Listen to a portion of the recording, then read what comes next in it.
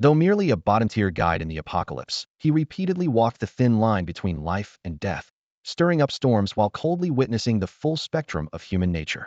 Wong Jia now faced only two choices: either be silenced on the spot by his employers, or turn around and slaughter the entire team. He found the second option simpler, simply because he had long grown accustomed to solving problems in the most direct way. The fat man raised his blade with a sinister grin, gray currents swirling around the edge, radiating bone-chilling cold.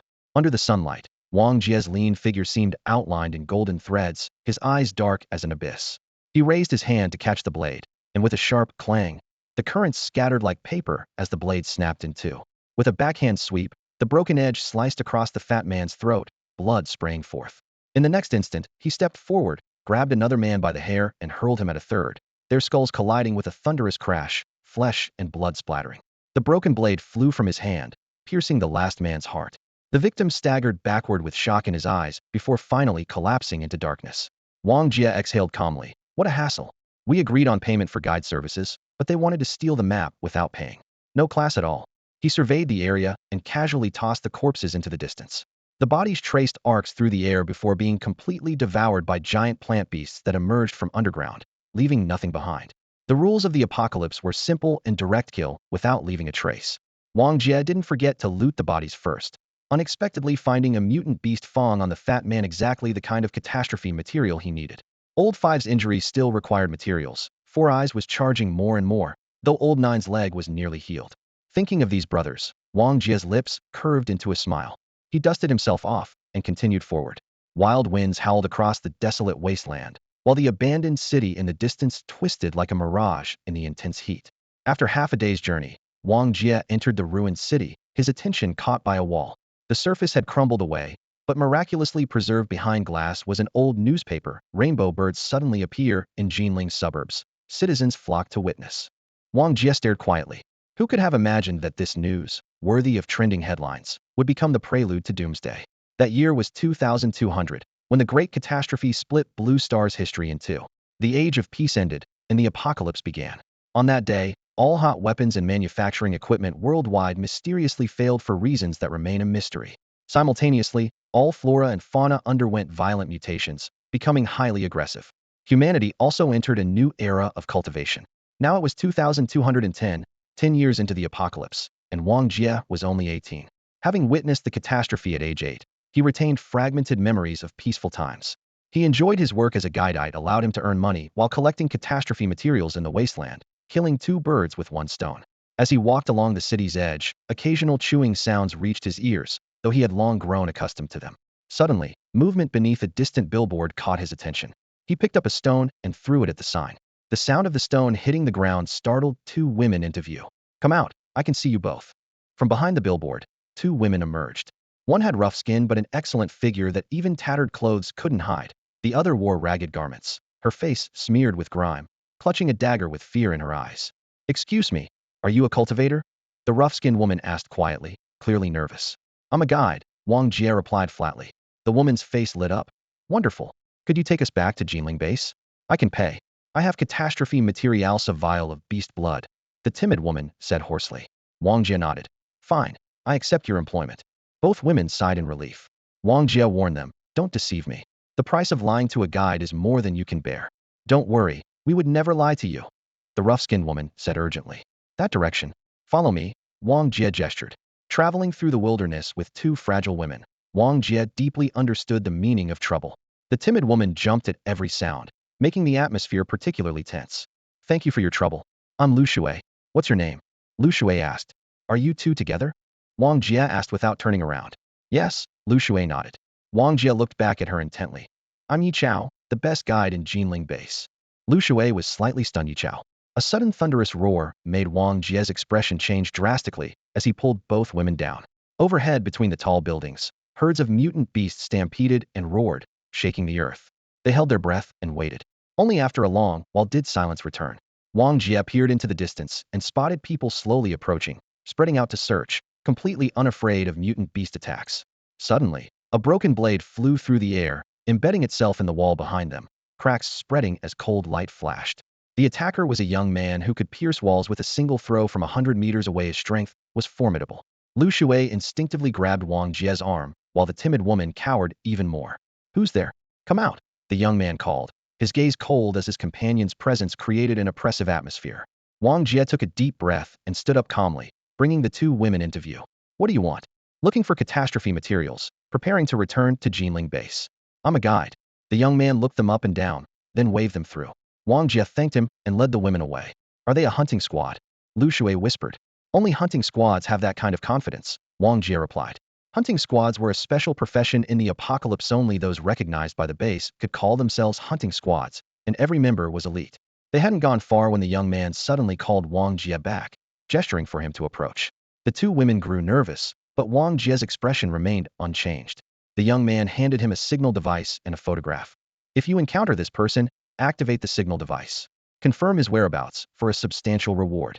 He then produced a vial of crimson beast blood. "Help us find him, and I'll give you 10 more vials." Wang Jia's eyes brightened slightly. 10 vials of mutant beast blood were worth a fortune. The young man said arrogantly, "It's nothing to us." Wang Jia nodded in agreement, and the young man, too lazy to look further, turned and left. Whispers came from nearby. "Hope Mujin hasn't made his move yet, otherwise killing that guy would be pointless. Stealing from Wu Jai when we find him. We'll make him wish he were dead." Wang Jia's heart stirred. Mujin was exactly the material needed to heal Old Five's injuries. He suppressed his thoughts and continued the journey.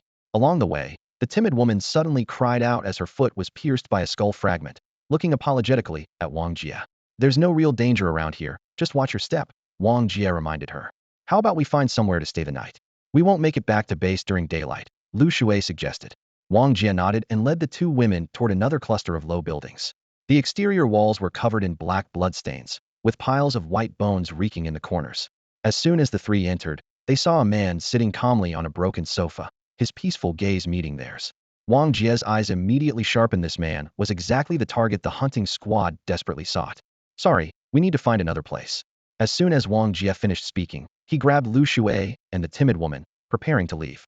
Suddenly, with a sharp whoosh, an iron fragment the size of a knuckle flew from the stranger's hand, piercing through the wooden door like a nail and embedding deeply into the brick wall several meters away. The door was still humming when Wang Jia and the two women found themselves frozen in place, turning around uneasily. "Come in. Close the door." The man's voice was deep and hoarse, each word scraping against their eardrums like sandpaper.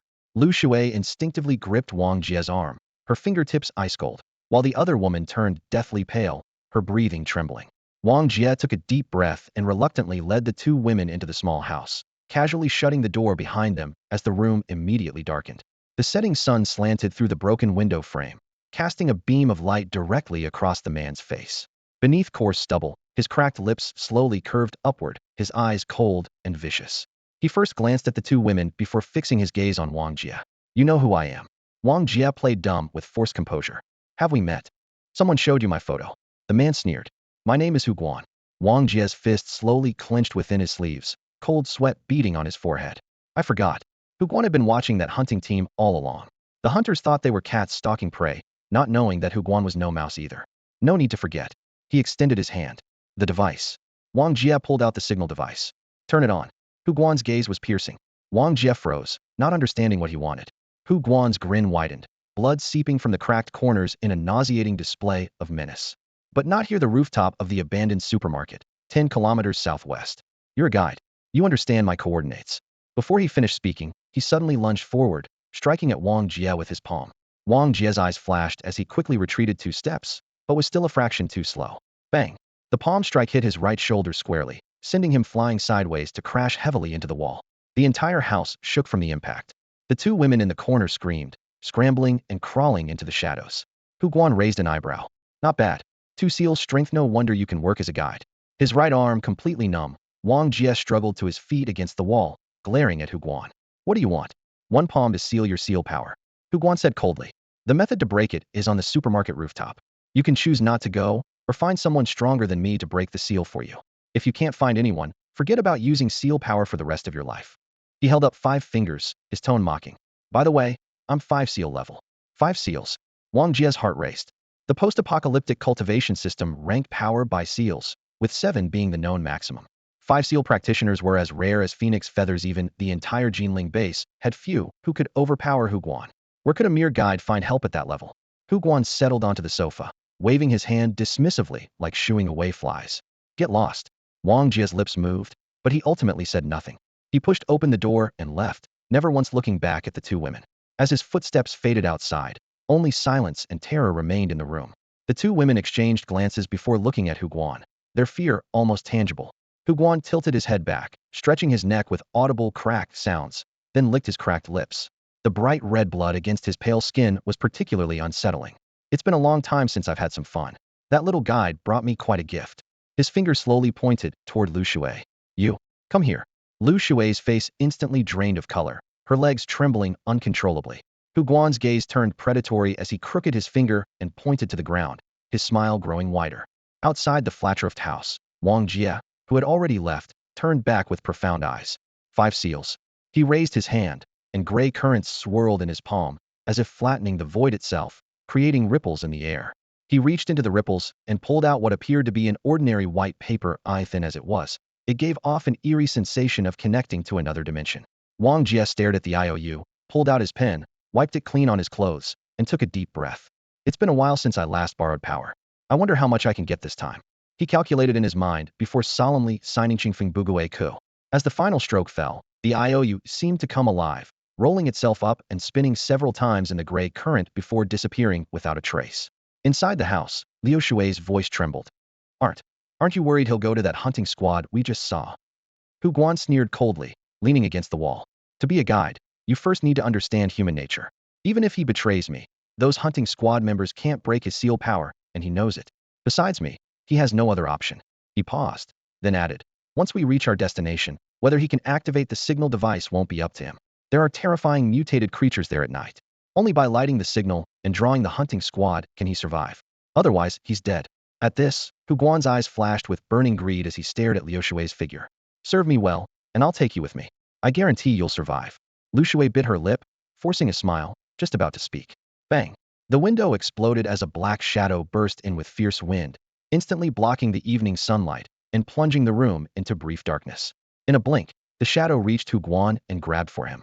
Huguan's pupils contracted as he dodged with strange footwork, but the attacker still managed to grab his spine with a backhand. That hand suddenly exerted force, and the gray seal power within Huguan instantly collapsed. Amid his screams, he was flung away, then dragged back by his ankle and slammed into the floor. Immediately after, a heavy punch landed on his chest, blood spurting wildly. Huguan stared at the crude clown mask before him and asked hoarsely, "Who?" A second punch answered him, striking directly at his throat bone with a crisp crack, killing him instantly. The remaining force cracked the ground, fissures spreading rapidly. Huguan, a 5-seal level expert, had been utterly powerless from start to finish. The two women in the corner froze in shock. The stranger in tattered black cotton clothing crouched down and searched through Huguan's corpse. Soon, he picked up an exquisite glass vial hibiscus tears. The setting sun cast light on the bottle, refracting mesmerizing colors. That's it, the newcomer murmured. Hibiscus tears, one of the most precious disaster materials today, even the 5 poles fought over it. Perfect for healing Lao Wu's injuries. In the corner, the timid woman's eyes widened. Liu Shui's mind jolted. With the figure's back turned to her, she suddenly gripped a palm-sized fish-shaped short weapon and crept closer, cold light stabbing toward the back only to miss by an inch at the last moment. Not good, she cursed silently. The next second, the crude clown mask appeared abruptly before her. Sharp pain exploded from her abdomen. Liu Shui gritted her teeth and retreated, enduring the injury as she flicked her wrist to throw again, but the weapon was casually caught. A palm pressed down from above with a dull whooshing sound. With a thud, her vision went black, and then she knew nothing more. Watching Liu Shui collapse to the ground, Wong Jia coughed and wiped the blood from the corner of his mouth. He had borrowed too much power, causing his old injuries to flare up. Fortunately, the wounds only ached dully and wouldn't hinder his movements. He casually flicked out a gust of wind energy, striking the timid woman's forehead with precision. She didn't even have time to cry out before collapsing softly to the ground. He looked down at Liu Shui before him, his tone calm. The mighty captain of the Wind Fish Squad from Geneling base. Infiltrating here 3 times in disguise, did you really think I wouldn't recognize you? As he spoke, he pocketed the crystalline object called hibiscus tears. If it weren't for you, I wouldn't have bothered with this trouble. Before his words finished, a fish-shaped weapon flashed coldly, sliding from between his fingers to pierce through Huguan's chest. Gurgling blood mixed with bone fragments flowed out. In the next instant, he flicked his wrist, and the weapon shot through the air, embedding itself in a distant building wall and creating a bottomless black hole before he turned to leave. Following the coordinates Huguan had given before dying, He headed toward the edge of the ruined city, 10 kilometers to the southwest. Less than 5 minutes after Wang Jia left, a crystalline eyeball materialized out of thin air, hovering above Huguan's corpse. The eyeball blinked almost imperceptibly before dissipating, as if it had never existed. The setting sun sank below the horizon, and the sky turned completely black. With his peak 2-seal speed, Wang Jia quickly reached the rooftop of the abandoned supermarket ahead. By normal logic, he should have arrived in the dead of night, but it was still early.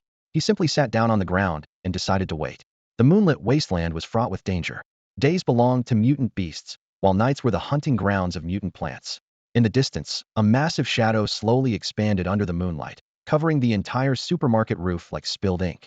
The vine plant, towering dozens of stories high and standing upright like a tower, made Wang Jia squint as he estimated. Has it grown taller again?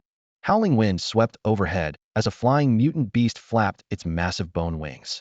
In an instant, the vine plant shot up 100 meters, its petals opening to reveal gleaming white fangs before swallowing the flying beast whole. The giant stem stretched to hundreds of meters in the moonlight, its silhouette menacing. Wang Jia clicked his tongue, indeed more exaggerated than during the day. The night wind felt like cold water seeping into his bones as he lay back on the rooftop, watching the silver radiance fall. The sky had never been this clean before the apocalypse. As his gaze gradually focused, phantom figures appeared beneath the starry sea. Some wielding swords, some forming arrays, some throwing knives, some sitting in meditation. They didn't block light or obstruct wind, yet were clearly visible. This was the cultivation path after Blue Star's apocalypse. Everyone could practice combat techniques according to the phantoms they could see. Some could only see one phantom, others could see two, and legend had it that the limit was 10 phantoms. But Wang Jia could see far more than that. At this moment, he became interested in an elegant and fierce finger technique for the simple reason that it looked cool. The more he watched, the more absorbed he became, while chewing sounds and roars rose and fell around the rooftop. Vines on the walls writhed like serpents, leaving deep marks in the moonlight. He merely glanced at them without rushing to act. Huguan firmly believed he would activate the signal device here to call for help, because with his apparent 2-seal strength, only by drawing the hunting squad could he have a chance at survival. Otherwise, certain death awaited. Then, as you wish. He took out the signal device and pressed it.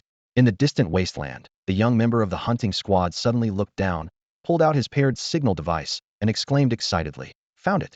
Southwest direction, let's go." On the rooftop, Wang Jia casually tossed the signal device into a corner. Vines suddenly lashed out, but he leaped across more than 10 meters, dodging the entanglement. Stepping off his left foot with his right, his body twisted, leaving a faint afterimage in the air as he rose higher, instantly disappearing into the dark western building complex. The vines struck empty air, only creating wind-breaking sounds in the night. The timid woman slowly awakened, feeling her head throb with pain. She looked up to see a beam of golden light squeezing through the door crack, and her heart jumped. Wasn't it supposed to be deep night? It was actually dawn outside. She forced down her panic and looked around. Huguan's corpse lay not far away, the pool of blood already dried. Looking to the other side, Shuai lay quietly, her chest rising and falling weakly. The woman swallowed and tiptoed over, afraid to make even the slightest sound. Confirming that Shuai was still breathing, she finally breathed a sigh of relief. But then she realized, staying here alone, they absolutely wouldn't survive another day. She gently pushed Shuai, her voice trembling. "Wake up, we need to leave." With that thought, she shook Shuai. Shuai's eyes snapped open suddenly, her piercing gaze so fierce that the timid woman hastily retreated, scraping her hands until they bled. In just a few breaths, Shuai seemed like a completely different person. She struggled to rise from the ground, her first glance immediately locking onto Huguan's body in the distance. The fading light flickered as her mind went blank. Her memory stopped at the moment that palm strike came down. Who could have knocked out a 6-seal captain of the Geneling base with a single blow? The masked figure had moved silently, their strength unfathomable. "When did you wake up?" Her voice was cold as ice shards, her gaze sweeping toward the trembling woman in the corner. Just now," the woman replied in a low voice. Shuai withdrew her gaze, paying her no more attention. She swayed slightly, steadying herself against the crumbling wall as she rubbed her forehead. At palm strike had been devastatingly heavy, leaving her unconscious until now. Once steady, she walked directly toward Huguan's corpse. The fatal wound was at his neck, but on his chest, she discovered another strangely shaped mark. It was an indentation left by a wind-fish dart, her signature hidden weapon. "Trying to frame me?" She understood instantly. The masked figure was ruthless enough to cut off even her escape route. The door was yanked open violently. The corpse was dragged out, leaving a trail of blood, before being thrown outside with a loud thud. The commotion attracted several agitated small mutant beasts, their fangs tearing as the scent of blood spread. The timid woman in the corner watched with trembling legs, shivering when Liu Shuai's gaze swept over her. Move. Liu Shuai uttered just one word, determined her direction, and headed west. The woman felt as if she'd received a reprieve, ignoring her still bleeding feet as she stumbled after her, wanting only to survive long enough to return to Geneling base. The scorching sun baked the ruined earth, the cracked asphalt curling upward to form a thin strip of dim shadow. Wong Jia crouched in that shadow. This was the only route from the east to Geneling base. If those two women wanted to return to the city, they would eventually pass through here. Through the dust, a convoy sped past. The man in the passenger seat reached out to open the window, nodding at Wong Jia in acknowledgement. Wong Jia returned the gesture. The other was also a guide. Geneling base housed hundreds upon thousands of guides. The money came fast. It was convenient for searching disaster materials, and there were even chances to join hunting squads. But danger was constant. In guide circles, his code name was Wild Grass, impossible to kill no matter how much you burned it, yet never able to rise above. For years he had only displayed to seal strength to outsiders. Otherwise, with his knowledge of the wasteland, hunting squads would have recruited him long ago. The surroundings quieted down with no one passing by for the moment. Wang Jia looked up, squinting against the blinding sunlight. Suddenly, he gathered his qi and raised his hand to form seals. After a moment, his heart stirred as he pointed sharply. The finger force stopped in midair. Half a meter from his fingertip, the air spun and burst forth, drilling through the cracked ground, while directly in front of his fingertip remained calm and still. Distant qi force achieved. He exhaled deeply, then sat cross-legged, murmuring to himself. Then, let's continue planting. His eyes closed and reopened to find the world completely transformed. The blazing sun was replaced by an overcast sky, everything blurred in outline except for a square plot of farmland beneath his feet that remained crystal clear. Yes, farmland. Wang Jia raised his finger, the finger's shadow forming a clear imprint that fell above the field like a seed sinking into soil. Over the years he had discovered that by executing combat techniques above this field, he could plant the techniques into it. But after all these years of burying technique imprints one by one, the field showed no signs of activity. He hadn't held much hope this time. Either was used to disappointment. But unexpectedly, as his finger technique planted into the field began to change. The fertile black soil churned and rolled, and 3 tender green shoots broke through the ground. In the blink of an eye, they grew rapidly, reaching half a person's height. Then buds began to bloom layer by layer. Wang Jia's heart leaped. Finally, some progress. However, his excitement lasted only a few moments before the growth stopped. Apart from the 3 half-height green shoots, nothing else changed. He circled the shoots twice. See no fruit. What did this mean? Wang Jia reached out to touch the first shoot, and his fingertip glowed. He touched the second and third shoots, and after the same waves of light rippled through, he withdrew his hand, a strange gleam in his eyes. So this is actually possible. In that moment, he confirmed that he had indeed cultivated a combat technique, the heaven and earth profound finger. Using a combat technique to grow another combat technique made perfect sense. But to harvest this finger technique, he needed to fertilize it. The fertilizer required for the shoots was clearly listed: tears of a heartbroken girl, a flower that had grown for 33 years, and the severed finger of an evil person. Only by feeding these 3 items to the 3 blooming shoots could the heaven and earth profound finger mature. Aside from the evil person's severed finger, what's the point of the other 2? Wang Jia didn't know whether to laugh or cry. He shook his head, and the surrounding scenery flowed back like shattered mirror fragments. The field suddenly vanished, and he returned to reality. Time passed quietly, with occasional convoys arriving and departing. In the distance, 2 figures supported each other as they approached, moving slowly but steadily. Wang Jia raised an eyebrow. Here they come, still putting on quite the act. He closed his eyes and pretended to rest, waiting for them to approach. Soon, 2 women walked nearby. Liu Shuai recognized Wang Jia, her gaze flickering. He's still alive? Is it really him? The timid woman gasped, but Liu Shuai immediately pulled her back. Without hesitation, Liu Shuai walked straight toward him. Wild grass. Wang Jia opened his eyes, and seeing who it was, looked surprised. You too? He immediately looked behind them. Where's that man? Liu Shuai said gravely. You don't know? Wang Jia looked confused. Know what? She had suspected Wang Jia before, but he seemed too young. Did you really go to that supermarket? Wang Jia nodded. After you left, that man also departed. We don't know where he went. The timid woman kept her head down, saying nothing. On the ground, Wang Jia's footprints were still clearly visible. Wang Jia exhaled heavily and rolled his shoulders. That man is exactly the target the hunting squad is looking for. Is cunning and calculating. That palm strike didn't actually seal my spiritual power. He was just trying to scare me. If I'd known, I shouldn't have activated the signal device. If I run into the hunting squad at the base, that'll be real trouble. If you encounter them, don't reveal my identity. Liu Shuai was surprised. You really activated the signal device? Wang Jia smiled bitterly. That vine nearly killed me. I wanted to draw the hunting squad there, but it was too late. Fortunately, I was lucky enough to escape, or I'd be dead for sure. He then looked at the two women. But for you two to make it back alive is even more remarkable. The timid woman looked at Lu Shuai's back. Her heart churning escaped back? No, she had fought her way back, killing every mutant beast they encountered along the way. Lu Shuai said no more and joined Wang Jia in supporting the timid woman as they walked toward Geneling base. Ahead lay Geneling base. The outer perimeter had long been cleared, making most areas relatively safe.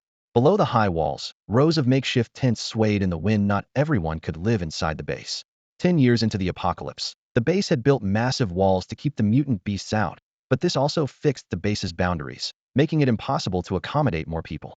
Cultivators in particular had expanded their hunting territories, driving many people out. Unless beast tides attacked and people needed shelter in the base, there was no way to enter. At other times this had become the helpless norm of the apocalypse. Wang Jia looked up at the towering city walls nearly 100 meters high in the distance. The Geneling base crouched on the earth like a giant beast, majestic and forbidding. Only 5 major bases remained in present-day China, gathering the hopes of survivors and cultivators, with Geneling being one of them. This place was guarded by the ultimate powerhouse, Wong Jia, one of China's 5 ultimates, who commanded the most elite cultivators of the East and was responsible for maintaining security.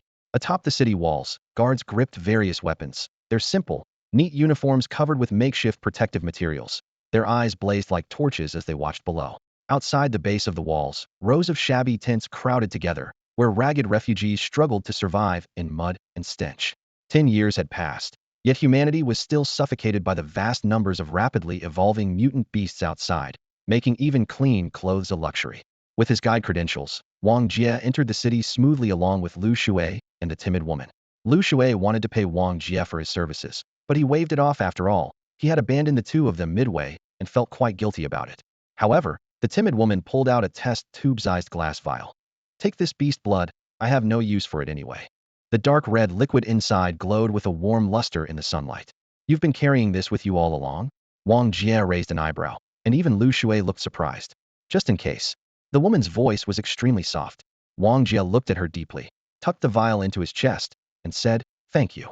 With that, he turned and left. Watching his figure disappear into the crowd, the timid woman withdrew her gaze and looked toward Lu Shuai. But Lu Shuai didn't even glance at her and left directly in her eyes. This woman had been nothing more than a useful tool from beginning to end, and bringing people back to the base was already her limit. The woman pressed her lips together and once again chased after Wang Jia in the direction he had gone. The main road had long lost its former smoothness, now nothing but mud churned up by wheel ruts and footprints. Mutant beast carcasses had been dragged across it, filling the entire street with a pungent, fishy stench. Dirty water splashed up onto the woman's calves as passers-by stepped through it, but she paid no attention, only focused on hurrying to catch up. Looking for me? Wang Jia's voice suddenly rang out from the shadows around a corner. The woman froze, then turned to see him leaning against the wall with a calm expression. She approached and lowered her voice. I want to ask for your help. Wang Jia straightened up and gestured for her to follow. Rounding the corner, the foul stench of garbage piles assaulted their nostrils. What is it? I want to ask you to help me find my older brother. The woman clenched her fists. I'm just a guide. Wang Jia frowned slightly. I have more beast blood. Name your price. The woman's tone became more urgent. Wang Jia pulled out the vial of blood she had just given him. Is this a down payment? No, that's yours. If you agree, I'll give you the down payment. Where did the incident happen? He asked. The woman immediately told him the location. Wang Jia's expression grew grave. That place is very dangerous. You went there too. The woman hesitated for a moment, then nodded. What gives you the right to go there? Wang Jia suddenly pressed. The woman fell silent. Wang Jia turned to leave. Wait. She called out urgently to stop him. You have 5 seconds. Wang Jia's gaze was piercing. The woman bit her lip and said in a low voice, I can sense danger. Sense danger? Wang Jia was surprised. The woman looked up at the gray sky without directly explaining. Wang Jia's heart trembled. She was a cultivator. But Wang Jia had not sensed any cultivation level from this woman. My name is Lu Ying, and I can see projections in the sky. I have an older sister who practices a method of sensing the wind. When I grew up, she finally understood that it was actually a cultivation technique using wind to sense lurking dangers. At this moment, in the dim street corner, Lu Ying lowered her voice and looked at Wang Jia with hope in her eyes. My big brother and the others always took me with them before. I helped them avoid danger several times. But this time, Big Brother had a breakthrough in his cultivation and didn't listen to my advice, so. Wang Jia understood. But you didn't sense the person in that bungalow. Lu Ying smiled bitterly and shook her head. The gap between him and me is too great. Unless he deliberately releases obvious aura, it's very difficult to detect. Wong Jia remained silent. Lu Ying bit her lip, and with that bite came the price of determination. 10 vials of beast blood. Wong Jia raised an eyebrow, surprised by the price. You can actually come up with that much? What's your big brother's cultivation level? 3 seals, Lu Ying answered. Wong Jia chuckled. You really think highly of me. The outside world only knew him as having 2 seals. Lu Ying looked down at the shadow beneath his feet. You're not a bad person, but you're not a good person either. Despite this, Wong Jia still accepted the task. After confirming the delivery method, he turned and left. 10 vials of beast blood. This was no small matter. After mutant beasts die, their blood coagulates rapidly. Even with the fastest movements, the amount of beast blood that can be collected from an entire mutant beast is limited. The beast blood contains seal power that cultivators can directly absorb and refine. Besides beast blood, there are also beast bones, special plants, and other materials that can accelerate cultivation, collectively called catastrophe materials. For cultivators, these serve as currency. Ordinary people use gold or barter. Geneling base is divided by towering walls separating inside from outside. People outside the walls dream of getting in, because those walls represent safety. Yet within the walls, there are still layers. The outermost ring has sewage flowing everywhere and garbage piling up, with the air reeking of decay. Further in, the roads suddenly become clean, people dress neatly, and few are willing to easily cross the boundary line. A single road acts like a natural barrier. Even dividing the air into 2 sides. Outside is the sewage district, inside is the clean district.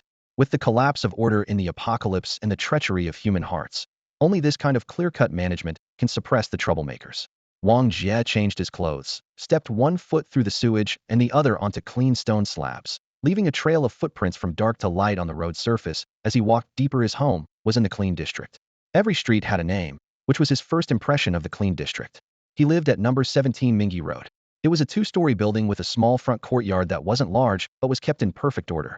Pushing open the door, he immediately saw a rattan chair in the courtyard. On the chair, a thin young man had his head tilted, eyes rolled back, dried blood at the corners of his mouth, with a thick blanket fallen beneath him. From that posture, one glance was enough to know he had died with his eyes wide open. Wang Jia stopped at the doorway, quietly staring at the corpse. 5 seconds passed. No movement. 10 seconds passed, and the pale, sallow-faced young man suddenly erupted into violent coughing, the force of it making him sit upright as he gestured frantically at Wang Jia between fits. Wang Jia pushed through the door, his tone flat. Same act every time. Why don't you actually die for once and show me? Cough, cough. Boss, don't be so cruel. Cough. Just trying to lighten the mood. The young man explained in broken phrases this was 5th brother. Where's 9th brother? Wang Jia ignored his pitiful display. Cough, cough. Upstairs sunbathing. Wang Jia looked up. On the 2nd floor balcony, another young man sat with a book, basking in the warm sunlight, his handsome face the picture of a quiet scholar. Sensing the gaze from the courtyard below, he raised his book and waved it with a carefree smile. 5th brother doubled over coughing again. 9th brother just reads all day, completely useless. Cough. Boss, how about taking me out for a walk?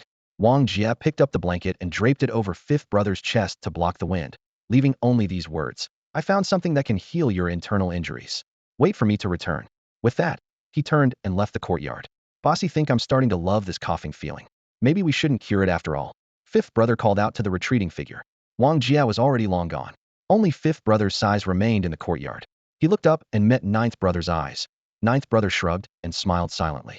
Wang Jia's home was number 17. Stepping outside and turning right brought him to number 18, where he likewise lifted his foot and pushed straight through the door. In stark contrast to his own clean and tidy home, number 18 had its gates sealed shut, the interior dark and impossible to see clearly. Once inside, the chaos was even more apparent. Broken wooden boards, shattered glass, and unidentifiable debris scattered everywhere.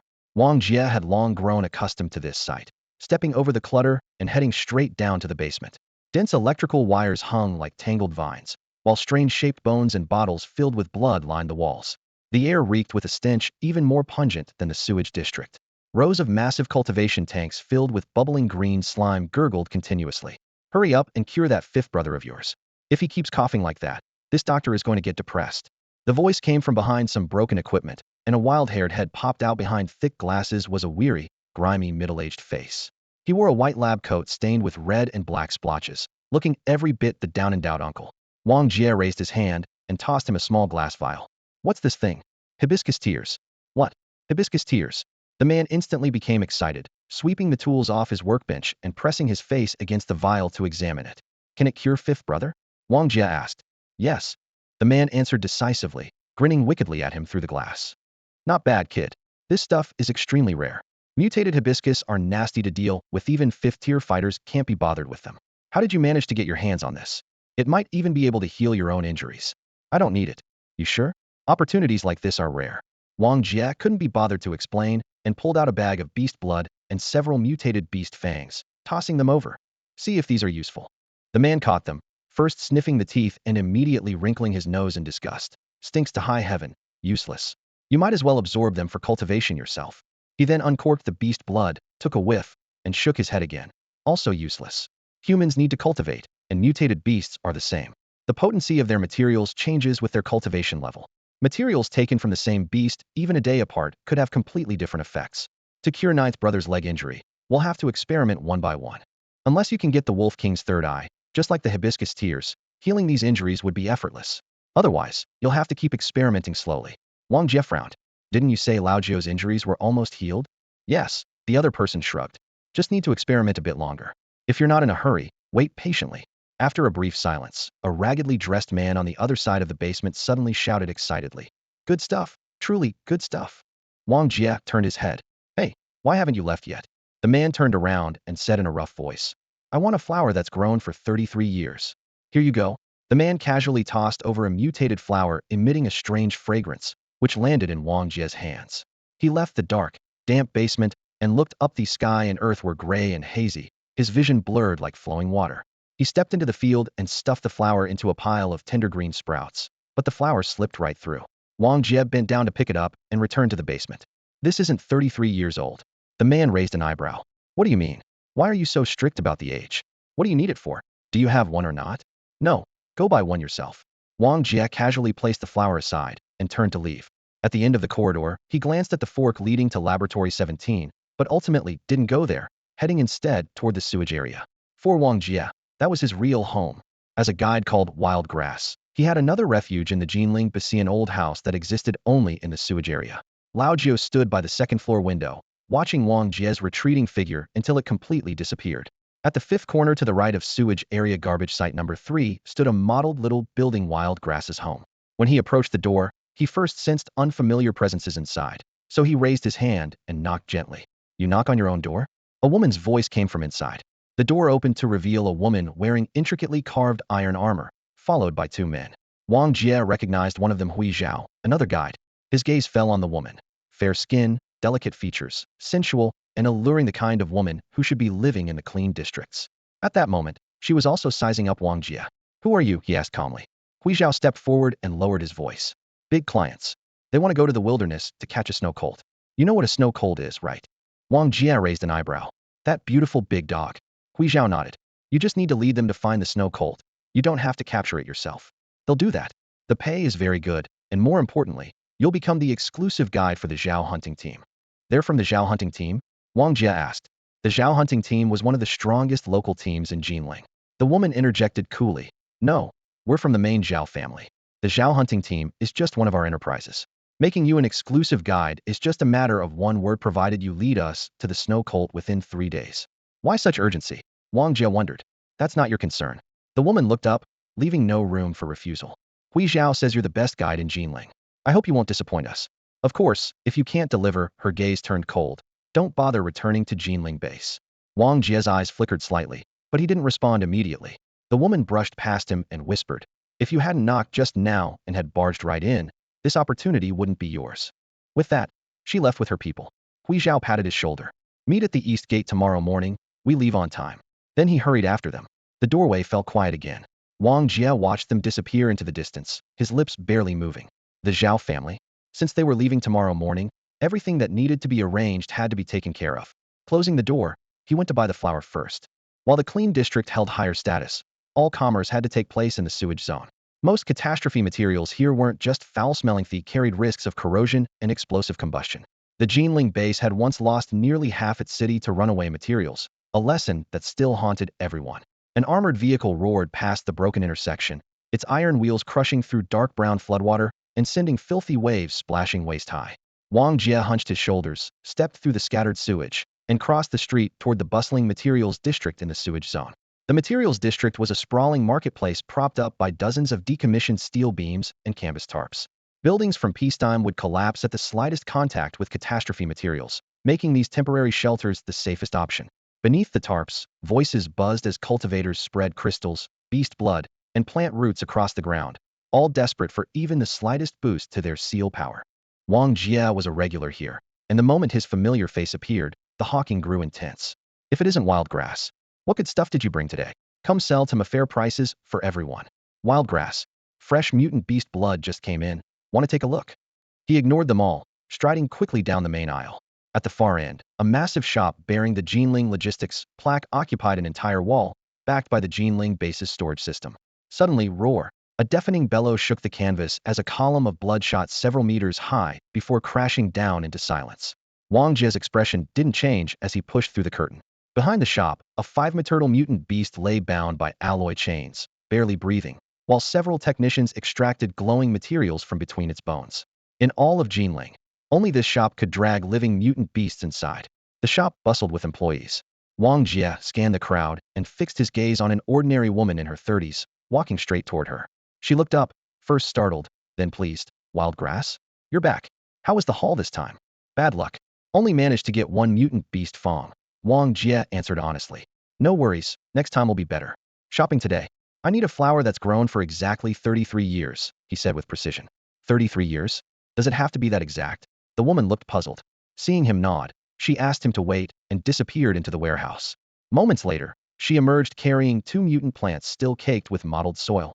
I can't guarantee the age, but these came from a peacetime residential compound where flowers and trees commonly lived 10 or 20 years. Take a look. Thank you. Wang Jia bought them both. He couldn't test the materials on the spot, but he absolutely couldn't pass up the opportunity. After paying and leaving the shop, he casually brushed dust from his sleeves. Turning back, he noticed a massive wanted poster hanging in the center of the materials district, the joint criminal list published by the 5 major bases, constantly updated, sometimes reaching over 100 names. Wang Jia's gaze swept to the bottom and settled on a familiar name, Huguan. Huguan, extremely dangerous individual, 5 seal level combat power. Crimes: robbery, murder, every evil imaginable. If spotted, report immediately. Acting alone carries severe consequences. Bounty: 100 vials of beast blood. He wasn't on here last time, Wang Jia thought. The southern base had been hunting Huguan for ages. This must be a recent addition to the joint bounty list. The poster made no mention of Huguan's theft of the hibiscus tears. He continued reading upward, cold faces sliding past his vision until he stopped at the top.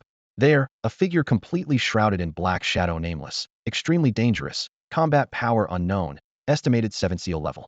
Crimes against humanity. Characteristics: age between 16 and 20, must have mastered at least 5 combat techniques, should be severely injured. Report immediately upon encounter. Reward upon confirmation: 100 disaster variant materials. Wang Jia paused for a few seconds before the top notice, memorizing every word before turning to leave the materials section. Back home, he carefully inserted a pale purple flower into the green sprout cultivation solution. Tiny ripples spread across the transparent surface, and within seconds, the flower's veins glowed with a faint cyan light. It worked. Wang Jia stared at the 33 growth rings appearing on the petals, his voice hushed, but unable to hide his excitement. Success on the first try, no need to test the second one. Now he only needed 2 more materials: tears of a heartbroken girl and severed finger of a villain. At this thought, he rubbed his temples. Tears of a heartbroken girl. What do I know about women? Wang Jia shook his head self-mockingly, his complete ignorance of romance proving troublesome. Night gradually descended as he leaned against his bed, watching the setting sun paint the sky crimson. Suddenly, a fiery meteor streaked across the heavens. A meteorite? He frowned and stood up. At that same moment, similar scenes unfolded across Blue Star. Meteor showers fell in waves, some striking land, others breaking mountain ridges, most plunging into the deep ocean. Boom. A thunderous crash tore through the night. A crude settlement center took a direct hit, the scorching shockwave sweeping outward like a tsunami, hurling nearby people through the air. Those struck directly vaporized instantly, leaving not even ash behind. Distant survivors cowered as they looked toward the center, seeing only a black stone lying quietly in the scorched earth. Just our luck, hitting right in the settlement. They had barely finished their muttered curses when the stone suddenly cracked open, releasing torrents of scalding air that instantly engulfed the surroundings. Wind howled past again, and both the air currents and meteorite seemed to vanish as if erased, nothing remained. Witnesses rubbed their eyes in bewilderment, as if they'd seen ghosts. In the wasteland not far from the settlement, a woman slowly materialized. Her face was veiled in purple gauze, her long hair cascading to her thighs. Each light step carried her over 10 meters, her form ethereal yet steady as stone.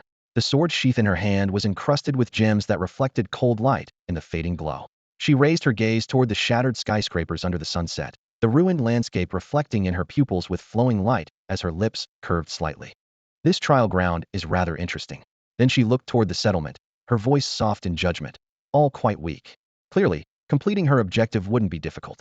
Similar scenes played out simultaneously across different corners of Blue Star, yet the native humans remained oblivious. A group of uninvited guests had quietly arrived. After a night of terror, Wong Jia opened his eyes in the dim light. Sunlight streaming through broken windows struck the standing water, the polluted surface somehow refracting rainbow-like halos. After a quick wash, he hurried to the east gate of Geneling base. The area was already bustling with activity, heavy armored vehicles lined up ready to depart. The centermost vehicle was 3 times the size of the others, like an ironclad fortress on wheels, bearing the Xiao family hunting team's emblem. Grey Claw spotted Wong Jia from afar and waved him over, lowering his voice in warning. Watch what you say. The Xiao family's young master is in that vehicle. He pointed to the massive truck. I heard he has a bad temper. This trip to find the snow steed is for Bai Xiao and the Capitala 20th birthday gift. If we mess this up, neither of us will make it back alive. Bai Xiao. Wang Jia raised an eyebrow. Grey Claw lowered his voice even further. Daughter of Bai Yuan, one of the 3 gods. Wang Jia's eyes flickered with hidden depths as he thought. No wonder the Xiao family's eldest son personally ventured into the wilderness. It involves that person. After 10 years of catastrophe on Blue Star, hot weapons had been almost entirely destroyed, but communication systems hadn't completely collapsed, though they often suffered disaster-related interruptions. Various regions could still maintain tenuous contact, albeit intermittently, due to the ongoing disasters. Initially, cultivators were classified by the number of seals they possessed, which led to the concept of the 3 gods and 5 poles that was established several years ago. The so-called 3 gods and 5 poles refer to the 8 strongest individuals on Blue Star today.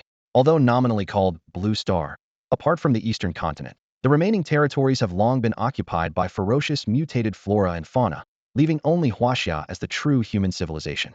Strictly speaking, all members of the 3 gods and 5 poles are from Huaxia. Hong Jianshe of Geneling Base is one of the 5 poles, while Bai Yuan of Shanjing City ranks among the 3 gods. If the Xiao family could form a marriage alliance with Bai Yuan, their status would naturally rise with the tide. No wonder Huizhua was determined to find Shueju. Shueju was merely a stepping stone. The real purpose was to help that young master of the Xiao family get closer to Bai Xiao. This convoy was massive in scale, over 15 armored vehicles and more than 100 cultivators. Huizhua gazed at the dense array of identification numbers and firepower configurations, his heart heavy. Now you understand how important your mission is, right? This entire journey depends on your arrangements. You must find Shueju otherwise. Wang Jia glanced at him coldly. You're dragging me into this mess. Who can guarantee we'll find it within 3 days? Huizhua gave an awkward laugh, his expression unnatural. You're the best guide in Geneling, and it's not just me saying this. The Xiao family has investigated too. Otherwise, they wouldn't have specifically requested you. The facts were undeniable. While Geneling had many good guides, those who could match Wang Jia had either died in the wilderness or joined hunting squads. In terms of survival years in the wild, Wang Jia was unrivaled in Geneling, naturally catching the Xiao family's attention. With preparations complete, the convoy departed. Outside the base, ragged ordinary people crowded against the fence, enviously watching this armed force.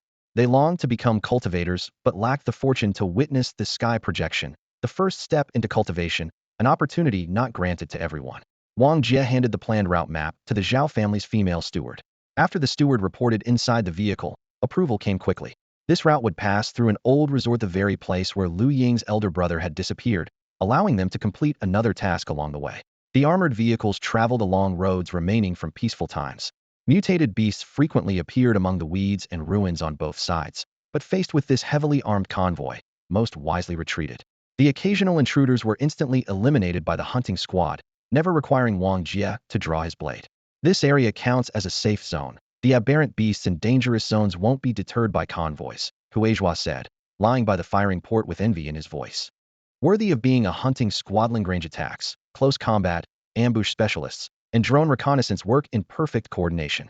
I bet everything within 10 miles is under surveillance. Not even the slightest disturbance could escape notice. Wang Jia reminded him quietly.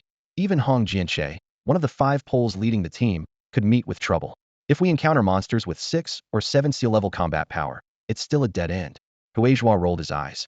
Can't you say something more auspicious? May you live to be 100. That's even more ominous. Huizhua snorted, then asked curiously, by the way, do you have a girlfriend? Wang Jia gazed at the distant horizon, just asking casually. If you do have one. Yes, she loves me. Then break up with her. Huizhua's face twitched. If he could win in a fight, he really wanted to give him a slap and teach him what the bone-dislocating hand technique felt like.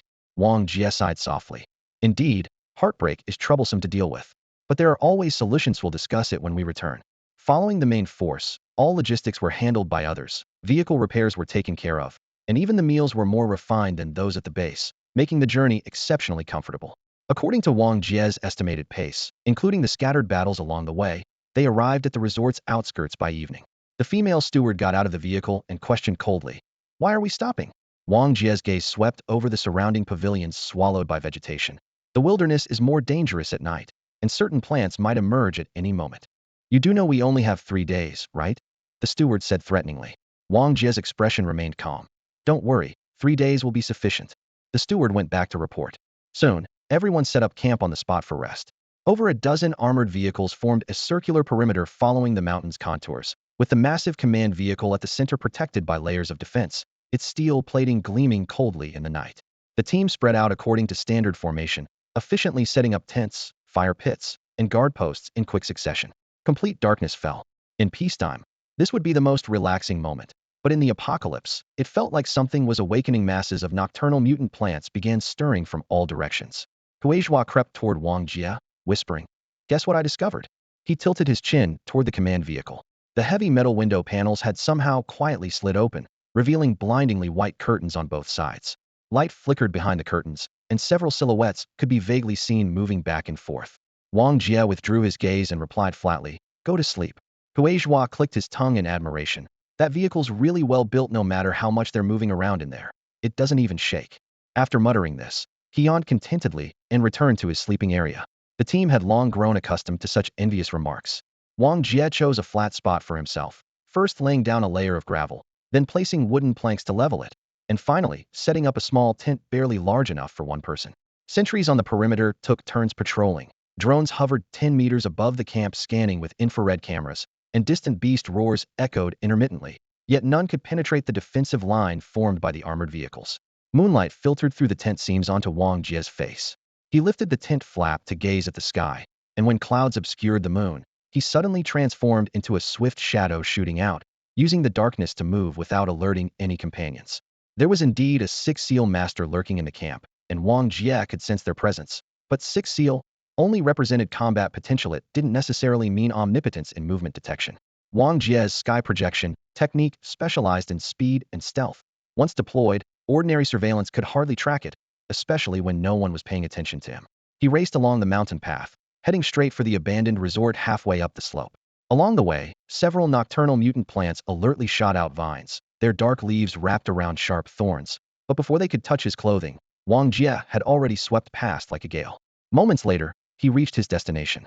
Under the moonlight, several corpses lay scattered around the pool, gnawed beyond recognition, with undried digestive fluid seeping from the wounds, the air thick with the stench of rotting flesh and acid.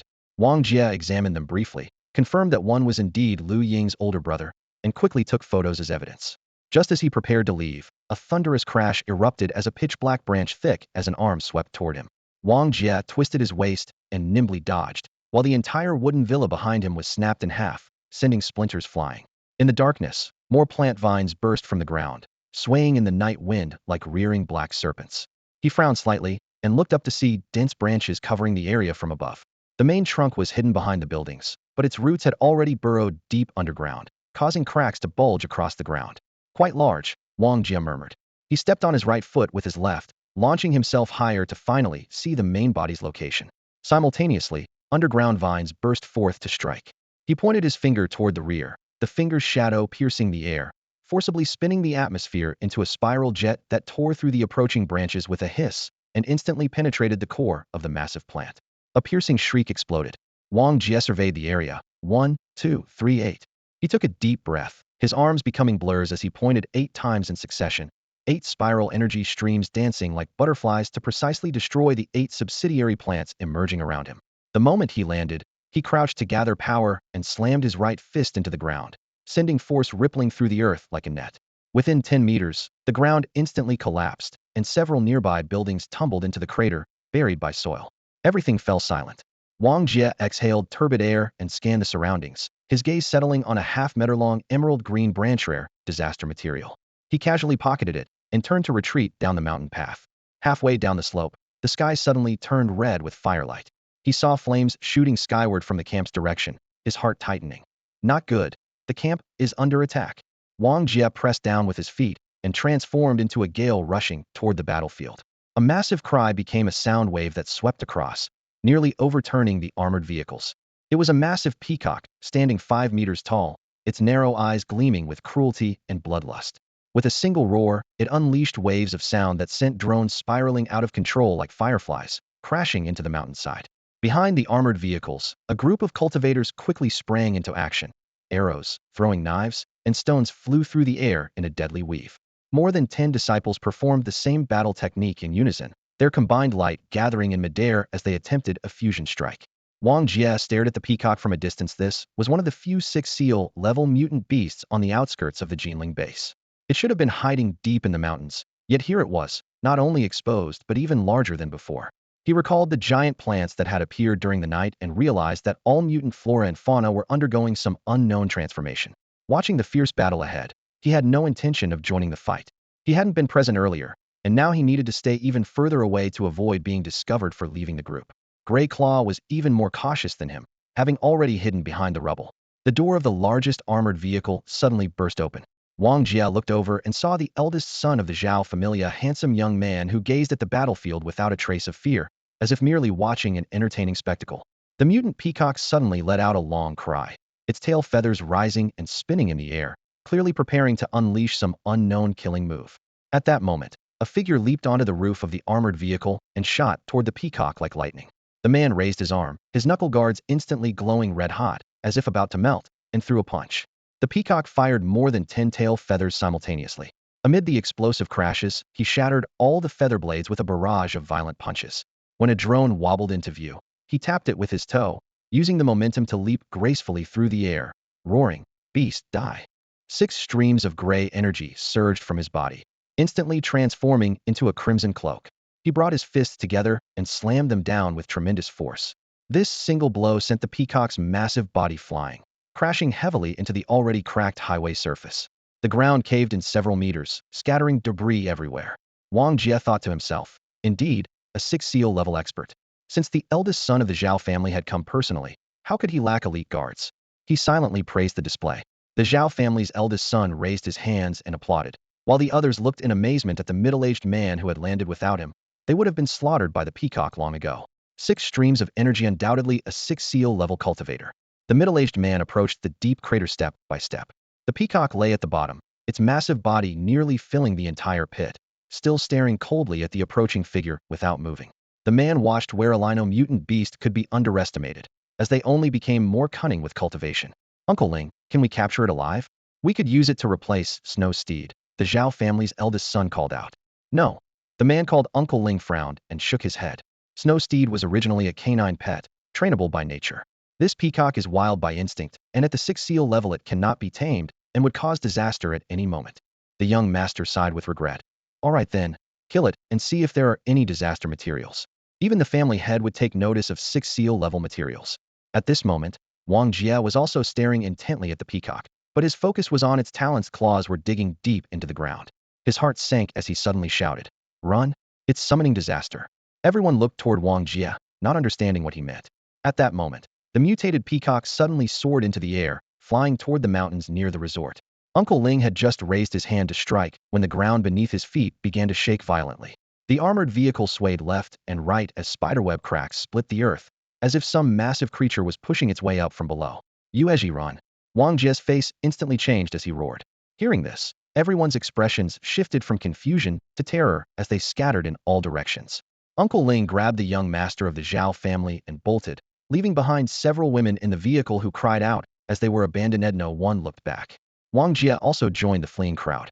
Yuezhi, that terrifying plant that only appeared on moonlit nights, massive beyond measure, emerging without any pattern.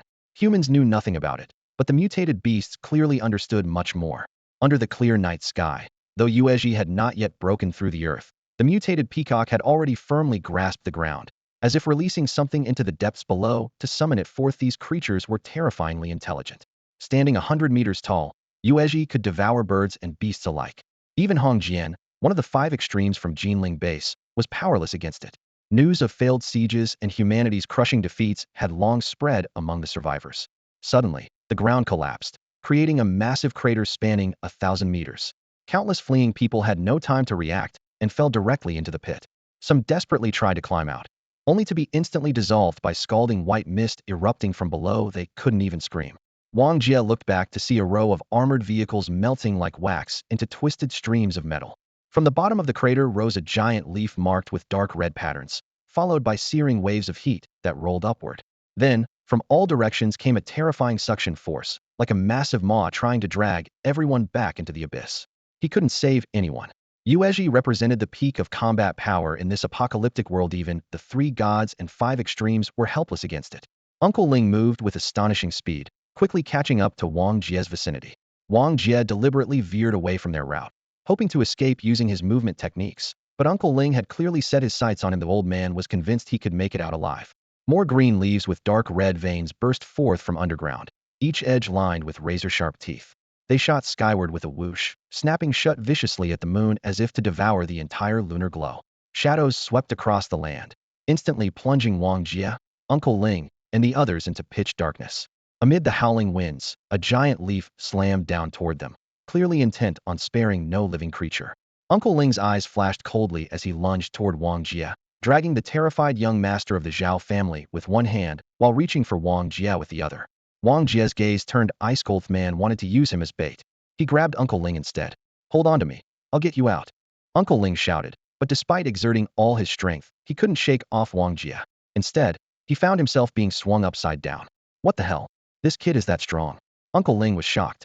Wang Jia used the momentum to swing him back, but Uncle Ling's 5 fingers clamped down on his wrist like iron claws, instantly creating 5 bleeding holes. "Kid, don't you want your arm anymore?" A smirk curved Wang Jia's lips as his captured fingertips flicked upward, sending spiraling energy through the air that tore Uncle Ling's arm in half. Before Uncle Ling could even react, Wang Jia struck his shoulder with a reverse palm strike. The massive impact hurled both him and young Master Xiao toward the moon plant, where an enormous emerald leaf, sail-like in appearance, was unfurling behind them. Young Master Xiao screamed in despair, while Uncle Ling stared fixedly at Wang Jiahao. Could his 6th seal cultivation fail to withstand this young man's finger technique? Excruciating pain from his severed arm flooded Uncle Ling's mind. He whipped around to see the giant leaf opening like a massive maw as it lunged toward them. He quickly twisted his body to shake off young Master Xiao, kicking him toward the green leaf while using the momentum to dodge sideways. The piercing screams were instantly swallowed by the leaf. Cold sweat soaked Uncle Ling's back as he clutched his severed arm and ran frantically. However, the moon plant gave no second chance. A second giant leaf swept in from the flank, sealing him and his severed arm into the dark leaf cavity. In the instant he lost all light. Through a gap he caught one last glimpse of Wang Jia's fleeing figure in the distance. That silhouette suddenly overlapped with the portrait on the bounty list, 16 to 20 years old. So it really was him. Under the moonlight, Wang Jia moved at maximum speed, soon escaping the moon plant's feeding range. He stopped on a rocky ridge and looked back at the earth, where rows of green leaves devoured the land like waves. After taking several deep breaths, he examined his swollen wrist-torn tendons and displaced bones. Clearly, Uncle Ling with his 6th seal power was no mere pretender. If Uncle Ling was this formidable, the Xiao family's wind fish would be even more troublesome. Fortunately, he had succeeded through borrowed momentum back then, or the situation would never have been resolved so decisively. Problems came one after another. He had been young Master Xiao's guide, and now that the entire Xiao team was wiped out, the Xiao family would surely blame him.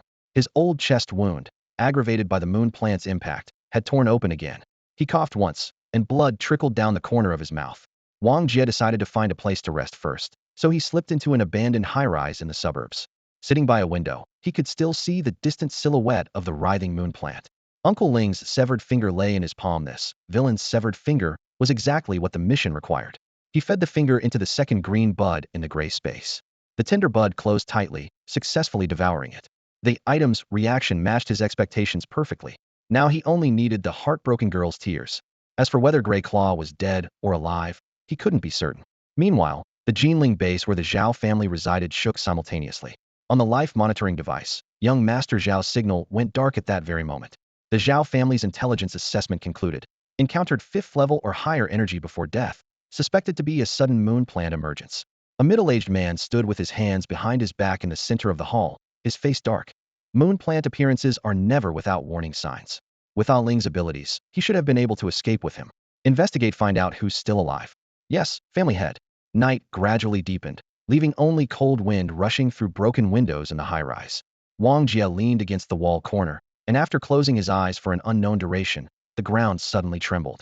He snapped awake and stood up, looking down at the street to see a dark tide surging forward a rat swarm. Two great nightmares of the post-apocalyptic wasteland. Irresistible giant flora and fauna, and large-scale beast tides. The rat swarm was among the most terrifying disasters. Countless mutated rats shrieked as they rolled forward in waves. Anyone caught in the center of this flowing tide would meet only one fate, being gnawed down to bare bones. Wang Jia tensed his entire body in an instant, but then realized these mutated rats weren't coming for him, they were migrating towards somewhere more distant. He pressed his hand to his chest and observed silently. The tide-like rat swarm roared past below the building, their squeaking cries tearing through the night. In a flash, they had crossed the intersection, surging toward an even more distant destination. The endless stream of mutated rats squeaked as they passed the building, heading toward the far distance. A dark shadow flashed by, and Wang Jia turned around to see black silhouettes continuously darting past the rear windows of the building. He rushed to the window, where the glass reflected the sky, a massive black tide pressing down, moving in the exact same direction as the underground rat swarm. At the end of that dark cloud lay the Geneling base. Oh no, beast tide! Wang Jia's heart sank. In the 10 years since the apocalypse, China had established far more than 5 bases, but most had long been destroyed by various powerful mutated animals and plants. The true culprit was often the beast tides. Geneling base had also faced beast tides multiple times, and would have fallen long ago if not for Hong Jian, one of the 5 pillars, and countless cultivators defending it to the death. He looked again at the moon plant outside the window. That giant tree covering the entire rooftop, its canopy was expanding at a visible rate. He also thought of the mutated peacock he had encountered earlier. It too had swollen considerably in a short time. All signs pointed to the same conclusion: these mutated animals and plants were undergoing some unknown transformation. Before he could finish his thoughts, a piercing shriek descended from the sky. The sound waves formed visible shock waves that swept past, instantly shattering all the building's glass into powder. Wang Jia felt as if his head had been struck by a sledgehammer, his ears ringing, nearly fainting. He steadied himself against the wall as the entire building shook violently, threatening to collapse at any moment. Through the shattered window, he saw on the eastern horizon a massive bird of prey spreading flame-like wings, hovering in the sky. That enormous figure raised its head and shrieked toward the heavens once more. A second wave of sound swept over. Wang Jia huddled in the corner, his heart chilling. It was the goshawk. There were several untouchable mutated creatures around Geneling base. The moon plant was one, and the goshawk was another. However, the goshawk had never been as powerful as the moon plant. But from that glimpse just now, he clearly sensed that the goshawk's size had doubled. At this scale, even if it still fell short of the moon plant, the gap was minimal. A third shriek followed immediately. With the goshawk at the center, all mutated animals and plants within dozens of miles burst from their lairs, surging toward Geneling base. Wang Jia gasped heavily, suppressing his dizziness. One shriek was enough to drive a beast tide, yet it had issued 3 consecutive calls. The only explanation was that the goshawk wanted to ensure no mutated creatures remained in its territory. It was guarding something. He glanced toward Geneling, then stared at the area where the goshawk had originally roosted, his eyes sharp and cold. He turned and darted in the opposite direction. Perhaps the key answer lay hidden there. Meanwhile, the goshawk spread its wings one last time, its massive shadow cutting through the air as it dove straight toward Geneling base. Wang Jia watched that flame-like silhouette disappear, growing increasingly worried. Could Hong Jian stop it? It was uncertain. Above Geneling base, the echoes of the piercing shriek still reverberated as alarm bells immediately rang throughout the entire base. On the shore of Xuanhu Lake, Hong Jian stood with his hands behind his back, his gaze piercing through the night, fixed on the eastern horizon. Level 1 alert. The command instantly spread throughout the base. 1. All personnel immediately retreat to the base's core area. 2. Women and children enter air raid shelters first. 3. Cultivators form the front lines, ordinary people follow behind. 4. All gates open wide, outer residents evacuate inside immediately. In an instant, the base blazed with lights and surged with crowds like a flood. Residents originally scattered around the base's perimeter rushed toward the inner city like madmen. Atop the city walls, rows of cultivators stood fully armed and ready, their eyes fixed unblinkingly on the east. Drone squadrons roared into the sky, flying toward the front lines. Xiao family cultivators preparing to leave the city on missions were immediately intercepted by guards. Level 1 alert meant beast tide, meant life and death even without anyone stopping them. They wouldn't dare step outside the city gates. The ground began to tremble with a low, thunder-like rumble. Drones at the front lost contact one after another. Geneling base, one of China's 5 major bases, finally revealed its trump card. Hundreds of thousands of cultivators stood ready for battle, densely packed inside and outside the city walls, everywhere filled with human figures and cold, gleaming weapons. Yet even so, ordinary people in the city remained terrified and uneasy. A whirlpool suddenly appeared in the center of Xuanhu Lake, water roaring loudly. Hong Jian's eye sharpened. Was this stirred up by the goshawk's shriek? Even the mutant beasts in the lake were affected. Hong Jian stood by the shore of Xian Lake, raised his arm, and struck. The fierce wind instantly condensed into a wind blade over 10 feet long, slashing into the lake's center and splitting the massive whirlpool in two. Crimson blood spread across the water as grotesque fish lunged frantically at the blood. With a flick of his wrist, Hong Jian's wind blade swept horizontally with remaining force, instantly shattering all fish that leaped from the surface, returning the water to deathly silence. This was the domineering power of the 8 wind-breaking strikes. In a high-rise building in the safe zone, 5th and 9th leaned against the window, gazing into the distance, but thick fog obscured everything from view. With their leader still not returned, they understood that outside the city might actually be safer than within. On the streets, cultivators moved swiftly. Disaster materials piled in the supply zone were being loaded onto trucks for unified distribution to be settled by Geneling base after the battle. Boom! Ground tremors grew increasingly violent. Look at the sky. A cry of alarm pierced through the chaos.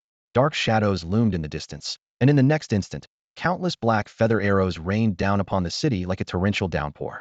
Defense! Roared a man in black leather jacket wearing thick gold chains. The iron mesh on the city walls snapped into position, metal barriers unfolded in layers, and arrows struck against them with clanging sounds and sparks flying. Though hot weapons had been destroyed 20 years ago, technology endured. The ancient walls of Geneling had long been integrated with modern defense systems. Below the city, beast tides surged. At the forefront were countless mutant rats that began frantically digging tunnels when still 1,000 meters from the city. Behind them followed even larger mutant beasts, their original forms now unrecognizable. In the air, yellow fireballs whistled toward them, burning liquid projectiles spat by mutant toads with dark yellow lanterns hanging from their foreheads. On another side, mutant plants spread everywhere, thick vines bursting from the ground and lunging toward the city walls. Below the walls, Feng Yu stared intently at the ground. Here they come, attack. He hurled his wind-fish dart, severing the first vine midair. Following this, a team of cultivators pressed their palms to the ground, sending force deep into the earth and causing the city walls to tremble slightly. Rain began to fall, green, viscous, carried by the wind into the city. Acid rain. Get the drones to lock coordinates. Artificial lake, 30 li northeast. Target the acid fish. Form assault teams, destroy them first. Though acid rain could corrode even stone, orders still had to be executed in the shortest time possible. However, the first wave of acid rain had already splashed into the streets and alleys. Flesh sizzled and corroded, and agonizing screams pierced the air. At the northwest gate, a burly man chomped on a cigar, blowing smoke rings, his lips curling into an excited grin. Finally, a real fight. I was getting so bored guarding the city, I was about to grow moss. Brothers, let's go. 20 cultivators followed closely behind him as they charged into the night. 30 li ahead of them, in a small lake, rows of green monster fish floated on the surface, standing upright and spewing slime skyward. To the east of the lake, dozens of giant birds flapped their wings, stirring up whirlwinds that swept all the slime toward Geneling. War erupted without warning. Moonlight was completely obscured by dark clouds, arrows, and acid rain, leaving only endless darkness. Every beast tide was an ordeal for both cultivators and ordinary people alike. Hong Jian had reached the eastern side of the base, standing in filthy sewage water as he stared at the screen before him. On the display was the golden eagle, hovering above the clouds in the eastern sky, its cold golden eyes fixed on Geneling base, ready to strike at any moment. Meanwhile, dozens of kilometers away from the eastern side of Geneling base, Wong Jia raced toward the source of the eagle's piercing cries. Among the collapsed ruins of the city, twisted steel beams jutted out like exposed bones. Soon, he discovered a massive eagle's nest nestled within the broken walls and debris. The nest was constructed from thick branches layered upon each other, larger than a truck garage, with interwoven twigs forming a complex cage-like structure that blocked out most of the moonlight. Wong Jia let out a low shout and launched himself toward the nest like an arrow, his toes pushing off the rubble. Just as he grabbed a thick horizontal branch with his elbow and was about to enter the nest, a sharp whistling sound pierced the air. Alarm bells rang in his mind as he struck the branch with his right palm, using the recoil to flip backward 3 feet, stepping from his right foot to his left and dodging to another branch. Whoosh! A black shadow swept past his original position, severing the branch cleanly at its base. Wong Jia's eyes widened, and his scalp tingled with fear. Countless black shadows swarmed toward him, all mutated hummingbirds the size of fists. Their wings were long and blade-like, and the sound of their beating wings carried a sharp shriek that could tear through the air, capable of slicing a living person to pieces. Wang Jia abandoned his grip on the branches and plummeted toward the ground. Midair, he bent his elbows, pulled in his shoulders, and folded slightly at the waist, his entire body moving like a falling leaf as he repeatedly dodged through the gaps between the hummingbirds. Lian Fei, hiding in the shadows of the ruins below, looked up and clearly saw this man moving as if stepping on invisible platforms, gracefully avoiding the flock of birds. She was shocked. Even among the masters she had encountered, few could move so effortlessly in midair. The eagle's nest blocked most of the moonlight, leaving the surroundings in darkness. Wang Jia had thought he was the only intruder until several hummingbirds suddenly turned and dove toward the lower right, where he noticed a dozen people hiding. A flash of light revealed a young face among them, a member of the southern base hunting team. That group had also infiltrated this place. The hummingbirds circled and dove with deadly precision.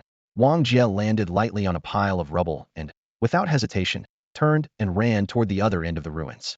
Being alone, he was a smaller target and moved faster, so the hummingbirds quickly abandoned him and swarmed toward the group. "Brother, wait. Let's work together to deal with these hummingbirds," someone shouted. But Wang Jia didn't stop for a moment, disappearing behind the broken walls after a few leaps. "Damn it. This guy has no intention of cooperating," someone cursed through gritted teeth, immediately calling to his companions. "These hummingbirds are troublesome. Let's deal with them first. What about the young eagles in the nest?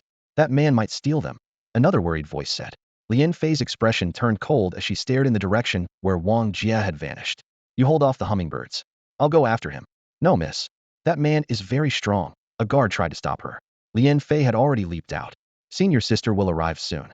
Tell her to go directly into the nest to find me. I'll hold that man off." With those words, she pursued Wang Jia while her guards worked together to intercept the attacking hummingbirds. At this moment, most of the hummingbirds were drawn to that group, sparing Wang Jia the burden of fighting them. Looking up, he could see black shadows still pouring down endlessly toward them. Killing them all would be no easy task, and he had no time to waste. The golden eagle had completed its transformation, and if Hong Jian couldn't defeat it, the entire Geneling base would be in mortal danger. He had to find a way to disrupt the golden eagle as quickly as possible. Wang Jia climbed again and soon reached the top of the eagle's nest. Through the gaps between the branches, a faint fishy wind blew toward him. As he peered into the nest, his eyes lit up slightly. So that was it. No wonder the golden eagle was clearing its territory. There were actually 3 young eagles in the nest. Though called young, each one was actually taller than a grown adult. Their feathers hadn't fully turned golden yet, with gray down still covering their chests and bellies. Awakened by the commotion of the hummingbirds, they all looked up in unison, opening their sharp beaks and crying out for food. Looking at these 3 enormous chicks, Wang Jia's mind raced as he weighed his options. But for a moment he couldn't decide what to do. The buzzing of hummingbirds, the roars from the ruins, and the distant wind all mixed together as he stood among the branches, his brow furrowed. Wang Jia looked at them, unsure of what to do. Kill them outright. That would drive the hawk mad. But without killing them, how could he interfere with the hawk? These mutated beasts were extremely difficult to tame, especially eagles.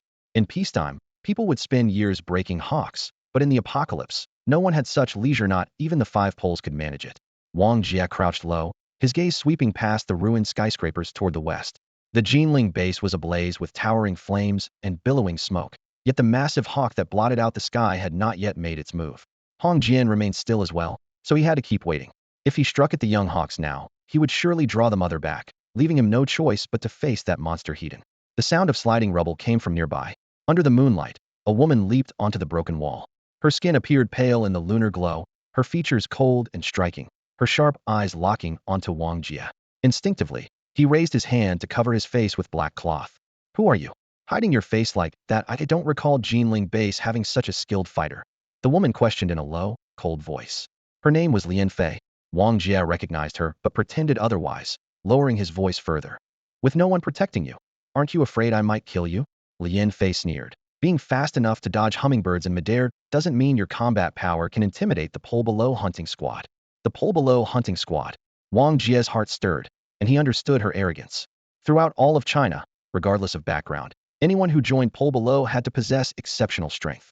The team gathered the most promising young talents who had emerged in recent years, including descendants of the three gods and five poles. Their leader was none other than Bai Xiao, daughter of Bai Yuan, one of the three gods.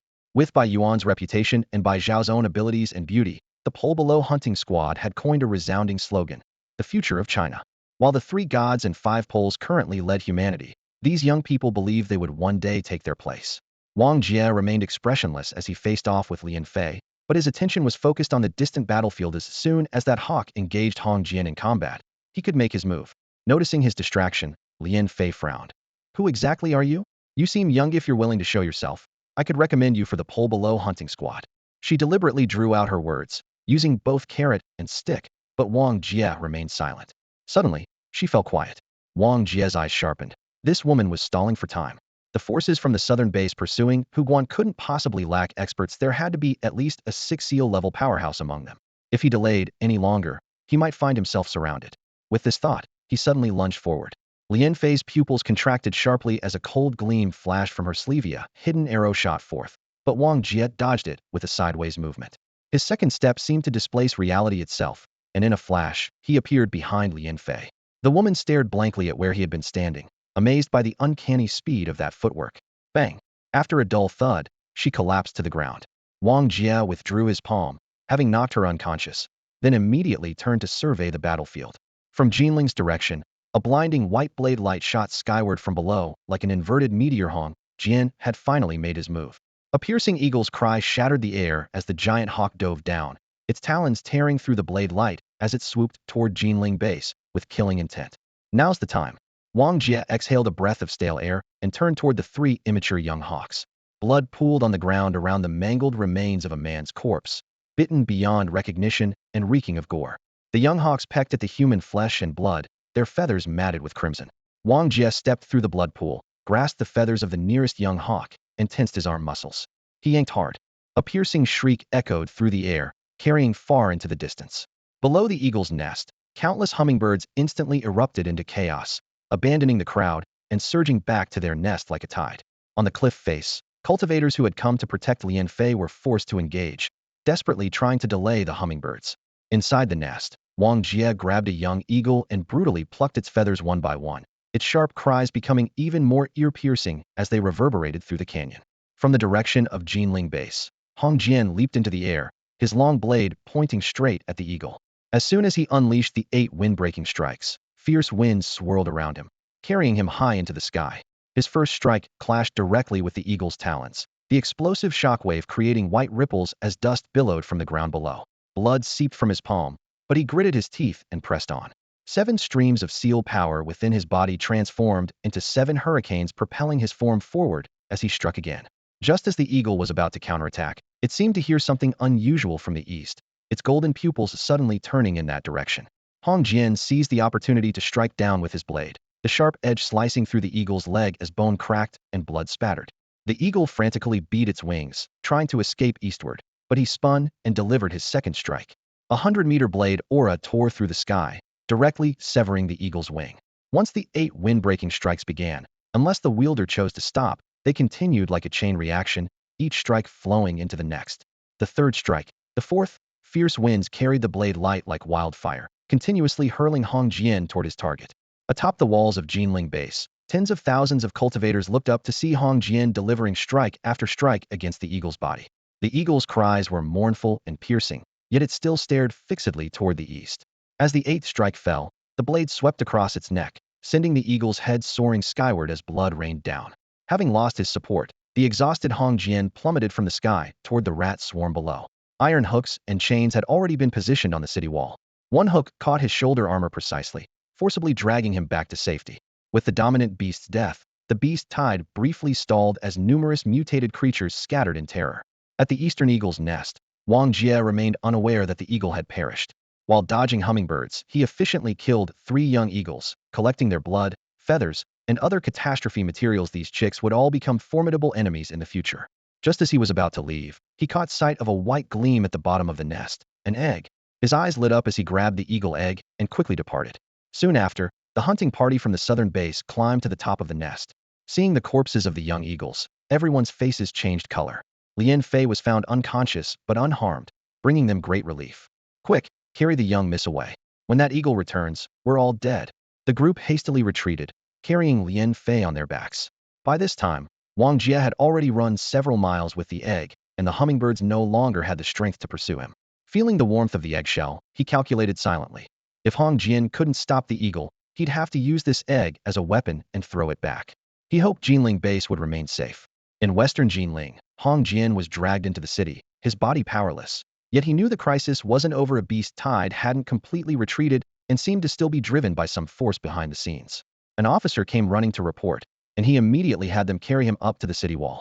In his field of vision, tens of thousands of cultivators battled mutated beasts outside the city, blood and flesh flying everywhere, roars shaking the heavens. Hong Jian gripped his blade, wanting to rise, but was utterly exhausted. He could only coldly order. Notify all cultivators in the city. If the city falls, no one survives. Fight with everything you've got.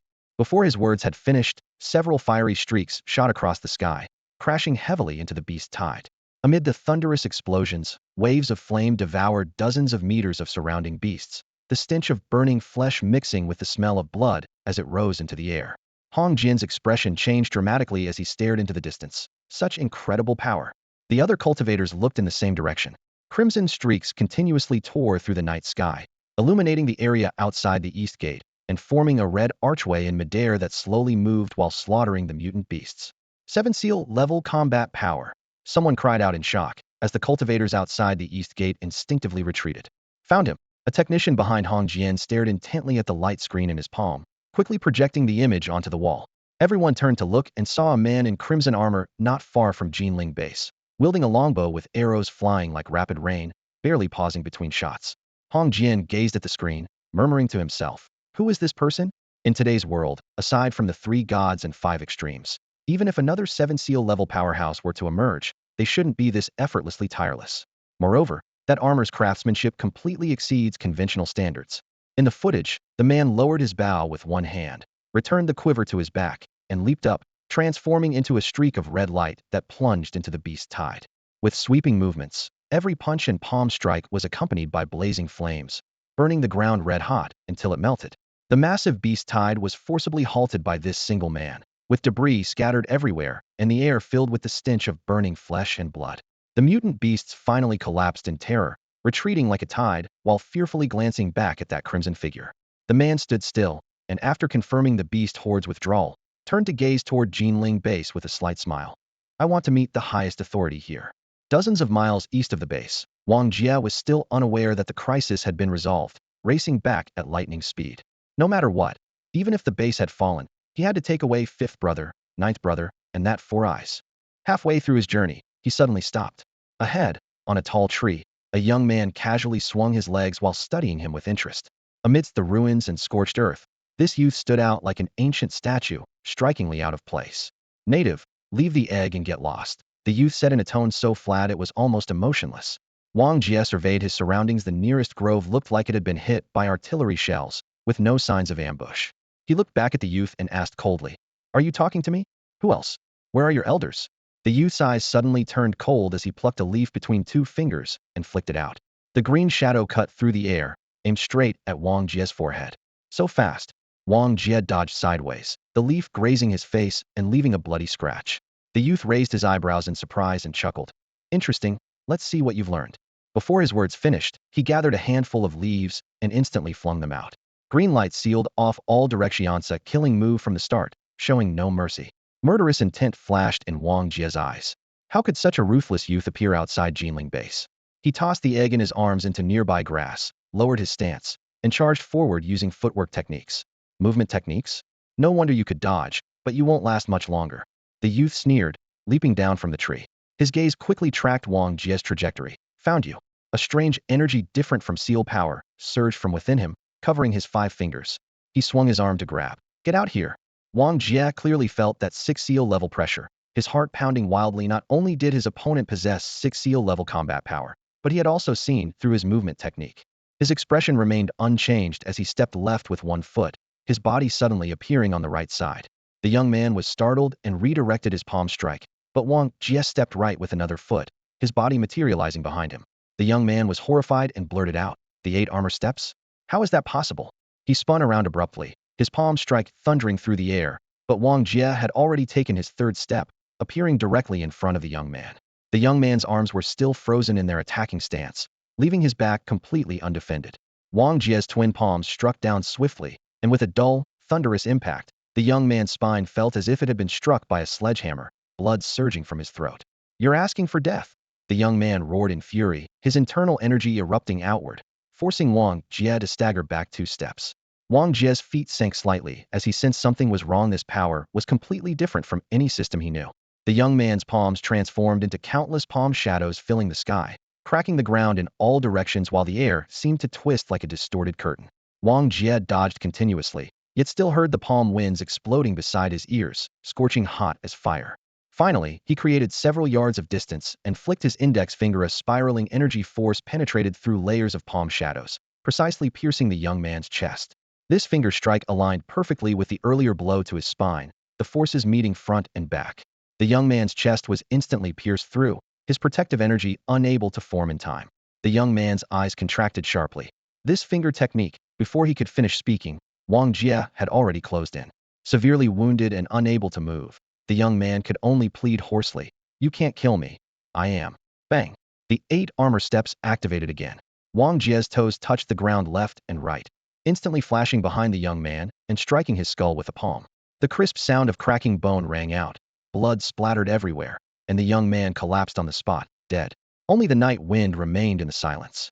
Wang Jia finally exhaled deeply and slumped to the ground, his back soaked with cold sweat. Tonight's consecutive bloody battles had each pushed him to the brink of death. His throat was parched as his gaze fell on the young man's corpse. What had he been trying to say before dying? It was too risky. He couldn't afford to give his opponent even the slightest chance to counterattack. Wiping the blood from the corner of his mouth, he searched the body. The first thing that caught his eye was a ring, perfectly smooth with intricate patterns clearly valuable at first glance. The clothing material was even more peculiar, thin as cicada wings, yet incredibly durable.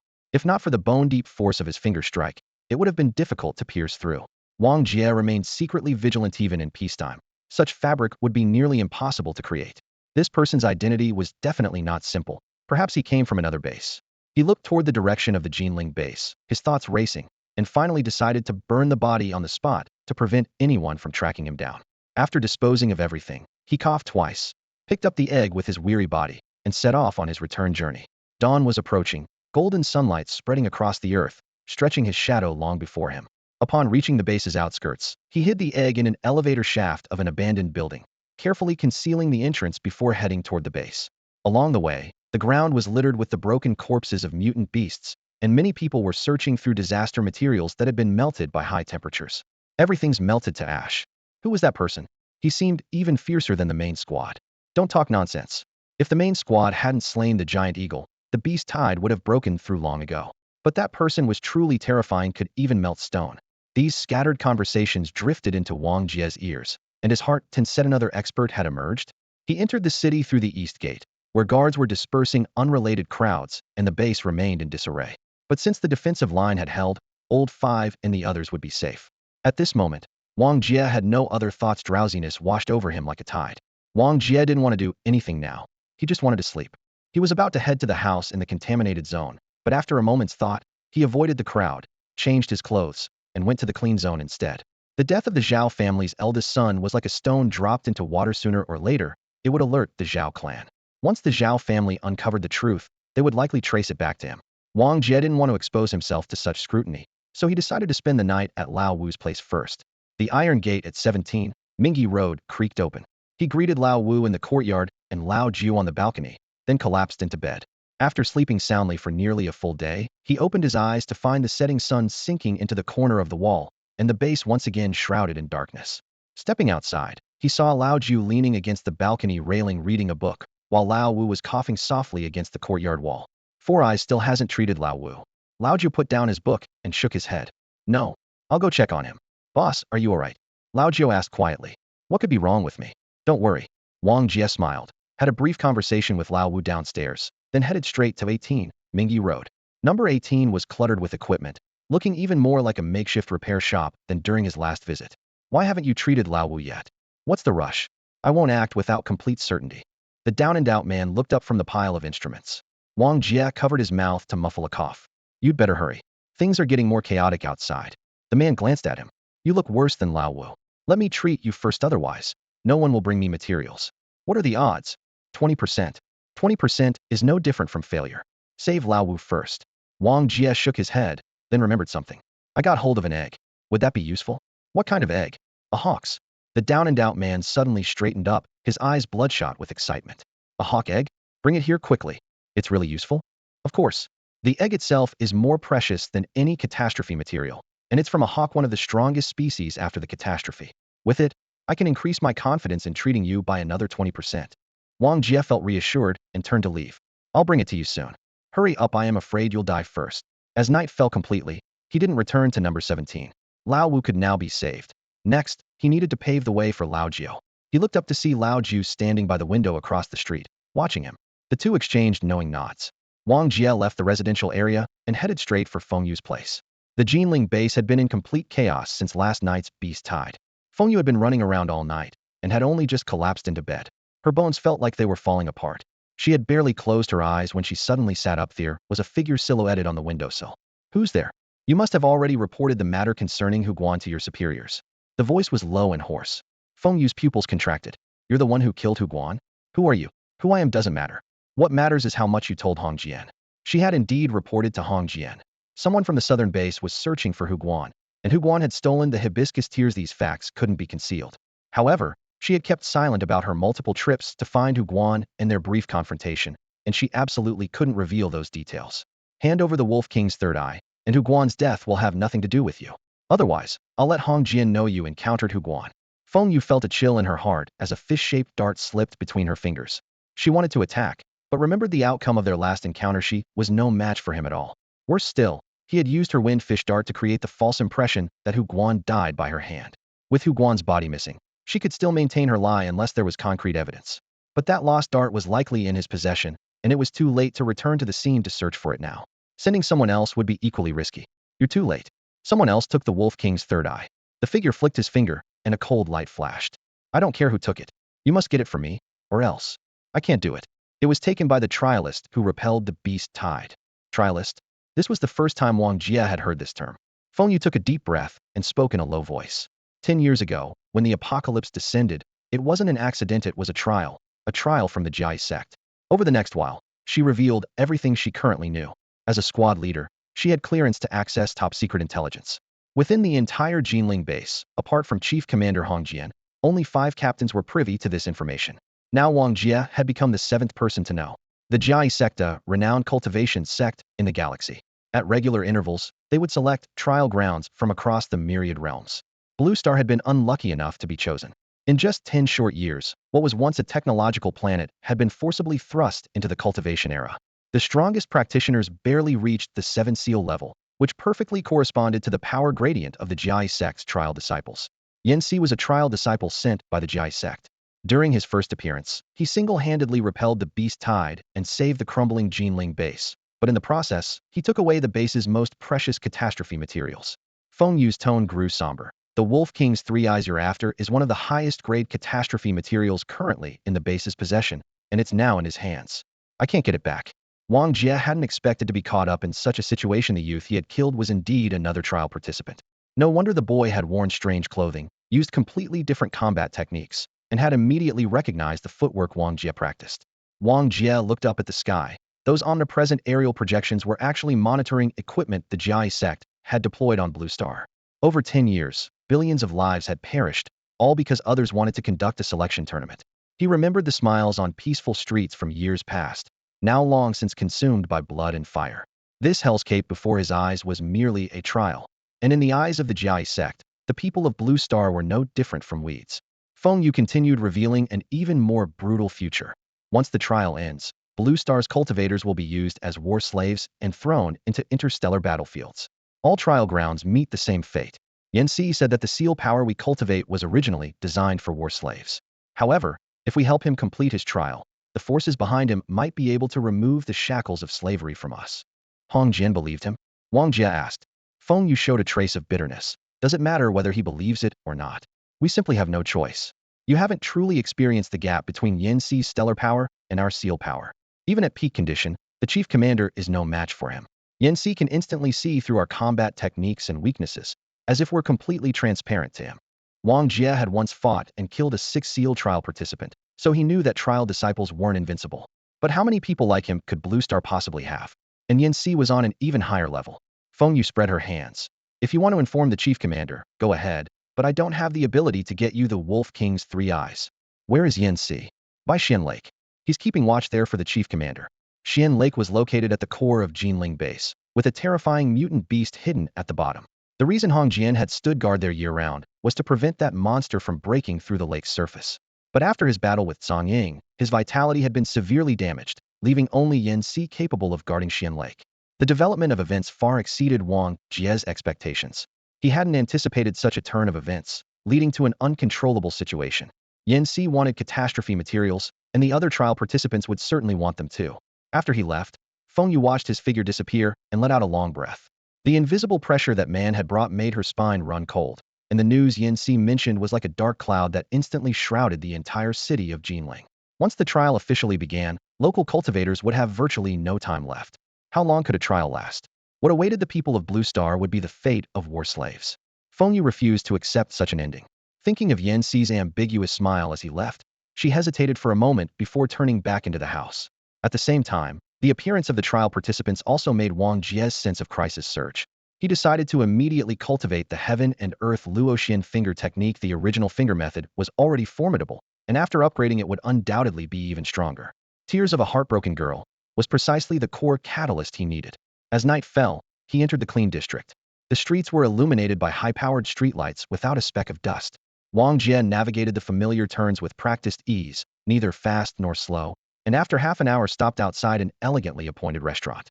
Gentle music drifted from within, and the second floor connected to a hotel. This was his target. Xiao had mentioned that every night, people here cried their hearts out over romantic wounds. Wang Jia was determined to wait for tears like a hunter waiting by a tree stump. He hid in the shadows at the corner, quietly watching couples emerge laughing together, as if the apocalypse existed only in rumors. Many people trapped themselves in the clean district, never venturing to the sewage areas, much less leaving the base, thinking they could escape the catastrophe. Soon, a quarreling couple pushed through the door. The girl's eyes were slightly red, and Wang Jia's eyes lit up as he gripped a glass vial, ready to rush forward. But suddenly the boy pinned the girl against the wall and resolved their argument with a passionate kiss. Wang Jia could only continue waiting. After another while, a young man was dumped by his girlfriend right on the street and walked away with his luggage, but no tears were shed. Time ticked by slowly, and Wang Jia looked up at the night sky. The high-altitude projection remained clear, and he took the opportunity to scan through the combat technique catalog, searching for methods suitable for himself. But even the best techniques required materials. First, had he been waiting too long? The restaurant closed, and its sign went dark. The hotel windows upstairs also went black. Wang Jia felt that waiting any longer would be a dead end, so he had to take the initiative. In the distance, a young couple walked hand in hand, sickeningly sweet, like cloying candy. Wang Jia took a deep breath and thought, this is a bit unscrupulous, but there's no other way. The next second, he flashed out, lightly tapping both their necks with the back of his blade, knocking them unconscious and dragging them into the alley. He woke the young man first. In the pitch-black alley, the other party couldn't see clearly and only made out Wang Jia's vague silhouette, his voice trembling. What? What do you want? My cousin is a cultivator, under Captain Dahu's command. Wang Jia was too lazy to listen to the nonsense. With a flick of his blade, cold light pressed against the man's face. Break up with her. What? Break up with her and make her cry. Wang Jia stuffed the glass vial into the other's hand. Don't waste a single tear. The man's expression went from bewilderment to terror, then to viewing Wang Jia as a pervert. Just like that. Yes. But Xiner and I. That's none of my concern. I only want tears. The man swallowed and could only nod. I understand. Wang Jia stuck his knife into a crack in the wall, made a gesture for silence, and retreated into the shadows. The man helplessly woke his girlfriend and stammered about breaking up. The girl flew into a rage, shaking off his hand. Fine, let's break up. Do you think I care? Loser. She stormed off without looking back.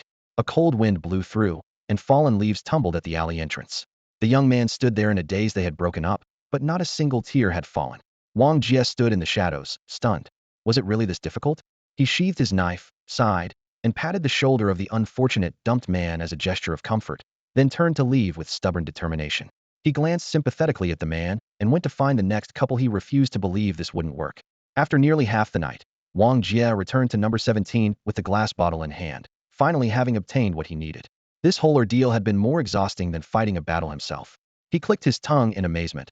gripping his spoils of war as he headed straight for the field. The last crystal-clear tear from the glass bottle dripped onto the soil, and the third green sprout immediately folded inward, snapping shut as if it had absorbed enough dew. The next moment, all 3 green sprouts bloomed simultaneously, sending 3 emerald beams shooting skyward. The beams converged in midair, forming a blurry human silhouette. The figure lowered its head and pointed at Wong Jia from above. Though the finger was ethereal, it struck his forehead with perfect precision. At the same time, the ground at his feet cracked and expanded on its own, creating a new plot of land out of thin air. Tender green shoots broke through the soil and slowly grew upward. Wang Jia stood frozen in place as the finger's intent exploded in his mind, burning itself into his consciousness like carved words. He remained dazed for quite some time before coming to his senses and looking down at his right index finger. Is this the heaven and earth Luoxian finger technique? He clenched his fist tightly, then extended his finger and gave it a gentle shake forward. The air seemed to tear open with a thin crack. But the moment he moved, blood spurted from his fingertip and his arm bone ached. Dully had learned the technique, but his body simply couldn't handle it. He sighed. With his old injuries still unhealed, he couldn't use this finger technique for now. The first field's glow faded and returned to normal. He shifted his attention to the newly opened second field. Following the pattern of the first field, it should also bear fruit first. The first fruit had been an IOU that let him borrow power to avoid disaster and defeat Huguan and Fengyu in one move. So this time, what would it be? Full of anticipation, he watched as the tender green branches and leaves grew to human height. The bud split open, revealing a dark gold bracer. The outer surface was covered in strange patterns that looked like some creature's blood vessels, with liquid faintly flowing through the depths of the grooves. Wang Jia held it in his palm and tried squeezing it hard, but it didn't budge. He had no choice but to slip it onto his left wrist. The bracer was obviously too large, but the moment it touched his skin, it automatically contracted to fit snugly. Now beginning the 8th set of basic fitness exercises. An icy voice suddenly whispered in his ear. Wang Jia froze. What the hell? Prepare. Before he could move, the bracer suddenly became scorching hot, like a red-hot iron band locked tightly around his wrist. Wang Jia panicked and tried to remove it, but couldn't pull it off at all. Heat flowed up his arm and into his limbs and bones, instantly making him feel like he'd been thrown into lava. At the same time, a complete set of unfamiliar movements clearly appeared in his mind. Begin. Unable to remove the bracer as it continued heating up, he was forced to grit his teeth and follow along. 1 to a 4 for, 2 to a 3 for, 3 to a 3 for. Each movement looked simple on its own, but strung together they felt completely disjointed. Any pause would cause the temperature to spike another level, as if warning it could roast him alive at any moment. His joints felt like they were being sawed apart, his muscles ached as if tearing. Sweat poured down like a waterfall, and every inch of his skin seemed to be steaming. To avoid being cooked, he had no choice but to make his movements increasingly precise. After enduring for who knows how long, the voice in his ear suddenly stopped, and the bracer cooled down as well. Wang Jia felt completely drained and collapsed backward onto the ground, gasping white mist while sweat soaked through his clothes. What kind of cursed thing is this? After resting for a while, he raised his arm to try again, but the bracer still wouldn't budge. He couldn't remove it, really couldn't remove it. Should I ask Four Eyes to take a look? He muttered. But before he could take a step, something occurred to him. He pressed his chest and pinched his arm. Though the scorching heat had been torturous and the strange movements felt like they would tear his bones apart, when he examined himself, his old injuries had actually lessened. Suspecting it might be an illusion brought on by weakness, he simply sat cross-legged to rest. Once his strength returned, he checked again. The pain from his old injuries had indeed diminished. Wang Jia stared at his left wrist. Could that fitness routine actually heal his old injuries? Taking a deep breath, Wang Jia smiled. What the hell was this all about? This was absolutely bizarre. Doing exercises could actually heal injuries? If that were true, wouldn't disaster materials become completely useless? The severe wound across his chest and abdomen, one that even hibiscus tears only had a 20% chance of healing, was now mysteriously beginning to mend thanks to that strange set of exercises. Since it was working, he'd continue. No need to stop. The movements were still torturous, but the cutting pain beneath the soreness was definitely lessening. The only problem was, when would the next exercise session occur? If he suddenly broke into broadcast calisthenics in the middle of a life-or-death battle with enemies, they'd surely think he'd lost his mind. Deep in the starry void, a handsome young man with cold, domineering presence gazed thoughtfully at the golden armor missing its wrist guards. The night had progressed well into its latter half, yet Wang Jia remained energetic, most likely another invigorating effect of the exercises. He pulled out 2 disaster materials. The Furi doctor had already identified them as useless for healing and simply sat cross-legged, absorbing all the remaining seal power within them. After recent consecutive brutal battles, his seal power consumption had been minimal, but his total reserves were nearly depleted. If not for this situation, the seal power drifting freely in the air would have been sufficient for recovery. He watched as the materials gradually faded from their mottled colors to dullness, finally transforming into ordinary stones that crumbled to powder in his grip, scattering between his fingers without leaving any trace. Since sleep eluded him completely, he might as well retrieve the eagle egg. With this thought, he pushed open the door and left dormitory 17. Geneling base enforced a curfew in these apocalyptic times. They had to guard against both mutated flora and fauna, as well as human threats. But Wong Jia knew the routes well and didn't need to climb walls, slipping out quietly along the hidden passage behind the debris piles. The pre-dawn wind carried the scent of damp earth as he hurried to the hiding spot, picked up the eagle egg large as a wash basin and retraced his steps. When he carried the egg into laboratory 18, dawn was just breaking in the east. The disheveled, furried doctor took the eagle egg with hands trembling from excitement. This heartbeat, this temperature, truly worthy of an eagle's egg. You actually brought it back for me. I can sense if this can completely heal your injuries. Wong Jia waved his hand dismissively. No need. I want you to use it to treat brain injuries, the kind that leaves someone unconscious. Can you do it? Four Eyes frowned. Besides Lao Wu and Lao Jiu, who else is worth such risk to you? Don't worry about it. Fine, but let me remind you, only by staying alive and well yourself can you do what you want to do. I understand the logic. Don't worry. Seeing Wong Jia's resolute attitude, Four Eyes stopped persuading and fished out a narrow-necked glass bottle from the chaotic mess on his large desk, casually tossing it over. Go give this to Lao Wu. Tell that kid to stop coughing, it's keeping me awake. Wong Jia gripped the bottle tightly, suppressing his surging excitement. Thank you. He turned and strode away quickly. Returning to dormitory 17, he yanked the soundly sleeping Lao Wu upright. As Lao Wu groggily began to complain, Wong Jia had already pressed the bottle mouth to his lips. Medicine for healing. Drink. This feeding method looked more like forced interrogation, but Lao Wu could only roll his eyes as he gulped it down. Wong Jia released his grip and watched quietly. Cough, cough. Boss, you're too rough. Couldn't you be a bit gentler? Lao Wu patted his chest, about to complain further when his expression suddenly changed dramatically. As if countless fine needles were piercing his lungs, he coughed violently, each spasm bringing up pitch-black bloody foam. Wong Jia slowly clenched his fists. For a full minute, Lao Wu finally slid down to sit on the bed's edge, gasping heavily. How do you feel? Lao Wu blinked, took another deep breath, his chest rose and fell steadily, and brightness returned to his eyes. I think I can recover now. Wong Jia finally felt completely at ease. He had considered teaching the fitness routine to old Five, but it was impossible. The routine required that flow of energy to connect properly, or the body would literally be torn apart. Get some rest. Wong Jia dropped the words and pushed through the door back to his room. Old Five leaned against the doorframe, watching Wong Jia's retreating figure with a slight smile. Thank you, boss. With that, he turned his head toward the other side, looking at Old Nine's tightly shut door where the light had long since gone dark. The Geneling base was quickly set ablaze by internal news. The higher-ups were forming a 100-man squad to hunt down Moonplant. The entire base was like boiling water, with hushed discussions and loud debates everywhere, in the cafeteria, on the training grounds, by the water pipes. In the courtyard, Wong Jia slowly pushed Old Nine's wheelchair over the brick gaps. Old Nine spoke first. Hong Jian has tried to hunt Moonplant more than once or twice. Every time he came back defeated. This time with such a massive operation, he must really be confident. Wong Jia's brow furrowed slightly. It might not be his idea alone. What do you mean? Old Nine asked, puzzled.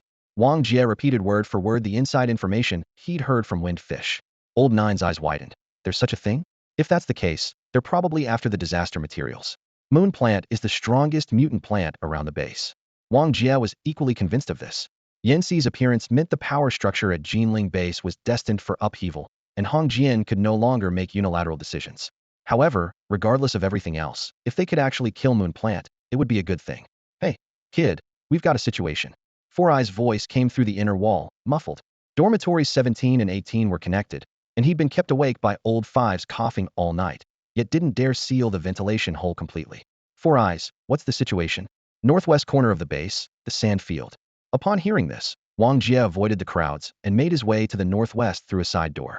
The sand field was filled with swirling yellow sand, and he immediately spotted Wind Fish with a man standing behind her. The man wore an old coat with the collar pulled high to cover his face, but his upright posture and the unfamiliar weapon at his waist made Wong Jia immediately certain a trial candidate. The luxurious robe that couldn't be hidden beneath the coat looked particularly conspicuous in the desolate sand field, creating an incongruous sense of discord. He's not here yet. In the distance, the man disgustedly threw his coat to the ground and vigorously brushed dust from his hands. Wind Fish lowered her head in response. He'll be here soon.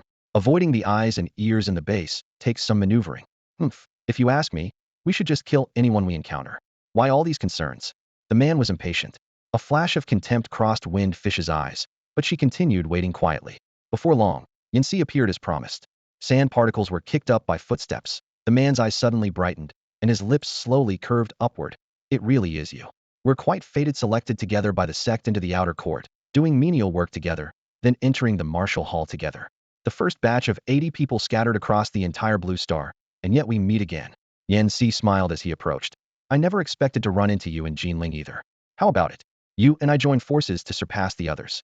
As long as we break through before the second batch of trial disciples arrives, we'll have the qualification to survive. That's exactly what I was thinking. The man nodded. Hidden in the shadows, Wong Jia squinted. First batch? Second batch? It seemed there would be more and stronger trial candidates arriving in the future. They were desperately collecting disaster materials to complete their breakthrough before stronger competitors arrived.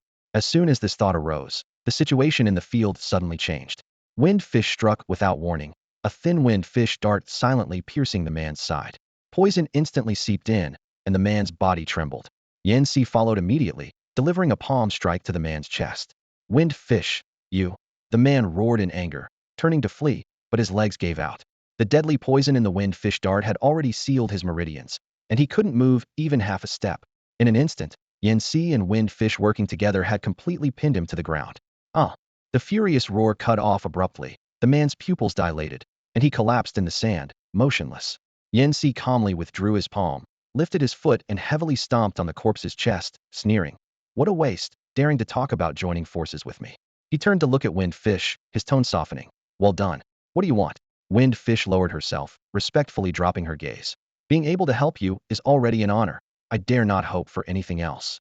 Yanxi laughed heartily, stirring up dust and sand, walked closer to Wind Fish, and gently wrapped his arm around her waist. When this trial ends, I'll take you back to the Yen Kingdom. The universe is far vaster than you can imagine, and this blue star doesn't even qualify as a corner of it. Feng Yu listened with her eyes sparkling and seductive, trembling with excitement. Thank you, my lord. Yanxi waved his hand and led her away. Only then did Wong Jia emerge from the shadows. The man's corpse on the ground had been burned to charcoal. Not even bone fragments remained. A trial from the Jiai sect? Even more brutal than I imagined. He had originally thought the trial participants only needed to fight against mutated animals, plants, and blue star inhabitants, but he hadn't expected that the bloodiest part would be the slaughter among companions. If Xian hadn't deployed mechanical eyes around the base in advance, these secrets would never have come to light. That kid had an astonishing talent for machinery. Even the massive Geneling base couldn't detect they were being monitored. A 100-man squad, recruitment was stirring up the city. Target, Moon Plant. The promised rewards were staggeringly generous, attracting numerous cultivators to sign up, but the selection process was equally harsh. Many were eliminated within a day. Wong Jia didn't participate. He knew too many people in Geneling, with too many complications. As he left the arena, the roster was constantly updating, and he noticed a familiar name, Lian Fei. Almost the entire hunting squad from the southern base had enlisted. When did they infiltrate? Had Huguan actually stopped pursuing them? The recruitment deadline was tomorrow, making it seem particularly urgent. Even more exciting news for the base was that Shoqing Group was about to arrive. After the apocalyptic disaster, this consortium had monopolized material transportation for the 5 major bases and countless smaller ones. Rumors said nearly half of the 3 gods and 5 poles had received Shoqing's favor, and the establishment of the 5 major bases couldn't have happened without their influence. Every few months, Shoqing's convoy would roll in like a steel dragon, pouring out various scarce supplies and instantly triggering a consumption frenzy. Cigarettes people couldn't bear to smoke, and alcohol they couldn't bear to drink on ordinary days would all be brought out on this day. Shoqing Group. Wang Jia's gaze was complex. He didn't notice someone watching him from afar until it was too late to be alert. At the boundary between the clean district and the sewage district, Wang Jia stepped without hesitation into the foul-smelling alleys, heading straight back to that dilapidated house. Who's watching me? Feng Yu? The Xiao family? Or people from the southern base? He calculated in his mind. Pushing open the door, he locked the bolt behind him and peered through the window crack. The putrid smell mixed with summer humidity poured into the house, forcing him to hold his breath. Before long, a group of people came splashing through the water, led by Hui Xiao family members. Knocking sounded at the door. Wang Jia pretended to be confused as he opened it. Outside stood a somewhat elderly man who coldly assessed him, his gaze sharp as a blade. Are you Yi Chao?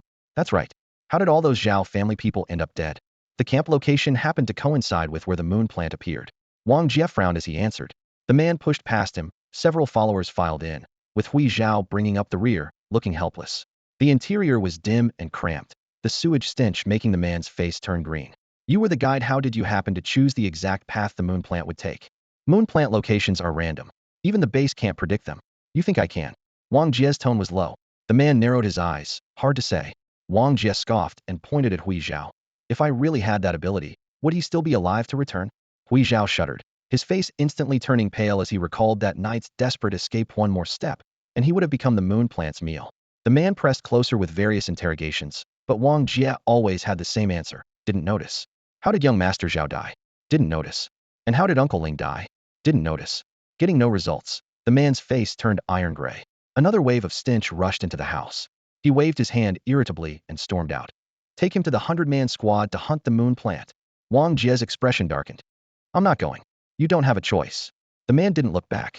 The young master died in the moon plant's mouth. What right do you have to live? Go keep the young master company, and take Hui Zhao too. Hui Zhao's face turned ashen. Wang Jia's gaze was ice cold as two men gripped his arms, escorting him like a prisoner. If this were some desolate wilderness, he would have left both of them dead on the spot long ago. But given the complex situation at the base, he could only suppress his rage and pray that no acquaintances would witness this humiliation. Outside the eastern gate of the base, a team of nearly 100 people was assembling. The temporary perimeter was sealed off with steel barriers and warning tape, keeping strangers at bay. Wang Jia and Grey Claw were escorted into the area together, but Grey Claw was immediately eliminated after failing the assessment. Wang Jia had expected to be dismissed as well. After all, outsiders only saw him as having too seal strength, yet the Xiao family's people insisted on labeling him a guide, even pinning the blame on him for their hunting team being devoured by the moon plant, speculating that he might be able to locate where the creature would appear next. It sounded absurd, but hunting down the moon plant was a top priority, and even a 1 in 10,000 chance had to be seized, so he was temporarily retained. What rotten luck. Wang Jia found a corner to huddle in, trying to minimize his presence. As people gradually arrived, he saw Lian Fei from the southern base leading her team into the area, her expression equally grim, clearly not a voluntary participant either. Shortly after, representatives from the Shouqing group arrived, and the middle-aged man surrounded by followers made Wang Jia avert his gaze with just his casual conversation. The numbers quickly exceeded 60, so he simply laid out bedding in the corner, planning to spend the night right there. The next morning, Feng Yu appeared with a cigar-chomping, fierce-looking captain behind her. An hour later, Hong Jian arrived with Yan Si, who had fully recovered, at his side. Hong Jian's arrival meant the entire team was about to depart, and Wang Jia was brought directly before him by the guards. You were the one who led the Xiao family team out. Hong Jian looked him up and down, his voice deep and low. Feng Yu stood behind Hong Jian, not expecting to encounter Wang Jia again. So soon this man's luck was ridiculously good, constantly venturing into the wilderness, yet remaining alive and kicking. Wang Jia shrugged. I just randomly found them a camping spot. Who could have predicted the moon plant would show up right there? Then we'll go to that place.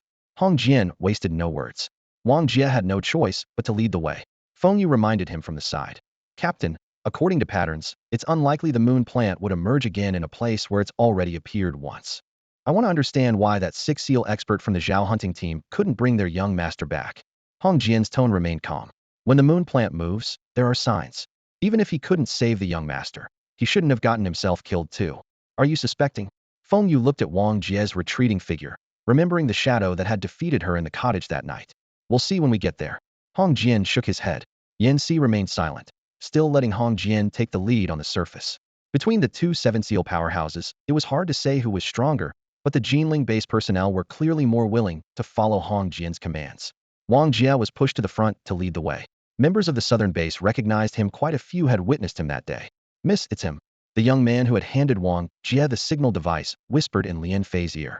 He sent a false signal, making us fight the mutated vines to the death. One of our brothers was severely injured, which forced us to come to Geneling. Lian Fei stared coldly at Wang Jia. Don't worry, I won't let him off easy. The team set out. At the edge of the earth, a massive crater yawned open like an abyss, surrounded by torn ruins with not a single patch of intact ground remaining. This was the very place where the moon plant had devoured the Xiao hunting team that night. Wang Jia stepped onto a twisted piece of metal fragment of an armored vehicle and pointed toward the crater. This is it. Hong Jian ordered his men to scout the surrounding area. The Xiao family members wore expressions of grief, heads bowed as they searched back and forth through the grass and rubble, yet remained completely silent. The night the Xiao family was attacked coincided with a beast-tide assault on Geneling base, making it impossible for them to leave the city. When they finally ventured out the next day to search, just like now, the scene had long been buried by wind and sand, leaving nothing to be found. Wong Jia stood in the distance, carelessly cast aside by the man the Xiao family had brought to vent their anger. They didn't truly blame the young master's death on him in their view. Wong Jia simply lacked such capability. Only Feng Yu occasionally glanced at Wong Jia, his gaze filled with suspicion. This guy had first survived Huguan's deadly trap, then escaped during the moon plant attack. While it seemed coincidental, he was far too lucky. Even as darkness fell, no one found any clues. Night pressed down on the treetops, and the full moon hung high as Hong Jian simply ordered them to camp on the spot and wait for the moon plant to appear again. Another full moon. Wong Jia looked up, his heart tightening. Every full moon brought bloodshed like a shadow. Suddenly, chaotic footsteps approached from behind as people from the southern base surrounded him, led by Lian Fei. They had only met briefly at Huguan, and Lian Fei hadn't recognized him then. Now, the young man behind her demanded coldly, "Why did you lie to us?" His gaze was icy, cutting like a blade. Wang Jia looked around frantically, feigning panic. "Don't cause trouble. This is Geneling base, not your southern base. I'm asking you why you lied to us." The young man's voice suddenly rose, drawing stares from people throughout the camp. Feng Yu also approached, and upon hearing the accusation, frowned. Wang Jia had indeed activated the signal device at the location mentioned at Huguan, so technically he hadn't lied to her. But then who was the stranger in that cottage? Seeing more people gathering, Feng Yu quietly withdrew. Wang Jia swallowed hard, his expression panicked. I didn't mean to. That day I accidentally wandered to that location and wanted to hide for a while, but was attacked by mutant plants.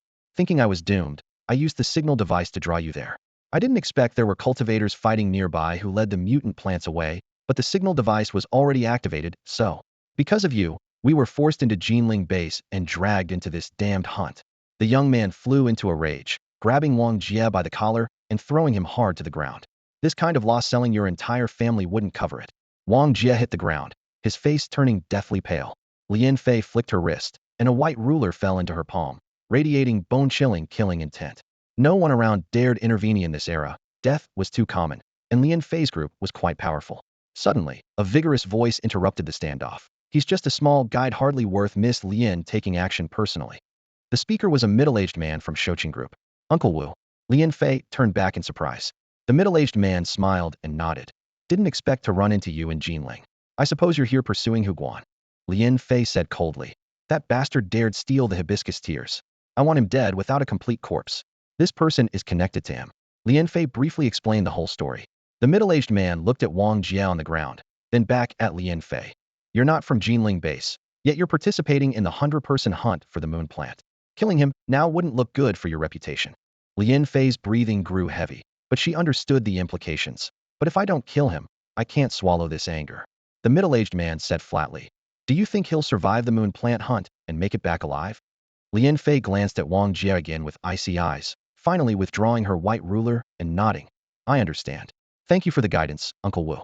After speaking, she turned to leave, but paused to study the middle-aged man with curiosity. What was his connection to Shoqing group? She wasn't naive. No one lends a hand for no reason. That man's stance clearly wasn't about concern for her. He's one of the orphans Shoqing group once rescued. "I happened to be the one in charge of getting them to the Geneling base during that operation," the middle-aged man replied evenly, his low voice firm and sure. Lian Fei nodded and walked away. When the apocalypse began, Shoqing group rose above the chaos on the strength of its logistics empire. 1 million employees across the map, the most detailed transport routes, and the largest stockpiles in its warehouses. With these built-in advantages, they surged into a colossal power amid the turmoil. Even so, the group kept rescuing orphans, doing what it could. As for how many they saved, no one could keep count anymore. Wang Jia's age matched the timeline of that group of orphans. That part checked out. Only after Lian Fei and the others left did Wang Jia slowly stand, brush the dust from his clothes, and lift his gaze to the middle-aged man. "Long time no see, Uncle Wu." The man looked at him in silence, his eyes complicated. He didn't say a word, just turned and walked away. Wang Jia lowered his head and patted more dust from his sleeves, using the motion to hide the emotion in his eyes. At the edge of the vast crater, Hong Jian and Yen Si were already in position, unaware of the small scene in the corner. That Shoqing groupies at the biggest conglomerate on Blue Star? They must hold the most cataclysm materials, right?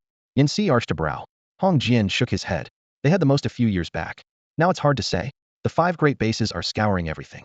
A cold light flickered in Yen Si's eyes. Even if they're behind the 5 bases, they can't be far off. Hong Jian didn't want to linger on the topic. He cut straight to the point. "Today is day 5. If we can't kill the moon vine, what happens?" Yen Si's voice was glacial. "Geneling base is finished." Hong Jian frowned. "Geneling has the moon vine and the eagles. Other bases face threats too. Yanxi shrugged. Not my concern. I've told you more than enough. On the 5th day, if the moon vine isn't dead, it will molt. Other plants and animals will molt with it. That's when the real trial begins. How many of you Blue Star people survive will come down to fate. He paused, his tone turning frigid. I can help you, but only if you help me. Otherwise, even if you live, you'll be war slaves. Hong Jian's expression grew heavier. The wasteland under nightfall was unervingly quiet. A veteran of the wilds, Wong Jia sensed it first. He raised his palm. Even the free-flowing imprint energy in the air seemed to be shifting. A sudden tremor rippled from beneath their feet. To the north, the ground split open. A towering moon vine burst out, shooting skyward in the moonlight, its branches like blood-red blades. The moon vine has appeared. Hong Jian barked. Everyone move out. Eyes hardened across the ranks, fear or dread. It didn't matter. There was no retreat. Beyond Geneling base, this mutant plant was the most terrifying threat. This fight had to end with its head on the ground. Hong Jian had hunted the moon vine before, and he laid out the plan without hesitation. Group 1, long-range firepower press at Hedon. No retreat. Keep firing. Groups 2 and 3, feint from the flanks. Pin at side branches. 6 SEAL captains De Hu and Feng Yu lead. Yin Si, Wu Fei, the other 6 SEAL elites, and I will take all 5 SEAL fighters straight for the crown the head with the Fang Maw. Remember, no one retreats. Only advance. Anyone who falters kill, without mercy. Kill, Hong Jian growled. Every team member wore a headset. Everyone heard him loud and clear. Kill. As soon as the words fell, the ranged attack group struck first. 28 ranged cultivators launched their assault simultaneously, unleashing various projectiles, arrows, throwing knives, darts, and steel bullets. Wang Jia was also assigned to the ranged group. With his meager 2 SEAL level strength, approaching the battlefield would mean certain death. Wouldn't even have time to dodge. He could only honestly throw stones from afar, better than nothing. The tide of attacks cut through the night, whistling toward the moon plant. Startled, the creature released scalding steam from underground as its massive left leaf swept horizontally with a thunderous roar. The ranged cultivator's pupils contracted. The power of that single leaf strike would instantly obliterate anyone it grazed. Group 1 attacked. De Hu grinned wildly as his 6 SEAL level power erupted.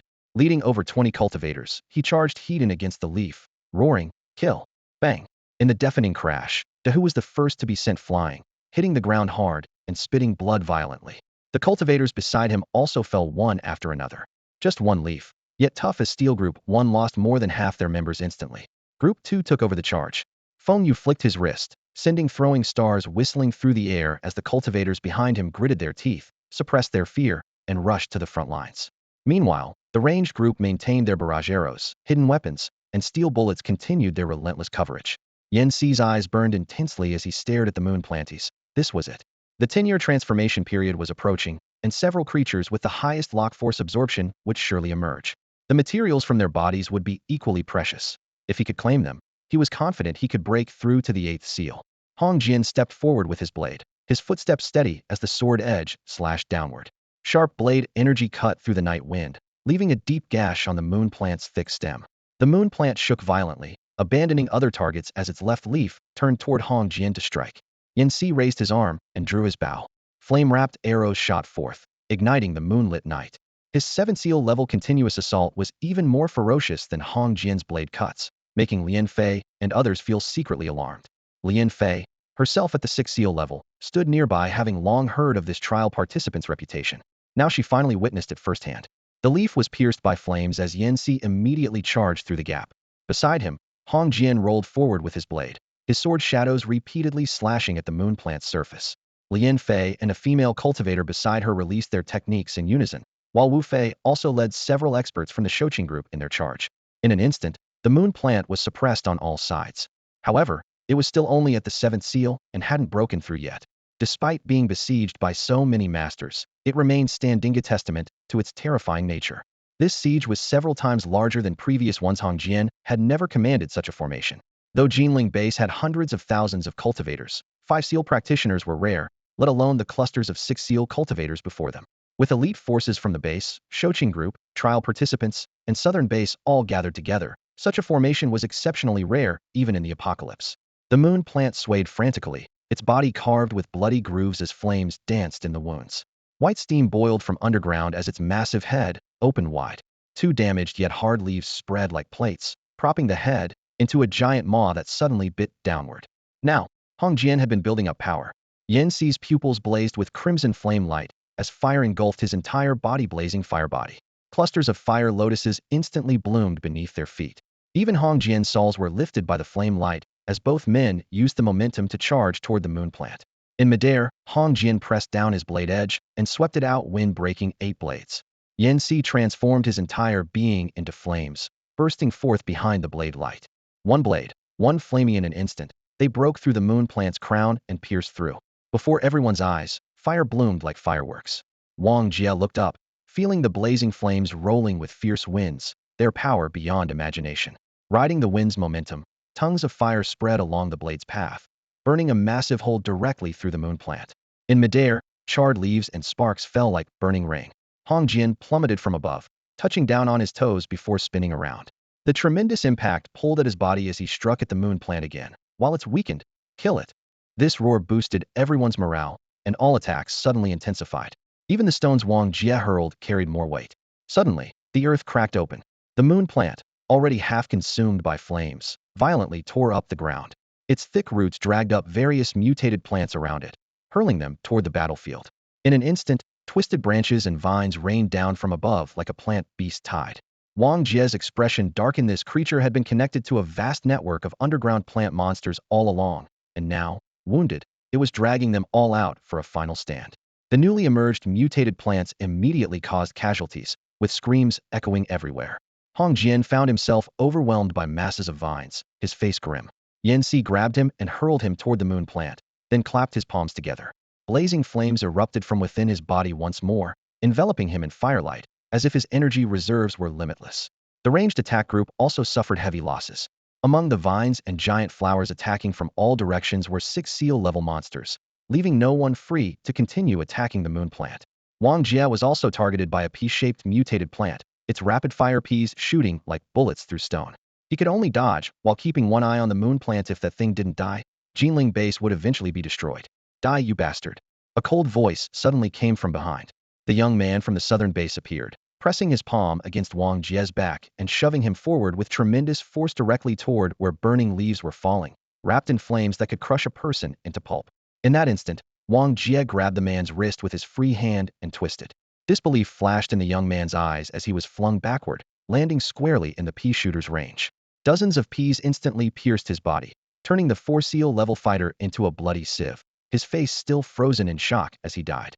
Wang Jia turned away coldly. In this era, sympathy was the greatest luxury. Right or wrong didn't matter, only survival counted. This man wasn't the only one targeting him. There was also that Xiao family member who had dragged him here to die. That man was in the first group, he remembered clearly. At the other end of the battlefield, Hong Jian slashed relentlessly, while Yanxi leaped through the air on pillars of flame. Several 6-seal-level cultivators surrounded the moon plant.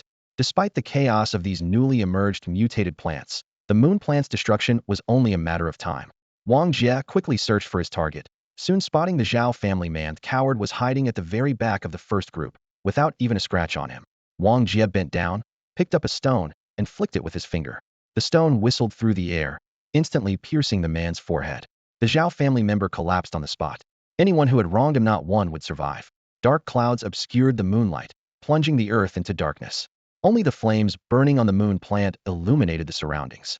By this faint light, it suddenly plunged downward, attempting to burrow underground. Don't let it escape, Hong Jian roared, his blade force erupting thunderously. At this moment, most cultivators were entangled by the mutated vines spreading everywhere, unable to spare attention for anything else. Only a handful of 6-seal powerhouses could free themselves to act, but their attacks barely made a dent on the moon plant's surface. Flames descended swiftly as Yanxi arrived through the air, landing on opposite sides of the battle circle with Hong Jian. The two exchanged a single glance and simultaneously launched their attacks. Hong Jian raised his blade high, and his 8 wind-breaking strikes transformed into a blinding white light that cleaved vertically through the sky, its edge seemingly carving a chasm across the earth. Yanxi pushed his palms forward, and a figure identical to his fiery aura thunderously took shape, trailing blazing flames as it lunged toward the moon plant. Meanwhile, on the other side, a woman's eyes sparkled like falling starlight as she wielded her sword, transforming countless points of starlight into a rain of swords that filled the sky. In the farthest corner, unnoticed by anyone, Wang Jia took a deep breath. Spiral energy burst from his fingertip as he struck out with a single finger. For completely different forces struck the moon plant simultaneously. The plant body was instantly torn apart, its roots writhing madly before exploding into countless fragments. Rolling waves of white steam swept outward in all directions. Everyone retreated hastily. Those half a step too slow were swept by the scorching waves, their skin melting as screams echoed continuously. Yan Si raised his hand, transforming vast crimson flames into a barrier to block the impact. But his gaze fixed on the woman's direction. That starlight sword rained just now. Was it her? On the other side, Hong Jian continued swinging his blade, cutting the aftershocks into fragments. We must make sure the moon plant is completely dead. Amid the thunderous roars, he kept pressing toward the center. As the energy waves were cleaved apart, a figure suddenly shot out from the remaining mist at extreme speed. His clothes had been melted by the scorching waves, leaving only tattered cloth clinging to his body. Yin Si and the others glanced at him briefly, assuming he was just some unfortunate cultivator who had narrowly escaped, and paid him no mind. Only Wong Jia's pupils contracted sharply. That was fifth brother. When had he infiltrated here? Was he injured? His thoughts racing, Wong Jia's form flashed as he pursued. No matter how fast fifth brother was, he couldn't outrun Wong Jia and had to stop. Turning back with a grin, he said, "Boss, didn't expect that, did you?" Wong Jia examined him carefully, and, seeing that aside from his melted clothes he was unharmed, finally breathed a sigh of relief. "When did you arrive?" "I've been here for a while, hiding underground beneath the moon plant beforehand," fifth brother said proudly as he produced a completely jade-green orb and tossed it over. "Here, this thing should be quite valuable." Wong Jia caught it, feeling the unique fluctuations of the four celestial phenomena flowing through the orb's surface. He said admiringly, "It seems you've not only recovered but advanced even further." Fifth brother chuckled, "Got to keep up with the boss's pace." Wang Jia tossed the orb back. "Take it back first. I can't leave just yet." "All right, be careful. That woman is very strong." Wang Jia's expression grew stern. "Understood." With that, he turned and headed back to the battlefield. By now, the energy waves were gradually subsiding. Yen Si was the first to leap into the deep crater blasted out by the explosion, wanting to search for disaster materials, but the woman veiled in purple gauze was even faster. Her form moved like flowing light as she snatched away a section of jade-green root stem, her movements clean and decisive. Yen Si flew into a rage, shouting, "You're also a trial participant." The woman responded with a gentle smile, lightly waving the root stem in her hand. "Thank you." She turned to leave. "Stop her," Yen Si roared. Wind Fish reacted fastest, his throwing knives shooting out like lightning, but the woman effortlessly dodged them with a casual sidestep. In the next instant, her form bent impossibly in midair and vanished completely. Yen Si was about to give chase, but stopped helplessly after recognizing that footwork technique, the armor 8 steps. With his speed, there was no way he could catch up. The other cultivators looked at each other in bewilderment. To dare steal something right under Yen Si's nose while claiming to be a trial participant, she must possess 7 seal level combat power. Apart from Hong Jian and Yen Si, who present had the qualifications to stop her.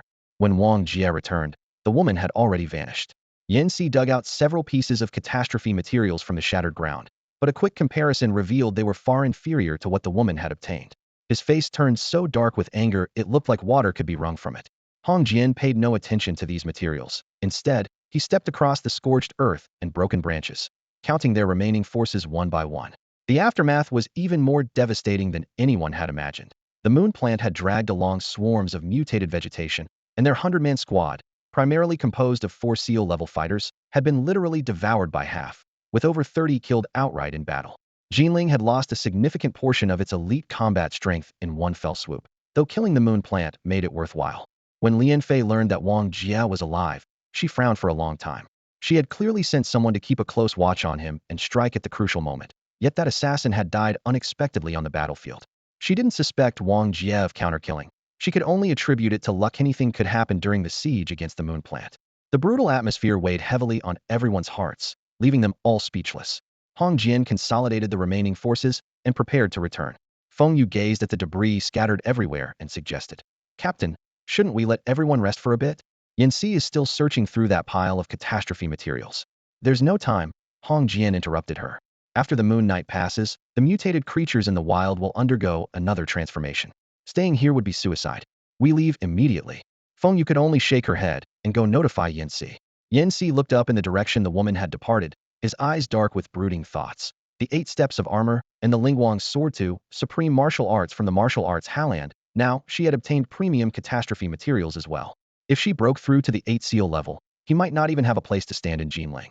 With these complex thoughts weighing on him, he approached Hong Jian with a certain request, but Hong Jian rejected him on the spot. The two argued endlessly, their voices carrying an unmistakable edge of hostility. When the squad set out, Feng Yu spotted Wang Jia in the battered formation and couldn't help but gasp. This guy had survived again.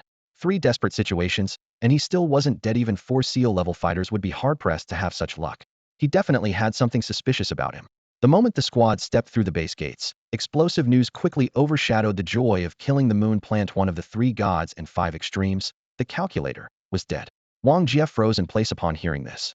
The 3 gods and 5 extremes were revered by survivors as the 8 gods of the apocalypse, their destructive power bordering on mythical, yet now the calculator had been killed. His killer was an unknown trialist who declared that the 3 gods and 5 extremes were all trash. What's a trialist? I think I heard something about armor something sect? No idea, just heard it's very mysterious. Rumors about the trialists instantly fermented throughout the base, with everyone seeking details. Hong Jian's expression grew increasingly grim. If trialists could casually slaughter even the 3 gods and 5 extremes, their appetite was far greater than Yan Xi's. Yan Xi wanted all of Geneling's catastrophe materials, which he already found unacceptable, but these trialists didn't even consider Blue Star inhabitants as human beings. The words, war slaves, lingered persistently in his mind. Perhaps Yan Xi hadn't been lying after all. That evening, Feng Yu brought word from Yan Xi. He's made an offer. As long as we agree, he'll protect Geneling. Otherwise, when other trialists arrive, they might not be as reasonable as he is. She paused, then added in a low voice, he said you're the next calculator.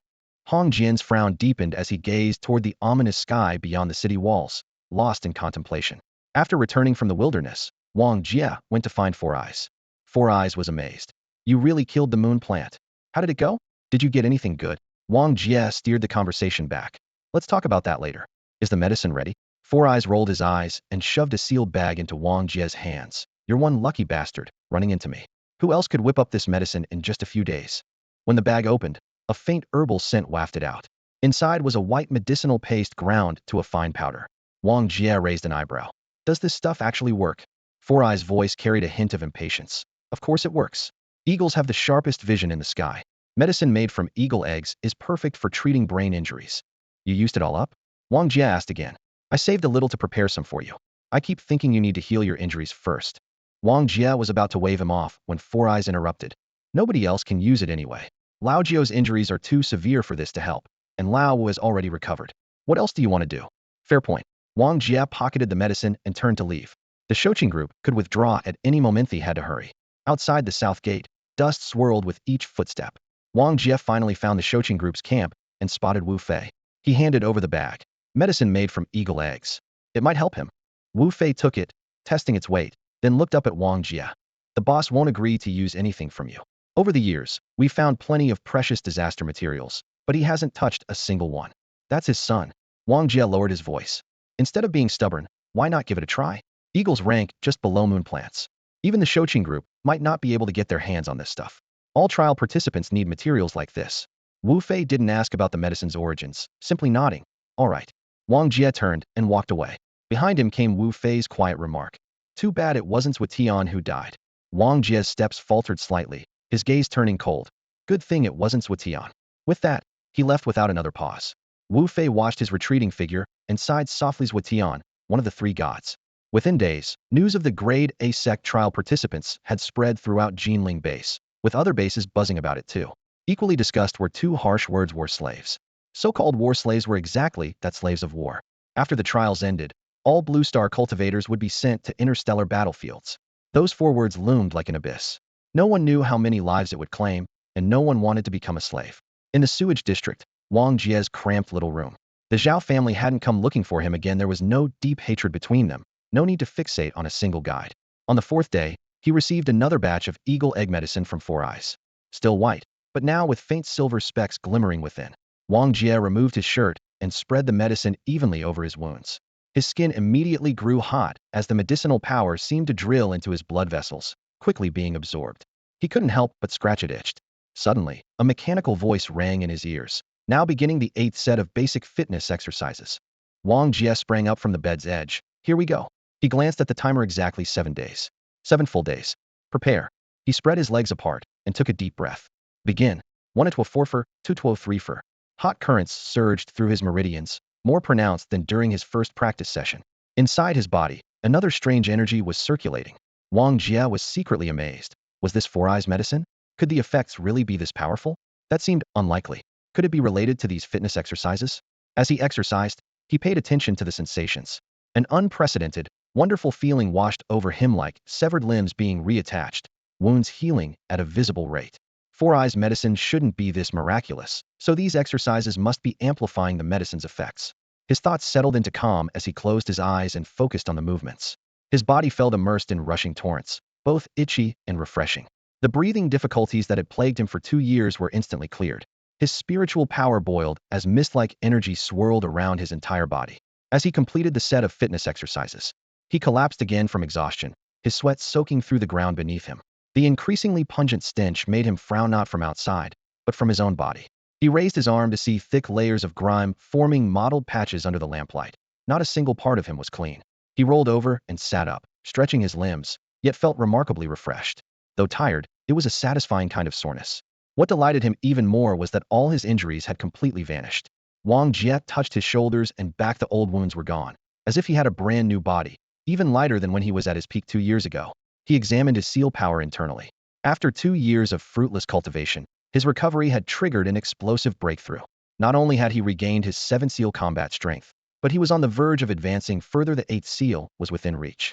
That day, a woman suddenly appeared outside the eastern gate of Geneling. With a single sweep of her long sword, she sliced off a section of the massive city wall. Countless cultivators watched in horror as she spoke just one sentence, demanding that Hong Jian and Yen Si come out. The night before, Wang Jia had planned to find Yen Si to retrieve the Wolf King's third eye, but disgusted by his own filth, he had taken a thorough bath first, then fallen into deep sleep, intending to discuss it the next day. He hadn't expected to hear news of trouble at the eastern gate first thing in the morning. He rushed to the outskirts with the crowd and saw the woman who had intervened at the end of the siege against Yuji. That night, he had sensed she possessed 7 seal cultivation, but now, seeing her up close, she was definitely a trial participant. Purple gauze veiled her face, swaying gently in the breeze, occasionally revealing the pale line of her neck. Though her features were concealed, she possessed a unique aura that far surpassed Yen Si, the youth he had killed, and even the person who had died under Yen Si's blade. Most importantly was her strength. Wang Jia's heart tightened. 8th seal. Definitely 8th seal. That oppressive presence stemmed not only from her cultivation level, but from a commanding superiority in realm. Hong Jian arrived with a grave expression. You've broken through to the 8th seal? His words caused an uproar among the onlookers. The woman's lips curved upward, her eyes sparkling like a starry sky. Without breaking through, you really wouldn't be worth fighting. What's your purpose? Hand over the base. Everything follows my command. Hong Jian frowned. What do you want to do? The woman's tone was gentle yet distant. That's not for you to ask. Drawing his blade, Hong Jian said coldly. Sorry, but you can't have the base. She calmly glanced toward Geneling. Where's Yen Si? Tell him to come out. Hong Jian held his blade forward. The base is mine. To take it, you'll have to step over my corpse. The woman's gaze returned to him. Protecting your homeland is admirable, but using you to establish my authority wouldn't be quite right. Let Yen Si come out so you can all see the gap between us. Unless he doesn't dare. On the city wall, Yen Si stepped forward and leaped down to land in front of Hong Jian, blazing flames swirling around him. Who says I don't dare? Who are you? Where do you come from? The woman looked him up and down. A mere blazing fire body can't stop me. Do you have any new techniques? If not, just leave. Yen Si frowned. I've never seen you in the martial arts hall, yet you can perform the armor 8 steps. Where exactly do you come from? Before he finished speaking, the woman moved. Everyone felt their vision blur, and when they refocused, she had appeared directly in front of Yen Si's incredible speed. Yen Si's body erupted in fierce flames as he struck out with his palm, but the woman caught his arm and the fire was instantly extinguished. In the next moment, she appeared abruptly behind Yen Si, who couldn't even react before being struck by her sword hilt. A soft crack of breaking bones echoed as his body was sent flying forward in defeat. The entire process was swift and decisive, like an adult casually disciplining a child. There was barely any clash of combat before Yen Si had already fallen. At the back of the crowd, Wang Jia's eyes flashed with astonishment. The woman's footwork was the same 8 steps as his, yet she had mastered one additional final step. Moreover, she had used her own cultivation to forcibly suppress Yen Si's flames, displaying overwhelming dominance. On the ground, Yen Si struggled to prop himself up, the pain of broken bones making him grimace. The woman merely cast him a cold glance and waved her hand dismissively. Yen Si gritted his teeth until they nearly shattered, but ultimately said nothing and left in disgrace. Her sparing his life was already merciful. If too few trial participants died, the trial would be difficult to conclude. The woman turned her gaze to Hong Jian. What about you? Want to give it a try? Hong Jian stepped forward with his blade, meeting those indifferent eyes directly. A Chinese base will never fall into alien hands. Not planning to team up with the other cultivators in the base to gang up on me. The woman raised an eyebrow. You're not a mutant bestiary human. Hong Jian replied gravely. That's unnecessary. The woman chuckled softly. Admirable backbone. But you'll lose even faster than he did. Just as she was about to strike, a voice suddenly called out. How about letting me try first? Both the woman and Hong Jian turned around simultaneously. The speaker was none other than Wong Jia. The surrounding crowd erupted in commotion as those who recognized wild grass, stared in disbelief, actually dared to show himself at this moment. In the crowd, Lian Fei, Feng Yu, and members of the Xiao family were equally stunned. Wang Jia wasn't acting impulsively. First, he admired Hong Jian's integrity. After that failure 2 years ago, he had remained vigilant about the three gods' five extremes, hiding his identity while infiltrating the Geneling base. But over these 2 years, he had seen that Hong Jian was different from Zhuetian. Second, his old injuries had healed, and many things that needed doing should be done. Continuing to hide was no longer necessary. Third, he might not necessarily lose, though he couldn't win. The woman's invincible Jia 8 steps were something he also knew. He walked forward step by step, his aura building layer upon layer, 3 seals, for seals, up to 7 seals. The power of 7 seals impacted the surroundings, even distorting the air. Hong Jian knew Wang Jia, but had never imagined the man could conceal his cultivation right under his nose. Lian Fei's face darkened, so it was Wang Jia who had knocked her unconscious outside the eagle's nest. Feng Yu also suddenly remembered that it was he who had stolen the hibiscus tears. The woman studied Wang Jia carefully. The breath-concealing technique of the Jiao 1 sect, you know it too? That projection martial art isn't something just anyone can learn. You seem to have encountered quite a few shadows. Wang Jia nodded frankly. Indeed, quite a few. With a slight flick of his fingertip, a crude longsword from the crowd responded to his call and fell into his hand. The blade looked like a carelessly hammered piece of iron, but it was still a sword nonetheless. He raised the sword and pointed it at the woman. Wang Jia of Geneling requests your guidance. The woman looked at him. Where do you get the confidence to make a move? Wang Jia smiled without a word, stepped forward, and struck with his sword. The blade slashed diagonally 3 times in one fluid motion, sending visible sword chi tearing through the air toward the woman. The sword chi shrieked through the air, ripping 3 silver-bright gashes in the atmosphere. The woman's figure flickered and vanished like a feather caught in the wind, leaving only ripples where she had stood. She swept low across the ground, closing in on Wang Jia in an instant using the same rhythm she had employed against Yin Si. 1 step, 2 steps, 3 steps. On the 3rd step, she appeared at Wang Jia's left side, her slender hand reaching for his arm. Wang Jia continued staring straight ahead, seemingly oblivious. Just as her fingertips were about to touch his sleeve, he turned his head and gave her a faint smile.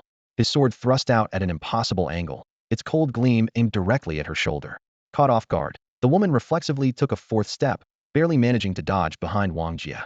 But Wang Jia's feet exploded with power as he executed the 3rd step of the armor 8 steps technique, his form shifting left and right. The woman found only empty air before her. Wang Jia had vanished. The armor 8 steps too? Her heart jolted. This was one of the hallmarks of genius in the armor 1st sect. Those who could master the armor 8 steps within 10 seal combat power could be counted on one hand. Yet someone on Blue Star had achieved it. Like the breath-concealing technique, it should have been nearly impossible to learn from sky projections alone. She had no time to ponder further.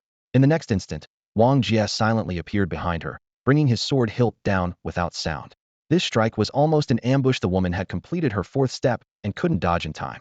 The hilt struck her spine, but it felt like hitting cotton, soft and hollow, all force dissipating harmlessly. Wang Jia inwardly sighed. As expected, it won't be that easy, then immediately retreated a step, executing the 3rd step of armor 8 steps again to create several zhang of distance. The woman didn't press her advantage, instead turning to study Wang Jia with eyes full of amazement. Their exchange was like a phantom dance. Onlookers could only see shifting shadows, unable to catch any details. Ordinary cultivators had long lost track of the movements. Only Hong Jian could barely follow along, shocked both by the mystical footwork and Wang Jia's hidden abilities. The Geneling base actually harbored such a young master. Looking no older than 20, Hong Jian couldn't help but think of the name at the top of the bounty list, the one who had accomplished something earth-shaking. The woman studied Wang Jia, her voice soft but clear. Are you really from Blue Star? Genuine article, Wang Jia shrugged. Incredible. The breath-concealing technique, the armor 8 steps. What else can you do? The woman's eyes lit up, her way of looking at Wang Jia now completely different from how she had regarded Yin Si and the others. Depends on what tricks you're planning to show. Wang Jia smiled faintly. The woman nodded, a smile playing at the corners of her eyes. Fighting you puts you at a disadvantage. 8 seals crushing 7 seals, plus the lock force you cultivate, is the most inferior type of power. Lock force, not seal force. A glint flashed in Wang Jia's eyes. Can't help it, defending one's homeland is everyone's duty. After a moment of mutual regard, the woman drew her sword, the blue blade singing softly. Qing Fengwen clan, Wen Zhao. Please enlighten me. Wong Jia touched his sword tip to the ground in response. Geneling base, Wong Jia. Please enlighten me. Wild wind swept across them, making the crude tints around them flutter violently. The refugees outside pressed down desperately on their canvas, fearing that even their sleeping quarters might be blown away in the night. Battle intent rising, both fighters launched forward simultaneously. Clang. Sword met sword in the first strike, sparks flying. Wang Jia's blade shattered on impact, but his expression remained unchanged as he swept with the broken sword. Wen Zhao stepped in half a beat early, pressing her blade down with another clear ring. The overwhelming power of 8 seals poured forth, forcing Wang Jia back several steps. 8 seals against 7 seals was indeed overwhelming pressure. Wang Jia could only maneuver defensively, deflecting the force from each of Wen Zhao's strikes, but he couldn't sustain this for long. As Wen Zhao changed her sword techniques to swift and agile movements, Wang Jia had no choice but to create distance. Before him, sword points fell like a sudden downpour, the very killing technique used to surround and attack Yuezhi. He gripped the broken sword tightly and thrust it deep into the earth. 7 streams of energy within his body roared to life as he struck the sword hilt with his palm. The energy shot out along the blade, creating countless phantom images of broken swords that collided with the sword ring. The ground instantly cracked in all directions, and the surrounding terrain began to collapse. Another martial hall technique. Wen Zhao exclaimed in surprise, wondering to herself, just how many techniques has this person learned? Wang Jia flipped backward through the air, looking up to see the mist sword rain brush past his shoulders. Large swaths of sword light struck the thick city wall, sending sparks flying, while several more slashes aimed at the surroundings were fortunately intercepted by Hong Jian. In the next moment, Wen Zhao touched down on the broken sword's hilt with her toes and launched forward with borrowed momentum. Wang Jia aimed at her chest and pointed out with one finger, sending a spiraling energy force whistling through the air. Wen Zhao's pupils contracted sharply as she activated the 8 armor steps, shifting her form. Though she dodged, a strand of her hair was still severed. She stared at Wang Jia. The Luoxian finger? Just how many techniques have you learned? Guess. Wang Jia replied coldly, pointing again. A visible spiral of energy roared toward her. Wen Zhao didn't retreat. Instead, she gripped her white sword in reverse and chopped downward with her backhand, forcibly severing the energy attack. Wang Jia's finger strikes came in rapid succession, but Wen Zhao casually swung her blade, shattering each spiral of energy while her steps drew closer. A trace of gravity flashed in Wang Jia's eye. She had seen this kind of continuous slashing technique that channeled force through the sword in the sky projections before, thinking it was merely flashy, never expecting it to possess such power. He continued his Luoxian finger attacks, but could no longer halt Wen Zhao's advance. At this moment, starlight flickered in Wen Zhao's pupils. In her vision, Wang Jia's features gradually blurred, but the positions of the 7 energy streams churning within his body became crystal clear. How has he only consumed this little? She wondered in amazement. By all logic, after fighting this long, this guy should have used up at least half his lock power, yet he hadn't even lost a third. His usage was so refined it surpassed even trial participants. She didn't know that Wang Jia's cultivation had stagnated for 2 years, and wanting to save disaster materials for Xian to research the injuries of 5th and 9th, he rarely relied on materials to restore his seal power. Through constant conservation, he had developed an instinctive ability to economize something even the 3 gods and 5 extremes hadn't done in the apocalyptic era. Hong Jian, in his fight against the eagle, had exhausted himself with a single ultimate move. Such a thing would never happen to Wang Jia. Wen Zhao gripped her sword hilt tightly. She couldn't drag this out any longer. She bent her legs slightly, held her blade horizontally before her chest, and suddenly activated the 8 armor steps. Within 3 steps, her figure swept across the air, after images crisscrossing. Here it comes. Wang Jia's gaze sharpened as he also executed the 8 armor steps. White light flashed like lightning, and he barely avoided the first 3 steps. But Wen Zhao's 4th step had no more room to dodge. That sword strike came from above. Inside and outside the base city, everyone saw only a massive white light shooting skyward, as if the white sword had been magnified dozens of times, cascading down like a waterfall to cover the entire area. Without the 8 armor steps movement technique, no one could escape. Even the air seemed to congeal like gel. Wang Jia took a deep breath, gazed at the overwhelming sword waterfall, then suddenly raised his hand and gave a light snap crack. In the sky, above that white light, an enormous finger broke through the clouds and descended. Simultaneously, the earth split open as another equally massive finger burst forth from below, one above and one below, targeting the void. What is that thing? Wen Zhao's expression changed drastically. She felt the rocks and earth beneath her feet collapsing as the giant finger from below erupted with tremendous suction, forcibly drawing her toward the sky. Meanwhile, her white sword above developed spiderweb cracks that spread along the blade caused by the finger that had broken through the cloud layer. At the same time, in the depths of the universe far beyond Blue Star, stars hung like waterfalls, their waters cascading into a lake below. At the lake's bottom were images of Blue Star's trial participants, 6 in total, representing the surviving contestants. At the waterfall's peak, 2 players sat cross-legged in a game. The white-haired elder placed a piece and looked up at the images below, chuckling softly. It's over. The Qingfeng lineage has finally produced a promising talent. His mastery of the bridge method is quite stable enough to catch up with this session's Starry Sky Martial Tournament. Before his words faded, the lake's surface changed. Wang Jia's finger technique emerged. The elder's expression shifted dramatically as he whispered, "The heaven and earth Luoxian finger?" Across from him sat a young woman wearing delicate framed glasses, her beauty transcending mortal realms. Following the elder's gaze, her eyes sparkled. A lost martial art. The martial hall houses cultivation recordings of Jia sect's predecessors throughout history, some dating back to ancient times. It's not entirely impossible for a Blue Star native to glimpse the heaven and earth Luoxian finger. The young woman stood, brushing water droplets from her robes. Heaven be praised, allowing Jia sect's lost martial arts to reappear in the world. I must inform those old fellows this child must be brought back. With those words, her figure vanished. After the elder departed, the young woman removed her shoes and socks, her pale toes lightly touching the waterfall spray. Supporting her chin with one hand, she gazed again at the lake bottom, sighing softly. Pity it's not the starfall finger technique. Blue Star, outside Geneling City. Wong Jia's seal power was instantly drained by more than half to barely execute this finger technique, a move from the first field that he could only perform after recovery. Atop the city walls, countless cultivators stared in stunned silence. Since the apocalyptic disaster, they had never witnessed such an extraordinary sight. The sword Qi, already terrifying at dozens of meters high, was crushed by 2 colossal fingers that descended like divine appendages, carrying the momentum of heaven and earth. Wen Zhao desperately channeled her internal power, struggling against the finger pressure as blood trickled from her lips, and her white sword continued cracking. In the next moment, her pupils blazed as she darted away. At the original spot, the 2 fingers collided like heaven and earth crashing together, the thunderous impact reverberating as the ground shook violently, nearly toppling the wall guards. The white sword completely dissipated without a trace. As the dust settled, the earth had collapsed over 10 meters deep, with scorched earth extending 100 meters in all directions. Such power was absolutely beyond the reach of the Seven Seal realm. Wen Zhao stumbled to the ground, gasping heavily as she stared at Wang Jia in shock. Wang Jia himself was startled. The heaven and earth Luoxian finger's power far exceeded his imagination. With more than half his seal power drained, he nearly collapsed on the spot. This technique not only failed to conserve energy, but was fortunate not to completely exhaust him after all. This was his first time truly executing it. Silence fell outside the city. Hong Jian's heart churned. Had he faced that attack, he would have been killed instantly without any chance of survival.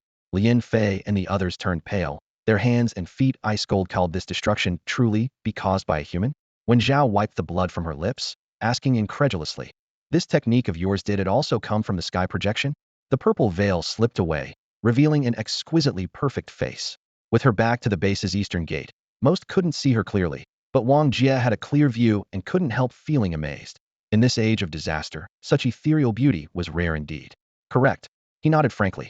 When Zhao's brow furrowed slightly. This technique isn't among Jia sect's 18 ultimate skills. Are you really from Blue Star? Wang Jia answered calmly. Born outside Geneling City, one of the orphans rescued by Shouqing Corporation, it can be verified. Wen Zhao was at a loss for words.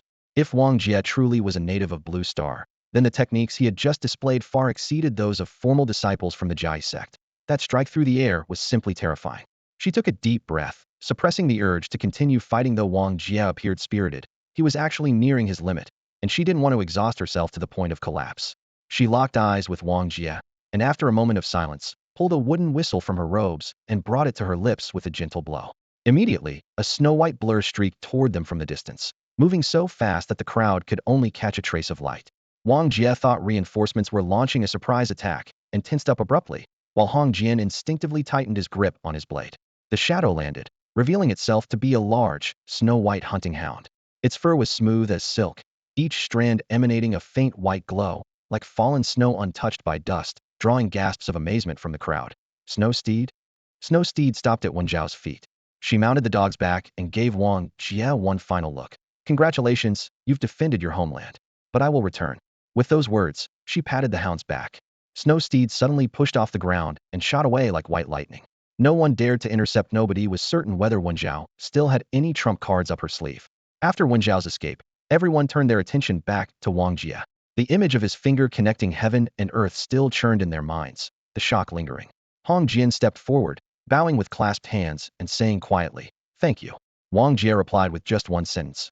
"I want the Wolf King's 3 eyes." Agreed. Hong Jian readily consented. Under the watchful eyes of all, Wang Jia returned to the depths of the base.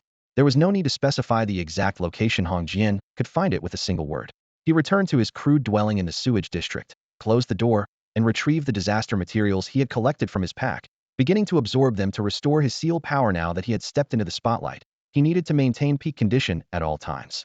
That very night, news of Wang Jia intimidating the aliens spread throughout the Geneling base. Lian Fei and other outsiders fled hastily upon hearing the news, not daring to linger. The Xiao family held emergency meetings, pondering how to resolve their conflict with Wang Jia. Outside Wang Jia's dwelling, crowds grew larger. Most of the guards were sent by Hong Jian to clear the area and prevent anyone from disturbing him. A bundle of disaster materials was piled at his door for Wang Jia to choose from at will. An hour later, Hong Jian arrived personally and waited quietly outside the door. At this moment, Wang Jia's divine consciousness sank into the hazy realm, where he practiced the heaven and earth profound finger in the first field. The sensation of having his seal power instantly drained was bone-chillingly unbearable. But when the combat technique transformed into a brand and planted itself in the field, the black soil once again sprouted 5 new green shoots. The previous heaven and earth profound finger had required only 3 materials, but these 5 sprouts meant 5 different ones. He lightly touched the shoot tips, and the names of the required materials appeared: Loser's Will, Villain's Severed Hand, Sweet Tears, 10 Love Letters, and Snow White Canine Tooth. What the hell are 10 love letters? Snow White Canine Tooth. The first thing that came to mind was Wen Zhao's snow steed. Once all 5 materials were gathered, the name of the new combat technique that could be cultivated also appeared: Starry Finger Technique. Finishing his cultivation, he opened the door and welcomed Hong Jian, who had been waiting, into the room. Hong Jian brought not only the Wolf King's 3 eyes, but also more disaster materials for him to choose from. Wang Jia was surprised. Weren't these taken by Yanxi? Hong Jian shook his head. Yanxi is indeed keeping watch, but I didn't actually hand them over. I just put them under his name to stabilize the situation. As long as he doesn't withdraw, the materials can't be moved. Wang Jia nodded. I understand. Thank you. Hong Jian sighed. I should be thanking you. Without your intervention, this base would have become alien territory long ago. He then looked directly at Wang Jia. Come be the base's general captain. Wang Jia met his gaze calmly. Hong Jian smiled. Don't look at me like that. This isn't a test. I genuinely can't handle it anymore. Wen Zhao is too powerful. Forget about her. I can't even handle a Yen 4. And there are many more trial participants like that. Even Sure Victory, one of the 3 gods, was killed. I don't think I can surpass Sure Victory. Hong Jian's gaze was open and calm, and Wang Jia could tell at a glance that he still had matters to resolve. Related to Zhuotian? Wang Jia asked in a low voice. If I don't kill him, humanity cannot be established, Hong Jian said indifferently. What do you mean? What grudge do you have with Zhuotian? Wang Jia pressed. Hong Jian shook his head without speaking, only leaving behind one sentence. Remove the bounty from the top of the list. Wang Jia frowned. With your strength, Zhuotian is no match for you. It's natural that you'd want to step forward, but if it's not an absolutely irreconcilable hatred, it's better to endure it. After all, our real disaster isn't the mutated animals and plants, but the Jia sect. You underestimate Zhuotian too much. Wang Jia stared seriously at Hong Jian, his voice cold and hard. The topic ended there. Wang Jia changed the subject to inquire about the conditions of other bases, and regarding the real news from the outside world. Only Hong Jian knew it most clearly. 10 years ago, although Blue Star had lost its thermal weapons, it could still maintain communication. But in recent years, under the impact of mutated animals and plants, most communication facilities were destroyed, major transportation was completely cut off, and ordinary people could hardly receive any outside information. Only high-level figures like Hong Jian knew the true situation. Hong Jian's expression was gloomy. Yin 4 didn't lie to us about one thing. The night we hunted down Moon Plant happened to be the 10-year transformation period. After that, all wild animals and plants improved by at least 1 realm overall. Now the wilderness is filled with 7 seal-level mutated creatures, and monsters that can rival Moon Plant have appeared. Our hunt of Moon Plant helped relieve the siege for our base, but many small bases were destroyed that night. Among the 5 major bases, Southern Base and Frontier Base survived the disaster by relying on trial participants. Capital City has Bai Yuan stationed there, and Heavenly Mansion Base relied on Zhuotian to suppress threats. They all survived. The situation is temporarily stabilized. Information flowed into Wang Jia's mind piece by piece. He had been working as a guide for the past 2 years, and to avoid Hong Jian and others, he had actively maintained distance from the outside world, only occasionally getting scattered intelligence about Geneling base from Eyes. Only now did he realize that the world was completely different from 2 years ago. The 5 major bases had grown increasingly large. As small bases were attacked and defeated, they merged into them one after another. Meanwhile, the outside world also noticed that the top bounty on Geneling base's list had been removed. At Heavenly Mansion Base, Broken Blade Hunting Team. In the dim underground with ghostly blue lights, a young man who appeared to be under 30 stood quietly on stone steps, with 2 corpses lying at his feet. Their clothing was completely different from Blue Star's, obviously trial participants. In the shadows further away lay a third trial participant's remains. Captain, the top bounty has been removed, came a subordinate's report from outside. The young man's Watian lowered his head, and for an instant his pupils flashed with cold light, like ice blades. Who? Hong Jian. A person named Wong Jia appeared at Geneling base. Age matches your prediction, and he defeated an 8-seal trial participant. Zwatian's eyes were deep as an abyss. So it's him. Geneling base, no wonder. The subordinate hesitated for a moment. Should we contact Hong Jian? After all, you were the one who posted the bounty. No need. Zwatian waved his hand, blood drops falling from his fingertips onto the stone surface. Announced to the outside. The arrival time of the second batch of 8-seal powerhouses from the Jia Esec trials coincides with someone on Blue Star breaking through to 8-seal. I, Zwatian, call upon all of Blue Star to not break through to 8-seal. Otherwise, when the second batch of trial participants arrives, no one can stop them. Yes. Zwatian's statement spread throughout China at an astonishing speed. As one of the 3 gods, his every move was already closely watched, and this news caused an uproar among cultivators. Unexpectedly, there was a second wave of trial participants. Zwatian's words not only confirmed the authenticity of the Jia Esec trials, but also served as a warning to everyone. Whoever broke through to the 8th seal would summon the second batch of cultivators, making that person a sinner against all of China. As the news spread, the outside world finally understood why the trial participants were assassinating the 3 gods and 5 poles. The 3 gods and 5 poles were only one step away from the 8th seal, and the first batch of trial participants would never allow the second batch to arrive early. They wanted to drain the Blue Star's resources first, then face their fellow tribesmen who would come later with the power of the 8th seal. Not long after Zwatian's announcement, Bu Jian, one of the 5 poles, perished in Jiang City. The attackers were a squad of 5 7-seal trial participants who surrounded him, leaving Bu Jian powerless to fight back. Through Bu Jian's death, the squad once again issued a warning to all of China. Blue Star inhabitants must not break through, must not break through, must not break through. This was the bottom line. After completing their demonstration, they vanished without a trace. The outside world only knew that their next target would still be among the 3 gods and 5 poles, or at least a 7-seal level powerhouse. At the Geneling base, Wong Jia stared at the continuously arriving photographs, his brow deeply furrowed. The photos documented the presence of trial participants across various parts of China, as well as the deaths that accompanied their appearances. Clearly, these people had specific targets and moved swiftly, directing their efforts primarily against Blue Star cultivators rather than mutated flora and fauna. Since it was called a trial, there must be an objective. Wong Jia asked. Has Yanxi ever revealed anything? Hong Jian shook his head. No. Behind him, Feng Yu stood quietly. The 3 were positioned beside Xian Lake. Though the lake's surface was tranquil, Wong Jia's thoughts churned. Since they were all human, they should logically deal with the mutated flora and fauna first. Yet the trial participants were directly hunting cultivators.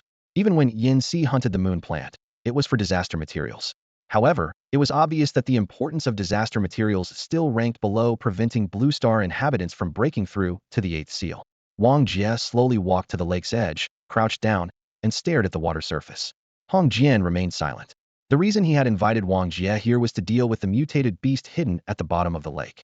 Though the beast's strength might not be top tier, it was extremely well concealed and required a master to guard against it, making it quite troublesome. Wang Jia extended his hand into the lake water. Despite the summer season, the lake bottom emanated a bone-chilling coldness. Seal power surged along his arm, spreading throughout Xian Lake as he carefully sensed for a moment. Then he looked up and said to Hong Jian, "Use instruments to find the coldest spot in Xian Lake." He smiled self-mockingly, something that could clearly be accomplished with a simple thermometer, yet he had expended seal power first. Hong Jian gestured with his hand, and a team immediately began their detection. Before long, the target was locked right in the southwestern corner of Xian Lake. Wang Jia moved to the corner and pointed a finger directly at the lake bottom. Spiraling energy pierced through the air downward, blasting a crater in the lake's surface with a thunderous roar. The ground beneath his feet trembled lightly, as if something at the lake bottom had been forcibly shattered. Before his second strike could land, the lake bottom was already boiling, and a massive black shadow swept through the murky waters. Wong Jia struck first, his long blade unleashing brilliant sword light that split Xian Lake down the middle, forcing the black shadow to burst from the water. It was a black fish several zhang long. Its fins were razor-sharp, its scales dark and gleaming. The creature whipped its tail toward the blade light, shattering it instantly, then turned to flee. Around the lake, Feng Yu, Hu, and others immediately attacked, trying to encircle it. This black fish possessed 7 seal-level combat power and had never appeared before the decade of transformation. To hunt it now required not only direct confrontation, but also the ability to match its incredible speed. Wong Jia raised his hand for another strike. Pale spiraling energy crossed through the air, drilling into the black fish's spine and piercing clean through with a pop. The wounded creature spun helplessly in the water as Wong Jia seized the opportunity for consecutive slashes. Blade lights tore across the lake's surface repeatedly, splitting Xian Lake into fragments. Moments later, the black fish's blood stained the water surface. With no strength left to struggle, it died completely. Wong Jia didn't need to stay for the cleanup. He turned from the lake and headed straight for the clean district to find Xian. There was no longer any need to hide their residence, and with Lao Wu's injuries healed, he now had the strength to protect himself. On the morning of the 17th, Wong Jia and Lao Wu sat quietly in the small courtyard. Every few breaths, Lao Wu would lift his head to stare at the second-floor window, appearing restless. After several hours passed, a figure suddenly leaped down from upstairs, landing steadily before them. Lao Wu's voice trembled with excitement. "Lao Jiao, you can walk." Wang Jia's first glance fixed on Lao Jiao's legs, and only after confirming they could support him firmly did his heart completely relax. Lao Jiao smiled and lifted his legs, nodding to Wang Jia. "Thank you, boss. The Wolf King's 3-eye fruit really worked. Congratulations on your recovery," Wang Jia replied with laughter. Immediately after, he handed over the batch of catastrophe materials that Hong Jian had sent to both Lao Wu and Lao Jiao. Strike while the iron's hot, and absorb the seal power quickly. Free resources absolutely couldn't be wasted. In this era, resources were extremely scarce, and the strong taking priority was almost an iron law. Fairness was merely a joke. Hong Jian was already considered righty-ish, dared fight mutant beasts to the death to defend the base and wasn't afraid of trial participants. But he equally couldn't allow all outer survivors to live inside the base. There would be too many conflicts to manage. Kindness could only be maintained above the baseline. This was the moral standard of the current era. That evening, the three brothers ate an entire large table of food and even dragged Xian away from his research on lunar plant catastrophe materials. Xian was so excited about those materials that his eyes were bloodshot, but he couldn't resist Lao Wu's insistence and had to sit down to eat with them. After dinner, the small courtyard was quiet under the moonlight. Lao Jiu leaned back in his chair and spoke directly. "Zhuotian will definitely break through." "I know," Wang Jia replied calmly. Lao Wu lowered his head, fidgeting with his cup, his voice very low. "Boss, when do we deal with him?" "Wait until you two break through to 7 seal. Even you're not confident? That finger technique of yours is simply heaven-defying." Lao Wu sighed with emotion. Everyone who witnessed Wang Jia's battle with Wen Zhao was utterly amazed. Wang Jia's gaze gradually sharpened. "Have you forgotten why we lost 2 years ago?" Lao Wu and Lao Jiao exchanged glances and fell silent. If Wen Zhao could dodge it, Zhuotian might be able to as well. "Then what do you want to do?" Lao Jiao pressed. "First, we'll probe Tianfu base and see how much he can hide." Wang Jia's eyes were fierce. Just as he finished speaking, the doorbell rang abruptly. Wang Jia looked toward the door, where a familiar figure stood in the night. Lu Ying. He had almost completely forgotten about her. Under the meaningful gazes of Lao Wu and Lao Jiao, Wang Jia got up to open the door. Lu Ying was still covered in gray and black all over, as if she'd just crawled out of the polluted district. But her ability to find this place and not be expelled meant she had been permitted to live in the clean district.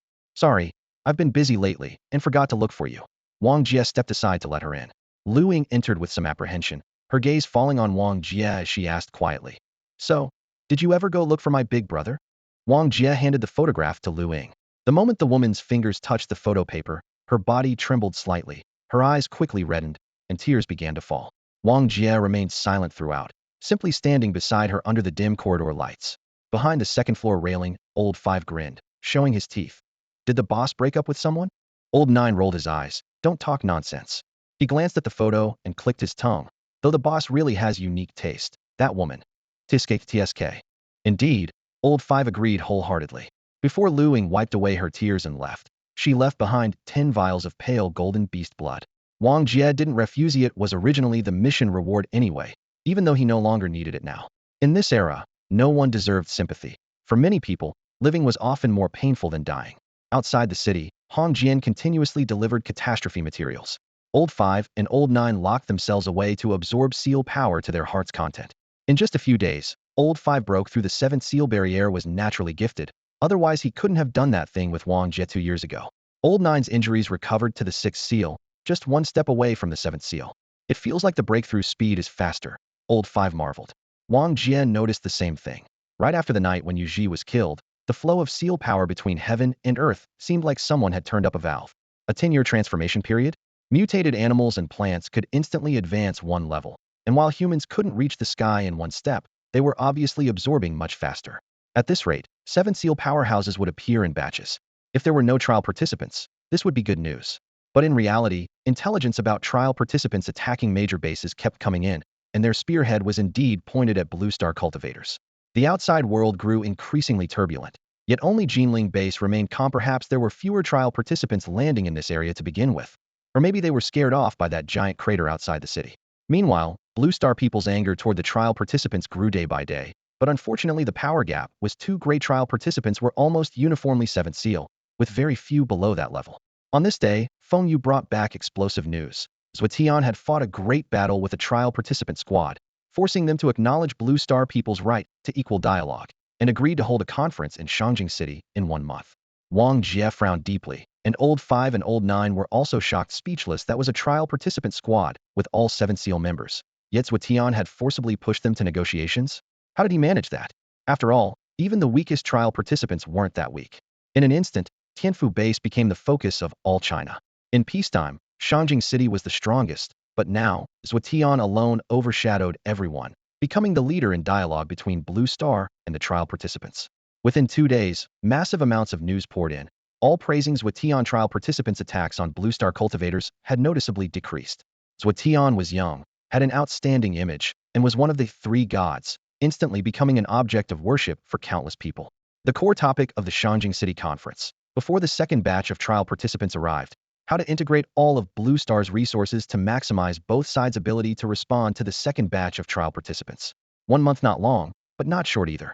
During this time, Zhuotian proposed, all cultivators should eliminate mutated animals and plants as much as possible, firstly to protect Blue Star, and secondly to collect more catastrophe materials as negotiation chips. The proposal was immediately approved.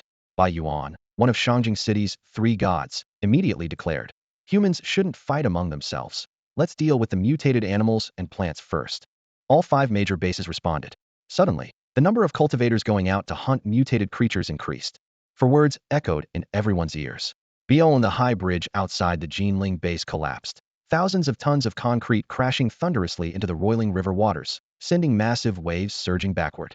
On the south bank, a team of cultivators was shaken and staggered, nearly tumbling off the broken bridge. Grey Claw, what kind of route did you lead us on? Didn't you know this bridge was about to collapse? Grey Claw broke out in cold sweat, apologizing repeatedly with a face full of grievance. How could he have known the bridge would collapse without warning? Suddenly, someone pointed toward the northern shoreline. Hey, look over the reefs, that wild grass. Everyone followed the voice and looked. On the rain-soaked highway, an off-road vehicle roared toward them, its brakes screeching sharply as it came to a steady stop at the water's edge. The car door opened, and Wong Jia stepped out from the driver's seat, his gaze sweeping across the broken bridge pillars in the river. His journey had been to find Wen Xiao. With Zhuotian's reputation now at its peak, rashly heading to the Tianfu base would be unwise. He needed to first understand the true purpose of the trial participants, lest he fall into a passive position through ignorance. Turning around, he caught sight of Grey Claw's group, their eyes still filled with shock from their narrow escape. Wong Jia's heart stirred. With the bridge gone, he'd have to cross on his own. He slowly crouched and gathered his strength, muscles tensing like a drawn bowstring, then suddenly exploded into action. Boom. His figure shot straight toward the river's surface like a cannonball. Grey Claw and the others stared in stunned disbelief. Nowadays, the most terrifying things weren't the mutated animals and plants in the wilderness, but the unfathomable rivers and seas. No one knew what lurked beneath the waters. Leaping across the river was tantamount to suicide. As Wong Jia soared through the air, he repeatedly tapped his right foot with his left, using the momentum to maneuver mid-flight, his figure rapidly approaching the opposite shore. At that moment, the river water exploded, and a massive serpent as thick as a water barrel reared its head, fangs gleaming coldly, scales flashing with metallic brilliance in the sunlight. A 7 seal level mutant beast. Wong Jia pointed downward with one finger, sending spiraling energy drilling through the air to strike the serpent's head. The giant snake didn't even have time to cry out before being slammed back into the water, raising a wall of waves several zhang high. He used the momentum to spring up again, crossing the river in just a few steps and landing steadily on the opposite shore. Greyclaw's group watched with blood boiling. This was the bearing of a true master. Wong Jia pulled out a folding map and checked the coordinates. Intelligence indicated that snow steed tracks had appeared on the north bank of the Yangtze River, so hope remained. He proceeded along the shore, killing any mutant creatures he encountered. In just a short journey, he had eliminated 2 7-seal-level beasts, deeply sensing that the dangers in the wild were growing ever more severe. Thunder rumbled in the distance, dark clouds instantly obscured the sun, and torrential rain poured down. In the misty curtain where heaven and earth merged, a flash of snow white suddenly appeared. Wang Jia focused his gaze. It was indeed the snow steed. He immediately gave chase. The snow steed galloped for a moment before stopping. On its back, Wen Zhao turned her head slightly. She raised her hand, energy swirling in her palm, then suddenly released it. Visible force like a twisted water curtain blasted toward Wang Jia. Wang Jia dodged to the side, saying in a deep voice, "I didn't come here to fight you." Wen Zhao opened a black umbrella, her gaze calm. "You were looking for me? What is the goal of your trial?" Wang Jia looked directly at her. Wen Zhao raised an eyebrow. "Why should I tell you?" "Because we have a common enemy." "Oh, the second batch of trial participants." Wang Jia told her everything about the outside developments. Wen Zhao pondered for a moment before saying, "I originally thought the first batch of trial participants would be sufficient to suppress you all. I didn't expect that besides you, someone else could reach this level." Wang Jia stepped through the mud, his footprints sinking deep. Blue Star people and trial participants don't necessarily have to be enemies. Cooperation isn't impossible either. Roar. The snow steed let out a low warning, positioning itself between Wen Zhao and Wang Jia. The surrounding grass occasionally rustled, but after its neighing cry, quickly fell silent again. Wang Jia's gaze fell on the snow steed's muzzle, carefully examining that row of gleaming white fangs. Snow white canine teeth. Indeed very white. Wen Zhao looked at Wang Jia with an ambiguous smile. "You want to cooperate with me?" Dark clouds hung low, and muffled thunder rolled across the horizon. Wang Jia nodded without hesitation. "Yes. What can you do for me?" Wen Zhao raised an eyebrow. Wang Jia spread his hands, his tone calm. "If I don't help you, I'll help your enemies." The words hit like a nail driven into her chest. Wen Zhao's expression darkened slightly. There were indeed people among the second batch of trialists who were her mortal enemies, and Wang Jia before her was certainly powerful enough to tip the scales of battle. "What do you want to know?" she asked. Wang Jia looked up at the churning dark clouds as raindrops began to fall slantwise in the wind. "I don't want to chat in a downpour." Soon after, on the top floor of an abandoned skyscraper, the two sat side by side on the edge with a snow-white horse between them, its mane whipping in the wind. Heaven and earth merged into the same gray-white curtain of rain, and the broken city stretched into the distance like a silent skeleton. Wen Zhao spoke in an extremely calm voice. "There can be 2 trial objectives. Completing either one counts as success. First, rule the natives so they dare not resist. Second, defeat all other trialists. Achieving either goal earns you admission as a disciple of the Jiai sect." This information didn't surprise Wang Jia. He was more concerned about the person before him. "Who's the strongest among the first batch of trialists?" "Me," Wen Zhao answered without hesitation. Wang Jia raised an eyebrow. "Not very modest, are you? So you defeated the strongest person from the first batch?" "I don't believe it. Whether you believe it or not, I am the strongest." Wen Zhao smiled faintly. "That's why I haven't and don't plan to ally with any trialists." "What about the second batch of trialists?" Her expression darkened. "The second batch are all 8 seal level. With my current strength, I'd still rank among the very top if thrown in with them. But there's one formidable enemy among them." Wang Jia looked thoughtful. Wen Zhao waved her hand, rainwater sliding down her sleeve. "Actually, you don't need to worry about the second batch because you defeated me. What you should really watch out for is the third batch." "There's a third batch?" Wang Jia straightened up abruptly. Wen Zhao laughed lightly. "Who told you there wasn't?" 9 seal. "Correct. Please don't tell me there's a fourth batch." Wen Zhao fell silent. The sound of rain thundered through the high-rise, and this wordless response seemed more deafening than thunder itself. Wang Jia's pupils contracted sharply as he slowly clenched his fists. Wen Zhao glanced at him, her tone unusually sympathetic. "The first and second batches can still negotiate with you. By the third batch, your fate depends only on yourselves. Native lives are worthless in their eyes. Dying sooner or later makes no difference since you're all destined for the interstellar battlefield anyway. This is the Jiai sect's philosophy, and the philosophy of all powerful cosmic factions." Wang Jia met her gaze, his heart pounding like a drum. "Powerful cosmic factions?" Wen Zhao looked up at the sky, carved by wind and rain. "The Jiai sect is strong, so strong that any random person you encounter might possess the power to destroy your blue star with a single strike. However, the Jiai sect is far from the strongest in the universe. Legend speaks of unimaginable terrifying civilizations, powerful races, and stellar beasts existing in the deeper reaches. She stroked the snow horse's coarse, warm mane as it whinnied softly, white mist puffing from its nostrils. I once witnessed a claw tear through the universe. Her voice was low but clear. The size was beyond imagination. Me, elder told me it was just the tip of one claw, and with a gentle sweep, hundreds of planets shattered instantly. I also saw with my own eyes a blood-stained feather obscuring the starry sky as it slowly drifted down. Dozens of planets clung to that feather, and the dripping blood stained the entire horizon red. Wong Jia listened in stunned silence, his face filled with shock. Wen Zhao smiled faintly. I'm not lying, it's all true.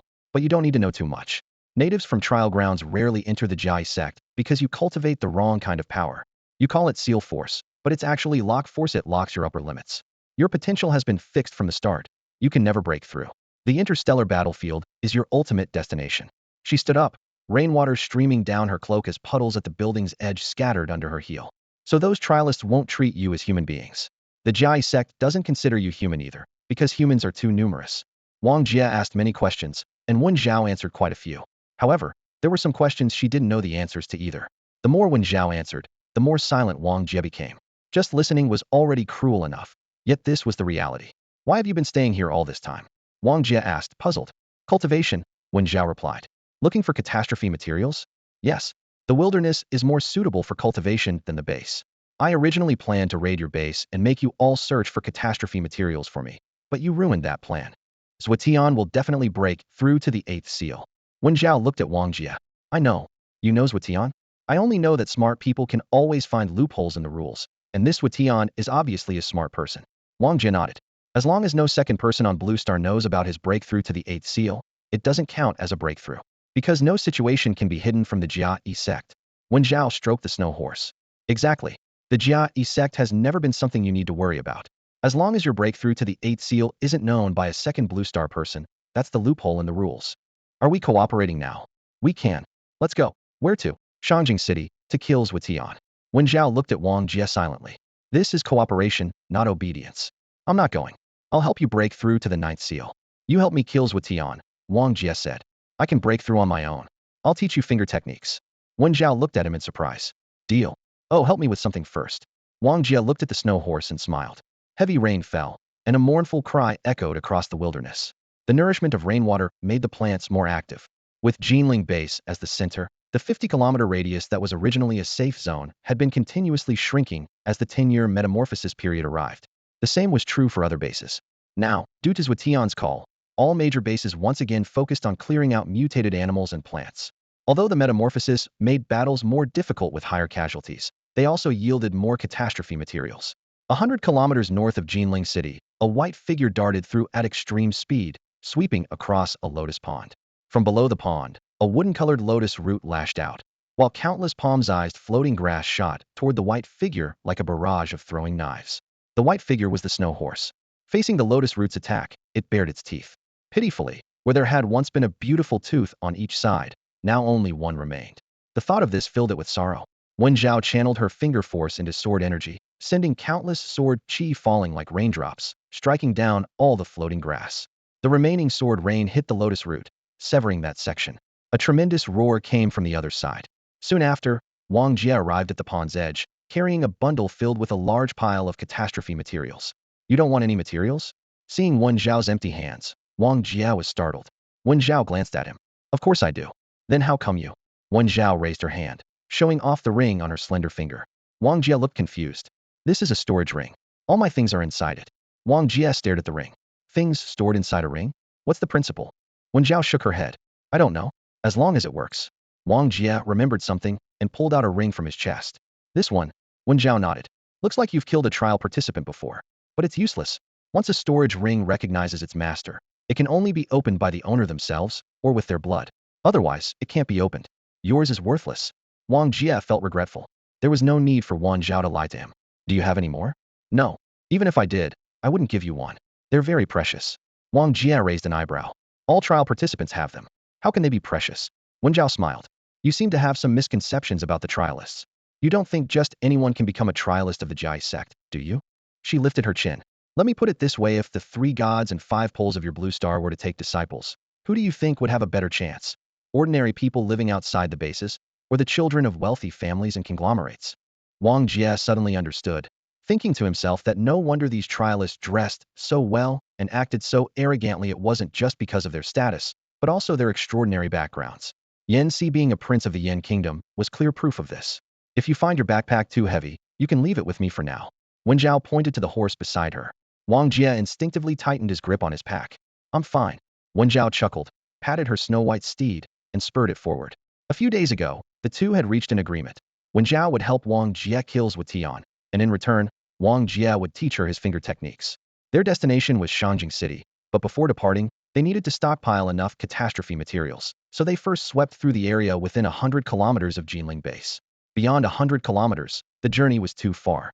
Before the 10-year transformation period, hunting teams from major bases rarely ventured beyond this range. Food was scarce, spiritual power was limited, not to mention the constant risk of encountering powerful mutated animals and plants. If a fierce battle yielded no catastrophe materials, just the return journey could be fatal. Of course, some cultivators simply wandered the wilderness, but everyone understood that surviving outside was like walking on thin ice. Even the 3 gods and 5 poles couldn't guarantee how long they'd live. On Blue Star, the number of animals and plants had always far exceeded that of humans. 10 years after the apocalypse, although humanity had given birth to the 3 gods and 5 poles, they were still confined to limited territories, barely surviving unless thermal weapons were put back into use. Hong Jian had once said that thermal weapons could actually be restored to production a few years ago, but no one dared cross that forbidden line. At the moment of the apocalypse's arrival, some mysterious force had instantly destroyed all thermal weapons and their production lines across the planet. Who could guarantee that manufacturing them again wouldn't invite the same destruction? The two agreed. Within 10 days, they would hunt mutated creatures in the wild, collect as many catastrophe materials as possible, then immediately head to Shanjing City. At the same moment, in Shanjing City, afternoon sunlight streamed into a spacious courtyard. Under a parasol, a young girl in a white dress quietly read a book. In front of her, servants carefully watered the neat lawn. Nearby, in a corner by the wall, a black cat lazily scratched its ear, then closed its eyes to continue napping. Xiaolon, go wake up my father. This? Miss, I don't dare. The girl turned her head toward the black cat. Xiao, hey you go. The black cat's golden eyes lit up with a cold gleam as it leaped up to the second floor. Moments later, a furious roar came from inside the house. Xiao, hey, how dare you scratch me? When I catch you, I'll skin you and dry you into cat jerky. Meow. The black cat gracefully landed back in the girl's arms. The door was slammed open, and a middle-aged man in pajamas stormed out angrily, glaring at the black cat. The girl said calmly, Dad, the sun is high in the sky. Time to get up. The man was none other than Bai Yuan, one of the 3 gods. His anger toward the cat was instantly extinguished by his daughter's gaze, and he smiled bitterly. Shower, Zhuotian kept me talking until midnight yesterday. I finally managed to fall asleep. Let your old dad rest a bit longer. The girl's name was Bai Xiao, and she smiled sweetly. At middle age, early to bed and early to rise keeps you healthy. Or have you already mastered that sword technique? Bai Yuan sheepishly touched his nose. Not yet. Too lazy. What daughter forces her own father to work harder? Your dad is already trying very hard. So you're invincible now? Bai Yuan puffed out his chest. Well, that's right.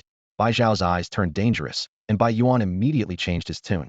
No, absolutely not satisfied. I'll go cultivate right now. He turned and ran. Remember to invite everyone else to my birthday party. The girl turned a page of her book. The timing coincides perfectly with the Shanjing City conference seat. Would be rude not to invite them. Yes, yes, yes. Bai Xiao smiled softly and continued reading. At the Shanjing City base, crowds packed outside a bustling restaurant, all staring in shock at a woman inside wearing a red qipao with a stunning figure, devouring food without any regard for her image. Isn't that Sister Tang? One of the 5 extremes, known as a single begonia, outshines the pear blossoms. Wait, isn't that backwards? Bang! The restaurant trembled slightly as snow-white long legs propped up on a stool. The kippa-clad woman looked up, her heroic features gazing through the window at the crowd outside. It's not backwards. The crowd fell silent. She could actually hear them from in there. Buzz, her phone vibrated. Hello, what is it? Sister Tang, where are you? The Bai family has invited you to a birthday party. Bai Zhao's 20th birthday is coming up in about half a month. Sheng Xuanshu and Bu Jin are both dead. That bastard Zhuotian is scheming for power. Humans are about to become more slaves. And they're throwing a birthday party now? So are you going or not? I'm going. I plan to eat Bai Yuan, that daughter-obsessed fool, out of house and home. What about a gift? Cat food. Huh? Nangua Base, at the southernmost tip of Huaxia. In a luxurious bedroom facing the ocean, a jade body lay sprawled across the bed. A young man elegantly swirled his wine glass, his greedy gaze fixed on the bed. Beauty, we can begin the assault now. He raised the red wine high, letting the liquid flow along the woman's curves down to her toes. dripping onto the floor. The man pounced with burning passion, eliciting silvery laughter. A voice came from outside the door. Master, the Bai family from Shangjing City has invited you to attend Bai Zhao's 20th birthday party. The man replied impatiently. Get lost, tell me later. Before he finished speaking, an irresistible force hurled him against the wall, blood splattering everywhere.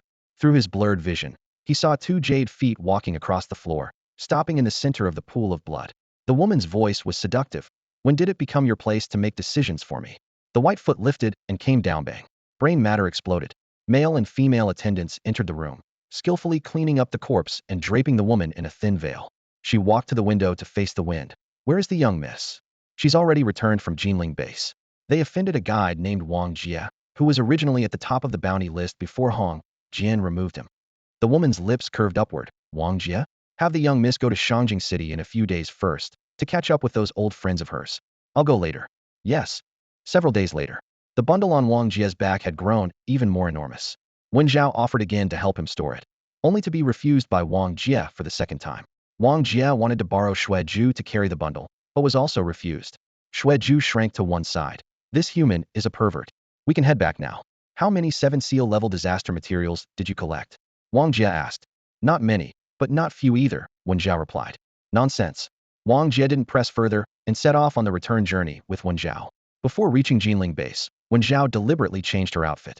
Even wearing a thin veil couldn't hide her unique temperament. No one dressed like this in the apocalypse, so the two chose to enter the city under cover of night. Just as they passed through the city gates, Hong Jian approached them. Bai Yuan has invited me to Shangjing City for his daughter, Bai Zhao's 20th birthday party. Wong Jia frowned. You're going? Then the 3 gods and 5 extremes from the other bases will all be there too, right? Most likely. Of course, this was just a side matter. The main purpose was to attend the meeting in the capital. The night wind carried the scent of earth through the window, making the candlelight flicker. Hong Jian explained casually, then lowered his voice to ask Wong Jia. Have you found out who the strongest among the first batch of trial participants is? Wong Jia hesitated briefly, then shook his head. That woman claims it's herself, but no one else knows for sure. Know yourself and your enemy to secure victory. Hong Jian sighed, his brow furrowed. Right now we're practically transparent, while others remain unfathomable. At this point, he suddenly remembered something. Oh, by the way, Shoqing Group contacted you. They want you to call back when you have time. Shoqing Group, a name he hadn't heard in ages. Wong Jia's eyes immediately lit up. He followed Hong Jian through the corridor to the dedicated communications room. Most of the continent's communication lines had long been destroyed by mutated flora and fauna, with only a precious few still functional. This particular line was under Hong Jian's control, and any malfunction required experts to risk their lives for repairs in the wilderness, a cost far exceeding a trip to the capital. In comparison, their method of traveling from Geneling base to the capital was much simpler. They downsized and modified old passenger aircraft, fitted them with harder alloy skin, and coated them with the pungent, concentrated dung of high-level mutant beasts to fool the perception of most aerial predators. Beep beep. Hello, is this Wong Jia? The voice from the other end crackled with static. It's me. After a brief silence, a familiar voice spoke. Boss. Wong Jia closed his eyes, his Adam's apple bobbing. 2 years. After that failure, his brothers had died or been wounded, leaving only 4 survivors. Today he finally heard this voice again. I'm awake. Good that you're awake. Wong Jia's voice was hoarse. Suddenly the voice on the other end grew louder. Wong Jia.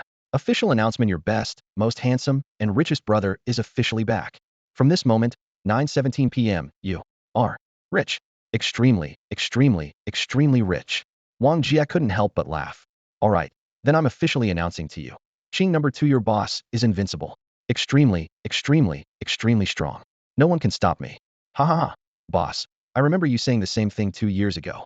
Wong Jia burst into laughter, finally releasing the last of his pent-up frustration. Times have changed. I'm planning to kills with Tian. When? Leaving immediately. Yes, to the capital. Roger that. To reach the capital, they had to take Geneling base's cone-shaped aircraft. The craft was smaller and faster than old fighter jets, its alloy surfaces gleaming with a dark luster, while thick layers of dung paint on the belly masked the metallic scent. Before departure, Wong Jia handed Four Eyes a thick stack of disaster materials. Four Eyes clutched the glowing ores and viscous reagents, grinning like a god of wealth had visited his home.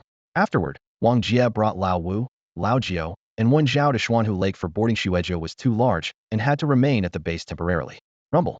The aircraft's engines fired up, the steel-plated cabin vibrated, and the nose lifted off the ground, disappearing into the night sky within a few breaths.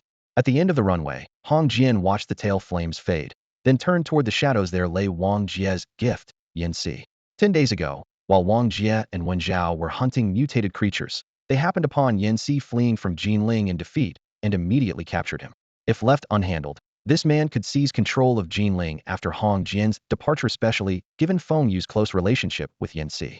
Wang Jia had already informed Hong Jian of this hidden threat, because Feng Yu and Yanxi were involved romantically. Wang Jia had told Hong Jian about this as well. Regardless, Geneling was Wang Jia's birthplace, and he would do everything possible to protect it. As for what Hong Jian could gain from Yanxi, that would depend entirely on himself. Wen Zhao was ultimately soft-hearted. He had neither killed Yanxi back then nor planned to take action against the Geneling base. In the night, the aircraft cut through the darkness, gliding silently through the air. In the cramped cabin, Wen Zhao sat quietly against his seat, his expression calm and indifferent. Old Five had been holding back for quite a while before finally giving in to his curiosity. You trialists also come from a technological civilization? Wen Zhao's gaze fell upon the night sky outside the porthole. No. Then how come you're not curious about this aircraft at all? Our method of travel is faster than this interstellar teleportation. Old Five scratched his head. That still sounds like technological civilization, doesn't it? Cultivation techniques. Wen Zhao's tone was flat, yet his words sent shockwaves through everyone present. Without interference, at the aircraft's speed, the journey from Geneling to the capital would take at most 1 instance sticks time. High-altitude routes easily attracted mutant beasts, so the bases rarely used them. Previously, only captain-level personnel were qualified to board such flights. Half an instance sticks time passed, and the aircraft remained steady with no signs of attack. Suddenly, familiar music rang in Wang Jia's ears, and his heart sank. It's overtime for exercises. The cabin, though small, was spacious enough to stretch one's limbs. Wang Jia took a deep breath and began doing arm swings in place in front of Wen Zhao, Old Five, Old Nine, and the two pilots. 1 to a 4-fer, 2 to a 3-fer. Everyone stared wide-eyed, their worldviews nearly shattered. Wang Jia's face burned with embarrassment. If only I had known, I would have departed a day later. These past few days in the wilderness, I deliberately did my exercises away from Wen Zhao's sight. Now I've completely humiliated myself. Old Five cleared his throat lightly. Boss, when did you develop this hobby? Wang Jia's expression returned to calm as he sat down and wiped his sweat. Physical exercise and weight loss on the side. Old Five blinked, momentarily speechless, looking to Old Nine for help. Old Nine also coughed. Stress relief, you know. It's good to let it out. The more composed Wang Jia appeared, the more he seemed to want to prove that everything was perfectly normal. Wen Zhao suddenly spoke. If you dare to break through, I'll announce it publicly. Wang Jia raised an eyebrow. I'm just doing exercises. You're cultivating. Wen Zhao stated with certainty. Absorbing seal force for cultivation is a primitive method. I don't know where you learned it, nor do I understand the meaning behind those movements, but I can sense it is cultivation. So don't even think about breaking through, unless you can bear the infamy of the entire blue star. Old Nine interjected. Then what are the advanced cultivation methods? Old Five also leaned in. Yeah, beauty, tell us. Wen Zhao gave Wang Jia a long look, then turned away and refused to answer further. Wang Jia leaned back in his chair, completely relaxed. Wen Zhao was indeed on the verge of a breakthrough. With just a single thought, he could cross that threshold at any time, and he wouldn't even need to absorb seal force from the outside world or disaster materials. The eighth seal was within reach. When that time came, the consumption of the heaven and earth Luotian finger would be greatly reduced. The aircraft continued forward, and in the distance under the black night, the outline of a massive steel city wall emerged. Like the Geneling base, it had the same high walls that blocked mutant creatures, but on a much grander scale they had reached the capital base. Of course, ordinary cultivators wouldn't know this identity. It was Hong Jian who directly contacted the capital to report it. No matter how much he valued Wang Jia, Hong Jian could never allow Wen Zhao to enter the capital base with a hidden identity that would be irresponsible to the entire Blue Star, as trialists were still considered adversaries of Blue Star. 2 hours after their arrival, an additional aircraft thundered down to land. The cabin door opened, and a familiar figure emerged. Lian Fei. Wang Jia raised his eyebrows in surprise. What deep fate this was. Outside the quarantine zone, Lian Fei also spotted Wang Jia's group and was visibly stunned. After a moment's hesitation, she walked over.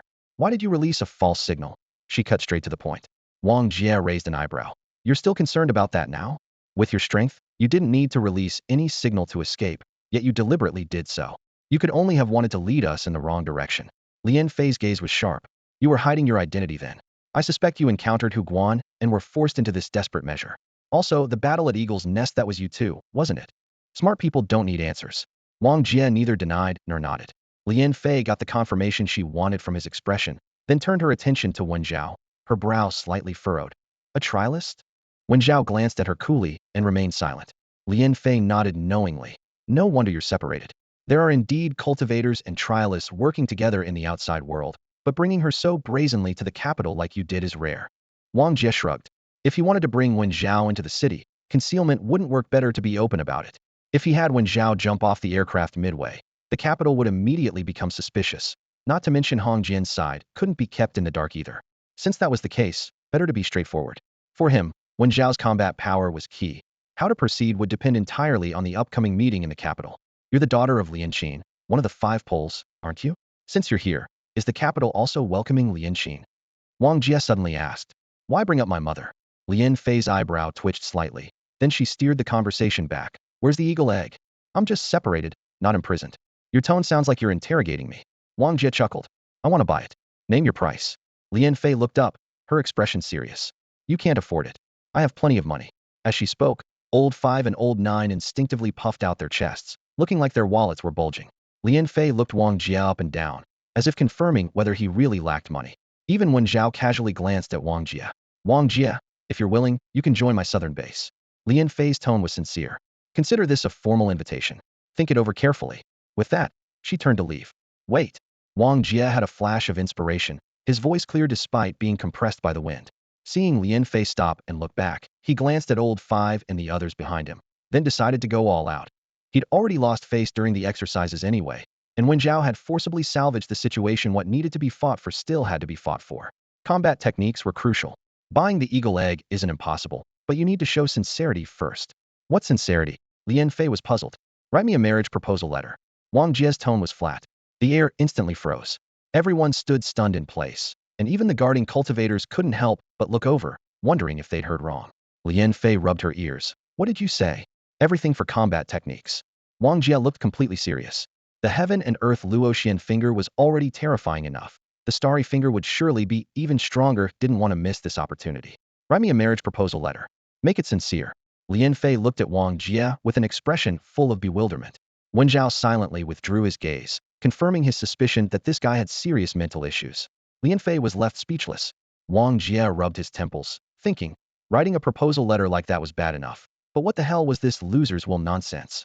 Ahem, boss, no need to rush things like this, Old 9 whispered as a reminder. Having followed Wang Jia for 2 years, he genuinely felt his boss's mental state was becoming more erratic by the day. Old 5 looked determined and patted his chest. Boss, don't worry about the proposal letter. Just tell me who you fancy, and I'll go chat them up for you. Wang Jia didn't have the energy to respond. He found a chair, sank into it, and closed his eyes to rest. The eastern horizon began to pale as clouds were pierced and streams of sunlight poured down, bringing a touch of clarity to the oppressive atmosphere. Suddenly, the roar of engines grew from distant to near 8 silver-gray aircraft arranged in an arrowhead formation burst through the clouds with impressive momentum. Shouqing Group. Old 9 squinted to recognize the emblem. Old 2 is here. Shouqing Group was always the center of attention wherever they went, especially with their young master Qing Zheng, the one who had been severely injured by mutant plants, fell into a coma for 2 years, then miraculously awakened. His immediate flight to the Shangjing City base was expected by everyone, whether in peacetime or the apocalypse. Shangjing City remained the most fortified center of China.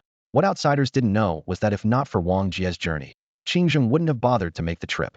His escort consisted of over 100 cultivators distributed across 8 aircraft, a truly overwhelming spectacle. They were received by a 6-seal master, but when Qing Zheng requested to stay together with Wang Jia and the others, the man simply locked Qing Zheng in the barracks as well. Reunion was allowed, but release was out of the question. The door burst open with a bang. Boss, come here for a hug.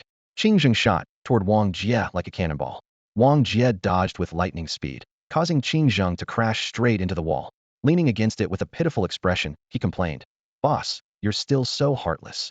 Old 9 rubbed his head and grumbled. I say, Old 2, you're deafening us the moment you walk in. Qing Zheng rolled his eyes. What Old 2? Call me second brother. I won that coin toss back then, so you have to call me second brother for life. Old 5 sidled over with a mischievous grin. Old 2. I've always been curious after being in a coma for 2 years. That thing down there didn't break, did it? Wen Zhao frowned. Qing Zheng lifted his chin proudly. Are you kidding? How could it break? Let me show you. Shut up. Vulgar. Wen Zhao scolded. But Qing Zheng simply pulled out a palm-sized gaming device from his pocket and waved it around. Wen Zhao. Before they could finish their conversation, there was more commotion outside. The Shouqing Group cultivators guarding the door quickly dispersed. Everyone's gaze turned toward the entrance. A woman in a dark green qipao approached gracefully.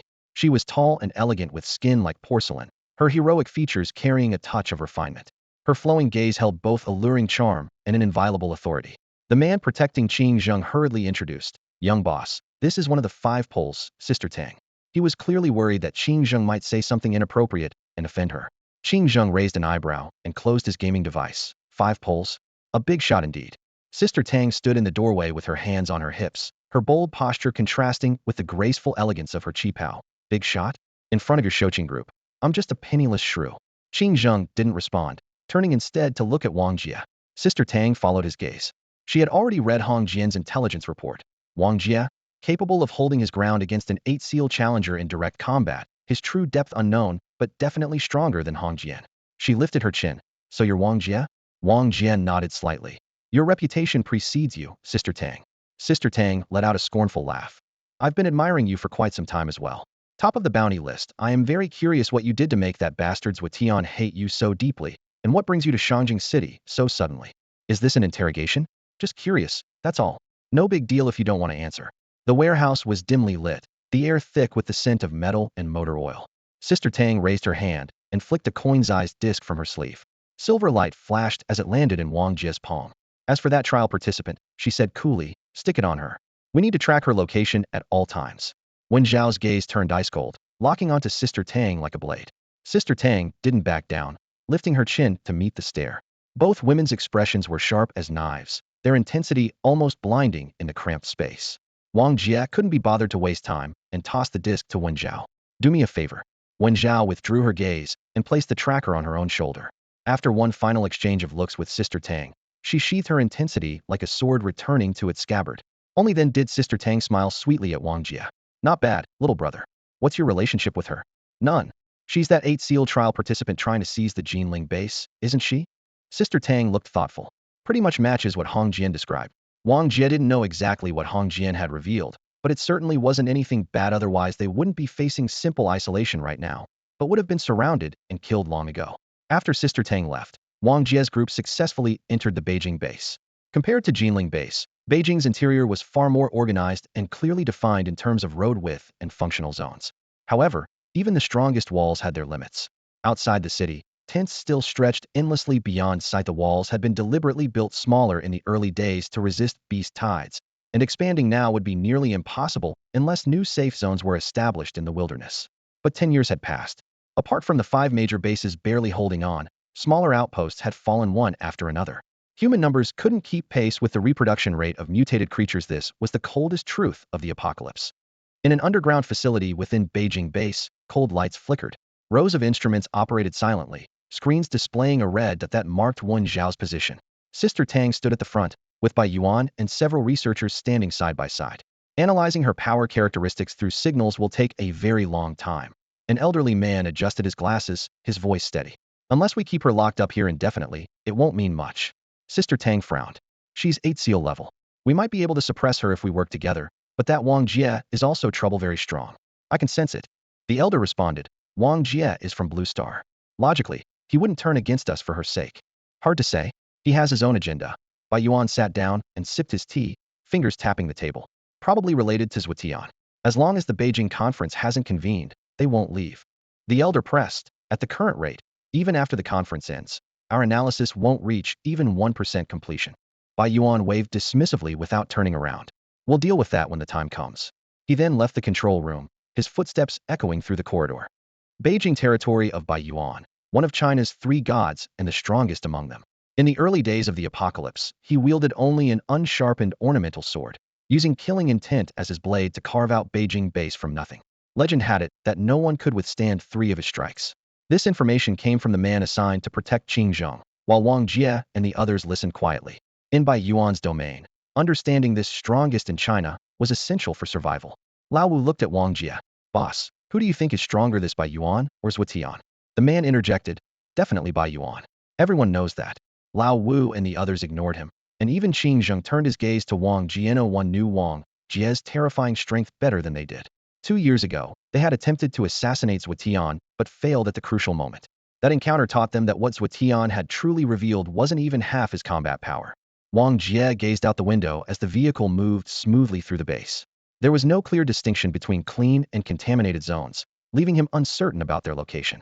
The atmosphere inside the vehicle was far from calm. What's by Yuan's swordsmanship like? When Xiao leaned back in his seat, his voice tinged with barely contained curiosity. Didn't you say you knew him? I've only met him in person, never seen him draw his sword.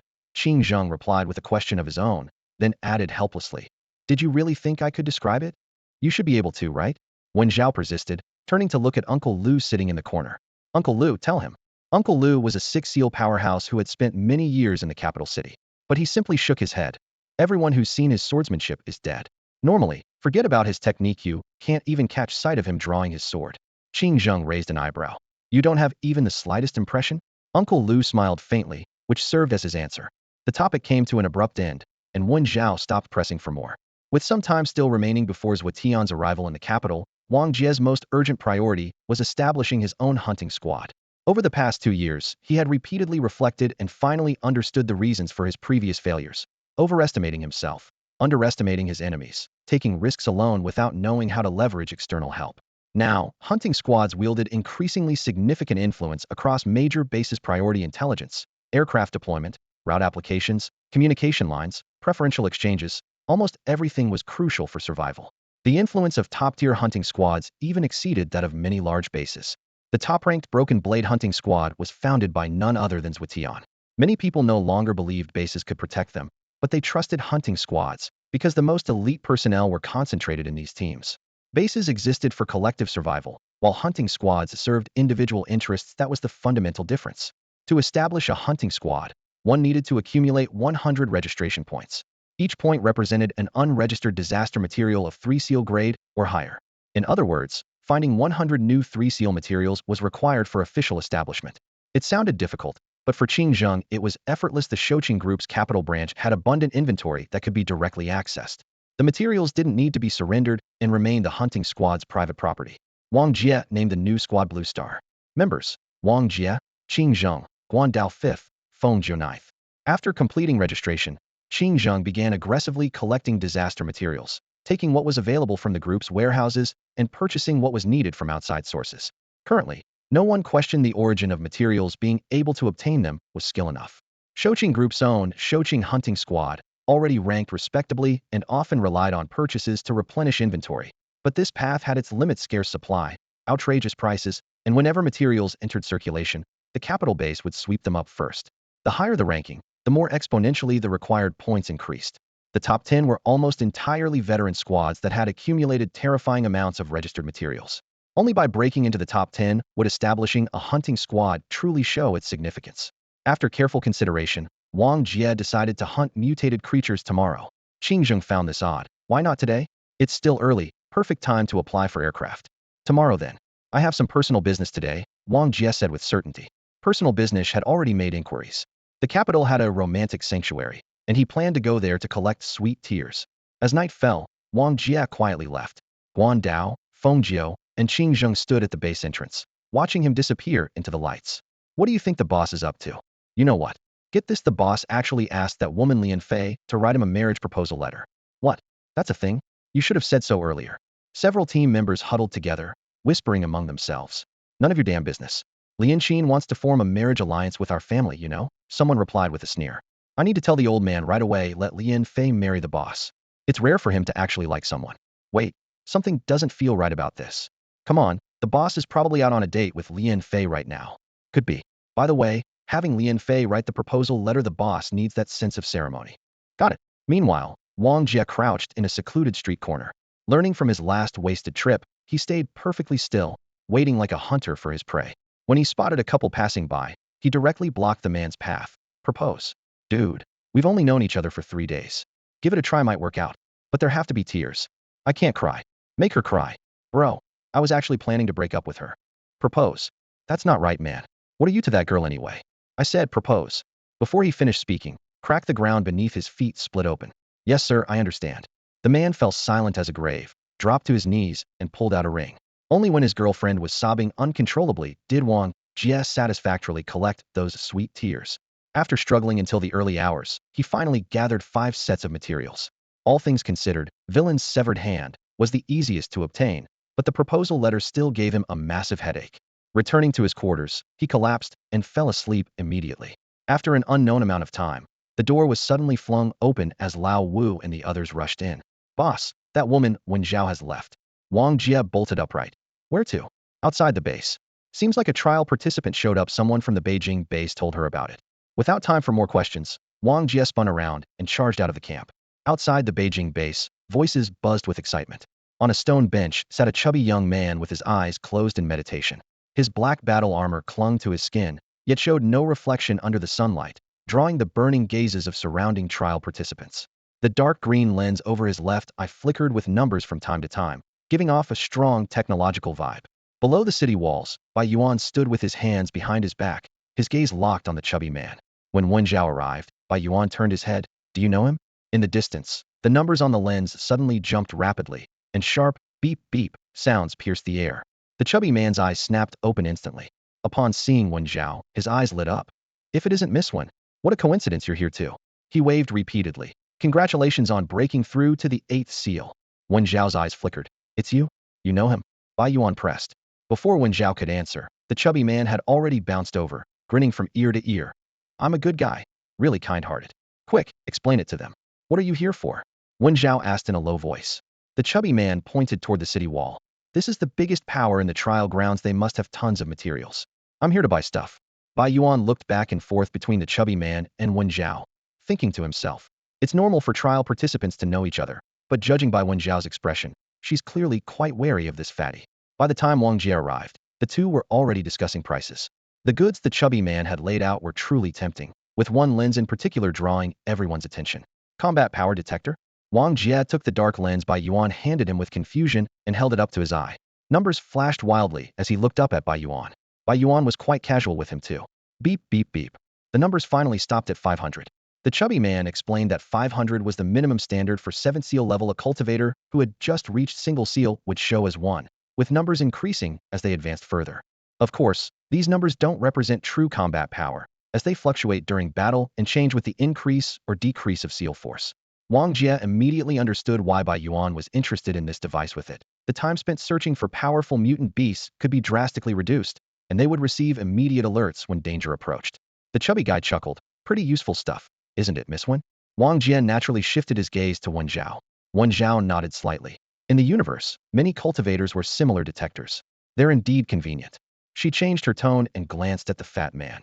However, the more elite practitioners become, the less they rely on such devices, because they can easily be misled. The chubby guy rolled his eyes. All right, enough talk about elites here. No offense, but you should all understand your situation. You might have decent status on Blue Star, but compared to the major forces in the universe, you're still at the bottom. When you eventually go to interstellar battlefields, the most important thing is survival. Don't dream about achieving merit. Staying alive comes first. The more tools you have, the better. Don't wait until death is at your door to regret it. At this point, he simply handed over the detector. Miss Wen, here's one for you. May you triumph in this trial, hee. Wen Zhao accepted it with a smile, offering no further objections. Bai Yuan and Wang Jia could tell that the fat man was silencing Wen Zhao, obviously having more to say. But his words made sense, so they didn't need to probe deeper for now. Wang Jia handed the lens-shaped detector to Bai Yuan. Bai Yuan made a pleased gesture. Shall we talk in the city? The chubby guy nodded readily, showing no concern about being ambushed, and followed Bai Yuan toward Shanjing City.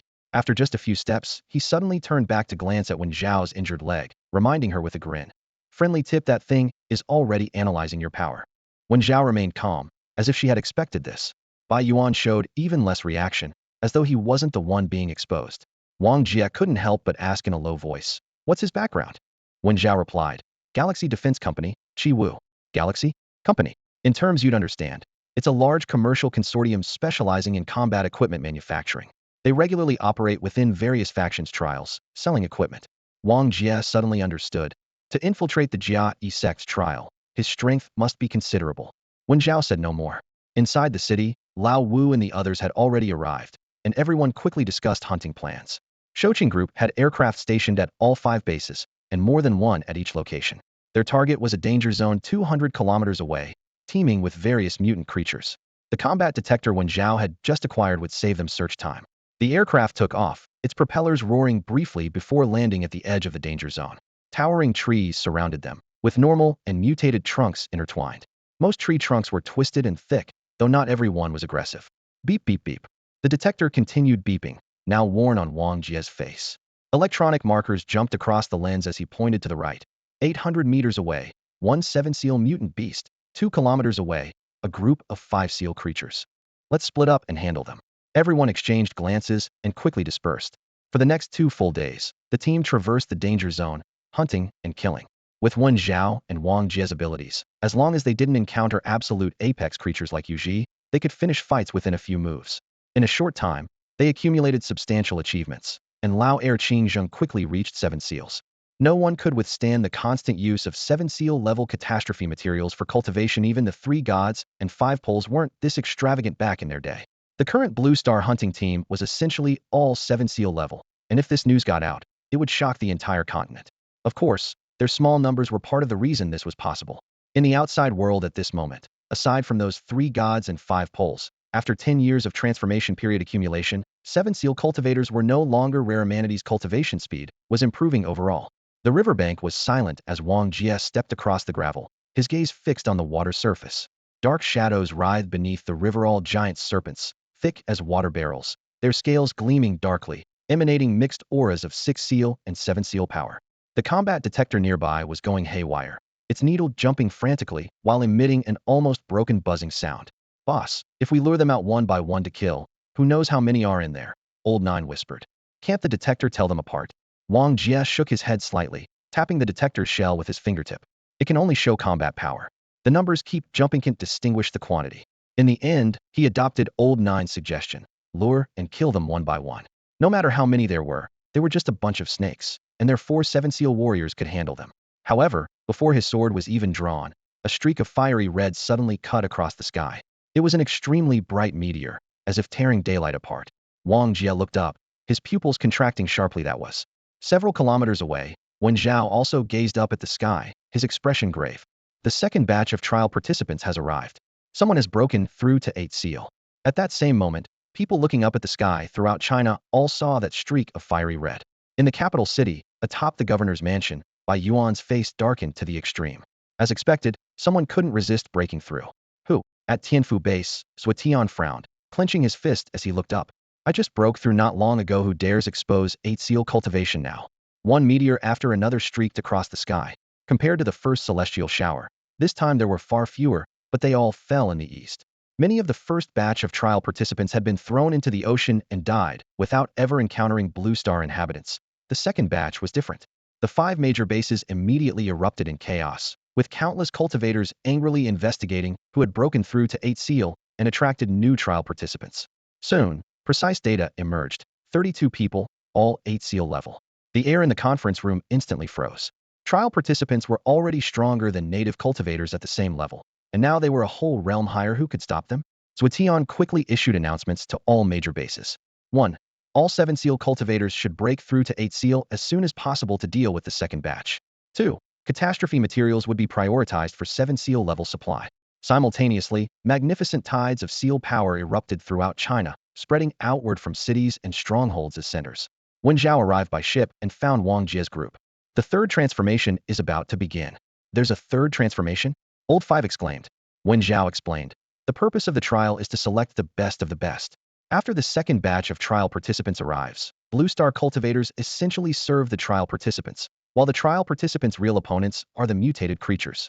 Hunting mutated creatures is both a test and a reward. Mutated creatures will also undergo a third transformation to adapt to the confrontation between both sides.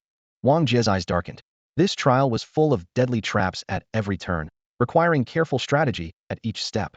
Logically, the first batch of trial participants should have been able to control all of China in a short time. If he hadn't disrupted things, Geneling base would have already fallen to Yanxi or Wenzhou, and the other bases would have followed suit. The first batch had underestimated the Blue Star people, which was why the situation hadn't been completely controlled. And because of this, someone's current breakthrough had attracted the second batch of trial participants. Overhead, another fiery red meteor dragged a long tail, plummeting straight toward the capital city. Wang Jia immediately led everyone aboard an aircraft to return. In Shangjing City, everyone stared at the meteor approaching from high above, their eyes filled with terror. The blazing fireball dragged a long tail as it tore through the night sky, passing over the city's layered defensive barriers and plummeting straight toward the south. Beyond, the earth was gouged into a massive crater as heat waves carrying debris and dust surged skyward. Bai Yuan's figure flashed as he used the residual shockwave to leap onto the city wall, then vaulted down and raced toward the explosion's epicenter. When the dust began to settle, he stopped 1,000 meters from his target there. A man was slowly emerging from the billowing smoke. The man looked up, locking eyes with Bai Yuan across the distance, his lips curling into a mocking smile. Native, you dare come find me? You've got some skill. Scorching heat waves rushed forward, accompanied by the overwhelming pressure unique to an eight-seal powerhouse. Bai Yuan gripped the sword hilt hidden in his sleeve, his voice remaining calm. Could you tell me what you're planning to do next? The man's gaze shifted past him toward the towering Shangjing city base behind. This place is mine now. Bai Yuan sighed. As expected, compared to the first batch of trial participants, you're more direct. The man turned his attention back, sizing him up. You're qualified to become my follower. At that same moment, engine humming came from the east as an aircraft descended. Wong Jia, Wen Zhao, Qing Zheng, and others watched the battlefield through the cabin windows, but didn't immediately disembark. Know him? Wong Jia asked. Wen Zhao shook his head. More cultivators were approaching from behind, including Sister Tang. Meanwhile, drones from Shangjing City base had already taken flight, transmitting the standoff in real time so close that nearly everyone inside the base could see. Bai Yuan raised his arm as a long sword slid from his sleeve, cold light flashing as it pointed forward. Could we discuss this? Please don't attack this base. The man's brow furrowed. You dare point a sword at me? You can die now. Before his words finished, his robes billowed as wind rose from nothing.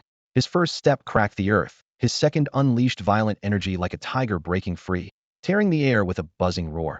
His third made the sky seem pressed down by a giant hand, the terrifying pressure suffocating all life around. Roar. A deafening bellow accompanied circular shockwaves that swept outward, instantly destroying dozens of drones and cutting the base's screen feed to black. Countless station personnel felt their scalps tingle just hearing that roar, as even the sky seemed to darken. Bai Yuan's eyes sharpened as his 5 fingers tightened on the sword hilt, raising his wrist strike. Cold light flashed and instantly vanished. The turbulent air fell completely silent in that moment. He remained motionless in his striking pose. Opposite him, the man still maintained his charging stance, but in the silence, a crack appeared from his brow downward. In the next breath, his body split in half, falling to either side. 1,000 meters away in the aircraft, Wong Jia's pupils contracted sharply. What a fast sword. No one had expected the 8-seal trial participant with such tremendous momentum to be cleaved in two by Yuan's single strike. With all that commotion, I thought he was going to level Shangjing City base entirely. That's it, Qing Zheng murmured. Bai Yuan sheathed his sword and turned toward the city. In the aircraft, Old Five and the others stared in shock. Wen Zhao couldn't help but look at Wong Jia, who returned his gaze. Wong Jia analyzed in a low voice. The trial participant was careless, but the gap in ability is real. Even if he hadn't been careless, Bai Yuan could have finished him with at most a second strike. Wen Zhao nodded. This person would only rank mid-tier among the second batch of trial participants, but 8-seal is still 8-seal. For a 7-seal native to break through with one sword, the combat technique Bai Yuan practices is no simple matter, most likely a supreme skill from a grade A sect. Qing Zheng sighed. No wonder everyone acknowledges him as the strongest of the 3 gods and 5 extremes. That sword strike was ruthless enough. Wong Jia took a deep breath. Now I believe that even among the second batch of trial participants, there might not be anyone who could suppress him. In their eyes, though the trial participant just now had terrifying momentum, he still wasn't as strong as Wen Zhao. The aircraft restarted, flying toward their original station. Wong Jia gazed at the battlefield growing distant, his voice heavy. We must find out who broke through to 8-seal first and drew the second batch of trial participants. Otherwise, this kind of thing will happen again. One will consider the bigger picture. The most pressing matter now is that each major base must have powerful guardians stationed there, or they'll easily be seized by others. It was the same river, but the tactics had changed.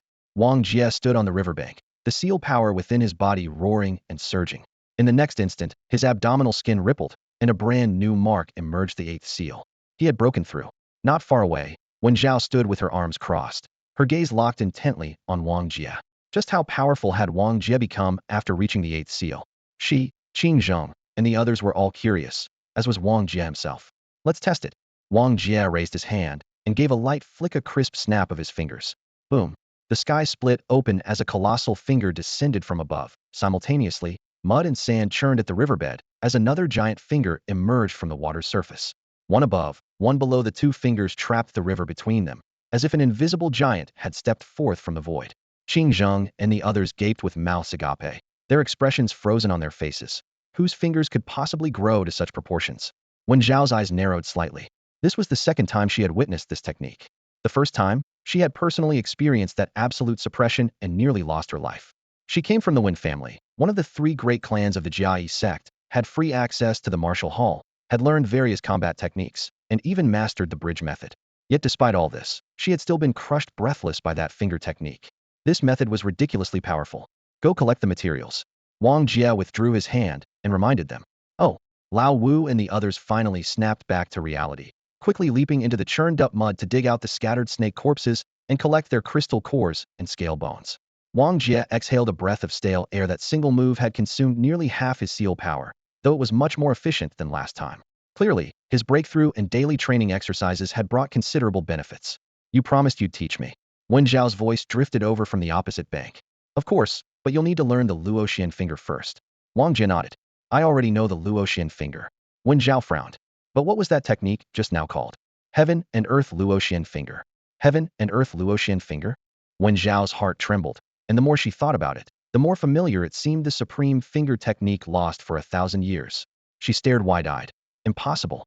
This technique has been lost for ages. How could you know it? Lost. Even the Jia sect doesn't have it. We once did, but the last senior who mastered it died outside the sect thousands of years ago. Since then, no one in the sect has been able to learn it on their own. Wang Jia raised his hand and pointed toward the sky above. Wen Zhao followed his gaze to the projection in the heavens. The martial hall? Exactly. That senior must have left behind traces in the martial hall. But learning the heaven and earth Luoxian finger from mere images? That's impossible. Wen Zhao met Wang Jia's candid gaze and found herself at a loss for words. Besides the martial hall, where else could he have learned it? The Jia sect had been keeping close watch on Blue Star all these years. Wang Jia smiled. Don't overthink it. I'll just teach you. Wen Zhao gave a bitter smile. Easier said than done. So many prodigies in the sect had failed to master this finger technique.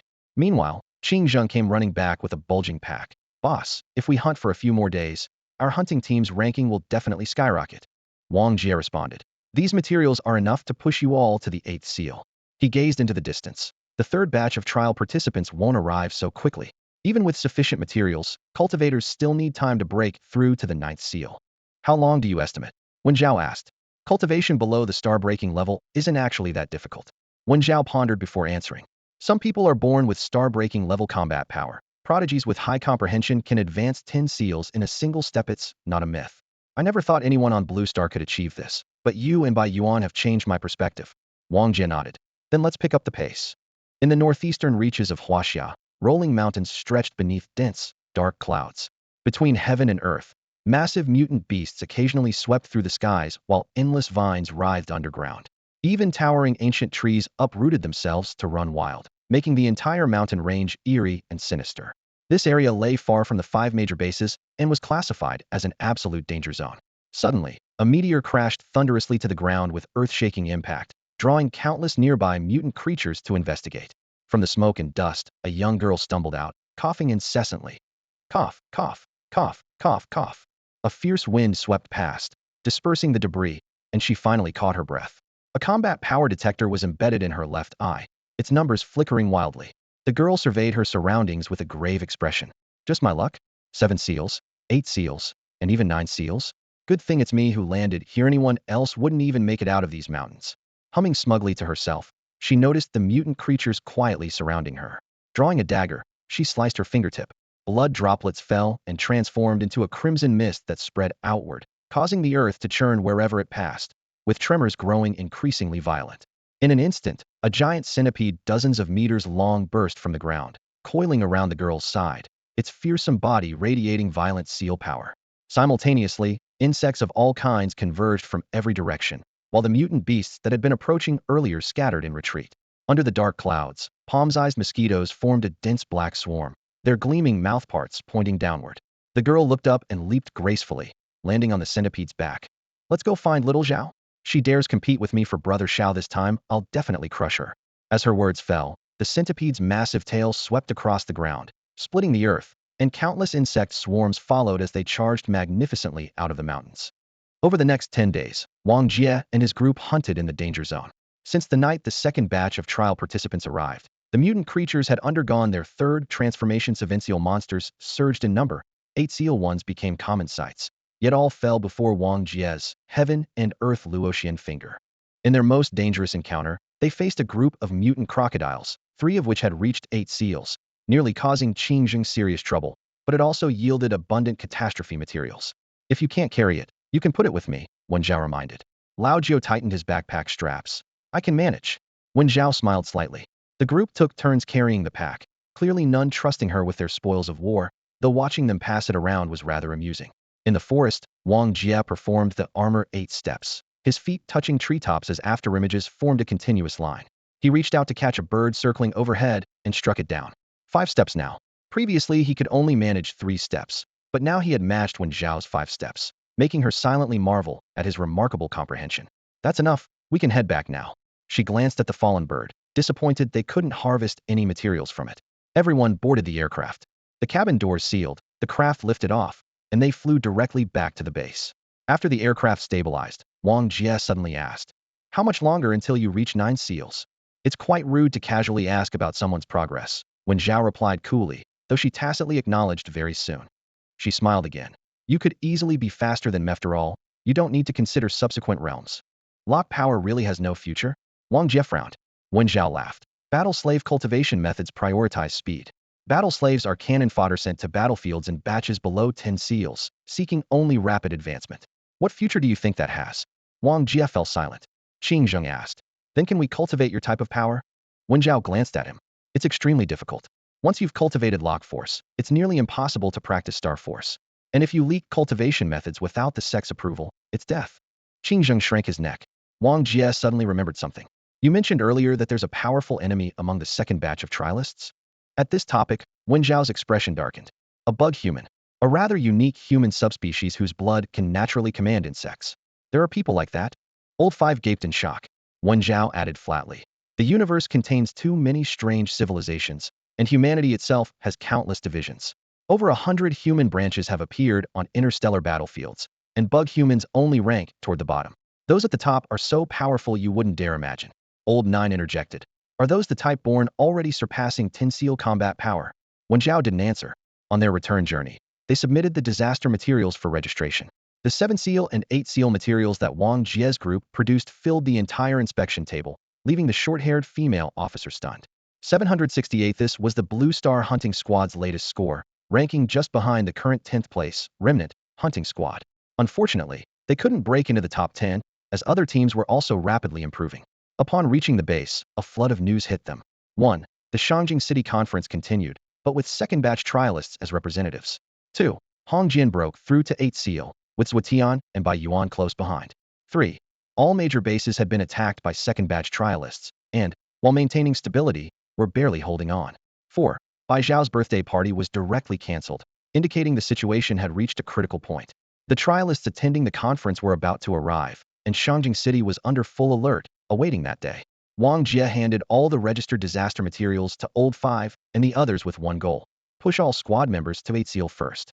Northeast China, Dongshan Base. This remote small refuge had always lacked resources, and countless survivors who couldn't make the journey to the 5 major bases could only scrape by here. At this moment, the entire base was plunged into despair. In the distance, heaven and earth darkened as a black tide swept forward, through the air, across the ground, and even underground. Everything teemed with insects. They'd seen beast tides before, but this insect sea was more terrifying, its density suffocating. At the swarm's center, a centipede as tall as a building merely raised its head, and Dongshan Base's defenders felt their scalps tingle. However, the insect sea suddenly split around the base at 100 meters distance, rushing straight west without wanting to waste even a second. The defenders stood dumbfounded on the walls, watching the black tide recede. What was happening? Charge, charge. Little Xiao, wait for me, I'm coming. On the giant centipede's back, a girl clenched her fists, her face flushed with excitement. She imagined trampling her nemesis underfoot. This was her sole reason for participating in the trials. Without this, as a bug human, she wouldn't need to take trials at all and could enter the sect directly. Suddenly, she caught sight of someone sitting quietly atop a broken valley's cliff. The girl paused, turning to look. Was there really someone there? It was a young man whose features fell somewhere between ordinary and handsome, but what first caught the eye was his gaze, contemptuous yet appraising, dismissive yet teasing, drawing one's attention irresistibly. The insect sea stopped. She stared at the figure, also a trialist, but one she'd never seen before. Hey, want a ride? The man gazed down at the sea of insects, a smirk curling at the corner of his mouth. Little bugs, go play by yourselves. The girl's face instantly darkened. Little bugs? That was the most detested term among the heavenly insect people. She raised her hand and struck the centipede's shell hard. Attack! The giant centipede reared up suddenly, its body dozens of meters tall, seeming ready to pierce the sky. But the moment the man's gaze turned cold, it was as if all warmth had been drained from heaven and earth, and bone-chilling coldness swept over them.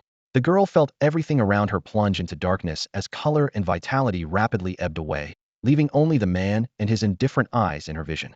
Terrifying pressure gripped her, and the entire insect sea like a giant fist, and sweat trickled down her temples. Looking down, she saw that her once mighty centipede was now prostrate on the ground, its segments trembling, no longer daring to move. The girl swallowed hard, her face deathly pale, and patted the centipede again. The creature immediately turned and fled frantically, terrified of being destroyed if it delayed even a moment, while the insect sea retreated like a receding tide. Only then did the man withdraw his gaze, dangling one leg leisurely as he hummed an unknown tune. Far away on the centipede's back, the girl gasped heavily, looking down at her slightly trembling arms. Who was that? Such a terrifying figure shouldn't exist among the trial participants. Everyone was supposed to be restricted to below 10 seals, and he was at most 8 seals. The Jia sect would never make such a mistake. So why was he so overwhelmingly powerful? She was supposed to be invincible. Her insect sea had never been broken before. What was wrong with that man? Several days later, the Shangjing city base welcomed trial participants from all directions. Combined, the first and second groups totaled over 100 people, and 9 had already arrived at this location. Not counting Wong Jia and Qi Wu, there were still 7 others. From the Southern Kingdom base, Lian Qin, one of the 5 Poles, had personally accompanied a trial participant here. Meanwhile, Wong Jia was troubled by his reputation. He truly didn't know how to explain to his brothers that he wasn't a pervert. Yesterday, he'd had a sudden inspiration. Instead of collecting marriage proposals, why not buy them with money? It was the simplest, most direct, and most effective method. Randomly cobbling together a letter would be meaningless. It had to be sincere. So he conducted an experiment, having Qing Zheng pay a hefty sum to buy a marriage proposal letter from a certain young lady addressed to him. The money was so generous that the girl was moved to tears, and she wrote the letter with genuine emotion. Whether her sincerity was directed at Qing Zheng or the money didn't matter, Wong Jia received it, and it worked. So he had Qing Zheng continue throwing money around. Simply hadn't thought of this approach before, because he'd lacked funds. 10 marriage proposal letters were quickly gathered. Combined with snow-white canine teeth and sweet tears, he had collected 3 materials, leaving only loser's will and villain's severed palm. But embarrassment followed, as his companions began looking at him with increasingly strange expressions. Wong Jia could only laugh awkwardly. The pressure's getting to me. Really getting to me. That day, when Xiao received an invitation, a small gathering of trial participants, she readily accepted and brought Wong Jia along, since the invitation didn't explicitly forbid bringing others. The gathering was held at the same restaurant Qing Zheng had taken them to before. Though not large, it hosted over a dozen people, mostly trial participants sitting in small groups chatting. Besides Wong Jia, there were other companions present, including the mother-daughter pair Lian Qin and Lian Fei. Qi Wu was enthusiastically peddling combat power detectors, and Lian Qin was clearly interested. People in Shangjing City had already bought several units. Heaven knew how many this chubby fellow had actually brought with him. Seeing Wong Jia enter, the chubby boy's eyes lit up as he headed straight for him. The mother and daughter also turned their attention to Wong Jia. Is that him? Lian Fei nodded. He's very strong. At least Hong Jian is no match for him. Lian Qin studied Wong Jia with bright, appraising eyes. Congratulations, brother Wong Jia. The Blue Star Hunting Squad is now ranked 11th. I can see you're not far from the top 10, so let me congratulate you in advance. Qi Wu raised his glass as soon as he sat down, his voice booming with exceptional enthusiasm. Wong Jia was slightly taken aback. You follow these rankings? Of course. Qi Wu lifted his cup with a squinting smile. In business, you have to keep an eye on every shift in the market.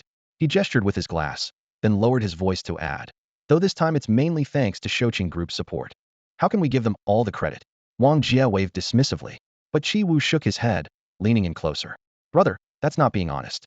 No matter how wealthy Shouqing Group is, they couldn't possibly hoard that many catastrophe materials. I know how deep these market waters run. At this, he flashed a shrewd merchant smile.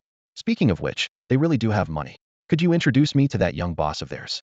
No problem. Wong Jia nodded readily.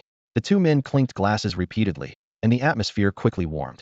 After several drinks, Wong Jia finally understood the true purpose of this gathering. The trialists needed to negotiate the prerequisites for exemption from battle slave status and non-aggression against Blue Star people before deciding what benefits each could claim from the Shangjing City Conference. This modest tavern had become a temporary council chamber. Are all the trialists here? Wong Jia scanned the private room, noting the small number present. No need for everyone to come. Chi Wu leaned back in his chair with confident certainty. The circle is only so big, and we all know each other to some degree. Don't let the dozen or so people here fool you. Actually represent the interests of 20 to 30 people. As for those who didn't show up, they can follow along if they want. Or not if they don't, they can't stir up much trouble. What if someone actually comes looking for trouble? Wong Jia asked.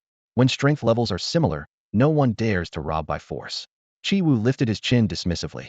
Besides, plenty of people die in each trial anyway. No need to risk your life over pocket change. My share? No one dares touch it. His tone was casual, yet carried absolute confidence. Wang Jia asked no more questions, turning his gaze to the corner. Wen Zhao stood with arms crossed, remaining silent throughout. In his impression, this young woman had always been proud, yet her appearance today clearly indicated other plans. Lian Qin and her daughter arrived later, exchanged greetings with Wang Jia, then took their seats, limiting themselves to brief pleasantries before falling silent. As time passed, the negotiations quickly reached a conclusion. A trialist approached Lian Qin and her daughter for a quiet conversation. Wang Jia inadvertently caught his own name being mentioned and raised an eyebrow slightly. A marriage proposal? He drank half his cup and looked up. Lian Qin glanced at Wang Jia and smiled as she answered the trialist. Though I haven't formally agreed yet, I probably won't refuse. We have mutual affection, and with Shouqing Group's introduction, it seems suitable. Wang Jia silently complained to himself and glanced sideways at Lian Fei. The young woman's expression remained calm, showing no emotional fluctuation. He vaguely suspected this was likely another behind-the-scenes manipulation by that second young Master Qing. The trialist snorted softly, his gaze shifting between Lian Qin and her daughter before suddenly revealing a cold, predatory smile. I can take your daughter directly out of the battle slave ranks. What's some worthless native? By the end, his eyes burned as they swept over Lian Qin. Of course, that includes you too, beautiful mother. Lian Fei's brow furrowed slightly, clearly offended by his frivolous tone. Wang Jia's expression also darkened. Misunderstandings aside, openly insulting people was intolerable. Just as Lian Qin was about to deflect with a polite smile, Wang Jia had already risen and stepped forward.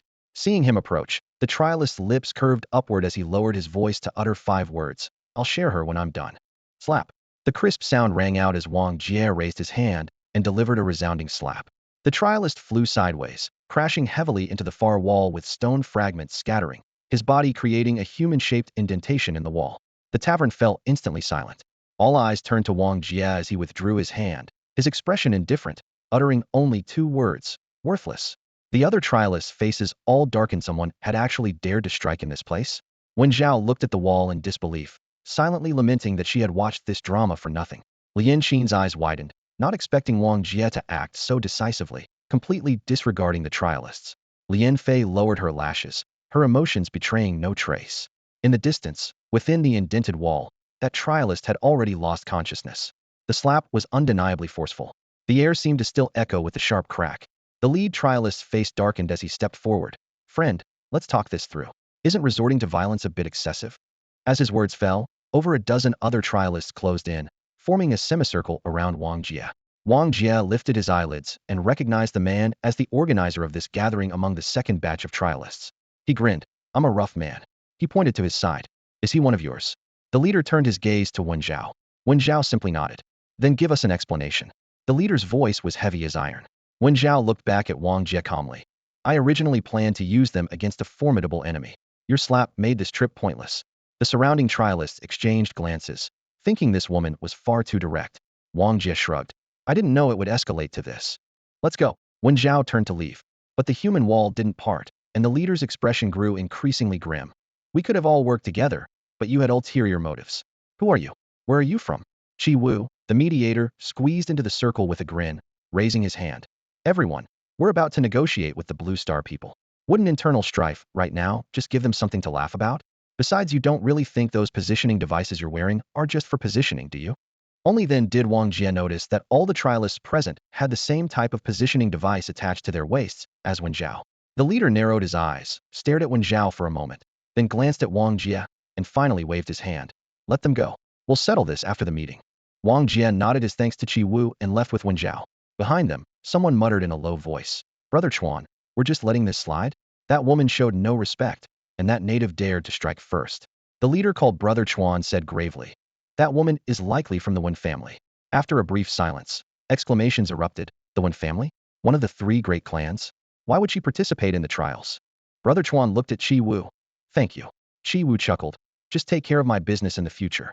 It was his revelation of Wong Jiao's identity that ended the conflict. For these trialists who had struggled to enter the Jiai sect, someone from the Wen family, one of the sect's three great clans indeed, had the right to look down on them. At the corner of the alley, Wong Jia and Wen Zhao walked side by side. Why did you strike? Wen Zhao asked with a half smile. His mouth was too foul. Wong Jia snorted. You made my trip pointless. You need to take responsibility. How? Between you and that group, I chose you. What do you think? Help you deal with that Tianworm person? Wen Zhao nodded. Is she really that strong? Wang Jia pressed. Wen Zhao countered. What's most numerous on Blue Star right now? Wang Jia instinctively wanted to say mutant beasts, but the words caught in his throat as he suddenly realized beyond beasts and plants, there were the omnipresent insects. Insects. Endless insects. She can command insect swarms, essentially a moving sea of bugs. Wen Zhao's tone remained calm. Wang Jia's expression immediately soured, as if hearing someone could control beast tides. Wen Zhao smiled, scared. Not scared exactly, but this is a huge problem. Wang Jia shrugged. The price of impulsiveness. As you said, I can choose not to help. Of course, you can refuse. However, Wang Jia couldn't back down. He had sought out Wen Zhao first, and he had proposed cooperation.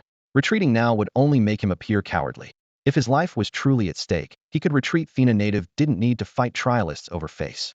Returning to his lodging, he immediately grabbed Qing Zheng. This was your doing, wasn't it? Qing Zheng looked bewildered. Huh? What? Lian Fei. Oh, you mean that woman? How did it go, boss? Did she write you a marriage proposal? I've told my old man so many times she absolutely has to write it herself. The more sincere and touching the better. If she could write something like a love letter, that would be perfect. Wang Jia, this misunderstanding is getting completely out of hand. Moonlight draped the ground like silver gauze. In the underground command center of Shanjing City, two red dots on the massive screen suddenly shifted. Teacher movement. Two trialists are on the move. Contact by Yuan and Sister Tang. Immediately wait. More movement. They're all moving. Where are they heading? Sound the alarm. The next second, piercing sirens tore through the night sky, shaking the entire city of Shanjing. At the Shouqing Group branch office, Old Five's eyes snapped open as he looked toward the window. Boss, we have incoming visitors. Meanwhile, at a quiet little courtyard, the black cat suddenly raised its head, moonlight reflecting in its vertical pupils before it let out a sharp, piercing shriek. Hearing the commotion, Bai Xiao propped herself up from the couch. Xiao hey. Suddenly, beams of white light streaked down from the eaves, their cold gleam piercing the darkness. Bai Xiao grabbed her blanket and flung it out. The thick cotton quilt smashed through the wall to shield her, only to be instantly pierced by the white light. At the four corners of the courtyard, 8 black shadows materialized simultaneously, shouting in unison. Kill. Bang. The house exploded. Bai Yuan jolted awake, rolled over to grab his sword, and stepped forward in one fluid motion. Strike. A flash of sword light, and one attacker fell dead. Under the moonlight, the face of the fallen corpse was familiar. It was the Divine Wind hunting squad. Murderous intent blazed in by Yuan's eyes. In the distance, figure after figure approached under the moonlight, led by Brother Chuan. So that meeting in Shanjing City had been nothing but a ruse. The real purpose was to use it as an opportunity to slaughter China's top warriors. Once Bai Yuan and the others were dead, no one would remain to oppose them.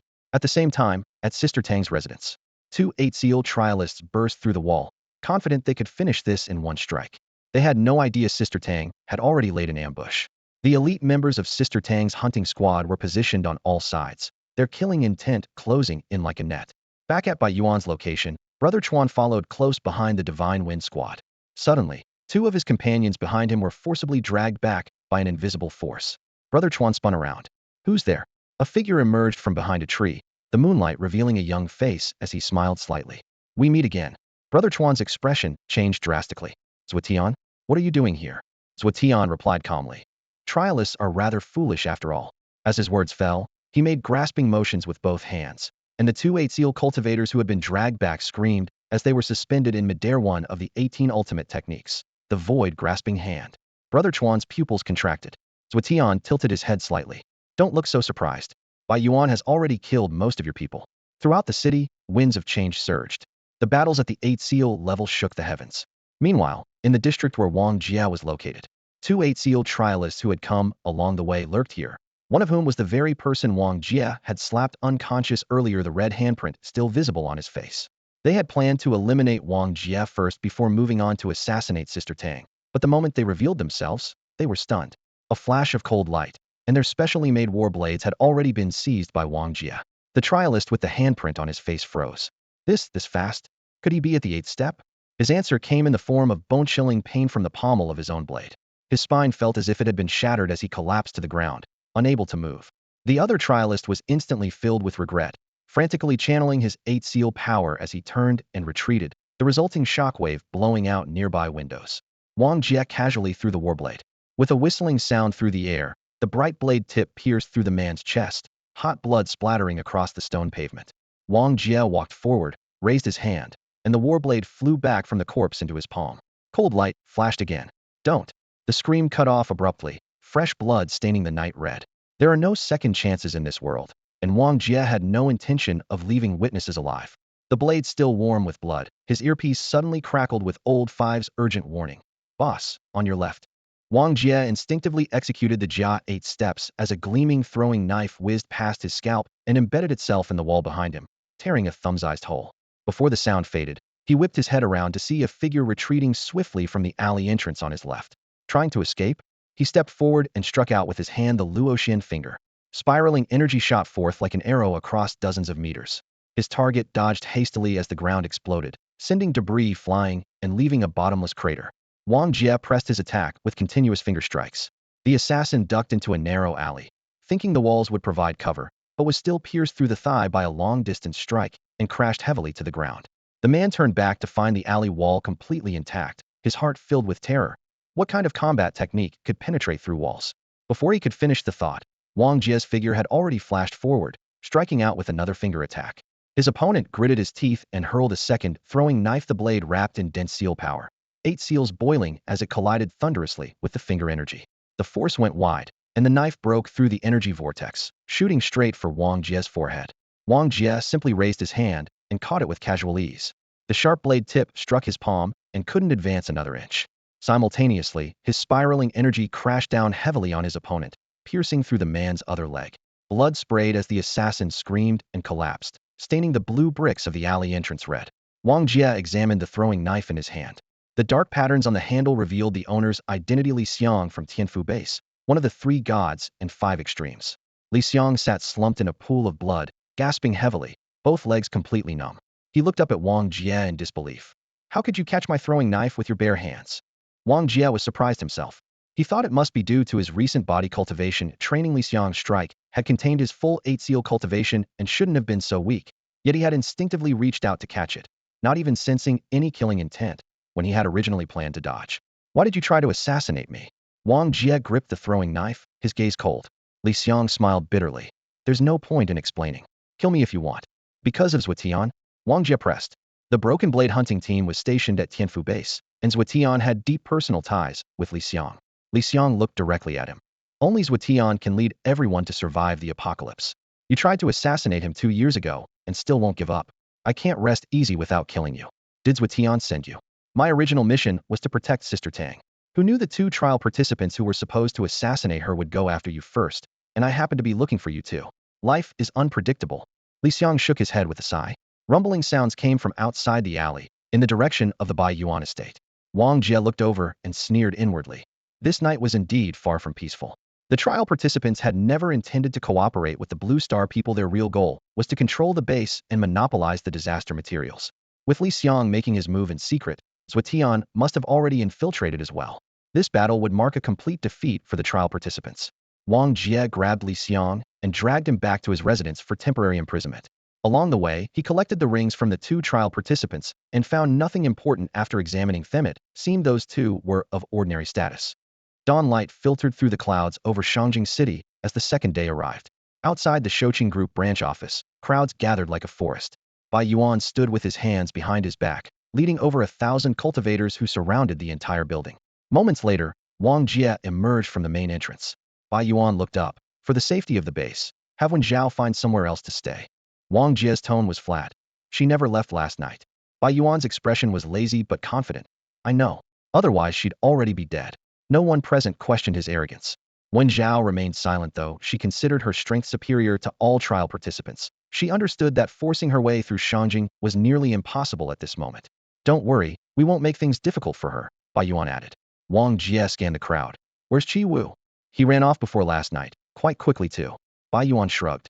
Wong Jia asked again, where's Zhuotian? What's the matter? Don't play dumb with me. Are you telling me you know absolutely nothing about what happened between him and me? Bai Yuan could only raise his hand to signal for calm. That's a grudge between you two.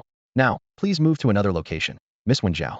She's the only trialist from the capital city I have left, and I must analyze her abilities. Heavy dragging sounds echoed from the doorway. Lao Wu hauled Li Xiang in, half dead, and threw him at Bai Yuan's feet. Bai Yuan Frazino wondered he'd never been able to find Li Xiang. He'd fallen into Wong Jia's hands. Wong Jia's voice was cold as steel. He tried to assassinate me. With that, he drew a throwing knife and flicked his wrist. The blade flashed through the air, piercing the wall and embedding itself in the hole Li Xiang had broken through the night before. Bai Yuan's gaze returned to Li Xiang. Li Xiang's eyes remained tightly shut as he whispered, "This has nothing to do with Suetian." Beneath his casual exterior, Bai Yuan immediately grasped the situation, yet he asked, "I believe you. But tell Mui, should he believe you? What do you want?" Wang Jia looked up. "Wen Zhao stays under my watch, never leaving my sight. You can still test her abilities as planned. If you refuse, I'll go find Suetian and see if I can kill him." Before he finished speaking, his fingertips trembled, and the 8 seals within him roared to life. Lao Wu and the others filed out in unison. Outside the Shouqing group building, a circle of cultivators formed ranks, their auras tense and ready. Bai Yuan's brow furrowed deeply. This was more complicated than he'd anticipated. Without the intelligence Hong Jian had left behind, he dared not draw his blade rashly. Both Li Xiang and Wang Jia belonged to the 3 gods' 5 extremes. Li Xiang's legs were completely crippled, while Wang Jia remained unharmed, making his true strength unfathomable. Add to that his brothers and the formidable Wen Zhao. This group far exceeded the strength of the trialists killed the previous night. After weighing his options, Bai Yuan nodded in compromise. Wen Zhao would remain, under Wang Jia's supervision. Additional surveillance would be posted around the perimeter, and Sister Tang would move to the adjacent area for defense. As for Li Xiang, Wang Jia wouldn't let him live. The man was extreme, sworn to eliminate all threats to Zhuotian, and Wang Jia was his primary target. Bai Yuan couldn't stop him. His agreement with Wang Jia had only one condition: temporarily avoid provoking Zhuotian. Zhuotian didn't come, Lao Jia reported quietly. Though their movements weren't completely restricted, they were essentially under house arrest. If they wanted to escape, they'd have to head to the wilderness. But Wen Zhao still needed to undergo ability testing and couldn't leave at all. From Blue Star's perspective, Wang Jia also wanted to understand Wen Zhao's capabilities, so he had no desire to completely break with Bai Yuan. He protected Wen Zhao only because if Bai Yuan gained complete control over her, she would never reveal any real intelligence. "Thank you," Wen Zhao said from the sofa, her voice carrying rare sincerity. Wang Jia shook his head. "I'm not helping you, I am keeping my word. We're still cooperating." With enemies outside and hidden dangers within, Wen Zhao raised an eyebrow. "Under these circumstances, you're still risking yourself to protect me. That's truly unexpected. Wang Jia, what do you want from me? Don't say cooperation. Killing Zhuotian, it makes no difference whether I'm here or not. And right now I can't help you anyway." Lao Wu and the others exchanged glances and quietly retreated to the doorway. Some questions only the boss could ask. Wang Jia looked directly at Wen Zhao. "How can the people of Blue Star escape their status as war slaves?" Wen Zhao smiled knowingly. "I knew you'd ask that. Bai Yuan and his people don't trust me, but you do." Wang Jia remained silent, responding with his gaze. He knew that if Wen Zhao fell completely under Bai Yuan's control, her pride would never allow her to speak. Wen Zhao nodded. "Since you're still willing to help me, I can tell you. The trialists were all lying. There were no quotas at all. Passing the trials would only make them outer disciples of the Jai sect, and mere outer disciples had no authority to grant exemptions from war slave status. In the dimly lit hall, Wen Zhao's voice echoed off the walls, coldly shattering the last glimmer of hope the trialists had offered. She lowered her voice, each word hammering into Wang Jia's eardrums. "Even if they come from extraordinary backgrounds, it makes no difference." At this point, she stopped organizing the scrolls in her hands. Her expression suddenly became colder than iron, her gaze fixed on Wang Jia. "There's only one way to free Blue Star from war slave status. Fight." "Fight?" Wang Jia raised an eyebrow, his voice filled with disbelief. Wen Zhao nodded slightly. "That's right, fight. Fight until the Jia sect acknowledges you. Fight until the powerful forces beyond the universe are willing to protect Blue Star for your sake. There is no other path." The candlelight illuminated her profile, shadows dancing across her face, casting darkness in Wang Jia's heart. But he began to speak. But Wen Zhao raised her hand to stop him, changing direction. "However, this is also the most difficult path. You're only facing a group of trialists about to enter the outer sect. So what if you defeat them all? Before a behemoth like the Jai sect, any random inner disciple could accomplish the same thing." She didn't voice the second half of her thought, but the air grew heavy as lead. This was a dead end, a path with no visible conclusion. "It's like an invincible warrior who has lost all opponents," she added quietly. "To demonstrate strength, the opponents must be strong enough. If these Blue Star trialists are all ordinary, killing them all would be meaningless." Wong Jia frowned deeply. But the inner disciples of Jiayi sect surely have cultivation beyond the Ten Seals realm. I'm only defeating trialists at the same level. When Xiao sighed softly, sympathy showing in her eyes. Because you cultivate the lock force technique. A person, no matter how gifted, who has no visible future isn't worth the sect's investment, not even for a dispensable war slave quota. Moreover, what you just proposed is merely the baseline requirement for all trialists in every Jiayi sect entrance examination. She gestured in the air, indicating the vast star map. In every examination, trial grounds like Blue Star are scattered across the star sea. There are always geniuses who single-handedly suppress all their peers. These are mostly the type Jiayi sect recruits. But you have no idea how terrifying the strong beings in the universe truly are. Those renowned powerhouses, when they were at the Eight Seals realm like you, could probably kill you with a single move. Wang Jia's pupils contracted sharply, his Adam's apple bobbing. How? How is that possible? Don't doubt it. When Xiao shook her head, my talent is only average, and you can't even impress me, let alone those true monsters. Silence fell like ice water over his head. Wang Jia's voice dropped to nearly a hoarse whisper. So Blue Star's future is destined to become cannon fodder? Wen Zhao didn't answer. In truth, from the moment Blue Star was designated as a trial ground, everything had already been written unchangeable by anyone. Suddenly, loudspeaker sounds pierced the night sky from another city. Bai Yuan's figure appeared in a holographic projection, his expression stern. Beijing City is under martial law, full alert against all trialists. Beside him stood Zhou Tian, Sister Tang, Hong Jian, and Lian Qin, their stance clear, enemies to all trialists. All talk of cooperation, all talk of quotacits, all lies. Bai Yuan's voice was like steel scraping metal, sharp and decisive. The Beijing City Conference is cancelled. The trialists will never respect the people of Blue Star. In their eyes, we are nothing but war slaves. Then he and his companions took turns speaking, their broadcast reaching every base. Attention all bases, attention all bases. I am Bai Yuan, Zhou Tian, Sister Tang, Hong Jian, Lian Qin. Do not cooperate with any trialists. Do not believe anything the trialists say. In the projection, Bai Yuan looked back at the ruins and rebuilt walls behind him, his voice carrying the roughness and hardness forged by 10 years of apocalypse. Our Blue Star has endured 10 years of apocalypse and lost countless compatriots. To survive, we've sacrificed everything, but we will never sell our dignity. It's the only decency we have left. War slaves or cannon fodder. Zhou Tian gripped his spear tightly, veins bulging on his wrists. Since we cannot escape fate, let's punch fate in the face. Sister Tang raised her blood-stained warblade. Hong Jian shouldered his heavy crossbow, and Lian Qin looked up at the starry sky. Together they declared, we oppose all trialists. Let those high and mighty alien civilizations see the backbone of Blue Star's people. From this moment forward, all trialists would be killed without mercy. Wang Jia and the others listened to the broadcast, feeling the determination in Bai Yuan and his team's voices. Last night's infiltration and assassination had completely shattered everyone's illusions. If they hadn't set up defenses in advance, the entire capital would have been overrun by the trialists, and no one could say how many would have died. The broadcast repeatedly emphasized that the trialists didn't care about the lives of Blue Star's people at all. They only wanted resources. As for how many trialists remained outside, no one knew. Wen Zhao's voice continued. Only when the next batch of trialists arrived would the numbers be revealed. However, an even more troublesome issue was the supreme expert among the third batch, Yunlai. The three great families of the Jiayi sect were Wen, Yun, and Xiao, and Yunlai was the most brilliant genius of this generation. With only 9 seal cultivation, he had managed to master the complete 8 cloud arrow, one of the 18 ultimate techniques. This was equivalent to someone perfecting the armor 8 steps, while still at the 9 seal realm. When Xiao asked casually, Wang Jia, how many steps can you take now? Though his tone was calm, the words made Wang Jia's chest tighten with pain. 9 seals, complete mastery of the 18 ultimate techniques. This news was too urgent to delay, so he immediately transmitted it to Bai Yuan through an encrypted channel. Bang, bang, bang. Urgent knocking interrupted the atmosphere. Qing Zheng opened the door, and Sister Tang stepped inside, her gaze seeming to pin Wang Jia to the wall. Why do you always bring bad news? Wang Jia could only shrug helplessly. Wen Zhao looked up at Sister Tang. No one can stop Yunlai, not even when the 4th batch of trialists arrives. He has transcended his realm. Sister Tang raised an eyebrow and sneered coldly. Don't underestimate Bai Yuan. He won't even get a chance to strike, Wen Zhao said steadily. Sister Tang narrowed her eyes. Speaking so confidently, aren't you afraid of failing the trial? Who cares? It's like telling a secret to ants. Would you worry about what ants might do? Wen Zhao shrugged. The analogy was harsh, and Sister Tang's expression visibly darkened. The more carelessly they spoke, the clearer the Jiayi sect's attitude became. They treated all Blue Star people like domesticated ants. Meanwhile, in the underground command center, Bai Yuan was also listening to this conversation through a real-time feed. The dim screens reflected his frighteningly calm face. Zuetian frowned.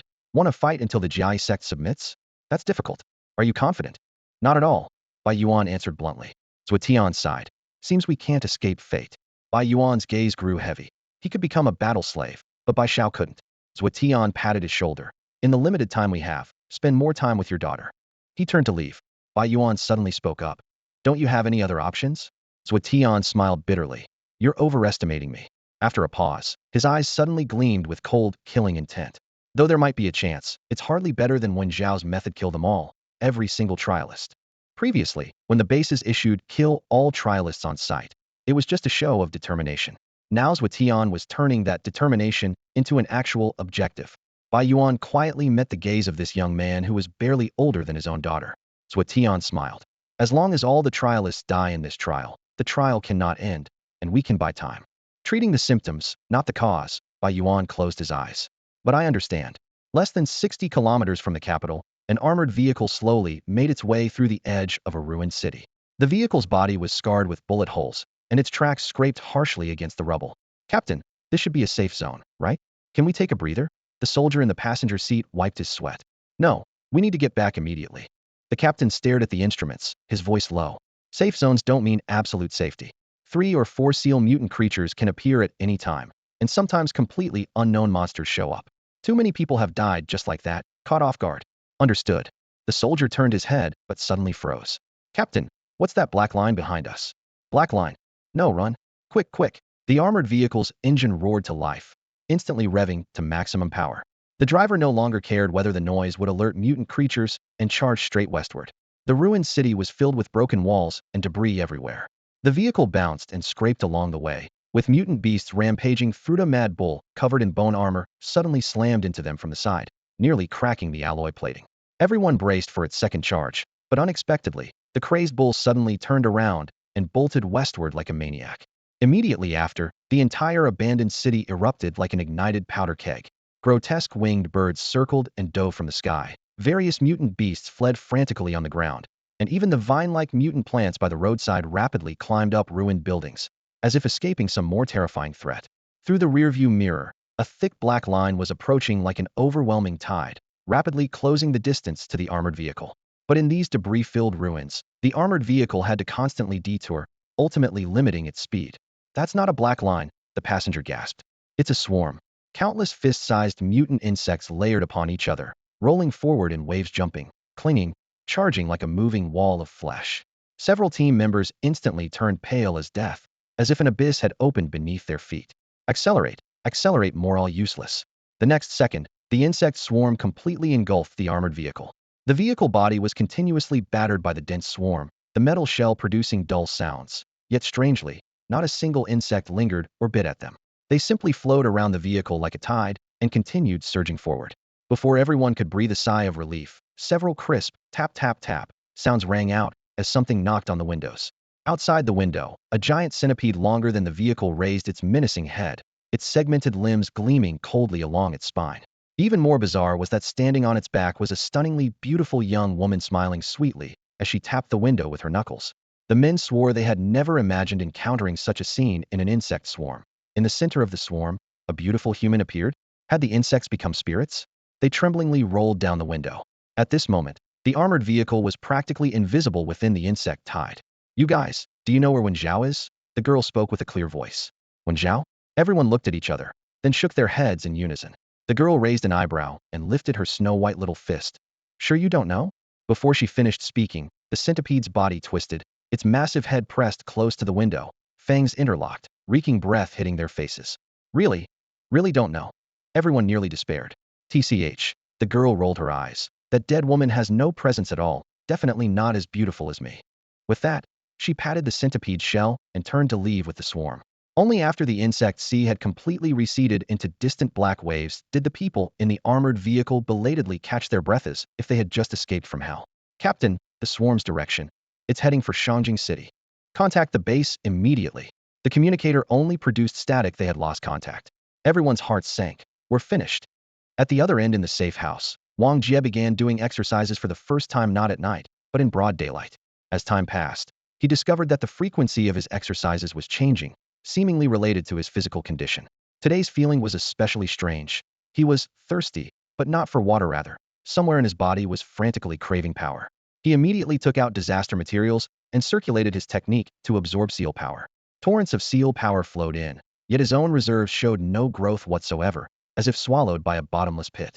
That extreme thirst continued to burn, and he could only continue frantically absorbing to gain momentary relief. Old Five, give me the disaster materials. Wang Jia shouted. Old Five and the others didn't dare delay, handing over all remaining materials. Several people watched as Wang Jia exercised while absorbing, his movements connecting in a bizarre, yet fluid manner that created an indescribable sense of fusion. However, they had already consumed most of their materials. Breaking through to the eighth seal, these weren't nearly enough. Wen Zhao also pulled out her disaster materials and tossed them over without a word. Thanks. Wang Jia caught them and continued absorbing, his movements showing no sign of fatigue. Moments later, the ground beneath his feet was soaked with sweat, emitting a pungent salty smell, but he continued moving like a perpetual motion machine.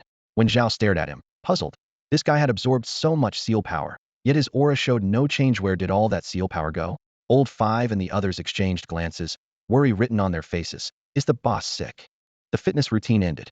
Wang Jia hurried to take a shower. Water splashed loudly as he scrubbed every bit of foam from his body before stepping out of the bathroom. Several pairs of eyes in the room remained fixed on the floor. Dark brown spots scattered like mud expelled from his body. Detoxification? Someone muttered under their breath. By the time Wang Jia emerged toweling his hair, the stains had been cleaned spotless. Wen Zhao stepped forward, his gaze sweeping up and down Wang Jia's body. Boss, your skin is noticeably whiter. Old Five exclaimed in a high-pitched voice. It really is whiter. Wang Jia raised his arm. His skin tone was indeed much brighter than before. Wen Zhao nodded. The impurities in your body have been purged. Those movements you just performed are definitely some kind of cultivation technique. But I don't feel any increase in my seal power. Wang Jia frowned. That's exactly what puzzles me, Wen Zhao pondered. Where did your seal power go? Wang Jia clenched his fists, his knuckles cracking crisply. My seal power didn't increase, but my physical strength has doubled. He could clearly sense that with his explosive strength gain, his speed and defense had also risen dramatically. This improvement was far more than just simple addition. Is this the effect of that exercise routine? He murmured. Converting seal power into pure physical strength. Hard to say if that's good or bad. Qing Zheng sidled over with a flattering smile. Boss, teach us too. It even whitens skin. What a deal. If I could teach it, I would have already. Wang Jia shrugged. You all saw the movements. Whether copying them works depends on each individual. Wen Zhao chimed in. That's normal. The Jia sect has similar techniques. Without specific empowerment, just mimicking the movements won't work. It can't be taught that way either. Before he finished speaking, knocking echoed from the door again. Old Nine went to answer it. Old Five pouted. Why is Sister Tang here again? Sister Tang strode into the room, her expression grave. There's an insect swarm approaching. All personnel prepare for battle. Insect swarm. Wen Zhao's face changed dramatically. Wang Jia and the others were equally stunned. Sister Tang fixed her sharp gaze on Wen Zhao. What do you know? Wen Zhao said grimly. What was bound to come has come. It's Chongruo. At Shangjing City Base, atop the eastern gate wall, Bai Yuan and others stood on the ramparts, watching a dark mass rolling outside the city. Since the apocalypse began, they had weathered countless beast tides and mutant plant attacks, but this was their first encounter with an insect swarm. Logically, while insects were aggressive, they didn't typically target humans or assault bases. Their natural enemies had always been mutant beasts and mutant plants. Why would such a massive insect swarm appear? Zhuotian's eyes flashed as he raised his hand to launch drones. Several drones buzzed as they shot into the sky, diving toward the insect swarm. In the distance, a churning dark cloud rushed toward them. Not a cloud, but a mass of flying insects with beating wings. They collided with the drones, creating bursts of explosive light that bloomed continuously in midair. Before being shot down, one drone transmitted a final photograph. The image projected before Bai Yuan and Zhuotian showed a giant centipede crawling atop the insect wave, with a young girl sitting on the centipede's back. Zhuotian's voice was low. A trial participant. Bai Yuan immediately ordered, summon Wen Zhao. Sister Tang had already brought Wen Zhao and the others to the wall. Seeing the photograph, Wen Zhao's expression tightened. It's Chongruo. She's coming for me. Chongruo? Bai Yuan looked at him questioningly. Meanwhile, Wang Jia's attention was entirely focused on Zhuotian. Old Five and Old Nine also locked their gazes on Zhuotian, their calm eyes concealing murderous intent. When Zhuotian's eyes met Wang Jia's, he smiled slightly. You really are young. I guess correctly. Wang Jia's voice was ice cold. It's quite a pity I didn't kill you 2 years ago. Zhuotian spoke deliberately. You were born outside Geneling City, weren't you? One of that batch of orphans. Wang Jia didn't deny it. Old Five sneered. So was I. Me too. Old Nine added. Looking at the group, Zhuotian chuckled. It seems my research direction was correct. Desperate situations truly bring out one's potential. He turned to stare at Wong Jia. 8 people tried to assassinate me 2 years ago. Out of that batch of over 100 orphans, having these few survive to become elites isn't bad at all. Qing Zheng clenched his fists and was about to step forward when Wong Jia raised a hand to stop him. Now wasn't the time. Zhuotian snorted softly. The young boss of Shouqing Group, you don't seem to be among those few. Why are you helping them? Qing Zheng gritted his teeth. Because you're a beast. Successful people rise to power, always standing on the bones of the defeated. Didn't your father teach you that? I even went easy on you. I don't need it. Qing Zheng roared. Bai Yuan frowned and intervened. Zhuotian, stop talking. But Zhuotian fixed his gaze on Wong Jia again. Give the best resources to the most suitable people. Let some become strong first. That's humanity's future. I'm about 10 years older than you. You should thank me. Wong Jia stared at him and slowly nodded. Not only should I thank you, but those orphans who were burned to death should thank you too. I'll send you to meet them. Zhuotian fell silent and smiled faintly. Wong Jia turned to Wen Zhao. Are you certain it's Chong Ruo? Wen Zhao nodded, gazing gravely into the distance. She's making a show of force. This is the celestial insect people's usual tactic. Humans instinctively fear insects, so using a sea of bugs to threaten the Shanjing city base creates panic and makes it easier to achieve her goals. What exactly does she want? Sister Tang couldn't help but ask. Either the base, or Wen Zhao narrowed her eyes. You? She and I have a grudge. Bai Yuan looked at Wang Jia. Wang Jia nodded. What's the most effective way to deal with her? What exactly are these celestial insect people you mentioned? Wen Zhao briefly explained the origins and abilities of the celestial insect people. Bai Yuan, Zhuotian, and the others listened in stunned silence. They had thought humans were just humans, never knowing there were groups capable of controlling insect swarms, and that the universe contained far more than just this one type of special human race. Zhuotian's eyes lit up. This is the universe, the starry sea everyone yearns for. Blue Star is just a corner of it. Sister Tang said gravely. According to what you're saying, we can't deal with Chong Ruo at all? What if she drives the insects to attack the city? What's her personal strength like? Is assassination possible? Wen Zhao pondered for a moment. She most likely won't directly attack the base. Bai Yuan and the others weren't entirely convinced by this assessment and could only wait and see. According to Wen Zhao's estimate, the insect sea would maintain its threatening presence on the perimeter for 2 days to gather more insects, while Bai Yuan's group discussed whether to attempt assassination now. However, before their plan was finalized, Chong Ruo appeared. Under the setting sun, a massive centipede reared up high with Chong Ruo riding on its back, facing the Shanjing city base proudly. A young girl's voice echoed through what seemed like a loudspeaker. Listen up, people inside. You're surrounded. Hand over Wen Zhao immediately, and I'll spare your lives. Otherwise, what awaits you is eternal damnation. I repeat, those inside. Everyone's gaze simultaneously locked onto the distant figure. Bai Yuan's fingertips twitched slightly. This distance was within range for a forced strike. As if sensing the killing intent, the centipede suddenly raised its front body, completely blocking the space between Chong Ruo and the base. Bai Yuan lowered his hand. This centipede was so powerful that he wasn't confident in a single killing blow, and the insect sea still concealed large numbers of 8-mark insects, a scale exceeding all previous beast tides. Sister Tang and the others looked at Wen Zhao again. She really was the target. Wen Zhao said calmly.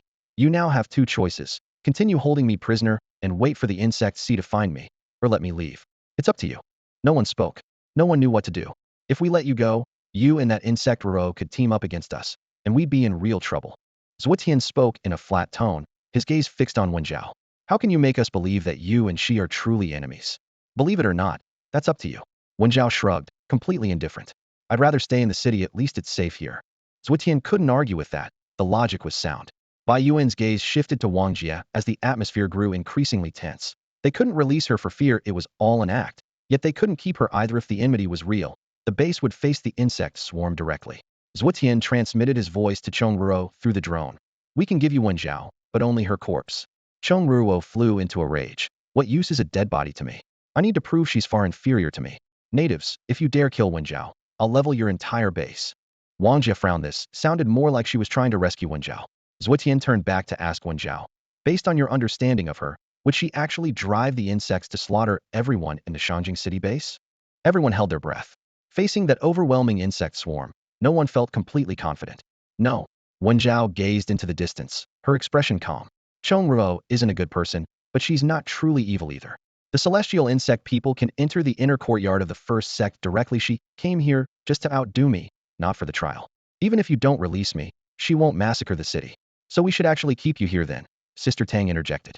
That's your business. Wen Zhao remained indifferent. Wang Jia said gravely. Not attacking isn't an option either. With the insect swarm surrounding the city, incoming aircraft can't get through, and we can't get out. We'll eventually be trapped to death. The other bases will have to face the trial takers alone, and when the third wave of trial takers arrives, we'll have no chance to fight back.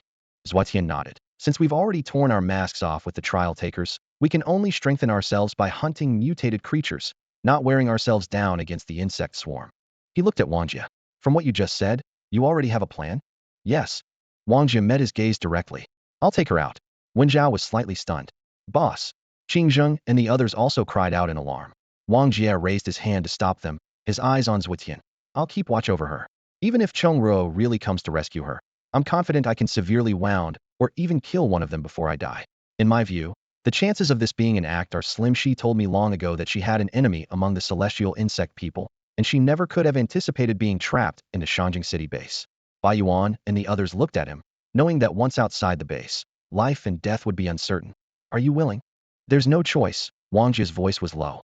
Wen Zhao stared at him in a daze. But I have two conditions. Wang Jia extended his hand, pointing at Zhuotian. First, he has to come out too, together with us. Zhuotian narrowed his eyes. Bai Yuan frowned.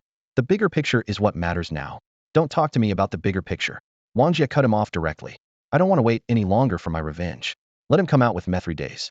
After 3 days, whether he lives or dies depends on his own ability. All eyes turned to Zhuotian.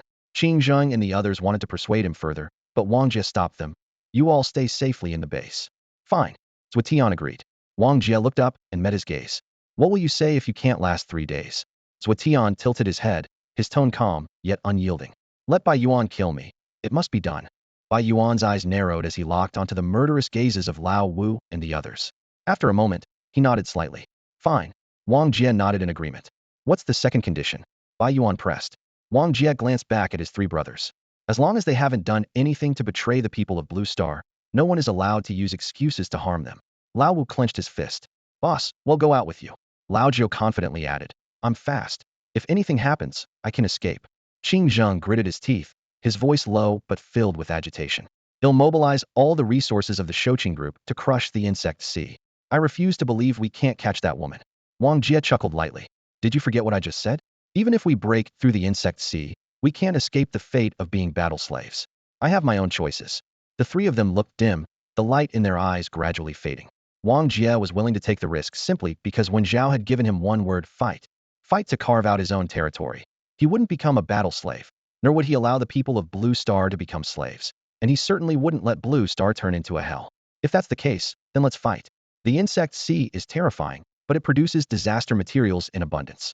He planned to hunt mutated creatures in the danger zone, using his fitness training to enhance his physique, and now he would take advantage of the insect sea. Compared to the endless insect sea, he still had a glimmer of hope. If thrown into the interstellar battlefield, there would be no chance left. He knew he couldn't even destroy a city at this point, let alone confront a force capable of shattering stars. Bringing Zhuotian along would serve 2 purposes. As for whether Zhuotian could survive 3 days, Wang Jia wasn't sure, but it was certainly better than letting him stay in the base enjoying comfort. He looked at Wen Zhao. Let's go. Wen Zhao stared at Wang Jia. You'll die? I know. Wen Zhao nodded. All right. She walked to the edge of the city wall, fully exposing herself to the gaze of the insect sea. Cheng Ruo immediately spotted her, her eyes lighting up as she jumped to her feet, shouting, Xiao Xiao, you're really alive. Ha ha ha, let my little bugs entertain you. You can't escape. Brother Xiao will see you in a sorry state, ha ha. Wen Zhao stood on the high wall, looking down at the frenzied girl, coldly mocking. You dead girl, not much in the chest, but quite the mouth. Cheng Ruo was stunned. The people around her were also frozen. Those words were sharp. You're dead for sure. Wen Zhao? You dead woman.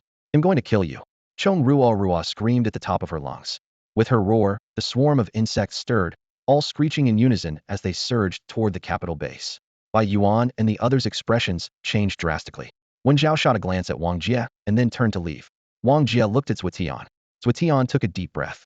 I still stand by what I said. I don't regret anything I've done. Resources should first be utilized by some people. Spare me the nonsense. Wang Jia scoffed. As soon as he finished speaking, he leaped off the city wall, landing beside Wen Zhao as they faced the surging insect sea, and as soon as his feet touched the ground, he turned and ran. Zhuotian followed closely behind, running right behind them. This was the condition. Otherwise, he could have easily chosen another direction and avoided the insect sea altogether. Under the watchful eyes of countless people at the Shanjing city base, the insect swarm changed direction, with Cheng Ruo bouncing and cursing furiously on the centipede's back. The sky was instantly shrouded by the dark mass of insects, so dense it seemed ready to crash down. Wang Jia turned back to see swarms of giant mosquitoes rushing toward them, each the size of a palm, their sharp proboscises gleaming with metallic coldness. Attack! Deal with these mosquitoes first. Wen Zhao shouted in a low voice, spinning around and slashing with his sword. The blade extended, its cold light rippling outward like waves, shattering mosquito corpses wherever it passed. Zhuotian raised both palms and grasped at the air, his palm force pushing horizontally. Each virtual grip exploded clusters of mosquitoes, like an invisible giant hand crushing them. The void grasping technique. Wen Zhao glanced at him in surprise. Wang Jia pressed down with one palm, fingers slightly curved, and dust from the ground instantly rose into the air, swirling and condensing around him. With a push of his palm, the flying sand and stones transformed into a gray torrent, instantly engulfing the mosquito swarm behind them. The dense gravel pierced through insect bodies with even greater efficiency than Wen Zhao and Zhuotian. This was the combat technique he had learned from the sky projection while others might only glimpse fragments. He could see countless detailed moves. Yellow dust filled the air, briefly obscuring Cheng Ruo's vision. Wang Jia, Zhuotian, and Wen Zhao seized the opportunity to retreat quickly, but when the two men's eyes met, wariness remained, ready to turn on each other at any moment. Logic dictated they should join forces to break through the insect tide, but each preferred to eliminate the other first. Sudden tremors came from beneath their feet as gray-brown insects burst from the ground. Though harmless, they clung tightly to the three men, marking them as living targets for the swarms behind. Then, a seven-colored rainbow bridge curved down from the sky, shooting toward them. It wasn't light, but mutated butterflies joined together, colorful and densely packed, painting the sky like an arrow. On the ground, in the air, even underground marking points were everywhere. Inside the Shangjing city base, by Yuan and others' faces turned ashen. Through observation, they discovered that the insect tide before them was merely the tip of the iceberg underground. In the sky, even the entire blue star was occupied by insect swarms. Cheng Ruo was simply invincible. On the battlefield, Zhuotian clapped his palms together with a sharp crack, transparent phantoms spreading outward as sound waves swept all around. Wang Jia pointed with one finger, spiral energy tearing through the air and piercing the rainbow bridge, but the gaps were instantly filled by new butterflies.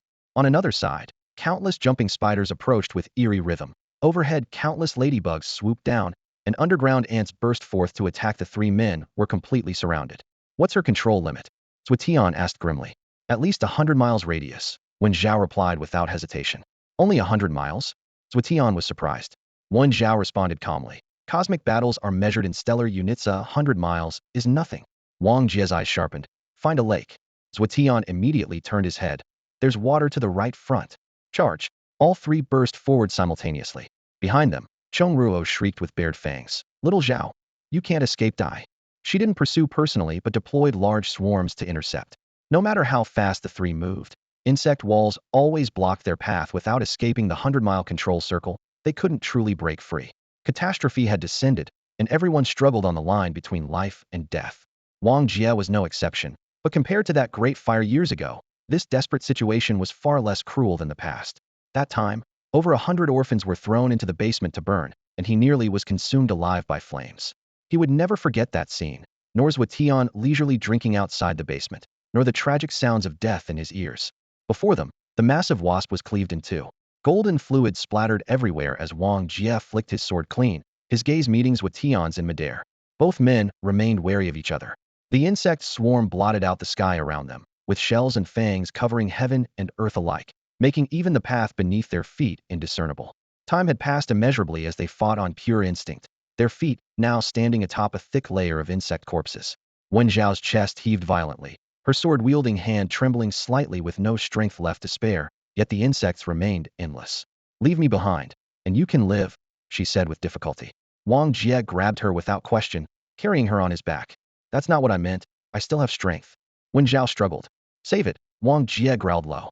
Zhuotian glanced at Wang Jia's wrist. The man had been fighting with pure physical strength from beginning to end, barely using any seal power. Did this person truly possess such tremendous strength? Hold on a bit longer, we're almost at the lake, Wang Jia whispered. Rustling sounds emerged as more insects burrowed up from underground. In the sky, black moths and grotesquely mutated flying insects swarmed forth, their flapping wings blocking out the sunlight. After several breaths, they finally burst through to the lakeshore. The lake water couldn't stop the insects, but it could expose the swarm's movements. The crawling insects had to cross the water surface. Wong Jia leaped forward, landing on the small island in the lake's center. The island's ruined pavilion had long since rotted away, its wooden pillars mottled with age. Zhuotian followed, stepping across the waves. There are large numbers of mutated fish in the lake that can hold them off for a while. Let's rest and reorganize, but watch the sky.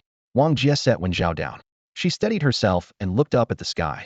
The boundless sea of insects poured down like a black-red canopy, while in the distance, rainbow-colored insect swarms formed a massive bridge in a sharp arrow formation. By Jianfeng was about to attack. She raised her sword, and brilliant white sword light pierced through the clouds, forcibly tearing open that insect curtain while casting a guiding beam toward Shangjing City. Yet the dense insect tide still stretched across like an insurmountable chasm. Wang Jia and Zhuotian guarded either side. At the shore, insects surged across the lake's surface like a tide. Simultaneously, over a dozen mutated giant fish burst from the lake bottom, their gaping maws devouring the insect swarms. In mere moments, a terrifyingly massive insect-fish war erupted. Insect limbs and fish scales mixed together as the lake's surface turned viscous with black-red blood, reeking with foul odor. Disaster materials floated densely on the water, mostly of ordinary grade, but sufficient for their recovery.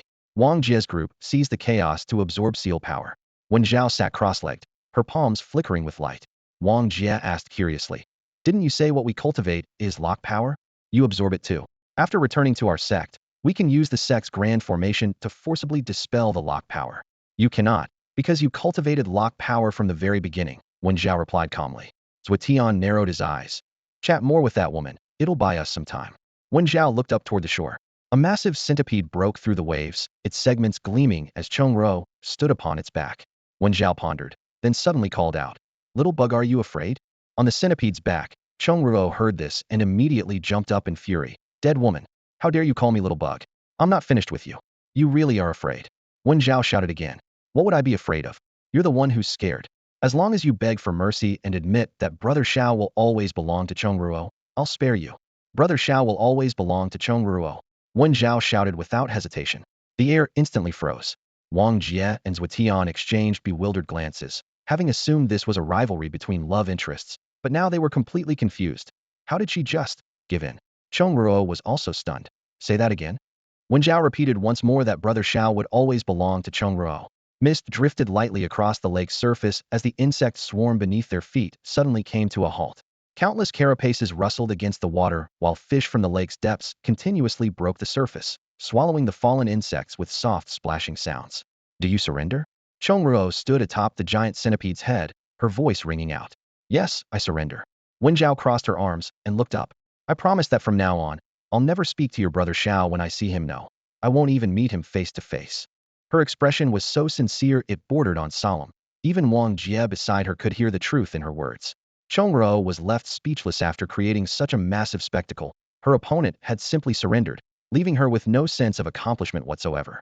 She raised her eyes toward the floating trial screen in the air. Brother Xiao must be watching and surely could hear everything, right? Just giving up like that. Wang Jia tilted his head, connecting this to his own marriage proposal letter. Wen Zhao explained earnestly, "I have absolutely no interest in the brother Xiao she keeps talking about. She's the one who's been treating everyone as a rival in love out of her own wishful thinking. There's nothing I can do about it." Zhuotian chuckled nearby, shaking his head and muttering quietly. Turns out this whole thing was just a misunderstanding. Cheng Ruo felt uncomfortable inside. She had clearly won, but couldn't bring herself to feel happy about it. She decided to question further. "Little Xiao, you're not trying to stall for time, are you? The sect can see everything in the trial grounds, and your brother Xiao can hear what I'm saying too." Wen Zhao spread her hands helplessly, but Cheng Ruo still felt unsatisfied. "But you just called me flat-chested. I'm not exactly well endowed either." Wen Zhao replied flatly. "You called me a little bug. Haven't you been calling me little Xiao this whole time?" Wen Zhao countered. Cheng Ruo opened her mouth, but couldn't think of a rebuttal for a long while. Wang Jia looked around, feeling that the previously tense atmosphere had suddenly turned strangely gentle, with all the killing intent completely diluted. After pondering for a long time, Cheng Ruo's eyes lit up with a cunning smile. "Little Xiao, if you want me to let you go, it's simple, just kiss that man who's been carrying you." Wen Zhao was stunned and instinctively looked toward Wang Jia. Wang Jia was also taken aback, not expecting to be dragged into this, though he didn't particularly mind. Cheng Ruo crossed her arms and snorted coldly. "You were the one who tried to steal brother Xiao from me first." Wen Zhao frowned. "I have nothing to do with him. I already told you I surrender." "Then kiss that man once, and I'll believe you," Cheng Ruo insisted. Wen Zhao felt a headache coming on. If she really kissed him, how would she explain it when they returned to the sect? Not only would her family lose face completely, but this Wong Jia would surely die as well. The Wen family would never let a war slave live after taking away their dignity. Chong, you'll get him killed, she warned. I don't care. Chong waved her hand, and the giant centipede, several zhang long, reared up its front half, its black claws and fangs menacing. Either you kiss him, or he kisses you, and this ends. Otherwise, Wang Jia took a deep breath and carefully set Wen Zhao down from his back. Enough, stop wasting words with this woman. We've rested enough, let's continue. Then he called out toward the other side of the lake. Chong, right? Chong raised her head with a challenging look. You're flat-chested, flat-bottomed, and your face is covered in pockmarks, Wang Jia said calmly. I wish you a long life of 80 years. As soon as he finished speaking, he grabbed Wen Zhao and turned to run, his feet skipping across broken stones and water waves. Zhuotian stood stunned for half a breath before hurrying to follow. Water splashed violently in the center of the lake as Chong Ruo's face turned from white to green, then from green to red. Furious beyond measure, she shouted, You savage! How dare you insult me? I'll kill you. She waved her hand, and the insect swarm roared to life, chasing them frantically. Wind whipped across their faces as Wang Jia half-dragged, half-carried Wen Zhao in their flight. She finally came to her senses. You're asking for death by insulting her like that. She won't kill me, but she can definitely kill you. Wang Jia glanced sideways at Zhuotian following closely behind. I'm not that easy to kill. When someone's chasing you, you've got to curse them back to vent your anger. Too bad she's too far away and that centipede is too powerful, otherwise I could kill her with one finger. Wen Zhao shook her head. You can't kill her. The Tianchong people hold grudges. They have 10,000 ways to make your life worse than death. Wang Jia's gaze grew heavy, but he didn't respond. The swarm of insects closed in once again. The lake could only buy them time to catch their breath, but it couldn't stop the overwhelming tide of creatures. Watch out, Wen Zhao whispered. Wang Jia spun around as a streak of yellow light shot through the air. A mutated wasp with golden-tinged armor, its combat power reaching the 8th seal level. Wen Zhao quickly scanned their surroundings, his heart sinking. 5 8 seal insects have us surrounded. That girl, Chong Ruo, can actually control this many 8 seal creatures at once. How do you know there are 5? Zhuotian blurted out. His answer came not in words, but in the deafening buzz of countless wasps. A dense swarm descended upon them. Suddenly, the air behind them tore open as a forearm-length spike shot toward the back of Zhuotian's head. The spike moved too fast for him to dodge. At the critical moment, his shadow leaped up like a ghost, deflecting the spike and saving his life. His shadow had come alive. Even Wen Zhao, who had seen his share of strange things, couldn't help but feel startled. The deflected spike ricocheted as if following a trajectory, shooting straight toward Wang Jia. She swept it away with a horizontal kick. Just then, the ground suddenly bulged upward as a massive iron-black scorpion burst from the earth. Its tail stinger stirred the air currents as it swept around them, dark green venom gleaming coldly under the metallic moonlight. Wen Zhao stepped down and executed the 8th armor step, flashing away from the scorpion's attack range. Wang Jia followed suit with the same technique. Only Zhuotian, who didn't know this footwork, remained trapped under the scorpion's venomous stinger while wasps descended from above, blotting out the sky. Let's go, Wang Jia said curtly, turning to charge toward the flank. Wen Zhao glanced back at Zhuotian before following her. She understood that Wang Jia and Zhuotian shared a blood feud. Bringing Zhuotian out of the city was meant to kill him. All that talk about the bigger picture and fighting external enemies first was just empty rhetoric. In this apocalyptic world, there was only one creed. I may die, but my enemy must die first. The 8th armor step could only be used for short-range evasion and couldn't be sustained for long periods. Wang Jia and Wen Zhao alternated between other movement techniques. Though fast, they couldn't shake off the insect swarm and could only try to avoid being completely surrounded. Over there, Wang Jia pointed into the distance. That's the direction of Shangjing City? What do you think happens when insects meet mutated beasts? Wang Jia narrowed her eyes. Wen Zhao immediately understood. They couldn't outlast the insect swarm, nor could they let Shangjing City bear the burden for them. Their only option was to lead the battle into the danger zones where mutated creatures dwelled. They were still in the safe zone, but their next step would take them into far more perilous territory. Behind them, the insect tides surged like waves, with 8 seal creatures in relentless pursuit. Sky and earth were occupied by insect shadows. As time passed, both fighters' seal power continued to drain, and replenishing it on the run couldn't keep pace with the rate of depletion. They had expected more insects after nightfall, but they overlooked another threat. Darkness belonged to the plants.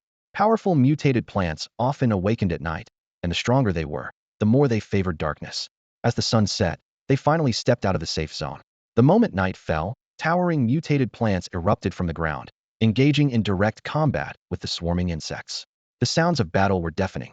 Roars of mutated beasts echoed through the mountains and forests. Wong Jia and Wen Zhao slipped into an abandoned high-rise, crouching against the wall while suppressing their auras. In the silence, they looked at each other. So you do know breath-concealing techniques, Wen Zhao whispered. But Wong Jia kept her eyes on the window, watching the insect swarms scatter and surge through the buildings. During the day, we can't avoid the insect's sight, but night is different. The higher the building, the fewer insects there are. You're underestimating Chongruo, Wen Zhao said. And you're underestimating the danger zone. Over 10 years, China had only managed to establish 5 major bases, and despite constantly expanding safe zones, they remained pitifully small. The mutated plants deserved much credit. Their vines and giant leaves formed barriers like hedges, blocking the tide-like swarms of insects and securing precious living space for humanity. Occasional insect shadows flitted past the window in the dark night, their screeching echoing intermittently. After a moment of silence, when Xiao pulled out a disaster material emanating an eerie glow from his storage ring and handed it to Wong Jia. Wong Jia reached out to take it, saying quietly, "Thank you. I'm the one who should be thanking you," Wen Zhao replied with a smile. "If not for you, I would have fallen into her hands long ago." "You wouldn't have died," Wong Jia responded calmly. "But you certainly wouldn't have had a good time." As they spoke, he continuously used the toad breathing technique to suppress his seal power. That contained force was like a still lake's surface, not a single ripple escaped, and even his aura was completely concealed. The more Wen Zhao observed, the more amazed she became. This isn't ordinary breath-concealing technique. It should be toad breathing from the 18 ultimate skills. Just how many combat techniques have you learned? Is it a lot?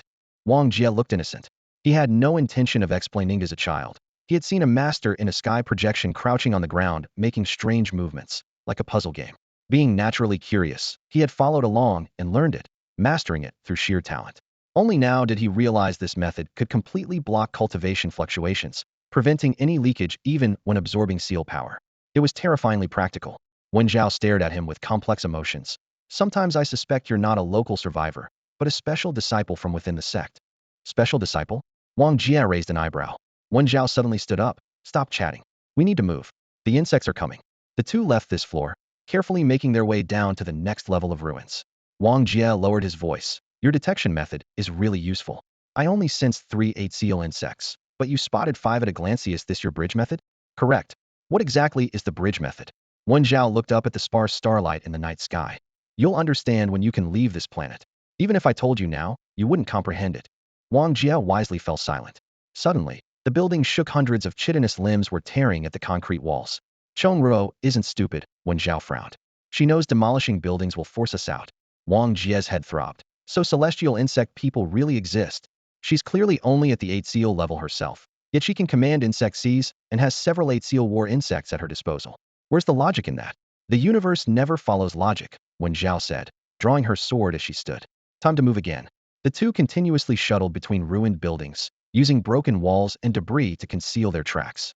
In the distance, Chongruo leaned against the collapsed top floor of a building, yawning. She was reluctant to stay up late lest it damage her skin. Before sleeping, she ordered the entire block of high-rises to be leveled. "Let's see where you can hide now. Little Xiao and that vicious Manuri both dead." As night gradually faded and dawn appeared on the horizon, Wang Jia gently patted Wen Zhao's shoulder. "It's time. We should go." Wen Zhao had kept watch for most of the night, relying on her bridge method to detect insect swarms earliest. They had switched shifts an hour ago, but the collapsing buildings had kept Wang Jia from sleeping soundly. 3 relocations had nearly exposed them. With dawn approaching and no darkness for cover, they could only continue fleeing. Wen Zhao poured clear water from her storage ring to wash her face and rinse her mouth, her movements clean and efficient, then turned away from Wang Jia to put on a fresh gauze mask. The next moment, crushing sounds came from outside the wall. Wang Jia lifted his leg and kicked through the glass. "Go!" Both leaped out of the broken window simultaneously. High above, Chongruo's eyelid twitched as she shrieked. "There! My little ones, chase them!" With a thunderous roar, an overwhelming swarm of insects poured down, rolling toward the two fugitives. After the insect seas rampage, this entire area had been swept nearly clean. The mutated plants that had stubbornly grown during the night were devoured, and mutated beasts dared not approach, retreating to more distant ruins. Since escape was inevitable, Wang Jia simply led the insect sea in circles, conveniently clearing out all the dangerous zones around the capital city. As for those disaster materials, collecting them while fleeing became increasingly smooth. Anything they couldn't grab could wait until their return trip. At this moment, the entire danger zone was completely empty. Not a single soul dared to come scavenging. Which cultivator in the capital city would dare show their face? Not everyone possessed the strength to escape through a sea of insects. They had been charging through the insect swarm for 3 consecutive days. What had initially been an extremely perilous siege now appeared to follow patterns in the eyes of Wong Jia and Wen Zhao. Both were among Blue Star's top-tier fighters, and while the 8 seal insects were formidable, they couldn't deliver instant kills. On the contrary, Wang Jia's armor 8 steps and Wen Zhao's bridge method grew increasingly synchronized as they fought and retreated, even managing to take turns finding opportunities to rest. Chongro stamped her feet in fury, continuously dispatching more insect swarms, yet remained powerless against them. The massive influx of insects also attracted mutated creatures from elsewhere in the danger zone, making the siege even more chaotic. The capital's garrison forces at the distant base noticed the insect sea strangely circling around the base, inadvertently clearing out the surrounding fierce beasts for them, essentially walking the dog. After another 2 days, Wang Jia's armor 8 steps advanced to the 6th step in one breath. The tempering of actual blood combat proved most effective.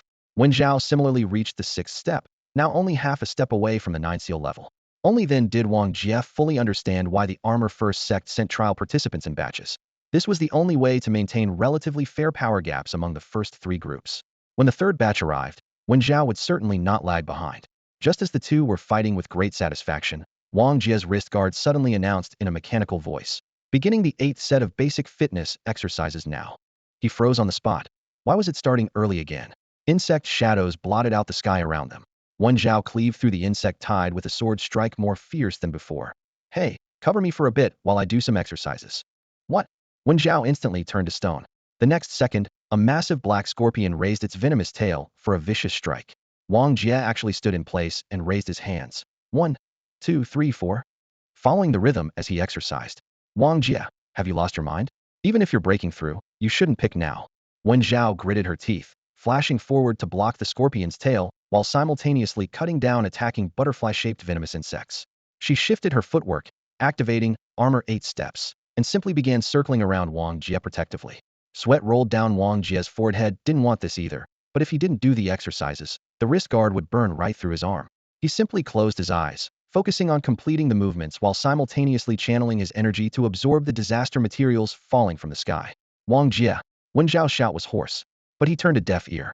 She wanted nothing more than to abandon this guy. But without Wang Jia, she couldn't break out of the insect sea at all. Worse still, protecting him left her no time to collect the disaster materials on the ground. High above in the distance, Chongruo stared wide-eyed. What bizarre ritual was that vicious man performing? Feeling uneasy, she couldn't help but become doubly cautious. Wen Zhao's pupils suddenly shimmered with flowing light as bridge method activated fully in her vision. The dense swarm of insects transformed into streams of energy, with weaker auras automatically filtered out, leaving only the truly threatening powerful enemies. 5 seal insects bit into her body, but she didn't even glance at them, striking directly at the 8 seal giant scorpion with her sword. Intense pain surged through her. The thin veil on her face was torn away, and her arms, calves, and back were covered in lacerations and acidic burns from venom, with bone clearly visible. Yet she still held her ground around Wang Jia, her footwork repeatedly pushing to its limits. By the end of the battle, several layers of insect corpses carpeted the ground, and the air reeked of blood and acid. Her Armor 8 steps was pushed completely to the edge, her feet treading through a slurry of blood and shell fragments. Yet her sword edge remained unwavering and true, protecting the man behind her who was doing exercises. This included the corpse of that scorpion. Wang Jia finally completed his technique. Though his eyes remained closed, he knew exactly what had happened. When Xiao could barely stand, her body swaying unsteadily, he stepped forward and pulled her into his arms, simultaneously grasping the long sword in her hand and slashing it horizontally. The seal power accumulated in his body erupted with tremendous force, and the violent energy surged along the blade's edge, tearing through the air itself. The sword's aura formed visible circular shockwaves that swept across a 1,000-meter radius in an instant. Where the blade's edge reached, 2 8 seal insects along with a swarm of lesser bugs were cleaved in half at the waist. Even the usually composed Chongro was forced back half a step by this sword energy, secretly alarmed by its power. Let's go. Wen Zhao's voice was weak. Wang Jia held her tightly, leaped into the air, and fled through the sky. At the original spot, Chongruo watched the two escape. She quickly regained her composure and shrieked her command. Keep chasing them. The endless insect tide rolled forward like black waves. She intended to drag them both to exhaustion. Wang Jia carried Wen Zhao as they fled continuously for several hours until nightfall finally allowed them a brief respite. They squeezed into an inconspicuous underground chamber and sealed the heavy iron door shut. Wen Zhao forcefully pushed him away, her gaze filled with resentment. Wang Jia spread his hands. Sorry, I didn't mean to. Her face was pale as she took out healing medicine to apply to her wounds. Wang Jia stepped forward. Should I help you? Get lost. He wisely retreated a few steps, watching silently without speaking. When Xiao turned her back to him, closing her eyes as she tended to her injuries. After a long while, she finally set down the bloodstained bandages. The pain prevented her from leaning against the wall, so she could only sit cross-legged on the ground. Are you sick in the head? Wang Jia sheepishly scratched his head. Yes, I'll definitely be more careful next time. When Zhao thought about how this guy had even asked Chong Ruo for a marriage certificate earlier, she suddenly realized that this person's series of outrageous behaviors actually formed their own twisted logic, so she simply stopped arguing. Thank you, Wang Jia said sincerely. I'm grateful. When Zhao fell silent, thinking that being with this bastard had made cursing a regular occurrence. Wang Jia looked down to check his wrist guard, muttering complaints to himself. It's all this thing's fault. The technique he'd just performed had absorbed massive amounts of seal power and converted it into strength. His current power was 4 times greater than when he first arrived in the capital. That's how he'd been able to deliver such an astonishing sword strike. It wasn't sophisticated swordsmanship, just the crude combination of brute force and seal power. He had indeed grown much stronger, and being chased by the insect tide had allowed him to harvest so many disaster materials that he could continue advancing. We should counterattack, he suddenly said. When Xiao kept her eyes closed, focusing on her breathing without responding, he continued his analysis. That centipede is the most troublesome. Its combat power rivals the moon plan outside Geneling base, but we're not weak either. By the way, what's Chong Ruo's actual fighting ability? When Zhao opened her eyes, her tone calm. Very poor. That's good. As long as we can get close to her. The heavenly insect people's main bodies are their weakness, which is why they're so heavily protected. It's not that easy to capture them. Chong Ruo excels at the 8 steps of armor technique actually. The entire heavenly insect people clan must master it. She can execute 7 steps. Wang Jia frowned. 1 step faster than us? That's troublesome. With the centipede protecting her, if she's even 1 step faster, we can't catch her. When Zhao reminded him, don't forget about the heaven and earth Luoxian finger. We can't kill Chong Ruo. Wang Jia was decisive in battle but not foolish. If she dies, Blue Star suffers. Unless absolutely necessary, I won't use lethal techniques. Their conversation ended, and Wen Zhao resumed her rest with closed eyes. The underground chamber was sealed on all sides. They really shouldn't be hiding here since it would be easy to get surrounded, but they had no other choice. During the pursuit, Chong Ruo had learned her lesson and destroyed tall buildings along the way, cutting off their hiding places. This location would eventually be exposed too, but when Zhao needed to rest. Fortunately, they still had their combat power detector. As long as no 8 seal insects approached, Wang Jia could fight his way out even if surrounded. That night, when Zhao was utterly exhausted and fell asleep the moment her head hit the ground. At dawn, the detector suddenly shrieked beep, beep, beep. When Zhao's eyes snapped open. Let's go. Wang Jia instinctively reached out to help her, but she gently pushed him away. Only then did he notice that all the wounds on her arms had scabbed over, healing at an astonishing rate. Lend me your sword. When Zhao handed over the blade, Wang Jia gripped the hilt and took a deep breath. In his mind surfaced that extremely flamboyant sword technique he had once seen in the sky projection years ago. More flashy than practical, but he had mastered it nonetheless. What if the sword broke? He never liked taking risks, but that didn't mean he wouldn't. He crouched slightly, sword edge pointing backward, head lowered in concentration. Seal power surged from his shoulders to his arms, creating fine wind marks spiraling around the blade. His breathing reached its deepest point. Then he suddenly raised his head, drew the sword and struck. A brilliant sword aura erupted from bottom to top, instantly splitting the earth in 2. The 5-story building was sliced clean through like building blocks. The residual force shot skyward, scattering the insects that blotted out the sun, allowing a beam of sunlight to pour down through the opening. The sword blade shattered inch by inch in midair, unable to withstand such tremendous force. Wang Jia found the sword was even more fragile than he'd expected. Let's move. The moment they burst through to the surface, he casually grabbed a strand of snow-white spider silk disaster material from an 8 seal spider that had perished in his previous strike. The insect sea-churned. Freed from restraints, Wang Jia moved faster and more ruthlessly than ever before. His explosive power brought more terrifying impact, each strike accompanied by sharp wind howls. Not only Wen Zhao, but even the distant Chong Ruo sensed the anomaly. How did that man get stronger again? He's still only 8 seal level. Wang Jia suddenly turned to stare at Chong Ruo and made a throat-slitting gesture. Chong Ruo felt her scalp tingle, then rage clouded her judgment. Native, how dare you threaten me? How dare you threaten a celestial insect person? You're dead. No one can save you, native. Wang Jia burst into laughter. Little bug, wait for me to catch you. As his words fell, he pointed forward. His spiral energy attack had more than doubled in power, piercing through the insect swarm like a cannonball and forcibly clearing a path as he pulled Wen Zhao forward in their swift escape. A giant centipede rose from the ground, rearing up with its mandibles clicking ominously. Chongruo's pretty face flushed red. Summon more insects. As many as possible. This man is even more detestable than little Xiao. The safe zone northeast of Shanjing City base had been forcibly expanded by dozens of kilometers. Wong Jia had wanted to clear the entire perimeter of the base, but the area was too vast, so he had to return along the original route, focusing mainly on collecting disaster materials. At this point, Chongruo had only 2 8-seal insects left, not counting the centipede. After several more days of fleeing, Wen Zhao suddenly reminded him, "You need to do your exercises." Wang Jie glanced at her sideways. "You know about that? I don't care why you suddenly started doing exercises. Give me the time now, I don't want to die. It's set for tomorrow afternoon. Then let's find a place. That lake we visited before would be good." The lake still harbored many mutated creatures, but the open water surface would allow them to see clearly in all directions. Wang Jia also wanted to confirm whether Zhuotian was alive or dead. The next afternoon, they arrived at the place where Zhuotian had been swallowed by the insect swarm. Only a pool of dark red bloodstains remained on the shore. Apart from that pool of blood, there was nothing else. Wang Jia gathered the disaster materials scattered around and silently headed toward the lake. Zhuotian wasn't dead, he was almost certain of it. After days of fighting with Chongruo, they had figured out that this woman wasn't bloodthirsty. All she wanted was to outdo Wen Zhao. She had never truly intended to kill anyone. If she had really killed Zhuotian, the body would have been preserved, not devoured completely by the swarm. Since there was no body to be found, there was only one explanation: Chongruo had let Zhuotian go. He pushed aside these distracting thoughts as the distant lake came into view. With a leap, he landed on the central clearing that had long been leveled flat. The pavilion had completely vanished at some point, leaving not even broken beams or pillars behind. Wen Zhao glanced at him and said flatly, "So you really are passively triggered to exercise?" Wang Jia didn't deny it. "Is this common in the universe?" "I can't say for sure," Wen Zhao replied, looking away. In the distance, a dark mass of insects was surging forward, pushing up clouds of dust. Wen Zhao checked the time. 5 more minutes. "If you still haven't started exercising by then, we run." She paused. "This time we split up." Wang Jia nodded. He had no reason to let others risk their lives for him anymore.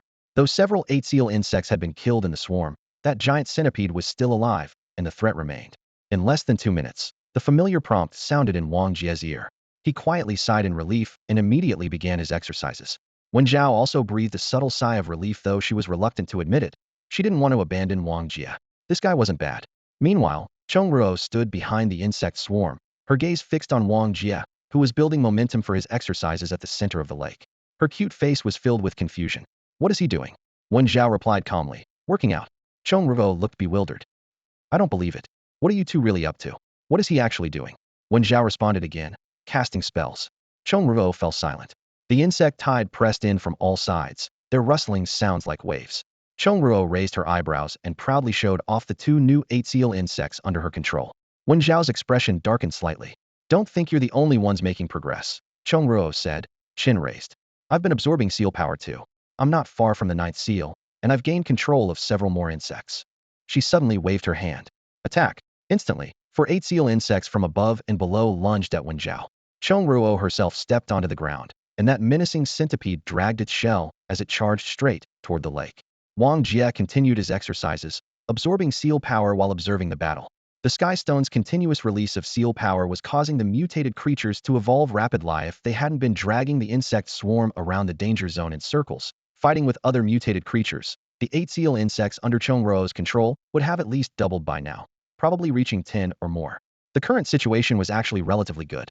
"Wait a moment," Wen Zhao suddenly spoke. Chongruo sneered. "Little Xiao, you're not still trying to buy time, are you?" Wen Zhao's expression grew serious. "The 3 families of the Jiayi sect share the same roots. Do you know why Xiao Hui has always rejected your affections?" The hissing of the insect swarm came to an abrupt halt. Chongruo narrowed her eyes, her voice low. "Because you're in the way?" "It has nothing to do with me," Wen Zhao said softly. "Someone else has entered Xiao Hui's heart. I promised that person I wouldn't say anything, but now I have no choice." Wang Jia could immediately tell she was stalling for time, and Chongruo knew it too. But compared to time, she wanted answers more. "Who? Tell me, and I'll let you both go." "Fine, but it has to be the truth." Wen Zhao glanced at Wang Jia in the center of the lake. "Why isn't he finished yet?" "I swore an oath never to reveal that person's name." Seeing Chongruo about to explode in anger, Wen Zhao quickly continued, "But I can describe their features, and you'll definitely be able to guess who it is." Chongruo waved her hand impatiently, urging the centipede beneath her to continue crawling toward the center of the lake. "Stop wasting time and speak. Otherwise, you're both finished." Wen Xiao raised her sword, her gaze cold and clear. Do you think I fear death? Or do you really dare to make a move? Little insect, this is a rare opportunity. Once we leave this trial ground, if you want to know who's in Xiao Hui's heart, you'll have to wait until their wedding day. Chong Ruo abruptly halted the insect swarm and spoke with a dark tone. Fine, speak. Wen Zhao stared at her steadily, silently gathering her thoughts. Meanwhile, Wong Jia was immersed in his inner world, completely oblivious to their confrontation. The seal power surged like a tide, once again transforming into pure strength. Having absorbed vast amounts of catastrophic materials, he could have directly broken through to the ninth seal, but his final realm remained unchanged from before encountering Chong Runli. His power had surged dramatically. As his power solidified, Wang Jia opened his eyes. I'm ready. Wen Zhao glanced at him sideways and suddenly blurted out, legs wider than yours. Chong Ruo blinked in confusion. Wang Jia looked bewildered. What are you talking about? That's quite bold. Chong Ruo snapped back to reality and roared furiously. You wretched woman. You tricked me again. I'll kill you. Wen Zhao interrupted her. It's your turn now. You should break through to the ninth seal. Wang Jia wiped away sweat and stepped forward. The lake's surface churned with bloody water, littered with dead fish. Under the looming shadow, a massive eight-seal insect dove down, its original form completely unrecognizable. Wen Zhao frowned. Let's go first. But Wang Jia smiled back at her. No need to flee. Now she's the one who should be running. Having received his answer, Wen Zhao hesitated no more. She took out catastrophic materials and began absorbing seal power. She understood that Wang Jia never spoke carelessly. Behind them, Chong Ruo jumped up and down, cursing, wretched woman, wretched man, you're both dead. Wang Jia flexed his arms and looked up at the projection in the sky.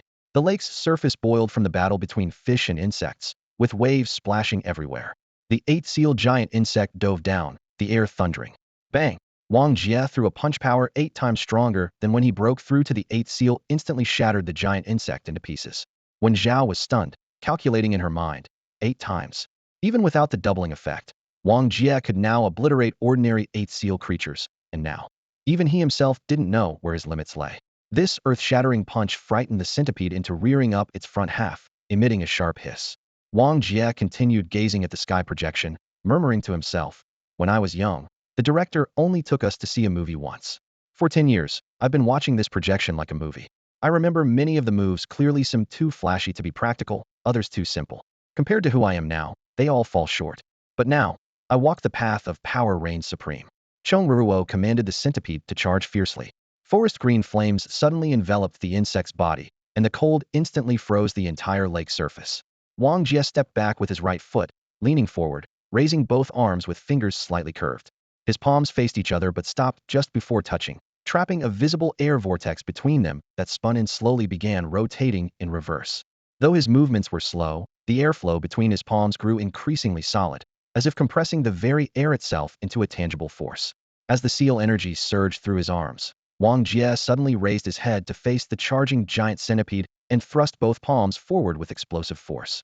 The circular airflow erupted like a bomb, slamming directly into the creature.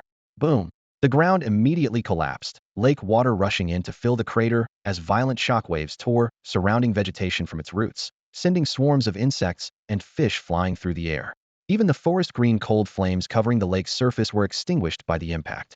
Wen Zhao, who had been preparing to break through his cultivation barrier, was forced back several steps by the suffocating pressure, staring ahead in shock.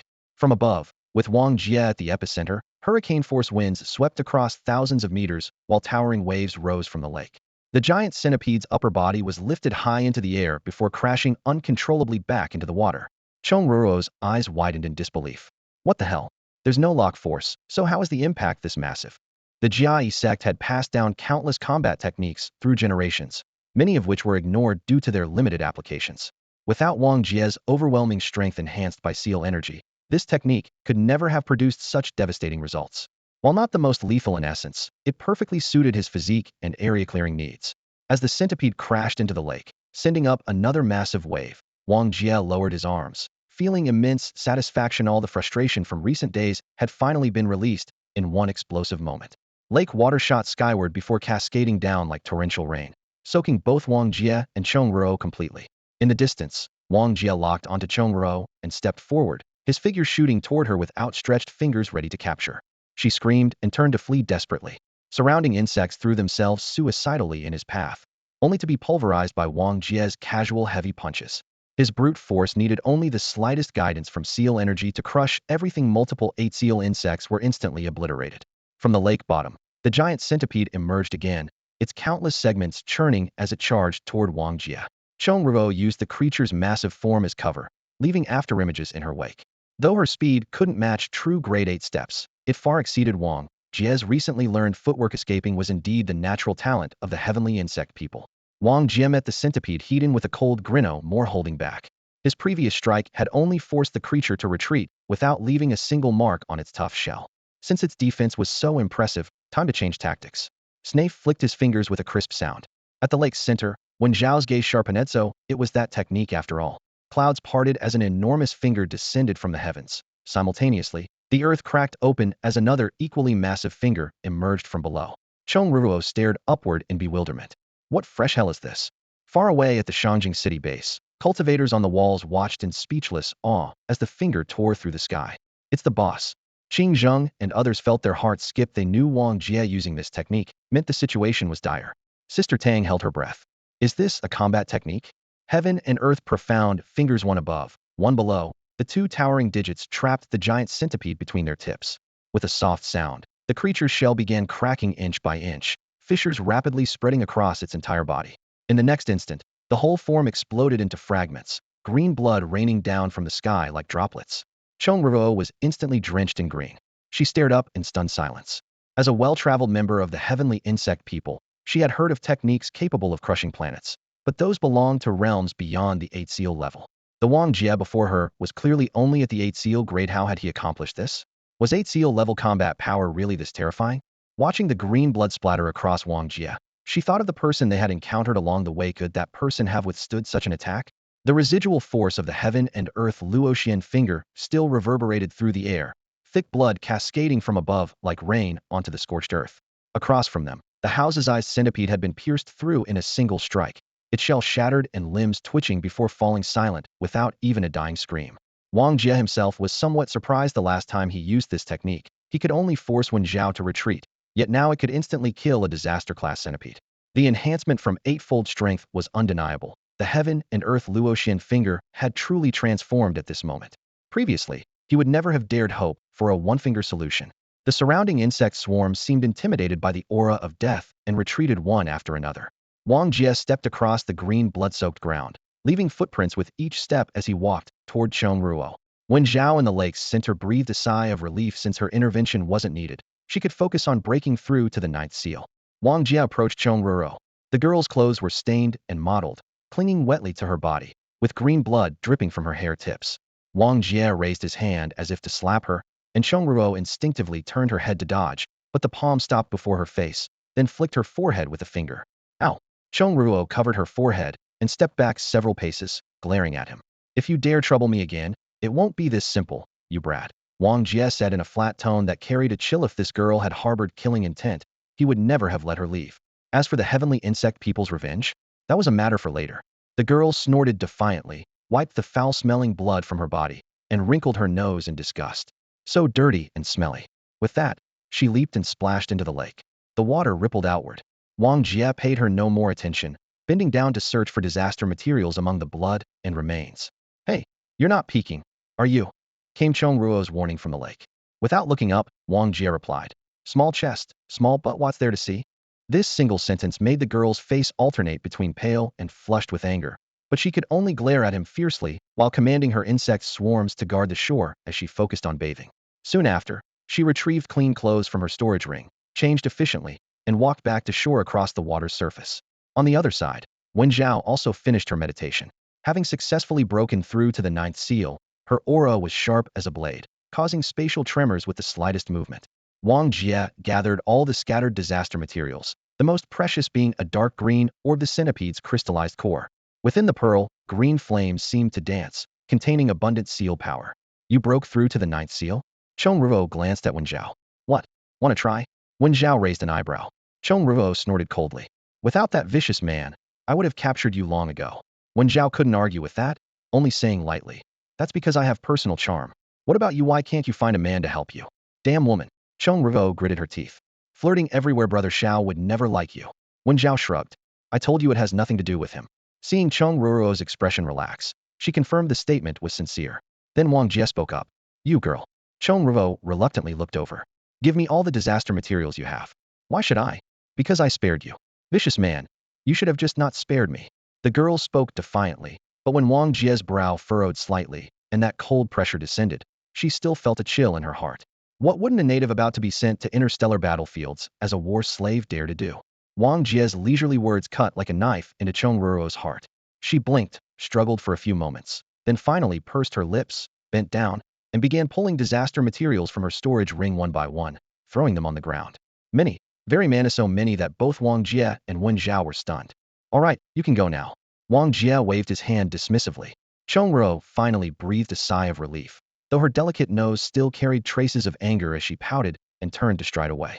After just a few steps, she suddenly whirled around, her almond-shaped eyes wide with fury. You vicious man. What's your name? Wang Jia. Wang Jia? Fine, I'll remember you. Humph, just you wait. The girl left with a cold snort, her footsteps echoing on the gravel as she disappeared into the distance.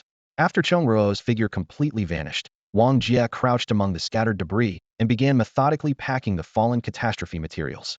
Shattered carapaces, scalding insect blood, and still warm cores were sorted and placed into his bag with efficient movements. When Xiao watched him for a moment before speaking in a low voice, that girl just told me something I think you need to know. Wang Jia didn't look up. What is it? She encountered someone on her way here. Very strong, terrifyingly strong, probably also at the 8th seal level. When Xiao glanced in the direction Chong Ruo had departed, his expression clearly uneasy. With just one look, that person made the entire insect swarm prostrate themselves on the ground. Wang Jia's movements paused as he raised his gaze. Meeting his eyes, when Xiao added, just one look, and it scared Chong Ruo so much she didn't dare move. Wang Jia's expression instantly darkened. While he could kill the centipede with a single finger, that was completely different from making an insect swarm prostrate with a single glance. This kind of intimidation almost exceeded the scope of the 8th seal, especially since the person hadn't relied on any special bloodline. Someone like that exists? Wang Jia frowned. Before she told me, I wouldn't have believed it either. Even the 4th batch of 10 seal trial participants couldn't be that exaggerated. But no, it's really happened. If it's beyond even your understanding, could she be lying? When Xiao shook his head, that girl doesn't lie. She wasn't deceiving me. Wang Jia exhaled softly, though his heart felt heavy. This is really troublesome. To think such an existence is among the first 2 batches of trial participants. After collecting the last piece of catastrophe material, the two walked side by side on their return journey toward the Shangjing city base. Night was approaching, and it was time to go back and rest properly. In northern China, in a dilapidated villa extremely far from the Geneling base. In the dim living room, thin sunlight filtered through wooden blinds as a disheveled man stood by the window, his gaze filled with longing and confusion. Behind him lay piles of catastrophe materials, treasures he had once dreamed of obtaining, but which now filled him with disgust. Creak. The door was pushed open. A trial participant entered, kicking over the materials on the floor and coldly urging, "Hurry up. You should be close to breaking through, right?" The man lowered his head, his voice hoarse. "After I break through, will you let me go?" "Of course." The trial participant smiled contemptuously. "You're a hero. Not only will we let you go, we'll free you from being a war slave. If you're lucky, you might even become a trial participant in the next round." The man smiled bitterly. Only a child would believe such words, but he had no choice. He silently picked up the catastrophe materials from the floor and sat cross-legged to absorb their seal power. The seal tracks within his body spun rapidly as scorching energy surged through his meridians. Suddenly, a burning pain struck his right shoulder blade as a new mark appeared like a branding iron. The 9th seal achieved.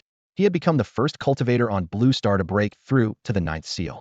The trial participant guarding the door's eyes widened instantly. "He's broken through. He's broken through. Notify the other Blue Star natives immediately." Soon after, the night sky was torn open. 1, 2. Countless fiery meteors trailing long tails plummeted from the horizon, causing countless people to look up in speechless awe. The 3rd batch of trial participants had arrived. At Shangjing City Base, the return of Wang Jia and Wen Zhao finally put by Yuan and the others at ease. Wang Jia also learned that Zhuotian still hadn't appeared, seemingly hiding in some unknown corner. After washing away the blood and changing his clothes, Wang Jia had just finished dressing when Lao Wu's shocked cry came from the outer hall. His heart sank as he rushed to the window. A pitch-black sky was torn by firelight, meteors streaking across the night.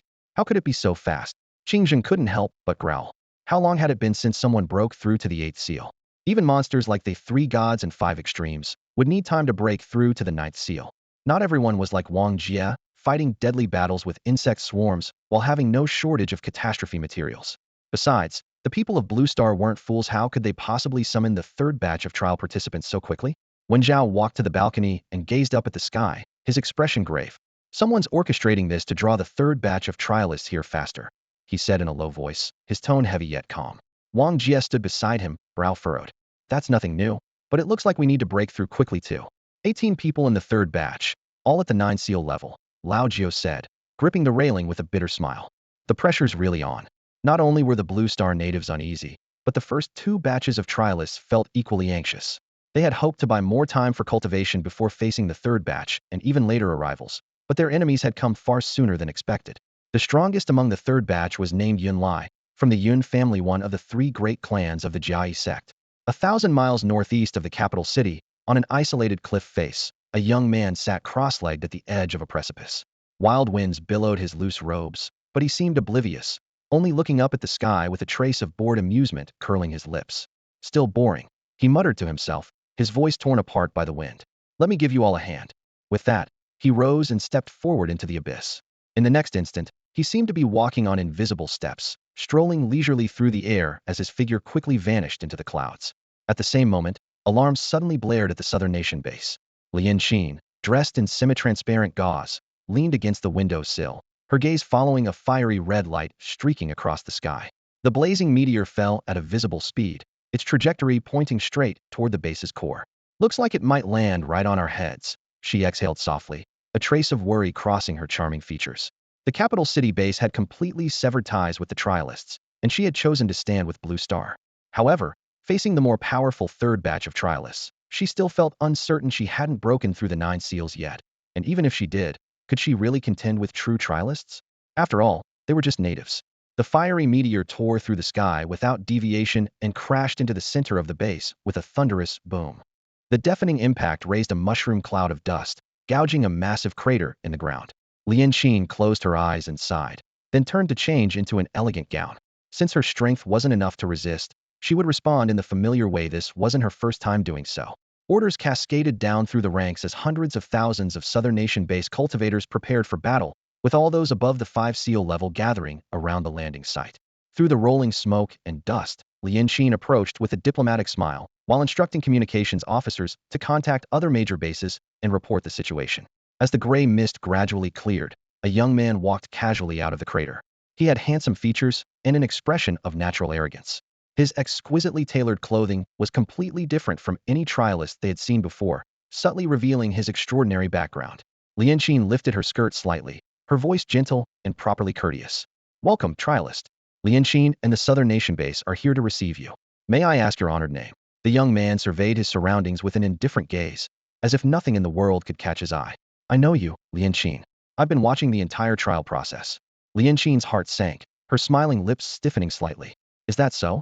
It seems you hold quite a high position. No need to probe. The young man looked up. My name is Yunlai. Yunlai? Lian Xin whispered. The high-level cultivators behind her exchanged glances, shock evident on their faces. They had heard this name through channels from the capital city, the strongest of the third batch of trialists, a member of the Yun family from the Jiai sect. They never expected him to descend here directly. Yunlai's lips curved slightly in what might have been a smile. Seems you've heard my name. Before his words finished, he bent his knees slightly and leaped onto the towering city wall. Strong winds whipped his robes like rolling flames as he faced north, drawing an ornately crafted longbow from his storage ring. Tremendous energy surged from within him as he drew the bowstring to a full moon, his pupils reflecting the distant horizon. Tianfu base, fall, he whispered. The string snapped, and the arrow transformed into a blazing meteor, tearing through the sky straight toward the north. Lian Xin and the others looked up at the trail of light, their hearts pounding like drums. In this moment, Yunlai gave them a sense of incomparable power. The city walls beneath his feet began to crack, unable to withstand his immense power. Fissures spread rapidly outward as debris tumbled down. The moment his first arrow left the bowstring, he had already drawn the second, his form shifting slightly as the bowstring grew taut. Once more. Target. East, Geneling base, break. The arrow roared through the air. From high above the land of China, 2 black streaks could be seen cutting through the sky, one heading straight for Tianfu base, the other racing toward Geneling base. Their speed was so tremendous that mountains, floating defenses, and iron curtain barriers were all pierced through without even leaving scorch marks. Soon, alarm bells thundered at Tianfu base. The arrow struck like divine punishment, smashing into the city wall and blasting open a massive hole. Its momentum undiminished, it tore straight through the base, carving a path of death through its interior. Buildings, war vehicles, and personnel were swept away by the violent airstream, leaving behind horrifying collapse and carnage. At the same moment, Wong Jia was patrolling atop the southern wall of Geneling base.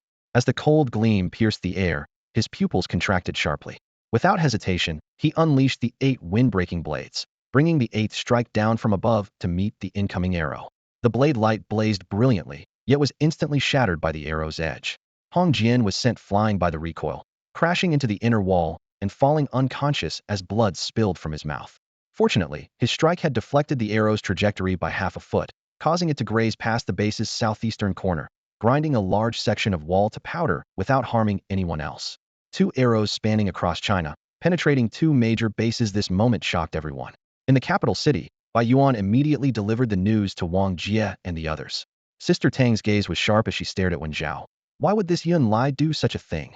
Wong Jia's face darkened, feeling a more terrifying pressure descending than from any previous trial participant. The opponent didn't even need to show himself to tear through base defenses, possessing an overwhelming power that seemed to transcend everything, completely different from Chongruo's insect swarms. Wen Zhao's voice was low. There's common knowledge in the universe.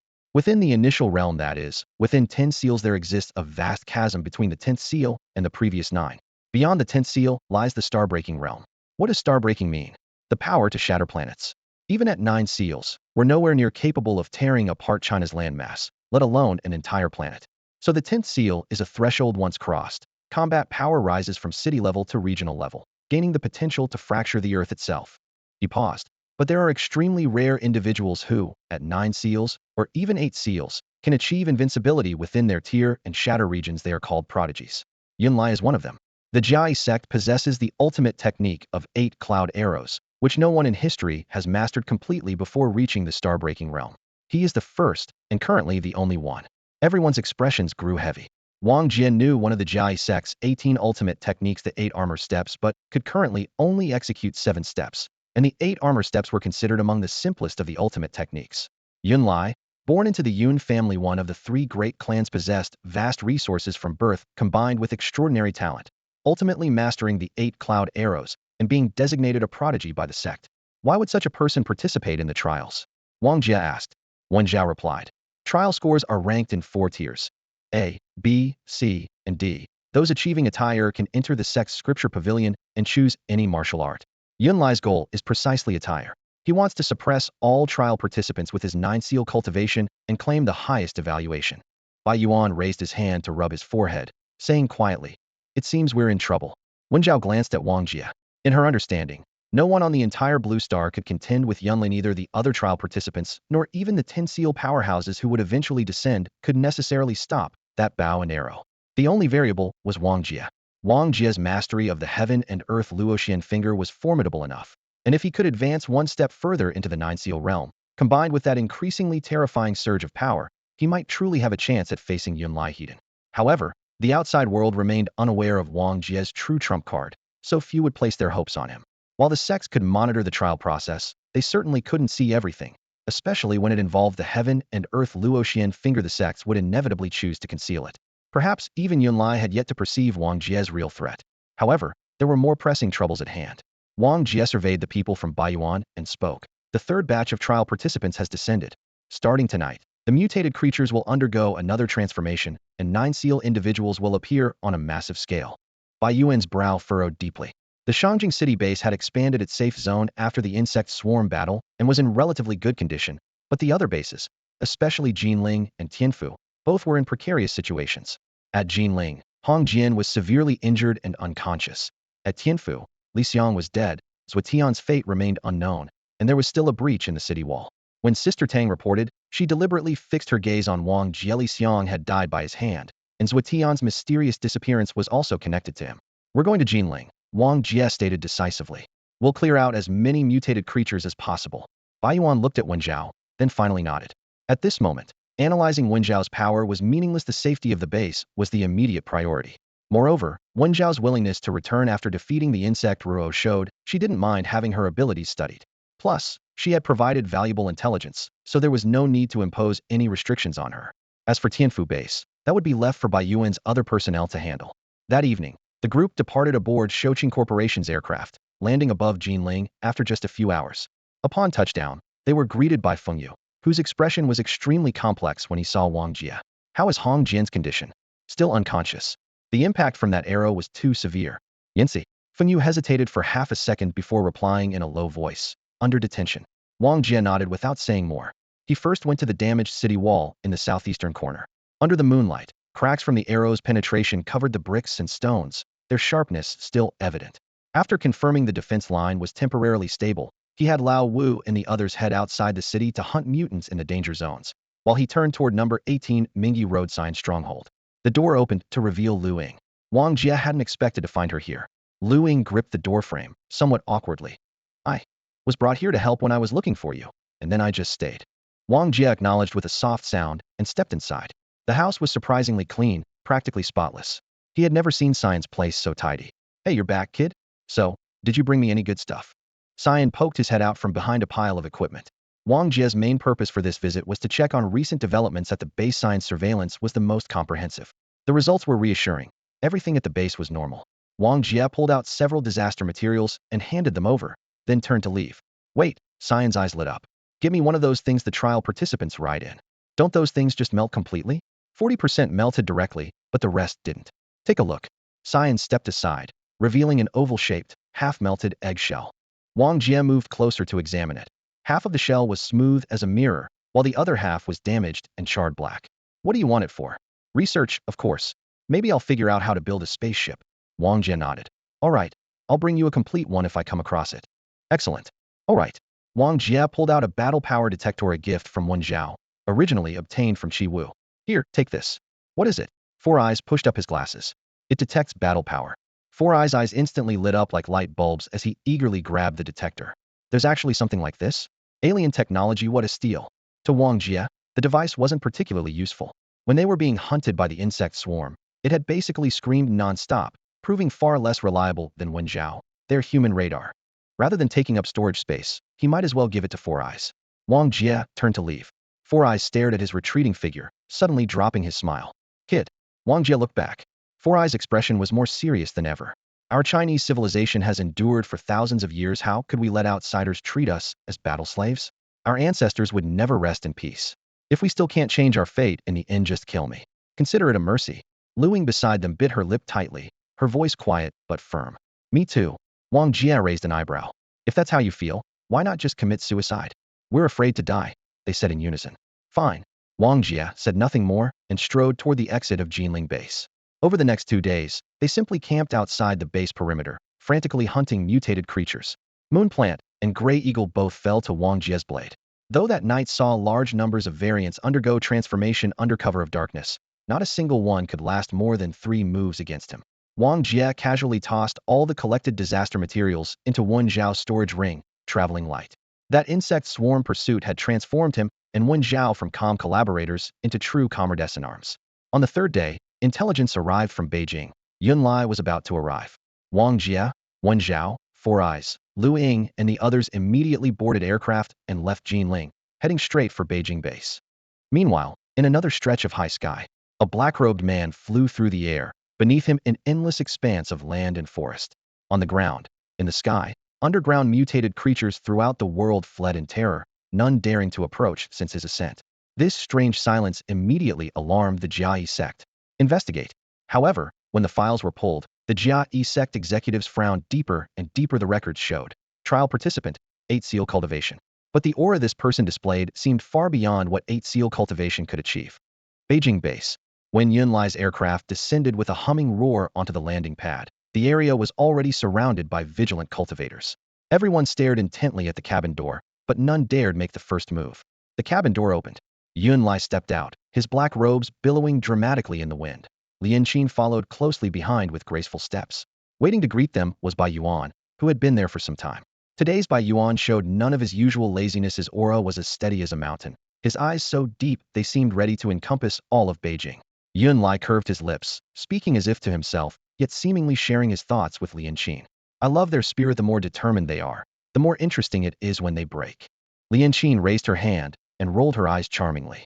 Bai Yuan stepped forward and had just begun to speak when Yunlai waved him off. I've seen your trial footage. Your sword is fast should be swift shadow from our Jia E-Sex 18 ultimate techniques. His gaze swept over by Yuan's right hand, his tone unhurried. Honestly, I didn't expect a native to comprehend the 18 ultimate techniques. But it doesn't matter according to the rules, as long as I defeat you. This base comes under my management, correct? Bai Yuan met his gaze calmly. Your goal is a grade A trial rating. To you, both Blue Star cultivators and all trial participants are hunting targets. When Xiao told you that, Yunlai nodded slightly, his gaze sweeping past Bai Yuan's shoulder, but he didn't see that familiar figure. Wong Jia and the others were still en route. You know what? He suddenly dropped his smile, his voice cold as a blade. With my abilities, even if every cultivator in this base attacked together, it would be meaningless. I could annihilate you. It would just take a bit more time. Bai Yuan agreed matter-of-factly. That's right. Starting from 7 seal, numbers lose their meaning, because 7 seal can break through formations and escape. As for 9 self, they come and go as they please. He tilted his head slightly, his gaze settling on Yunlai. Not to mention prodigies like you who can counterkill. But to achieve a grade A trial result, simply killing all of us seems too easy, hardly enough to push you to grade A level. As these words fell, battle intent and killing intent quietly clashed in the air, yet remained restrained. Yunlai didn't refute. He narrowed his eyes slightly, fingertips tapping lightly on his blade's hilt. If massacring a city could truly earn him grade A, he would have acted long ago. Why waste words here? As a prodigy, no matter how many mere natives there were, they meant nothing. To claim grade A, he must accomplish something significant enough to shake the Jai sect. But how to create such a momentous event? He had pondered this for a long time, still without a clue. I'll show you a path, Bai Yuan said in a deep voice. Yunlai raised an eyebrow. What path? When I break through to the 9th seal, I'll fight you. Bai Yuan spoke solemnly, his gaze clear as an ice blade. Yunlai was stunned for half a breath, then threw back his head and laughed. His laughter was sharp and careless, yet filled with mockery. The cultivators at the Shangjing city base were furious, everyone feeling ruthlessly looked down upon. Even Lian Qin was laughing, but her smile grew increasingly stiff. Hasn't Wen Zhao explained it clearly to you? Yunlai's smile didn't fade. Forget the 9th seal. Even if you natives gathered to form the 10th seal, what of it? You still wouldn't qualify to send me to grade A. He stepped forward, his form like a shadow, instantly closing in on Bai Yuan, speaking coldly. I'll give you 1 day to surrender the base. If you haven't by this time tomorrow, I'll tear down the city walls and let the mutated creatures in. How many die then won't be up to me. Bai Yuan met his gaze, showing bone-chilling coldness for the first time, his eyes still as tint the sandier ice. Yunlai paid no mind, waving to summon Lian Qin from the distance. The girl obediently approached and was pulled into his embrace as he smiled and headed toward the base's interior. The cultivators on both sides clenched their fists, yet none dared to block his path. Sister Tang's knuckles turned white, her gaze fixed on Yunlai's retreating figure. Further away, Lian Fei gritted her teeth. Her mother was used to being promiscuous, but had always taken the initiative, yet now was clearly being coerced, which she could see all too clearly. As night fell, Wong Jia and the others rushed back to the Shangjing city base, only to receive the message that Bai Yuan is in seclusion and refuses visitors. They had also witnessed the entire process of Yunlai entering the base. No wonder that sword was so fast. It was swift shadow. When Xiao realized, Wong Jia frowned. If Bai Yuan breaks through to the 9th seal, would he have a chance of winning? Absolutely not, Wen Zhao said decisively. Silence weighed on everyone's hearts. Wen Zhao stared at Wang Jia's profile. Will you intervene? Wang Jia gazed at the thick darkness outside the window, giving no answer. Bai Yuan's home had been destroyed by the previous trial participants, so they now lived in a place not too far from Wang Jia. The dim streetlights cast mottled shadows across the narrow alley. At the second-floor window, Bai Yuan leaned against the railing, gazing down at the street entrance. His eyes followed the sparse figures moving below, though it was impossible to tell what he was thinking about. Bang! Bang knocking at the door. It's me, Dad. The girl's clear voice carried a hint of caution. Bai Yuan turned around, the heaviness between his brows lifting as he put on his usual smile. Come in. Bai Xiao pushed the door open. Her coat still carried the coolness of the night wind as she placed a bowl of warmed porridge on the desk. Be good, Dad's not hungry. Bai Yuan raised his hand to stop her. Bai Xiao stubbornly pressed him down into the chair, her fingertips working firmly to massage his stiff shoulders. Are you confident about tomorrow? Bai Yuan chuckled softly, his tone like when he usually coaxed children. Of course, your dad is invincible. Bai Zhao's movements paused as she said quietly.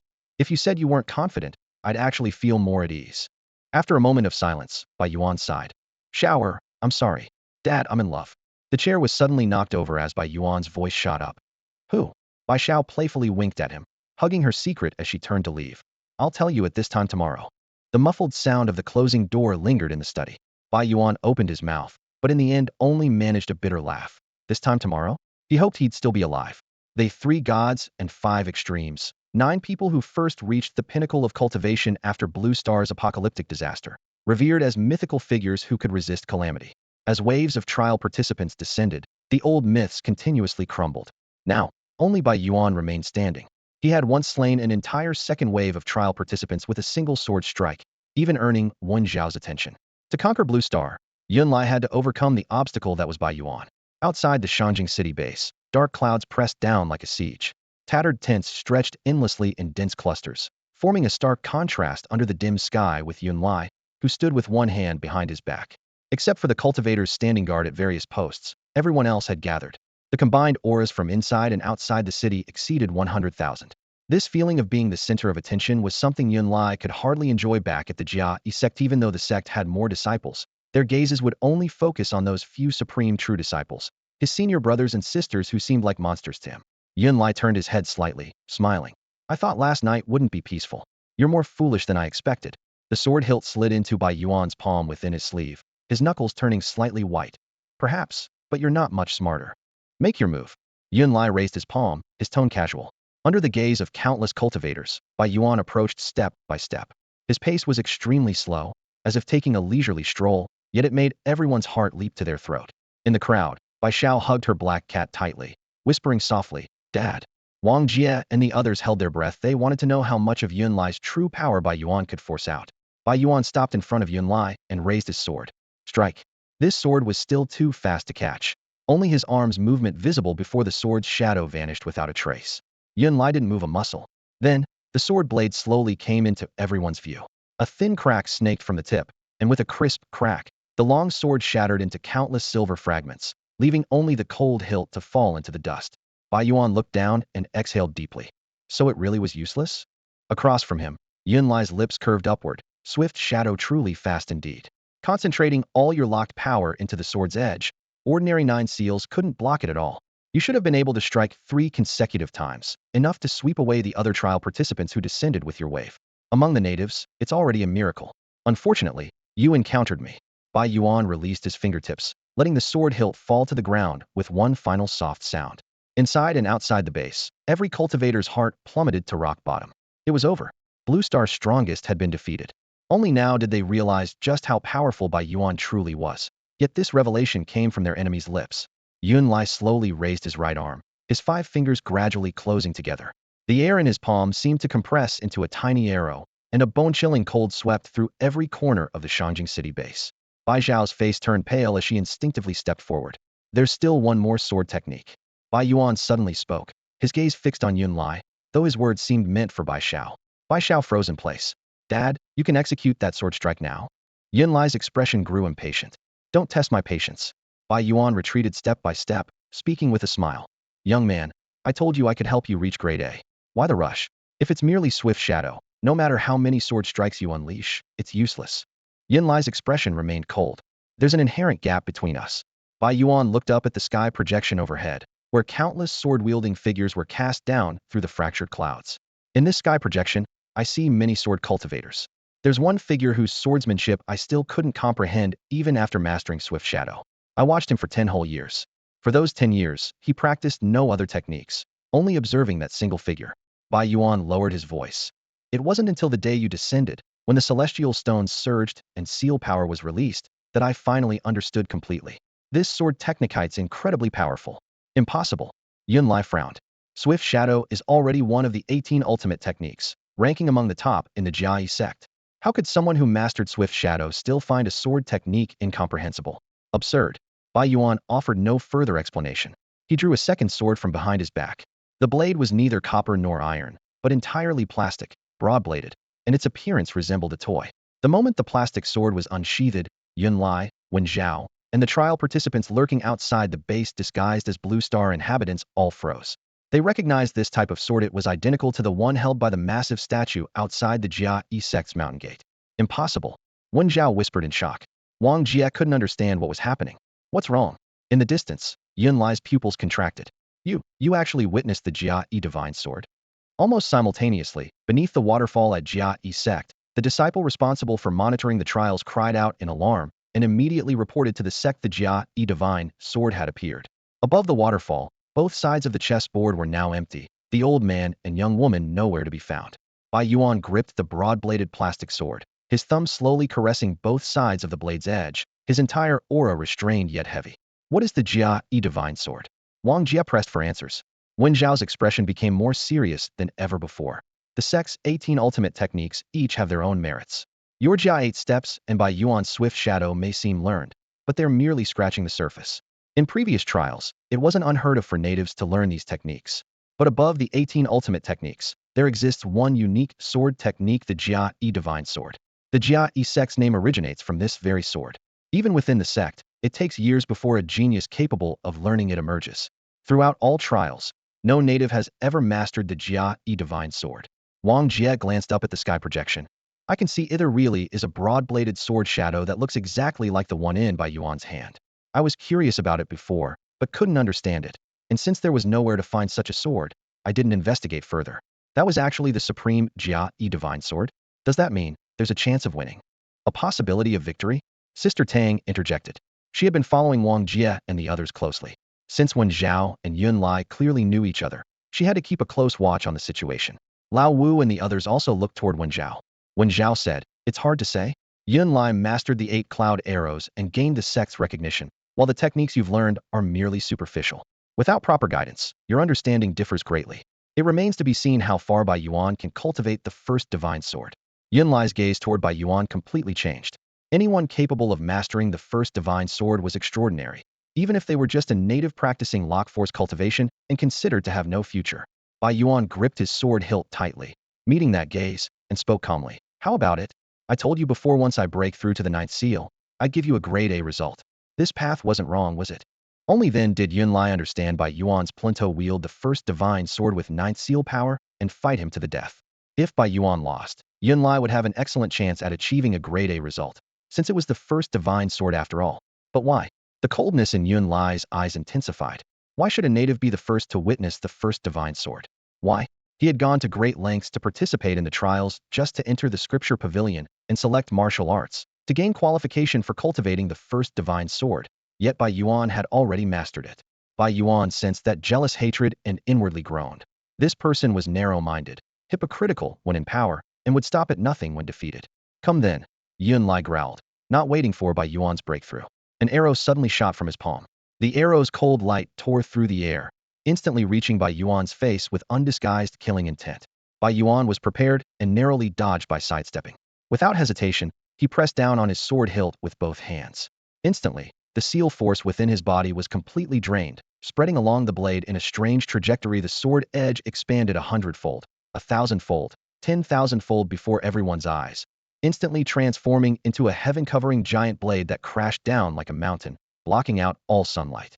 Everyone held their breath. Despite the massive sword size, it fell at the same speed as an ordinary sword swing, leaving Yun Lai nowhere to dodge despite his speed. He spun around sharply and drew his bow. 8 arrows gleamed coldly on the string. Fire! The 8 cloud arrows thundered from the bowstring, all striking the giant's sword in a flash. There was no deafening impact, only the twisted whistling sound of metal grinding. The moment the arrows touched the blade, they all slid away, scattering violently in all directions. 3 arrows pierced through and collapsed the city wall, while the remaining arrows blasted bottomless craters in the earth. Yun Lai's pupils contracted sharply. The giant blade still loomed overhead. He raised his palm and struck out, countless tiny arrows bursting from his palm like a torrential rain against the sword's outer surface. They too were forced to slide away, causing the surrounding ground to collapse repeatedly, finally managing to barely hold back the giant sword. Taking advantage of the stalemate, he flicked his left hand, sending a sharp wind through the air that pierced straight through. Bai Yuan's chest was punctured, and he staggered backward as blood bloomed. The heaven-covering sword instantly crumbled as if it had never existed. Dad! Bai Xiao rushed out, supporting Bai Yuan to prevent him from falling. Sister Tang and the other cultivators immediately formed a protective formation, shielding Bai Yuan behind them while glaring coldly at Yun Lai. Lian Xin was shaken to her core. Yun Lai had once destroyed Tianfu and Geneling with just 2 arrows across such vast distances. Yet his 8 arrows fired together couldn't shake that single sword. Just how powerful was that sword technique that didn't seem like a sword technique at all? Yun Lai's expression was grim as he stared intently at Bai Yuan. Indeed, the first divine sword. With 8 seal power challenging my 9th seal level, forcing my 8 cloud arrows to be ineffective aside from the first divine sword, no other combat technique could achieve this. Killing intent surged in his chest. This person must die.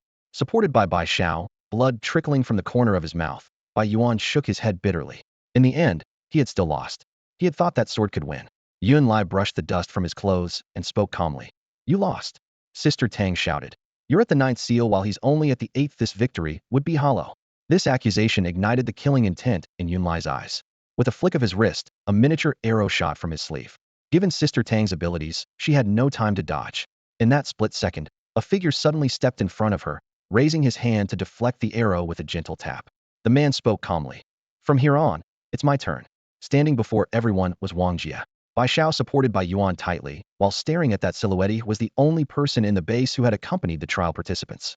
Yunlai's gaze turned icy, his pupils contracting. That footwork just now, was that the Jia 8 steps? Wong Jia met his opponent's stare. I'd like to experience your 8 cloud arrows. A base full of natives and masters keep emerging one after another. Yunlai squinted with a cold smile. Since you seek death, I'll grant it. Before his words finished, he drew his bowstring taut and released an arrow. Where the arrowhead pointed, the air seemed to be sucked away, creating deathly silence. The 8 cloud arrow had once been deflected by the Jia 1 divine sword. But this wasn't due to weak arrow force, rather, that sword was simply too sharp.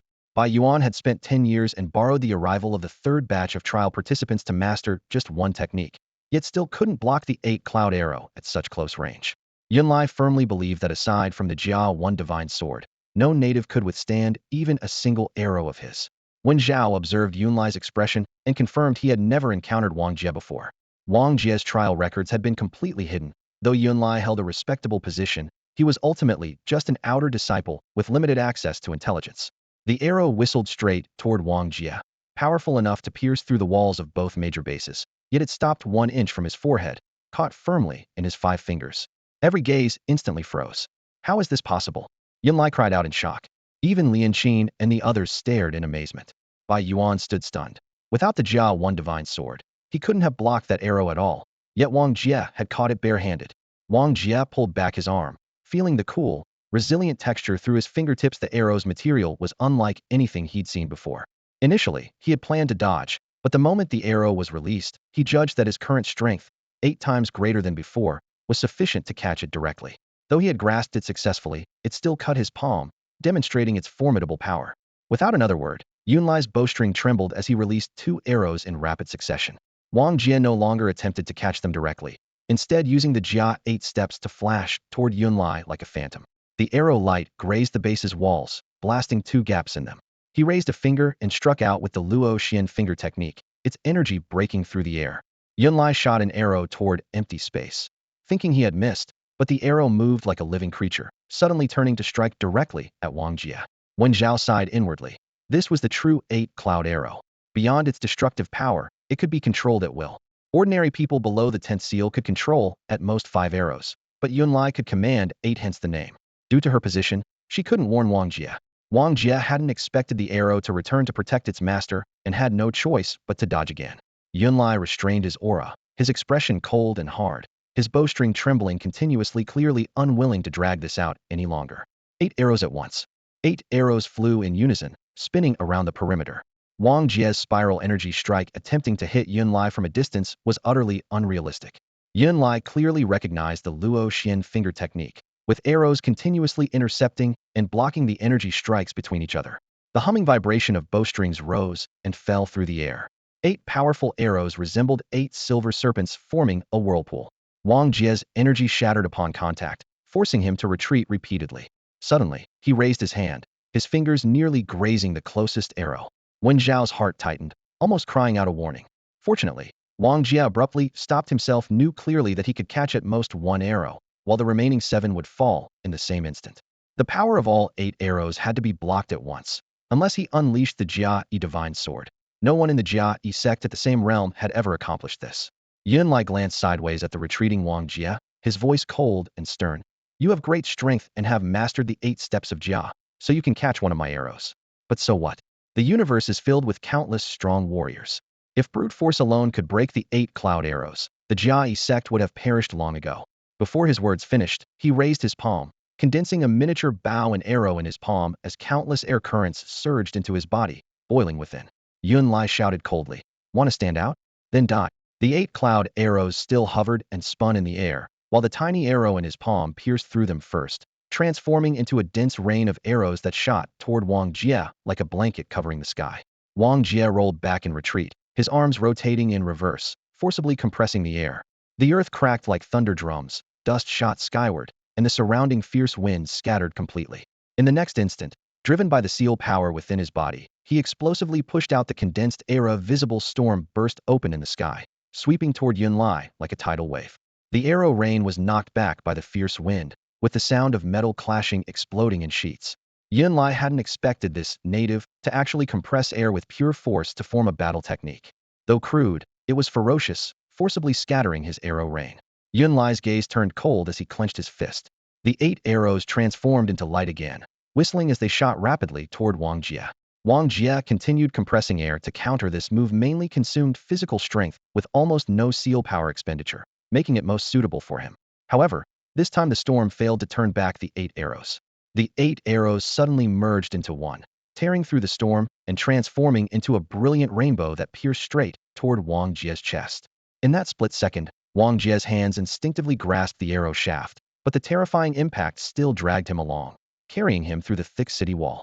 Stone fragments exploded as his figure was pushed and smashed into the city. Tremendous force surged wildly.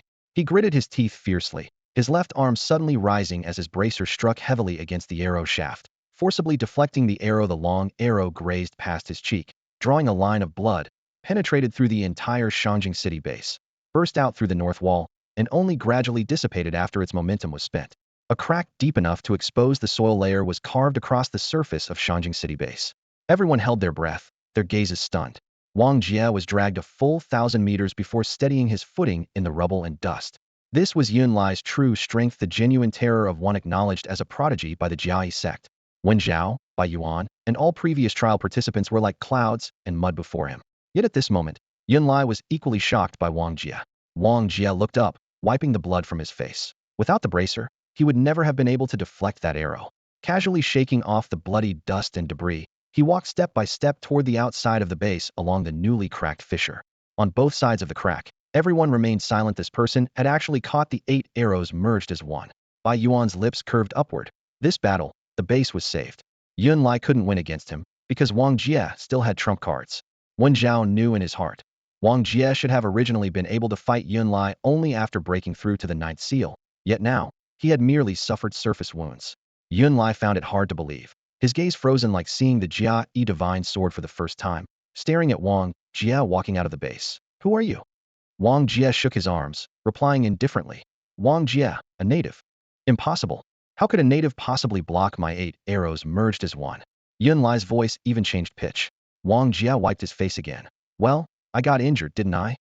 Yunlai felt like he was seeing a ghost. A mere trial ground with nothing valuable enough to earn him a grade A trial score had somehow produced both a grade A divine sword and a freak capable of blocking his 8 arrows unity technique. Forget about the natives. Even among the official disciples of the grade A sect, few below the 10 seals level could achieve such feats. What was wrong with these natives? Wang Jia looked at Yunlai. You're done fighting. It's my turn now, right? Yunlai stared coldly at Wang Jia. Native, you really think you can beat me?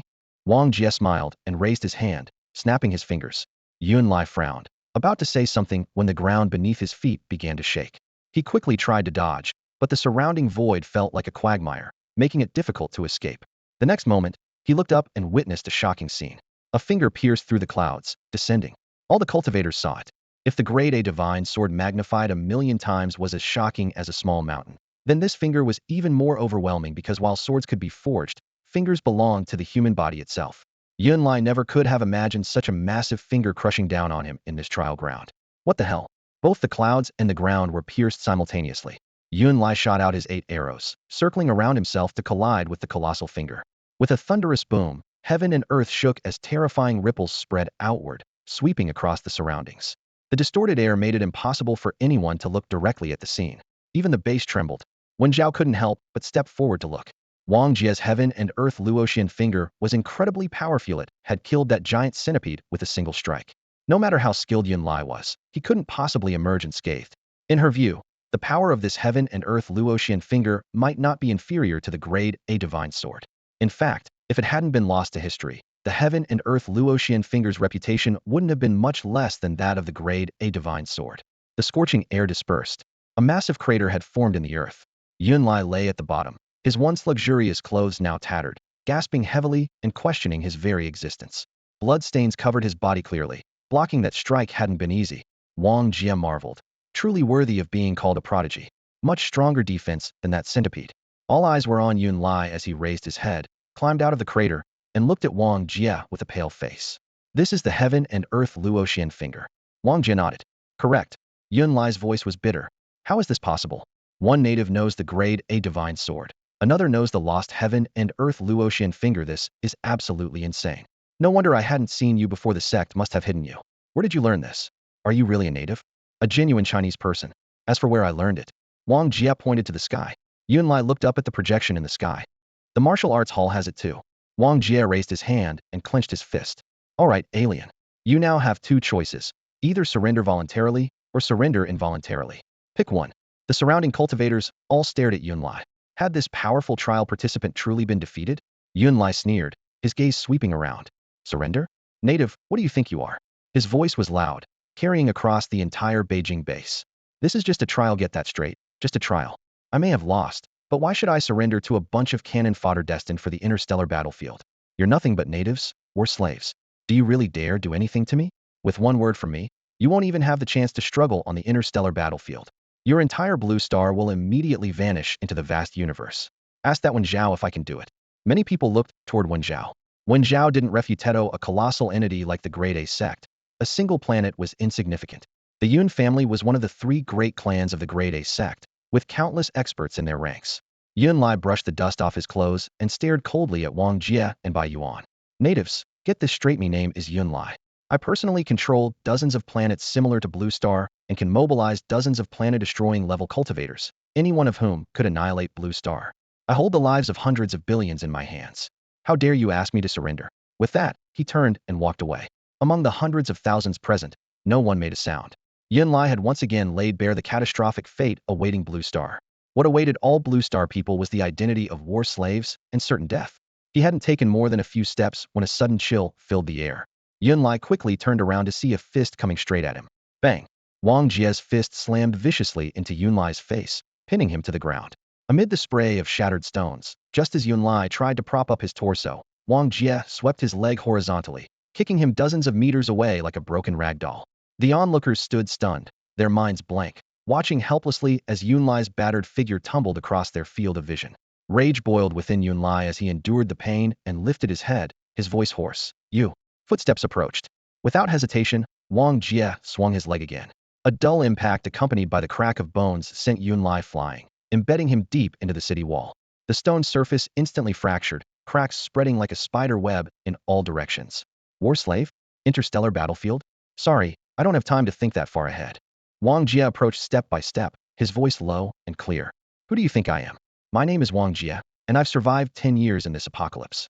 The interstellar battlefield is just another high-level death trap we're always ready to die.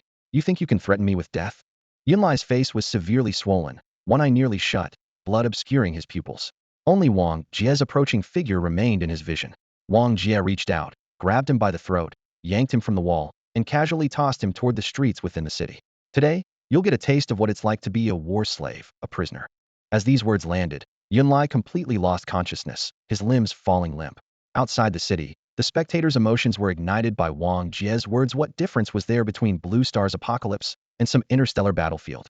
For them, surviving one more day was profit enough. Sister Tang made a swift decision. Lock him up. Don't be gentle, just don't kill him.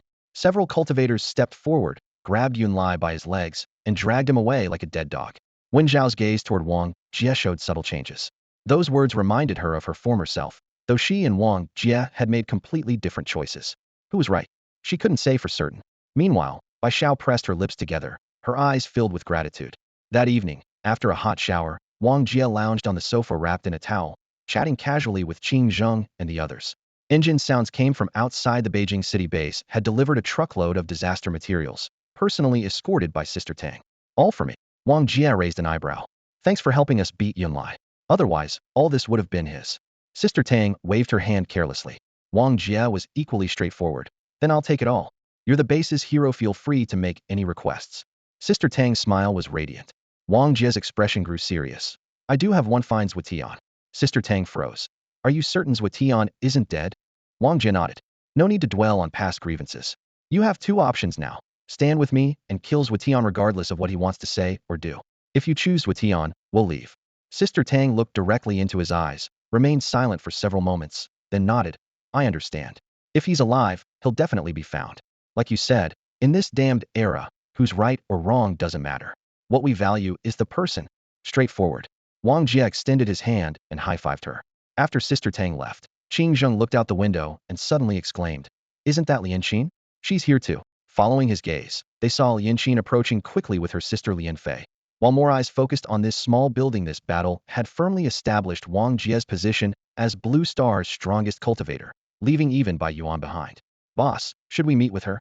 No, it's my time. What time? Wang Jia didn't look back as he began swinging his arms and lifting his legs on the spot. It was his scheduled exercise time. Meanwhile, Lianqin handed the guards 2 boxes of disaster materials plus a thick letter. Qingjing opened it for a glance and froze. A marriage proposal? Old 5 and Old 6 exchanged looks, their expressions complex. Inside the house, when Xiao rubbed her forehead and rolled her eyes, go rest. Now Wang Jia had plenty of catastrophe materials left over after completing his exercises. He sat cross-legged in place, palms open, with chunks of dark red catastrophe materials floating between his fingers. The biggest problem remained the storage ring. When Xiao didn't have any extras, and the other trial participants' rings were incompatible with his seal power system, so he could only watch helplessly as the materials piled higher and higher.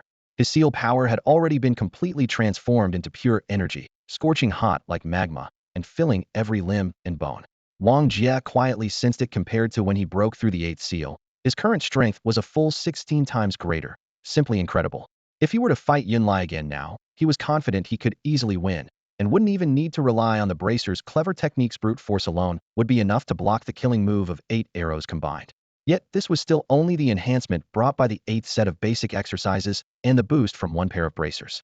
What level would he reach if he possessed complete armor, or even mastered intermediate or advanced exercises? He looked up through the dome's projection toward the starry sky, where the profound black curtain swallowed his gaze like a bottomless pit. What kind of terrifying civilization could create such a system? At this thought, he felt both awestruck and yearning. Meanwhile, the news of Yunlai becoming a prisoner should have caused waves throughout the Jia sect, but at this moment, everyone's attention was focused on another person, that young man walking in the sky, named Shuai. It really is Shuai. Report to the sect master immediately. No need to report. The sect master already knows and has ordered. Spare no cost to find someone who can deal with him. Should we suspend the trial? Otherwise, who can suppress him? The Jia sect trial has never been interrupted since the sect's founding, and this time will be no exception. Within 10 days, the final batch of trial participants will arrive. Find as many as we can. This matter is classified as the highest priority mission. Time was compressed to just 10 days. Over the next few days, Wang Jia went to the Geneling base. There was a 9th seal trial participant causing trouble there. Yunlai was merely one of 18 9th seal practitioners, and even the weakest of the others far exceeded the native Blue Star cultivators. Bai Yuan also made a trip to Jiang City, forcibly dragging back a 9th seal trial participant, but this still only treated the symptoms, not the root cause. Beyond the 5 major bases, many smaller bases had already changed hands, though the local garrison forces remained completely unaware. Trial participants were everywhere, gathering catastrophe materials to enhance their combat power, while Wang Jia and his companions could only focus on their cultivation. It was then that Qi Wu appeared. Sister Tang brought the round, chubby little fellow before Wang Jia. You're looking for me? Wang Jia raised an eyebrow. Qi Wu smiled with nervous respect, his plump hands rubbing together. I never imagined this trial would actually see Yunlai's defeat. Brother Wang, I was blind before and didn't pay attention to you. Let me apologize for that first. What do you want? When Xiao interjected directly, Qi Wu smiled apologetically. Well, I'd like to make a deal with Brother Wang. Trade a combat power detector for Yunlai. Trade for Yunlai? What? Wang Jia's tone was calm, but couldn't hide his curiosity. Qi Wu swallowed. Because my Galaxy Military Supply Company offended the Yun family, and now they're suppressing us relentlessly. I joined this trial hoping to connect with Yunlai and see if he could help ease the situation. Who knew that before I could even meet him, Brother Wang had captured him. So I'm taking the liberty of coming to you. After speaking, he looked toward Wen Zhao. The Wen family also knows about this matter, though I'm not sure if Miss Wen Zhao has heard of it. Wen Zhao shook her head. I don't know about it. Qi Wu smiled bitterly. I won't hide anything from you all. Our company has extensive business operations and considerable wealth, but we still fall under the jurisdiction of the first sect. If the Yun family wants to deal with us, it wouldn't be difficult. If we could use young Master Yunlai's help to ease tensions, that would be an excellent solution. At this point, he turned solemnly toward Wong Jia. So, Brother Wong, as long as you're willing to help with this favor, when you eventually venture into the starry skies, Galaxy Defense Company will certainly present you with generous gifts that will absolutely satisfy you. Wang Jie studied Qi Wu with calm eyes, his tone flat. Then I won't hide anything from you either. First, Yunlai is currently a prisoner at the Shanjing City base, and I may not have the authority to decide his fate. Second, he harbors deep hatred toward me. To be honest, if given the opportunity, I have no intention of keeping this threat around. Qi Wu was startled by this directness and coughed, looking to Wen Zhao for help. Miss Wen Zhao, didn't you explain things clearly to Brother Wong? Just as Wen Zhao was about to speak, Wang Jia raised his hand to stop her, his expression indifferent. Don't try to threaten me with the first Yin family. Since becoming a war slave means death anyway, I might as well take someone down with me. Wen Zhao met his gaze for a moment, then quietly fell silent.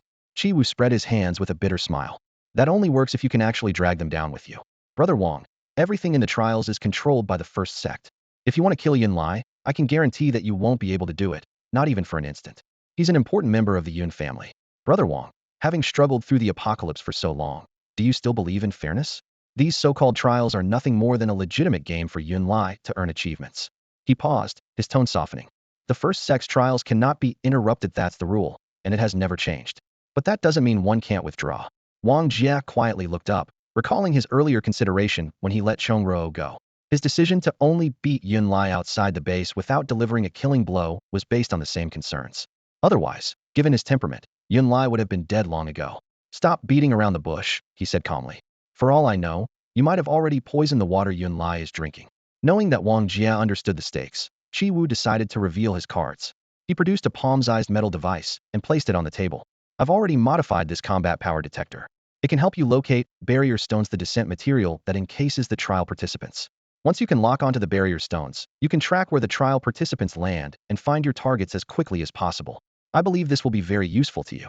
Sister Tang's eyes lit up, and she couldn't help but exclaim softly, what a treasure. Our biggest headache is that the first 3 batches of trial participants have vanished without a trace, and no one knows which bases have been compromised. Even if we can't directly locate people, we can follow the traces to dig up clues. Qi Wu seized the opportunity to persuade further. Keeping Yunlai in your hands has no value. What he knows, Miss Wen Zhao also knows. Rather than letting him consume your rations for nothing, why not let me take him away? This combat power detector is just a gesture of good faith.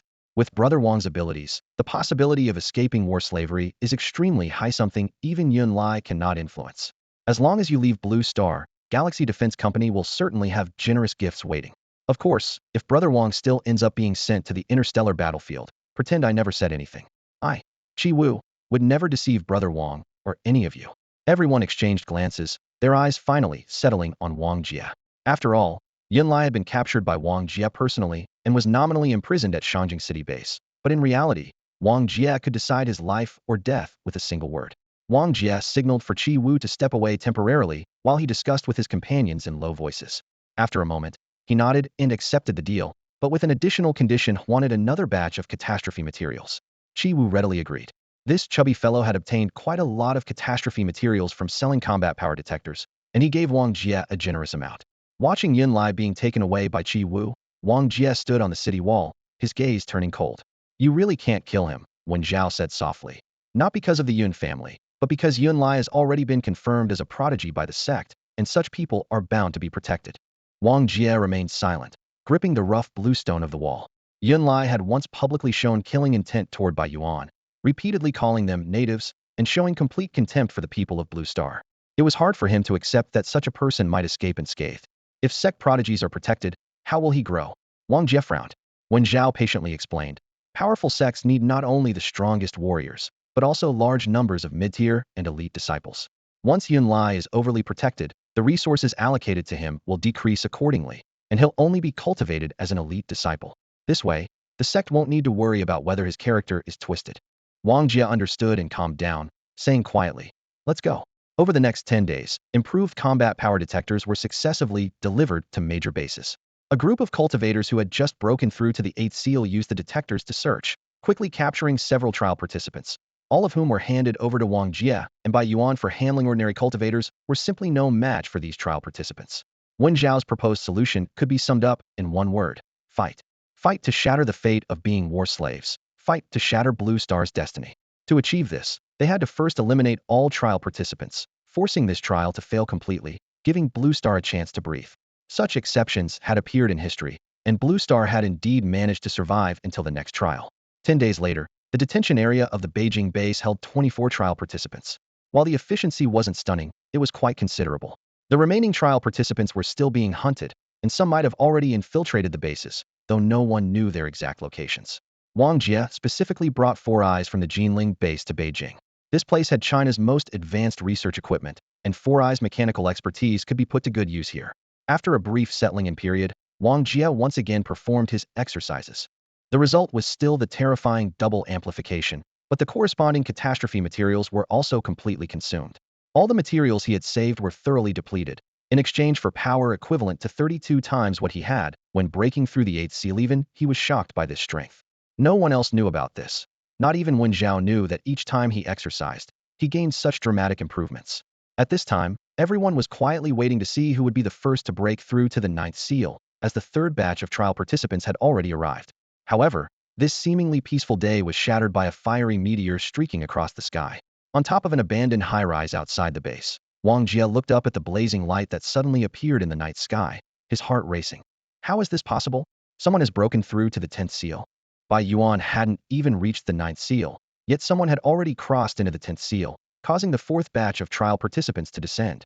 Wang Jia didn't dare delay and immediately rushed back to the Beijing base. Upon his return, he learned that Bai Yuan had indeed broken through to the 9th seal, but this good news was instantly overshadowed by more terrifying information.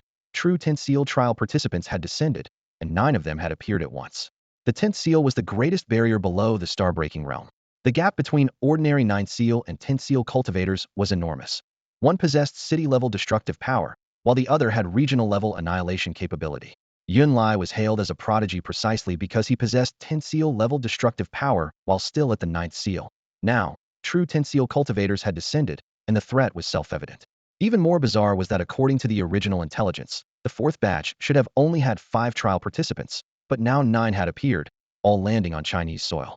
When Xiao stood frozen in place, this completely contradicted the information she possessed. With the situation suddenly changing, Wang Jia immediately went to find other captured trial participants.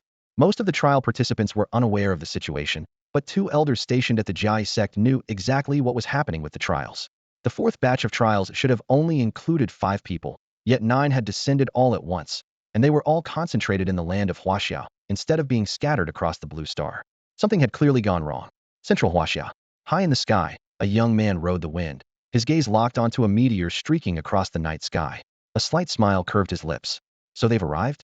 Now this is getting interesting. Boom. The distant meteor crashed to Earth, its thunderous impact sending waves of dust rolling across the landscape. As the smoke cleared, a young man nearly 7 feet tall, with sickly pale skin, emerged from the crater. He cut his fingertip and let the blood drip as he whispered, "Come forth, insect swarm." In another direction, a bald youth emerged from the swirling dust, cradling a short sword. Without even glancing at his surroundings, he strode purposefully toward his predetermined destination. Outside Geneling base, the meteor's impact created a massive crater. The base's cultivator guards immediately formed battle formations, their eyes fixed intently on the settling dust. They could barely handle 9 seal enemies, let alone the potential 10 seal threats that might emerge. From within the dust cloud, a woman of stunning beauty stepped forward. Her expression remained indifferent as she retrieved an object from her storage ring and hurled it skyward. Instantly, a strange symbol broke through the cloud layer and hung suspended in the air. Hong Jian and the others couldn't decipher the symbol's meaning and could only heighten their vigilance. The 10 seal pressure radiating from the woman made the entire base feel as though it were being crushed under a massive boulder. Shangjing City. When Xiao looked up and caught sight of the symbol above the clouds, her face changing dramatically. A sect signal? Without hesitation, she immediately contacted Bai Yuan. Edge of the danger zone. Inside the armored vehicle, Yunlai sat with his back to the south, his face dark as he muttered repeatedly, "That native. I'm definitely going to kill him." The driver, Chi Wu, glanced at Yunlai and asked cautiously, "Young Master Yun, something feels off about this trial. The 4th batch was supposed to have 5 people, but suddenly there are 9, and they all landed in Huaxia. Could it be?" Yunlai's voice turned icy. "What are you trying to say? Could it be that the Yun family sent people to avenge you?" Chi Wu speculated in a low voice. Yunlai stared silently out the window, equally uncertain. Suddenly, Chi Wu's combat power detector emitted a series of short beeps different from the usual combat warnings. Chi Wu exclaimed, "Young miss?" Yun Lai turned his head. "Who? Young miss, you've also come to the Blue Star for trials?" "Yes, yes, I understand." After ending the call, Chi Wu yanked the steering wheel hard, turning the armored vehicle around and speeding towards Shangjing City base. Yun Lai frowned. "What are you doing?" "My apologies, young Master Yun, but the young miss has ordered us to return and regroup." "Chi Shuiyin, isn't she attempting to break through to the Star Realm? How could she come for trials? And besides, she's already completed her trials." Chi Wu's expression grew solemn. "The reason is unclear. The young miss only told us to return immediately." As the vehicle turned, they caught sight of the symbol in the clouds. Yun Lai gasped, "A sect signal. Did someone from the Wen family release it? What the hell is going on?" Chi Wu said grimly, "I knew something was wrong. Young Master Yun, hold tight." He floored the accelerator, and the armored vehicle raced at full speed towards Shangjing City base. That night, Wong Jia rushed back to Shangjing City base through the night. The moment he landed, he was escorted to meet by Yuan and the others. Wen Zhao, Qing Zheng, Lao Wu, and the rest were all there. In Shangjing City, a group of cultivators had assembled, bringing together all the decision-makers from across the city. "Did you see the signal?" Wang Jia looked up to confirm and nodded. "That light beam above the clouds. It seems to be coming from the direction of Geneling base." "That's the sect's assembly signal," Wen Zhao said in a low voice. "It means gather. The person who sent the signal is most likely from my Wen family, and based on my guess, it should be Wen Xingru. Aren't the trial participants supposed to act independently? Why the sudden assembly?" Wang Jia was puzzled. Thinking of Yun Lai, he wondered if this was related to him, though he felt it unlikely. Bai Yuan added, "The situation is far more complex than you think. Trial participants from Tianfu, Jiangcheng, and Nanghua bases have all appeared without hostility, making only one demand: to gather in Shangjing City. It looks like something major is about to happen. We could only agree if those cultivators joined forces, we wouldn't stand a chance against them. As for the specific reason, we'll have to wait until all 10 SEAL trial participants arrive." Everyone mentally calculated the time. About half an hour later, an aircraft from Geneling base broke through the sky and landed steadily. The cabin door opened, and Hong Jian escorted the woman who had sent the signal down the gangway. They were directly brought to the command center where Bai Yuan, Wang Jia, and others were located. "Sister Xingru." Wen Zhao stood up to greet her. Wen Xingru nodded in response. "The sect has been watching your trial process, very impressive." Her tone was brief, without much small talk, as her purpose here wasn't Wen Zhao. Bai Yuan personally offered seats to her and Hong Jian. Wen Xingru's gaze swept across the room as she got straight to the point. "Everyone, I won't beat around the bush. I've come here regarding a matter of life and death for the entire Blue Star. Please listen carefully." She deliberately lingered on Wang Jia for 2 breaths. Apart from Bai Yuan and Wang Jia, whether the others would remember this wasn't particularly important. But to mobilize Blue Star's resources, she needed to communicate with them. Within our Jai sect's intelligence network, the universe contains many powerful forces: human races, cosmic beasts, and various extraordinary life forms. Among the human races, there's a lineage called Qingyi Dao, equal in status to our sect. Within Qingyi Dao, there's a person Xu Mu, despite having only 8 seals of cultivation, is historically the most terrifying combatant within the 10 seal realm. Her expression suddenly grew grave as she stared at Wang Jia again. "I know you defeated Yun Lai, but if Yun Lai faced Shu Mai," she held up one finger. "One move, and he would lose." Wang Jia's heart shook as he recalled the young man Cheng Ruo had mentioned, secretly speculating that this must be the same person. Bai Yuan immediately caught the key point. "So instead of the original 5 10 seal cultivators descending, there are now 9? Wen Xingru nodded. "Yes, for new additions, and I'm one of them. As Xiao knows, I was originally in seclusion attempting to break through to the star-breaking realm, but was temporarily recalled to participate in this trial, solely to deal with Shu Mai. The other 3 all come from top-tier forces with the same purpose. The reason is simple." She lowered her voice. "Shu Mai, or rather Qingyi Dao, intends to use Blue Star as a sacrificito build a bridge." "Build a bridge?" Wen Zhao's eyes widened. Wang Jia and everyone present were equally bewildered. "What bridge? What sacrifice?" Wen Xingru raised her hand toward the night sky. "In the deep space invisible to your naked eyes, there exists a cosmic bridge of unknown origin and destination. Connecting with it would grant incomparable power. But to build the bridge, one must drive stakes for positioning. Blue Star, unfortunately, is precisely such a stake position. Our Jai sect discovered this long ago but hesitated to act. Blue Star has over 10 billion people, and even for a sacrifice, we'd need to relocate you first. However, this secret somehow leaked and was discovered by Qingyi Dao. Shu Mai has come precisely to drive the stake, using Blue Star as a sacrifice to build the bridge and obtain the bridge's power." Next, when Xingru introduced their understanding of the universe's perception of that bridge. Although she couldn't explain everything, she gave Wang Jia and the others some insight. This was a bridge with no origin and no destination, yet it could grant those who built it powerful bridge arts. Wang Jia had heard this term from Wen Zhao before, who had told him, "You'll understand once you leave Blue Star." Now he finally grasped the true meaning of that indescribable statement. "How do we know you're telling the truth?" Bai Yuan questioned. When Xingru's gaze grew profound. "Dealing with Shuai isn't just to help your blue star, it's to reclaim the bridge arts that rightfully belong to our Jia sect. You have no idea how powerful the bridge arts are. Anyone who masters them can skip trials and enter the sect directly. Their strength is the primary measure of status within the sect. And Shuai won't deny this." Wong Jia and the others exchanged glances, not expecting the situation to be this severe. Originally, they thought this was just a trial, with the worst outcome being Blue Star cultivators becoming war slaves thrown into interstellar battlefields while ordinary people could still survive in this apocalyptic environment. But now even this hope was stripped away. Bridge sacrifice, pile driving. Blue Star had become a sacrificial offering. When Xingru stood up, her tone calm, yet unquestionable. "I've already gathered all the trial participants. For now, I don't need you to do anything except find Shumai's whereabouts. Whether you believe us or not won't stop us from acting. At most, our Jai sect would make you war slaves. Even if we sacrifice Blue Star for the bridge arts, you'd be transferred to other planets. Your civilization wouldn't be completely destroyed. But Shumai won't care about any of that. He only wants the bridge arts." Wong Jia asked. "If that person is only 8 seal level, wouldn't it be simple for the Jai sect to deal with him? Why send you here? From what you're saying, you don't seem to be his match either." When Xingru looked toward Wen Zhao, Wen Zhao explained, "Sect rules: once a trial begins, it cannot be interrupted. No exceptions under any circumstances, and outside forces are forbidden from interfering. Unless someone withdraws from the trial, the sect can at most save lives, but will never interfere with trial participants or natives." Wang Jia frowned. "Even in such an urgent situation? Once you step into the universe, you'll understand how important tradition is in the cultivation world." When Xingru added slowly, "These are the most reasonable rules established by ancient powerhouses over countless years. No one may violate them. Of course, there are other reasons that need no explanation, such as the Star Guardians." Whether Wang Jia and the others were willing to believe it or not, Shumai had to be found. He was at least a trial participant, and trial participants had been Blue Star's enemies from the beginning. Regarding Shumai, Wang Jia asked Wen Zhao again, but she shook her head, indicating she didn't know. However, she was certain that when Xingru didn't need to participate in trials anymore, she had participated once before and achieved excellent results. Trial participants kept arriving from various bases. When Xingru demanded that Bai Yuan release the captured trial participants, but was refused. Blue Star's leadership couldn't completely trust her claims, yet who knew if this was all an elaborate deception.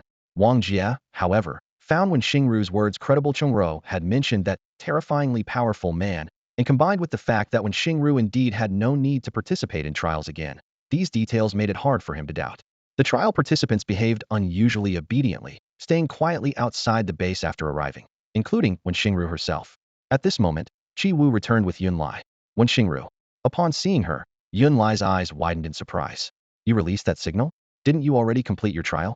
When Xingru glanced at Yun Lai, "You lost with dignity." Yun Lai's expression darkened instantly, his gaze turning cold as he stared toward the Shangjing city base. "What's going on? Why was the trial interrupted? And why aren't you going in? Surely Bai Yuan and Wang Jia can't stop you." When Xingru exhaled slowly, "Get ready. People from Qingyi Dao have infiltrated." "Qingyi Dao? Who? What are they doing here?" Yun Lai was stunned. "Shumai? Who?" Yun Lai thought he'd misheard, and Qi Wu froze in place as well. When Xingru remained calm, "Shumai? Impossible." Yun Lai and Qi Wu gaped, finding it utterly absurd. Inside the Shangjing city base, Wang Jia received a visitor by Xiao, Bai Yuan's daughter. "Thank you for saving my father." Bai Xiao bowed deeply, her attitude solemn. Wang Jia waved dismissively. It was nothing. Behind him, Lao Wu and the others were stunned by Bai Xiao's beauty, the most beautiful woman in Shangjing City. When she founded the extreme lower hunting team, her beauty was reportedly a significant factor. Even women were drawn to her. Wang Jia was certainly impressed too, but having met Wen Zhao, he had developed some immunity. Bai Zhao's eyes sparkled as she smiled at him. "Do you have time? I'd like to take you to dinner to show my gratitude." Wang Jia was about to decline. "That's not necessary, this matter." "Boss." Qing Zheng sidled over, lowering his voice. "This is practically a confession. Don't you like collecting marriage proposals? You're going to turn down such a beauty." Wang Jia sighed helplessly. "First, this isn't a confession. Second, never bring up the marriage proposal topic again." Bai Xiao blinked. "Marriage proposals?" Lao Wu quickly stepped in. "Miss Bai Xiao, our boss would be delighted to accept your invitation." "When and where?" Bai Xiao gave the restaurant name and time, then turned to leave. Lao Wu winked smugly at Wang Jia. "Boss, all set." Wang Jia shook his head. "With enemies at our doorstep, you still have the mind for this nonsense?" Qing Zheng grinned. "Precisely because enemies are at our doorstep that we need to secure romantic opportunities. Think about Ivory bloodline. We Blue Star people can preserve counts. If we end up as war slaves on interstellar battlefields or get sacrificed, as long as someone survives, even children, there's hope. I'm only 18. You're overthinking this. Wong Jia sighed and returned to his room. In a few more days, he'd need to perform the technique again, but the consumption of disaster materials was increasing. The batch by Yuan had sent earlier was long depleted, and the remaining time wasn't nearly enough to collect materials that could significantly boost his strength, let alone break through to the ninth seal. I need to restock urgently. The next morning, a pile of disaster materials was delivered to his door. Wang Jia raised an eyebrow. What's this? Qin Zheng gestured grandly. Take it and use it. Yours. My father's. He's giving it to you. Wang Jia nodded solemnly. Thank you. The Shouqing group's wealth rivaled that of the 5 major bases, and the amount of materials delivered this time was staggering enough for him to perform the technique once more. Qin Zheng patted his chest. There's more coming. Boss, use as much as you need. Doesn't the Shouqing group need these themselves? Dad says we need to learn how to invest. Right now, there are only 2 best investment targets on Blue Star. One is by Yuanhe, has the Shangjing city base backing him, so he doesn't lack materials. The other is you. Wang Jia chuckled and simply moved the entire batch of materials back to his bedroom. 2 more days passed. Calculating the time, the technique performance would be either tomorrow or the day after. He couldn't determine the exact timing now because the intervals were shortening. Another expert from the Jia sect arrived, Qi Xian, the young heiress of Galaxy Defense Corporation. This newly arrived heiress didn't immediately enter the base, instead staying close to Wen Xinru throughout. Meanwhile, Shuai's whereabouts were finally pinpointed. To locate him, the 5 major bases had mobilized most of their cultivators over the past few days, deploying drones en masse. Reports of casualties kept coming from the front lines, until they finally narrowed down his location to Mountain City. In this post-apocalyptic era, Mountain City had long since become a nest for mutated creatures, making it no easy task to find Shuai in those ruins. Wang Jia, by Yuan, and others boarded aircraft, racing toward Mountain City. In fact, aircraft had simultaneously taken off from all 5 directions across the Chinese mainland, each carrying carefully selected trial participants from their respective bases. When Wang Jia's group arrived, the Tianfu base had already landed ahead of them. Tianfu had brought a Tin-Seal trial participant who immediately bowed respectfully upon seeing Wen Xinru. Then everyone's attention was drawn to a figure high in the distant sky. Incredibly, the person was standing in midair. Wang Jia's heart trembled. 8 seals. That aura was unmistakably 8 seals, but how could he hover without falling? Wang Jia prided himself on his exquisite movement techniques, yet he could only maneuver briefly in the air by borrowing momentum, while this person seemed to be standing on invisible steps. How can he fly? Sister Tang exclaimed. For Shuai, anything impossible within 10 seals becomes possible, Wen Xinru replied gravely. Wang Jia frowned. Everyone has limits, but from your tone, he seems to have none. Just how much do you really know about him? Everyone fell silent. Wen Xinru clearly didn't want to discuss it further. Wang Jia turned his gaze to Yunlai, his eyes carrying contempt. Seems you don't know either. Yunlai flew into a rage. I don't know? Shut up, Wen Xinru snapped. Yunlai clenched his teeth and fell silent. Qi Xian, standing beside Qi Wu, glanced at Wang Jia before turning her attention skyward. Unlike the Wen siblings' robes, she was encased in technological equipment from head to toe. A combat detector covered half her delicate face, and lightweight alloy armor gleamed with a dark blue luster in the sunlight. Another aircraft pierced through the clouds, and this time a bald youth jumped down. Short in stature at just over a meter tall, he clutched a peculiar long sword. The blade looked like a freshly carved tree branch, still unpolished, with small twigs even extending from the cutting edge. More absurd still, he looked like a child. The moment the youth landed, Wen Xinru and the others' expressions changed dramatically as they hurried forward. Greetings, senior brother Mo. Yunlai and Wen Zhao quickly followed suit, and Qi Suyan also bowed. Suyan greets Lord Mo. Though the other trial participants didn't recognize him, they hastily bowed as well, leaving only the Blue Star cultivators standing upright. The youth raised his head, his wooden gaze sweeping over everyone until he spotted Shuai in the distance. When a hint of spirit finally appeared in his eyes, he stepped forward, his body floating past everyone, heading straight for Shuai's location. Wen Xinru quickly reached out to stop him. Senior brother Mo, please wait. Chong Xian hasn't arrived, yet wait for him to join us before making your move. The youth remained silent, continuing to walk through the air step by step. Wang Jia turned to look at Wen Zhao. Wen Zhao explained in a low voice. His name is Mo, from the 3 Zen heavens, which rivals the Jia sect. He reached the Tin-Seal peak years ago, but has never been able to break through. Wang Jia was surprised. How old is he? Don't measure cultivation by age in the universe, Wen Zhao said flatly. As I've said, some people are born with power that transcends the star-breaking realm. Wen Zhao reminded him once again. Wang Jia watched the bald young man's retreating figure. Peak of the 10 seals? He had already reached this level years ago. Such a formidable individual was far beyond Yun Li's Ligueno wonder he dared to seek out Shuai alone. What should we do? Attack or wait? Yun Li lowered his voice. When Xingru looked toward Qi Xuan, what do you think? Qi Xuan shook her head. Let's observe a bit longer. Even if Master Mo isn't a match for Shuai, he can at least force out some of his true strength. Then we can strike when the opportunity arises. Suddenly, Wong Jia felt a chill in his heart. The surroundings were eerily quiet. Midsummer should have been teeming with mutated creatures, yet now even the chirping of insects had vanished. The drone hadn't dared approach Shuai before, but as Mo drew closer, the operator finally directed it forward. When the footage came back, everyone felt their spines turn cold. Beneath Shuai's feet lay a massive crater, filled layer upon layer with the corpses of mutated creatures. Blood had soaked deep into the earth. No one could fathom the pit's depth, but judging by the enormous beast's tail visible at the surface, its depths were clearly unfathomable. The operator pulled the drone higher. An entire section of the mountain city's center had been leveled, with the giant crater occupying the city's heart. Even the river that flowed through the city had been completely drained. No wonder there are no mutants nearby. Shuai buried them all, Wong Jia murmured. This is exactly where the bridge is meant to be built, when Xingru said grimly. No wonder he won't leave. Wong Jia looked up, feeling the bone-chilling cold even from this great height. By now, Mo had reached the area below Shuai and stood looking up. Shuai gazed down at the earth, his voice like cold steel. Little monk from the three meditation heavens, you haven't even entered the meditation realm yet, and you come to challenge me. Too early. Mo replied. You're at the 8th seal, I'm at the 10th. It's not early. Oh, is that how you calculate it? Shuai's smile emerged. So you want to duel me, Onion? Mo turned back to look at Wen Xingru and the others, simply watching in silence. Wang Jia and the others exchanged glances, then looked toward Wen Xingru. What did this mean? Did he want them all to join? Qi Wu muttered under his breath. Wen Xingru smiled bitterly. Running so far away yet not wanting to fight alone was indeed awkward. Mo continued to gaze at them, neither urging nor retreating. Just as Wen Xingru was about to speak, Bai Yuan's voice suddenly rang out from the distance. I am Bai Yuan from the Beijing base of Blue Star. May I ask if you intend to build a bridge and sacrifice Blue Star? Shuai turned his gaze and replied indifferently, correct. How will you sacrifice it? Bai Yuan's eyes flashed with cold light. Using Blue Star as a foundation stake, reducing it completely to ash and dust. The corner of Shuai's mouth curved slightly. And what about the people on Blue Star? Shuai didn't answer, merely raised his hand and pointed toward the blood-filled pit at his feet. The answer needed no words. All lives would serve as burial companions. What Wen Xingru had said earlier contained not a single falsehood. Wang Jia exhaled a breath of stale air, his fingertips brushing against his wrist guard.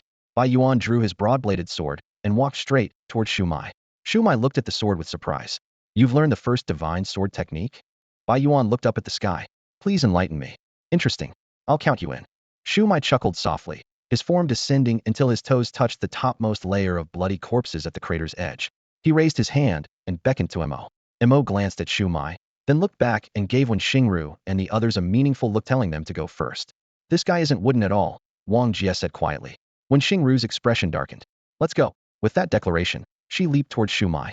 Several other trial participants followed closely behind her 9 seal warriors and 1 10 seal warrior. At the same moment, Yun Li fired his 8 cloud arrows, the 8 arrows merging into one as they reached Shuai first. A crisp ping rang out as Shuai merely raised his hand and flicked his finger, causing the arrow to shatter midair, scattering fragments of light. Wang Jia was stunned and knew all too well the power of the 8 arrows united technique. At 8 times the force, he had needed his protective bracers just to deflect the arrow. Now, amplified to 32 times the power, while theoretically manageable, it should never have been dismissed so effortlessly. Shuai hadn't even seemed to use his muscles. In contrast, Yun Li remained calm, as if he had anticipated this outcome. Meanwhile, the 10 seal trial participant pressed his palms together, and a magnificent hand seal crashed down from the sky. The seal's patterns expanded, covering the entire mountain city with enough force to obliterate it completely.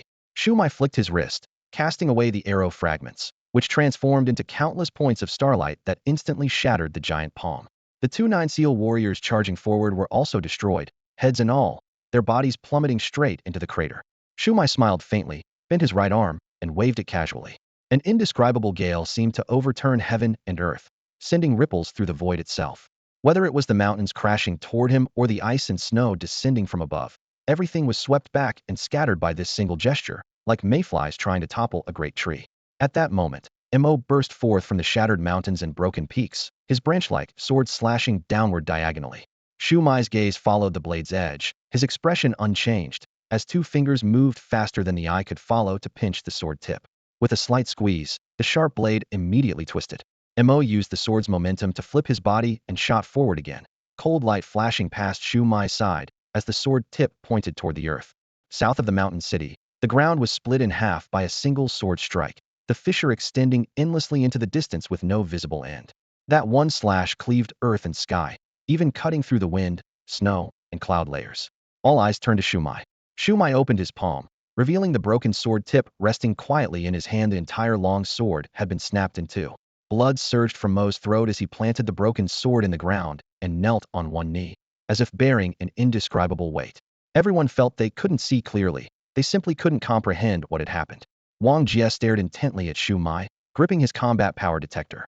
The device emitted sharp beeping sounds as the readings jumped wildly, fluctuating so dramatically it seemed like equipment malfunction, completely unable to capture the fleeting true combat power. The gap was simply too vast. Tensile level represented mastery, possessing the ability to destroy entire landmasses. The aftershock of that recent sword strike could have traversed all of China and split oceans, yet it couldn't budge Shuai in the slightest. Wen Zhao's white sword descended from the heavens, a blade connecting sky and earth, yet it turned to dust with Shuai's casual wave. Numbers and scale meant nothing in the face of such disparity. Wen Zhao's face turned deathly pale. Despite being 8 seal level, he still couldn't believe it. How can he be this strong? The first divine sword appeared, a massive broad-bladed sword that continued expanding as it struck downward from above. Shuai watched without any intention of resisting, allowing the Jia divine sword to fall and strike him heavily.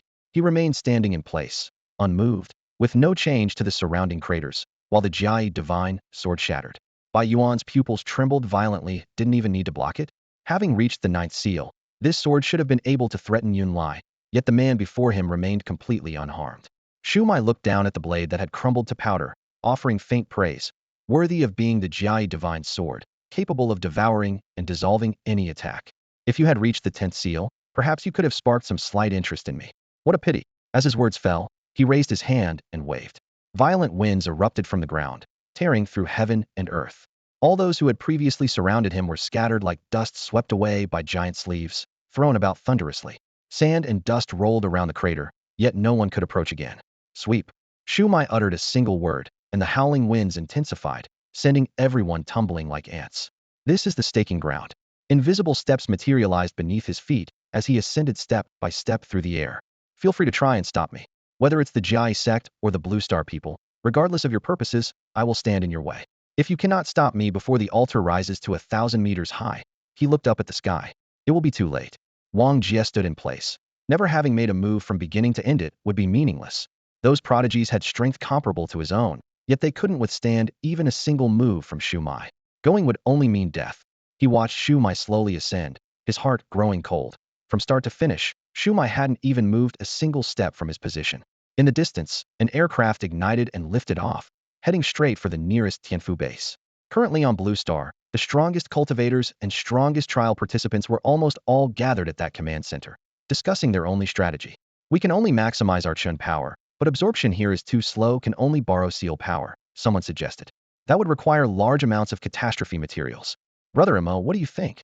Mo stared down at his sword broken in two, remaining silent. Hasn't Chongxian arrived yet? Should be soon. We've locked onto the insect seas trailits, very likely Chongruo. Gather everyone for another full assault.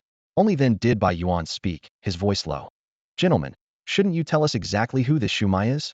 Having such power at the 8th seal is simply absurd. The trial participants exchanged glances, falling silent for a moment. When Xingru broke the silence, knowing or not knowing makes no difference. If Blue Star gets staked, once we fail, you'll all die. Regardless of his identity, you must fight desperately. Before she finished speaking, Yunlai suddenly raised his hand, pointing at Wong Jia. Make him leave. Someone who doesn't even dare to act, what right does he have to sit with us? All eyes turned to Wong Jia. Wong Jia spoke calmly.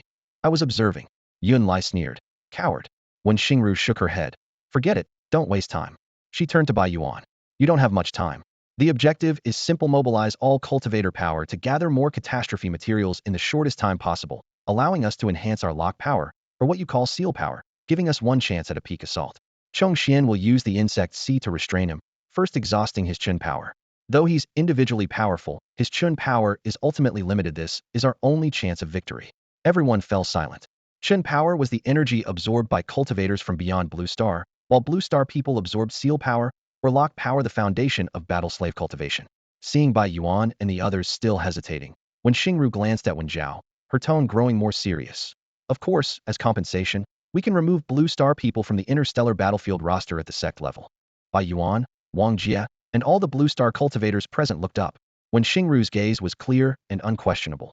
I swear in the name of the Wen family that we will absolutely remove you Blue Star people from the roster. As for Blue Star itself, bridge construction is still necessary. I won't lie to you about that. You mean the people of Blue Star will be relocated to other planets? Bai Yuan asked. When Xingru nodded. I'm not sure about the specific arrangements, but the sect has promised that your names will be completely removed from the interstellar battlefield and slave lists. This was the exchange condition I negotiated before coming to Blue Star. I only asked for your full assistance. Bai Yuan and Wang Jia exchanged glances, and without hesitation, both nodded in unison. Agreed. We'll give you our full support. Besides helping these trial participants, the people of Blue Star had no other options. The terrifying power Shuai had displayed at Tianfu base instantly shattered their original plan to defeat all trial participants and keep Blue Star as a trial ground. The gap was one of absolute dominance, unfathomably deep. Even Wang Jia, despite all his methods, couldn't guarantee he could defeat Shuai before he completed his bridge construction. What made it even more desperate was that the trial participants still refused to reveal Shuai's true identity. Wang Jia didn't place all his hopes on the trial participants at the very least. He was confident his growth rate exceeded theirs. His primary task remained self-improvement. The 5 major bases had decided to transport all catastrophe materials to Tianfu base to ensure the trial participants maintained peak combat strength. Wang Jia was responsible for escorting the supplies from Jiangqing. With Bu Jin, Jiangqing's strongest warrior, dead at the hands of the trial participants, the city was now leaderless. As the aircraft lifted off from Tianfu base, Wang Jia headed straight for Jiangqing with Qing Zheng, Lao Wu, and Lao Jiao. Wen Zhao remained at the base due to his trial participant status, while Wen Xingru had parted ways with Wang Jia before takeoff. During the journey, Qing Zheng received a message from his father. Someone contacted Shoqing Group, wanting us to transport all our catastrophe materials to Tianfu base for the trial participants' use. Lao Wu immediately protested. Those trial participants couldn't even withstand one move from Shuai. What's the point of giving them more materials? Wang Jia's gaze remained steady. What the 5 major bases are sending is sufficient. Don't move Shoqing Group's supplies. Tell Uncle Qing to save everything for me. Qing Zheng nodded in acknowledgement. Lao Jiao worried. Can Shoqing Group withstand the pressure from the trial participants? I can withstand it, Wang Jia replied with certainty. The combat detector suddenly shrieked. Wang Jia signaled the pilot to open the hatch. At the horizon's edge, a flock of giant birds with wingspans of dozens of meters swooped down with claws extended. Wang Jia raised his hand and pointed. 32 times his normal strength coalesced into spiral energy, sweeping across like a hurricane. The bird flock exploded midair in a shower of blood, with broken wings and scattered feathers filling the sky. His current spiral energy technique completely overwhelmed the combat capabilities of Blue Star's mutated creatures. If this had been during the Seven Seals period, he could have handled the moon plant single-handedly. The fact that Blue Star hadn't experienced new Skystone evolution after 4 waves of trial participants arrived was one reason they were willing to trust Wen Xingru according to past patterns. All mutated creatures should have evolved again the night the trial participants arrived. During their journey to Jiangcheng, they encountered 3 attacks, which was considered relatively frequent. From a distance, Jiangcheng looked like a giant prostrate in the yellow sand, but now it was trapped in a beast tide. The northern and eastern walls had been torn open, with swarms of mutated beasts pouring in, leaving severed limbs scattered everywhere. From their aerial vantage point, Wang Jia and his companions witnessed a shocking scene.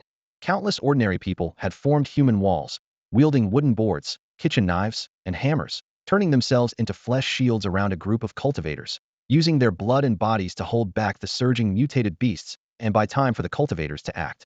Witnessing this scene, Wang Jia felt profoundly shaken. Since the apocalypse began, he had been consumed by his own hatred, blinded by a burning rage. Assassinating Zhuotian, disguising himself as a guide, concealing his true strength over the years, he had rarely concerned himself with base construction or engaged in direct combat against mutant creatures, always lurking in the shadows. Now, with the veil of hatred finally torn away, he gazed upon this broken, yet still vibrant land of China with clear eyes for the first time. He couldn't quite articulate what he saw, perhaps the figures fleeing on instinct in desperate times, or perhaps those whose will triumphed over instinct. Every base's establishment came at the cost of blood and fire.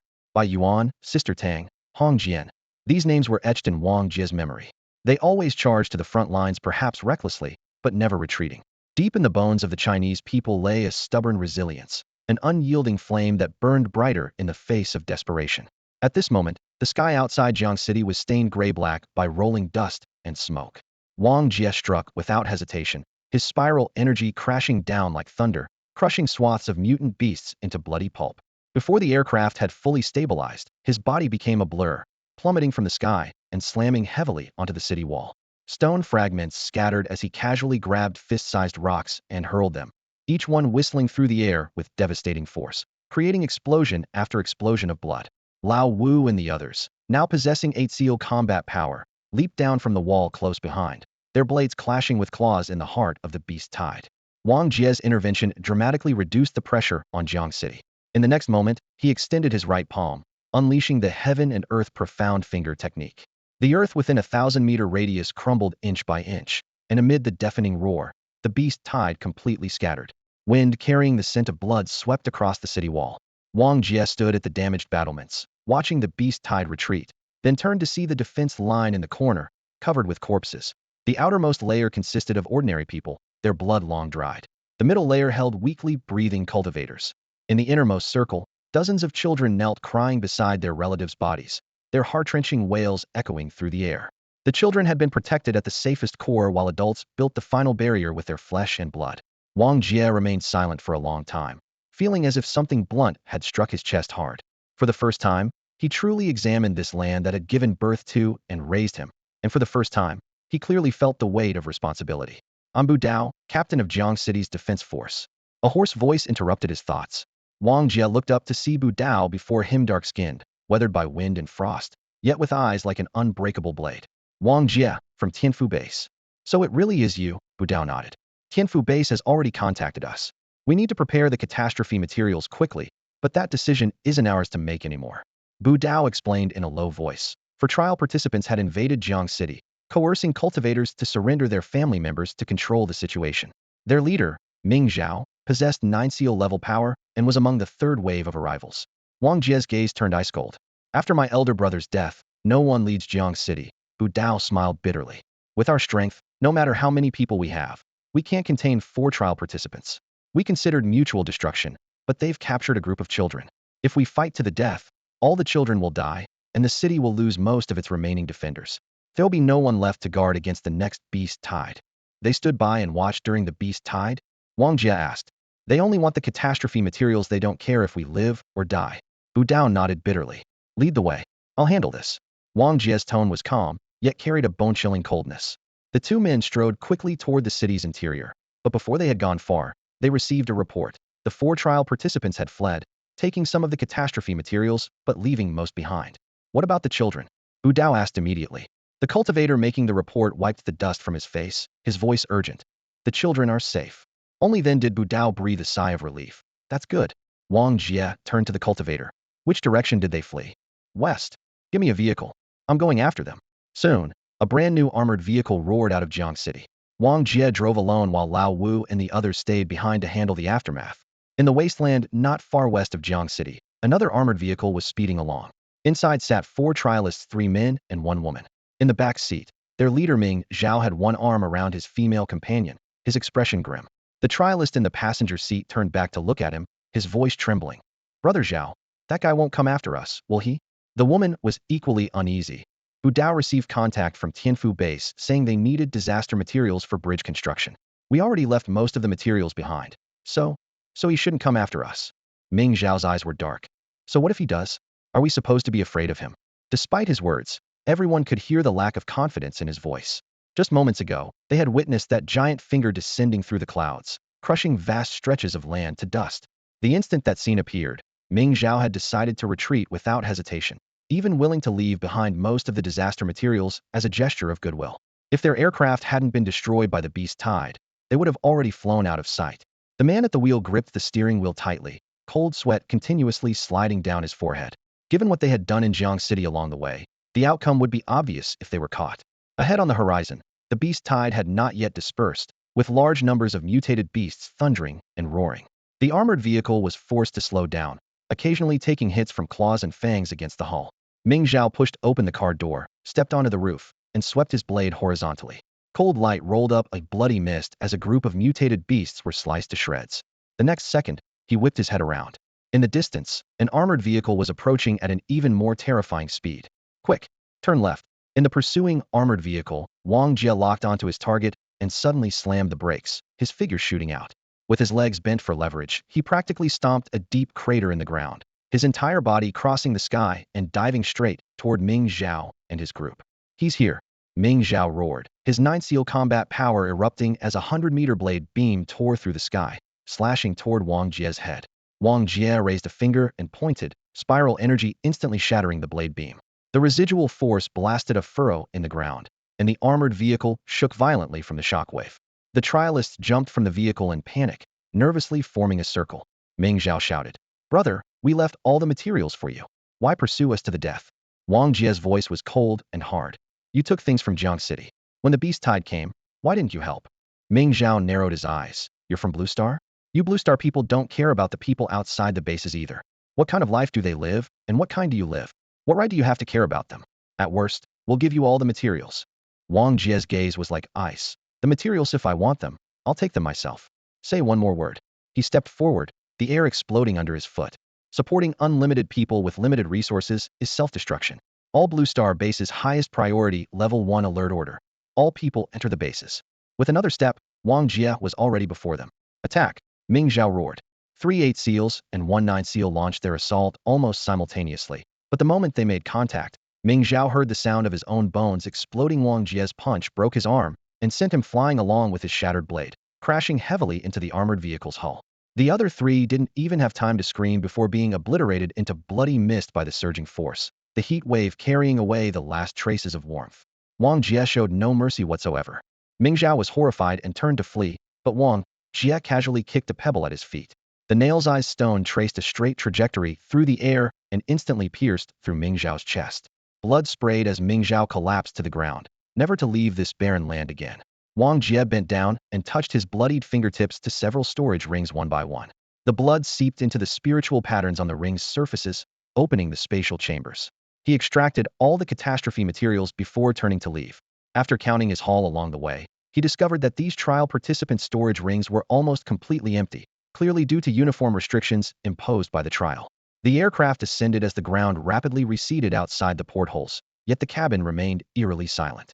Lao Ju leaned against the window with vacant eyes. "One beast tied, and 100,000 people are gone," he said in a hoarse voice, as if reciting a string of dry numbers. Qing Zheng patted his shoulder.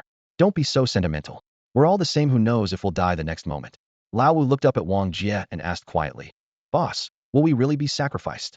Many things don't feel real until experienced firsthand. Even when people die before your eyes, what remains is shock, not pain. Wang Jia gazed at the sunset outside the porthole. "No." Lao Wu smiled carefreely. "Even if we would be, so what? Dying together with my brother, what's there to fear? We should have died years ago in that fire." Qingzheng laughed heartily. "Right, what's there to fear?" Lao Jiao joined in the laughter, sweeping away the oppressive atmosphere. Then they began their routine exercises. Wang Jia's movements were slow but precise. Lao Wu and the others could only watch him in silence, their gazes quietly drifting toward the windows. During the movements, seal force surged from the air, transforming into hot currents rushing through Wang Jia's body. Sweat dripped from his chin. Wang Jia slightly clenched his fingers and whispered, 50 times. His physical strength climbed from the original 32 times to 50 times human capacity, though the increases were no longer exponential. It wasn't that he was absorbing less seal force, but rather that the improvement range at this level was gradually approaching its limit. The next absorption might only reach 60 times, or even less, until the ultimate limit arrived. What exactly was the ultimate physical strength limit for 8 seals? Was it humanity's limit, or the common limit for all beings at this level throughout the universe? Wang Jia wondered silently. After the aircraft landed at Tianfu Base, the catastrophe materials were immediately transferred while he and the others went straight to their dormitories to sleep. A piercing ray of sunlight penetrated through the curtain gaps, and the next day arrived. Subsequently, aircraft continued landing, bringing newly acquired catastrophe materials and batches of trial participants, including the 20-plus trial participants who had been detained in Shanjing City. They looked at Bai Yuan and the others with hostile eyes, but were suppressed by Yunlai alone. All conflicts were postponed until after resolving the matter of Shuai. Core fighters like Wang Xingru continuously absorbed seal force to maintain peak condition. 2 days later, reconnaissance teams spotted the insect sea on the distant horizon, a dark mass of insect tide advancing toward Tianfu Base. Chongxin appeared and joined with Chong Ruo at tremendous speed. Meanwhile, Shu Mai's location remained under constant surveillance. The great crater in the mountain city had long been filled with corpses and was now continuing to pile up, reaching a height of over 10 meters. He had said that when the corpse pile reached 1,000 meters, it would be time to build the bridge, the moment when Blue Star would be buried. To besiege Shuai, the trial participants strived to maintain peak condition, and some 8 seal cultivators native to Blue Star were also allowed to absorb catastrophe materials to sprint toward 9 seals. However, Wong Jia was completely overlooked, hadn't participated in the last siege, and though Wang Xingru and others were reluctant to say much, in their eyes, giving any catastrophe material to Wong Jia would be wasteful. 3 more days passed, and the insect sea arrived. The mutated insects were already incredibly fast, and Chongshuan's group wasn't that far from Tianfu base. 3 days was sufficient. Witnessing such a massive biological torrent for the first time, everyone at the base stood frozen atop the battlements, feeling as though only one color and one sound remained in heaven and earth. Insects. Countless insects blanketed the sky and earth in a riot of colors. Bees, ants, beetles, and moths surged in an impenetrable tide, rolling like waves of vibrant Huesa, spectacle far more magnificent and overwhelming than any previous beast wave. Chongruo alone could have surrounded the upper capital base with her insect sea, and now with the addition of the even more powerful Chongxian, the sheer scale was suffocating. Chongxian ranked alongside Mo and Qi Xuyin, temporarily recruited into the prodigy squad targeting Shuai. His strength far exceeded Yunlai's. When Xingru led the group forward to meet them, speaking bluntly, "We've already fought Shuai. The gap is enormous, so must rely on your insect sea." Chongxian had sickly pale skin and unremarkable features. Without the black insect-shaped tattoo on his face, he would be utterly forgettable. He first glanced at the man beside him who was toying with disaster materials, then spoke with a smile. "Lord Mo from the 3 meditation heavens has arrived. Chongxian pays his respects." Mo merely lifted his eyes for a brief, indifferent glance and nodded before returning his attention to the dark red metal fragment between his fingers. Chongxian didn't mind and slowly surveyed the crowd. Who is Wong Jia? At this moment, cultivators and the strongest trial participants from Blue Star's major bases had gathered, and Wong Jia was naturally among them. Chongruo immediately jumped forward, chest puffed out proudly, pointing at him like displaying a trophy. "That's him." Chongxian looked toward Wong Jia. "So you're the one who defeated Ro?" Wong Jia replied calmly. "Just luck. Surviving Ro's insect sea is no easy feat, let alone capturing her alive." Chongxian praised sincerely, "You're quite impressive." Chongruo's face stiffened as she leaned close to his ear, whispering, "Brother, I asked you to come teach him a lesson, so why are you praising him first?" Chongxian chuckled. "You hunted him for days, yet he never truly intended to kill you. How can I teach him a lesson? You should thank him for sparing your life." Chongruo huffed, her fawn-like canines clicking softly. Yunlai interjected with a barbed tone. "This man doesn't even have the courage to face Shuai. What good is strength without bravery?" Chongxian raised an eyebrow and looked at Wang Jia. "Are you afraid of death?" Wang Jia remained composed. "I'm observing." Yunlai scoffed. Chongxian nodded. "I hope that's true." Changing the subject, he gazed at the churning insect tide outside the base. "My insect sea hasn't reached its limit yet. Everyone knows how terrifying Shuai is. That previous siege was too hasty. The most effective approach is to combine the insect sea with beast waves, plus human wave tactics, wearing down his astral power layer by layer until he's exhausted from defending. Then we strike decisively. The method may be ugly, but we're dealing with Shuai. Exactly, that's our plan too." When Xingru agreed, signaling him to rest for now. "Wait until your insect sea reaches its peak before we act." She then turned to Bai Yuan with greater urgency. "It would be best if your 5 major bases could send even more cultivators. Don't fear sacrifice. The more who die now, the greater the hope for future survivors. It's better than having the entire Blue Star destroyed." Bai Yuan fell silent. No one dared make such a decision lightly. Wang Jia's mind flashed to the tragic scene of ordinary people from Frontier City blocking the beast tide. His emotions conflicted.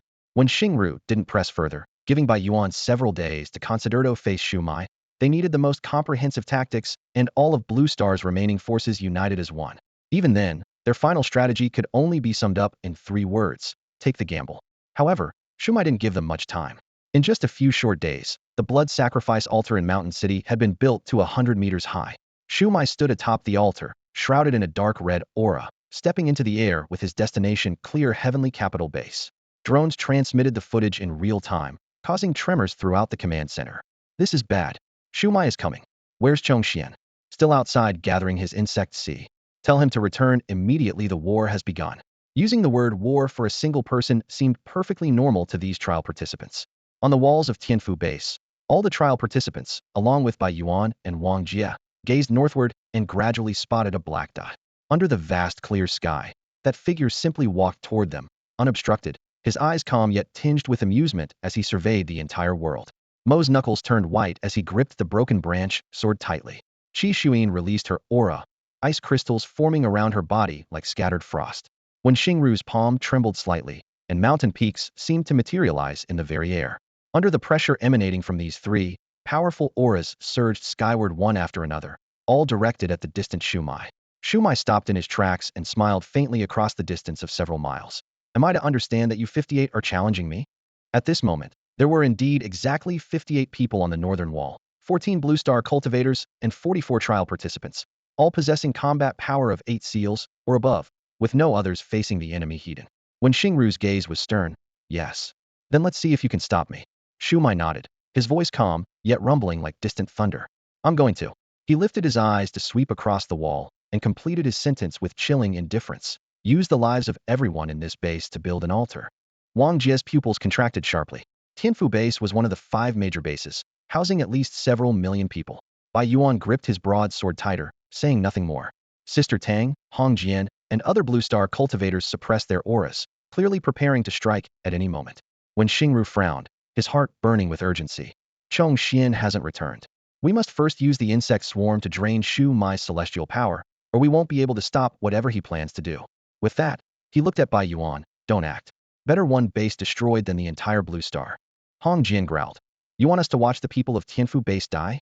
Qi Xuan's voice was cold as ice shards. In the universe, destroying planets and killing billions or trillions is commonplace. These few million are just numbers. If you insist on going up there and dying now, who will protect Blue Star afterward? When Xingru responded gravely.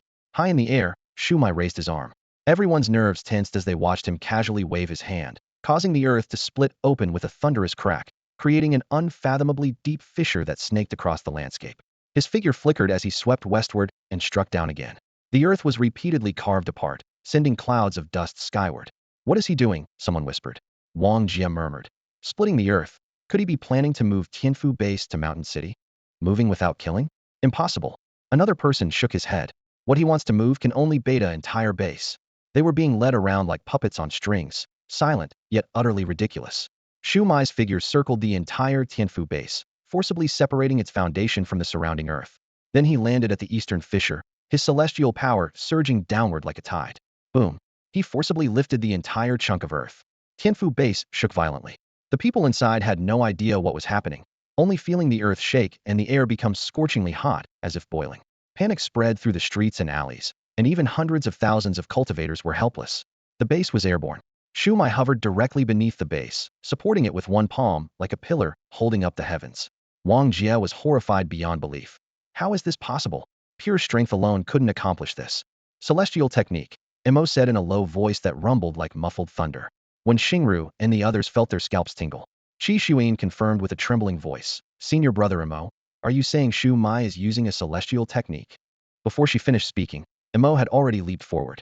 The others made the same decision almost simultaneously. Jump! Everyone descended from the high wall. Bai Yuan and his group did likewise. All 58 people landed on the ground, surrounded by a vast sea of insects.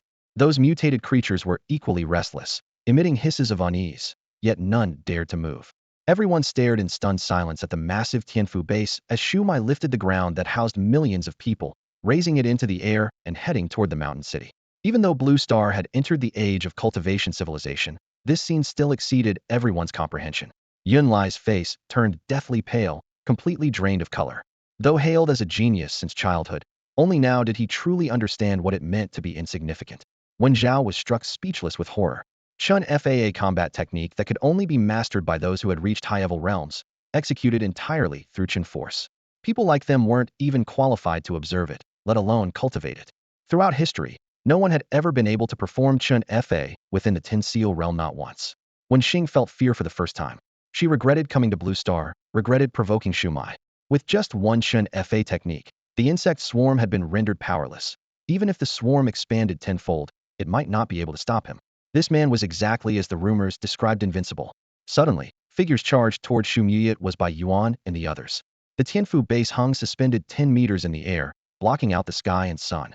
The more they understood Chun Fa, the more they feared that terrifying power, but fear was no reason to retreat.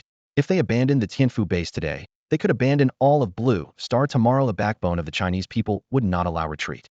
They were born stubborn.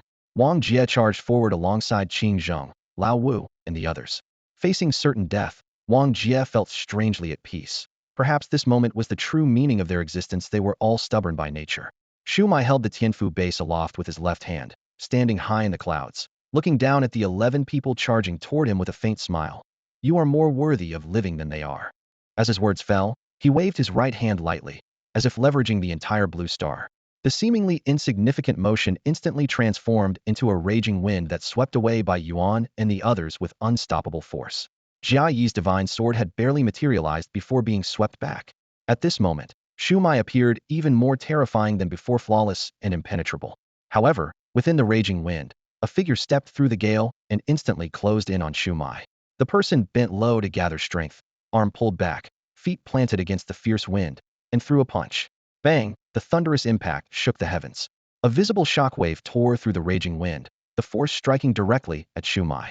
He instinctively raised his arm to block, but was sent staggering back several steps. The Chun force supporting the base with his left hand scattered by the blow, causing the Chun Fa to collapse immediately. The Tianfu base lost its support and crashed down from 10 meters high, creating a crater in the earth with spreading cracks and dust clouds covering the sky. Both Shuai and the mysterious figure quickly retreated. Everyone was dumbstruck.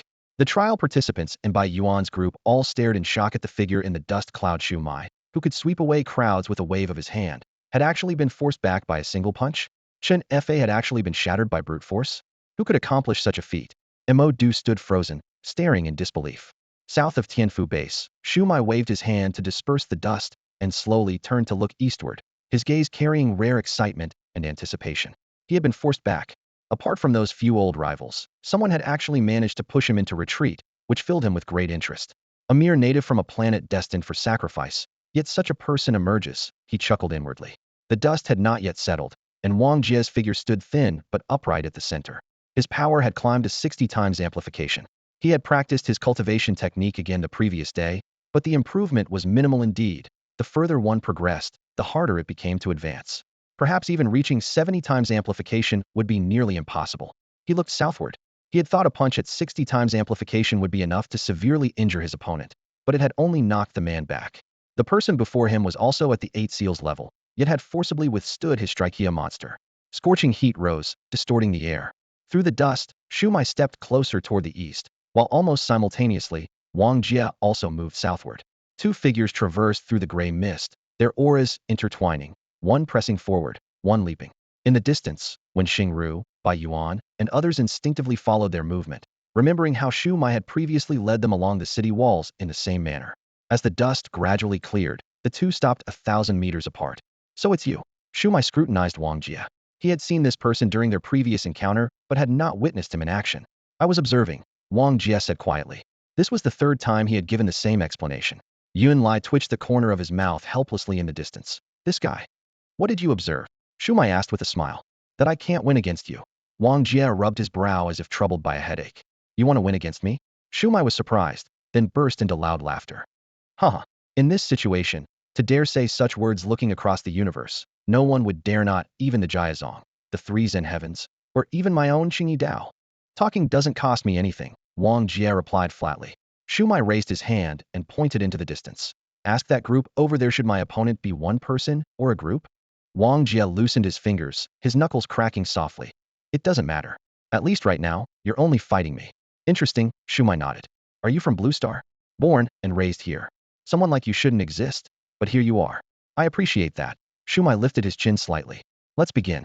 Show me how you plan to win against me. In the distance, when Xingru and others watched with complex expressions, those familiar with Shuai knew of his arrogance. The fact that he would converse this long with a planetary native represented a rare form of recognition that, if word got out, would shock various factions. Qing Zheng and others held their breath. Boss, you absolutely can't lose. When Xiao clenched his fists, only to realize he was so nervous that his palms were sweating. Chongro was equally tense. This vicious man should be defeated by her own hands, but he better not die. Inside the base, city walls had collapsed. Tall buildings crashed down one after another with thunderous roars, leaving devastation everywhere. Countless people cried out, while cultivators scattered to provide rescue. That single punch had caused destruction comparable to the highest level earthquake, with casualties beyond estimation. Wang Jia closed his eyes, listening to the children's wails, women's grief, and everyone's helplessness. It was as if scene after scene unfolded in his mind, and his aura grew increasingly heavy. Shuai was in no hurry, simply watching quietly. He could sense the strange and immense power within his opponent, yet could never trace its source. After all, he could not perceive Qin force. Even the prodigies of the Jia sect couldn't possibly possess such power. Wang Jia opened his eyes, suddenly bent his legs, and crushed the broken bricks beneath his feet as he shot forward like an arrow released from its bow. Still airborne, he twisted his waist, bent his arms, and spread his 10 fingers wide to grasp the air before sweeping horizontally. Visible force tore through the air, creating crack-like slashes that whistled toward Shuai like blade gleams. Shuai raised his right arm, flicking the back of his hand upward to deflect the nearest crack. His brow furrowed as a dark red bruise appeared on his hand. In the next breath, more cracks closed in simultaneously, nearly sealing off all directions. For the first time on Blue Star, Shuai chose to retreat. With just a half-step sideways, he evaded all the air slashes, then raised his hand and pushed forward with his palm. Though seemingly casual, it was like pushing an invisible tidal wave forward. Layers of compressed air formed ring after ring of ripples, visibly expanding outward. Wang Jia felt as if his surroundings had turned into a quagmire, the force within his body dragged and difficult to circulate. He suddenly raised one finger, executing the Luo Xian finger technique through the air. Spiral energy pierced through the churning ripples, striking directly at Shuai. Shuai turned his wrist and lightly grasped, crushing the spiral force with a gentle squeeze of his fingertips. Wang Jia seized the opportunity to execute the Jia 8 steps, his figure flickering through the waves of air. The first 6 steps steadily avoided the waves, but on the 7th step, he suddenly appeared before Shuai, channeling his seal power through his arm as he threw a devastating punch. In terms of strength, you seem rather lacking, Shuai said with a faint smile, meeting the attack with his own fist. Bang! The thunderous impact exploded like tangible lightning beside everyone's ears. Sister Tang and the others felt sharp pain in their eardrums as blood trickled down their ears. Countless trial participants turned pale as this muffled thunder nearly scattered their souls. Fist met fist in collision, air was shredded, the earth split cleanly in half, and violent airflow pushed both fighters back while sweeping across the entire area. The Tianfu base was scoured by hurricane winds, and several already precarious high-rises collapsed with resounding crashes. A second thunderous boom followed immediately as Wang Jia and Shuai clashed again. Wang Jia's expression remained calm, but Shuai's eyes gleamed with excitement.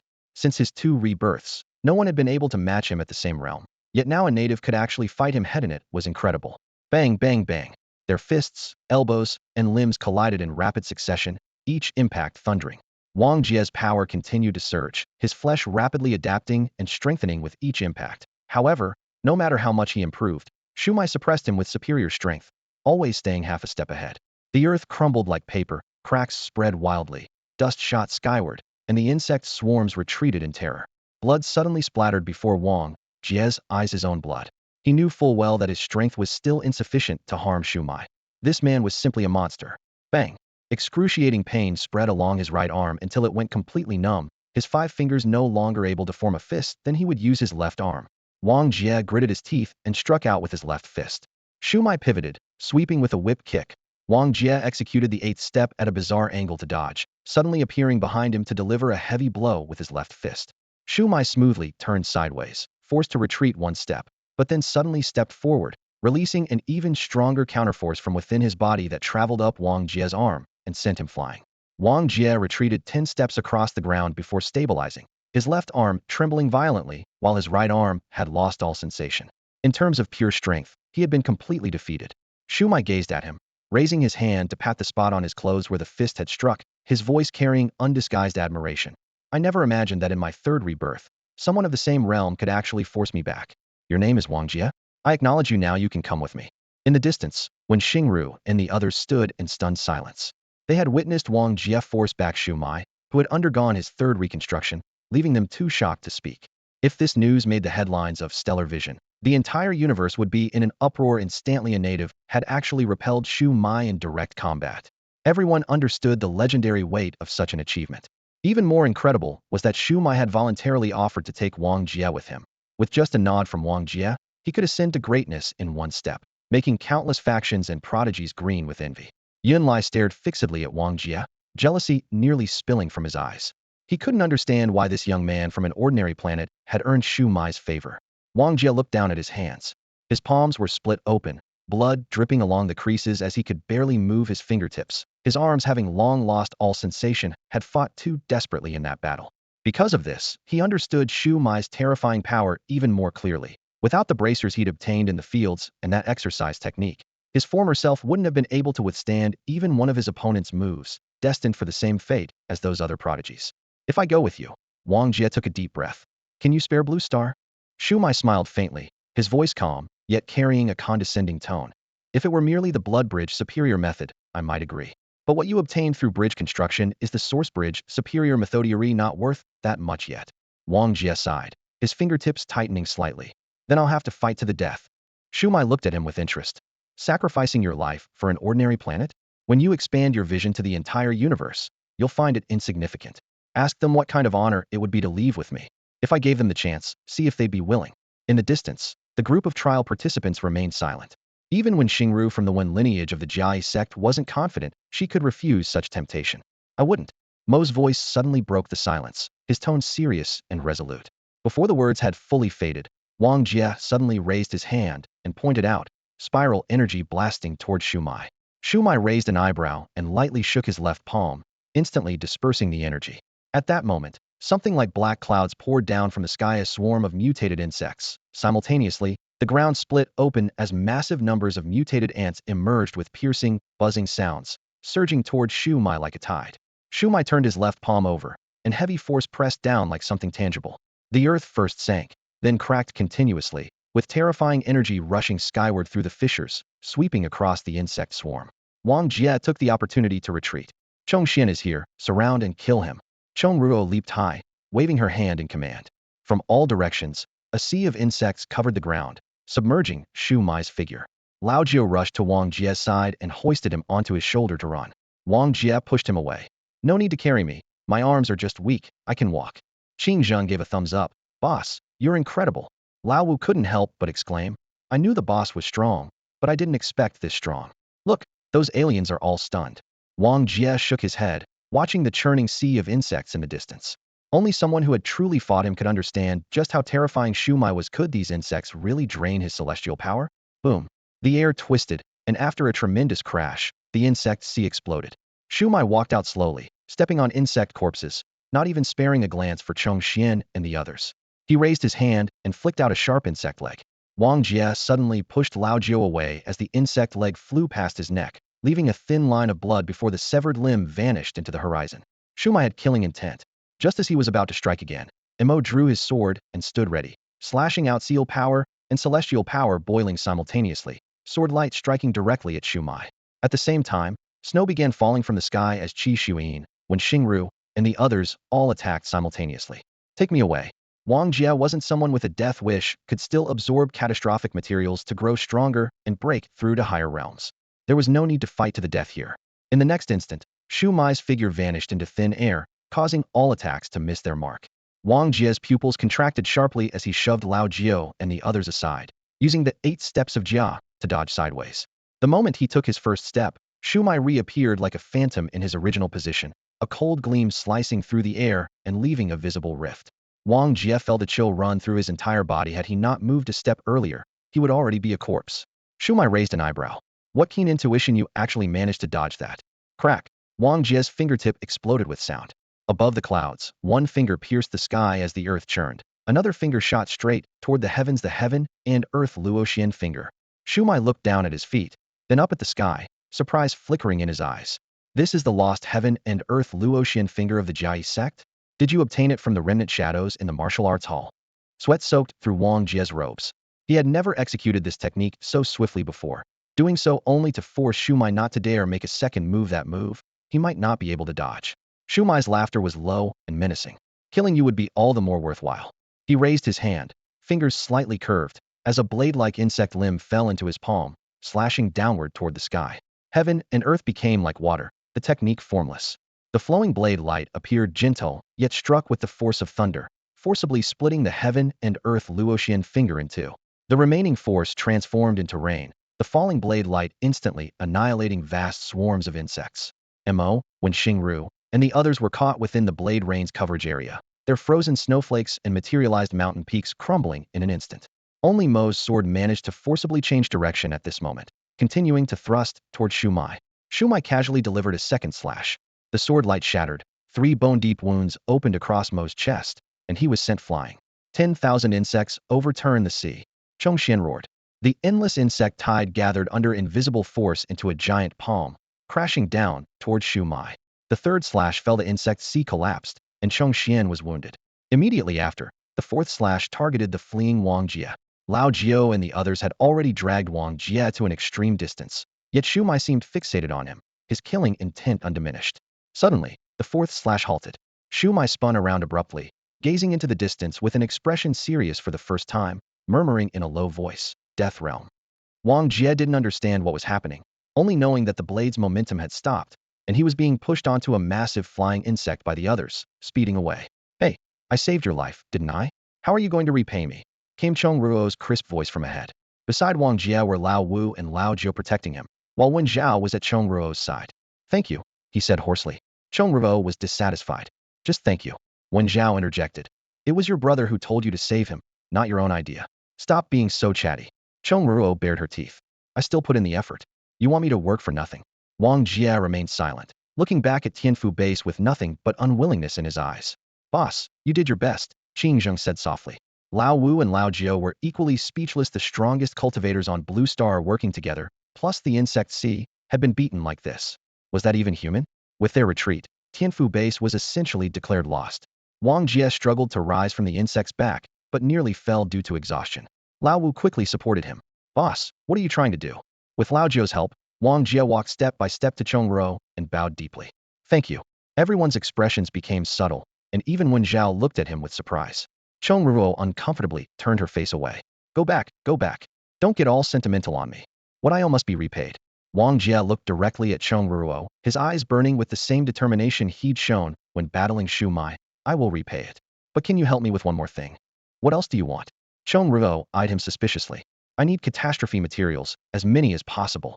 Wang Jia gazed down at the scorched earth, his voice low and heavy. Chong Ruo shook her head with a sigh. "It's useless.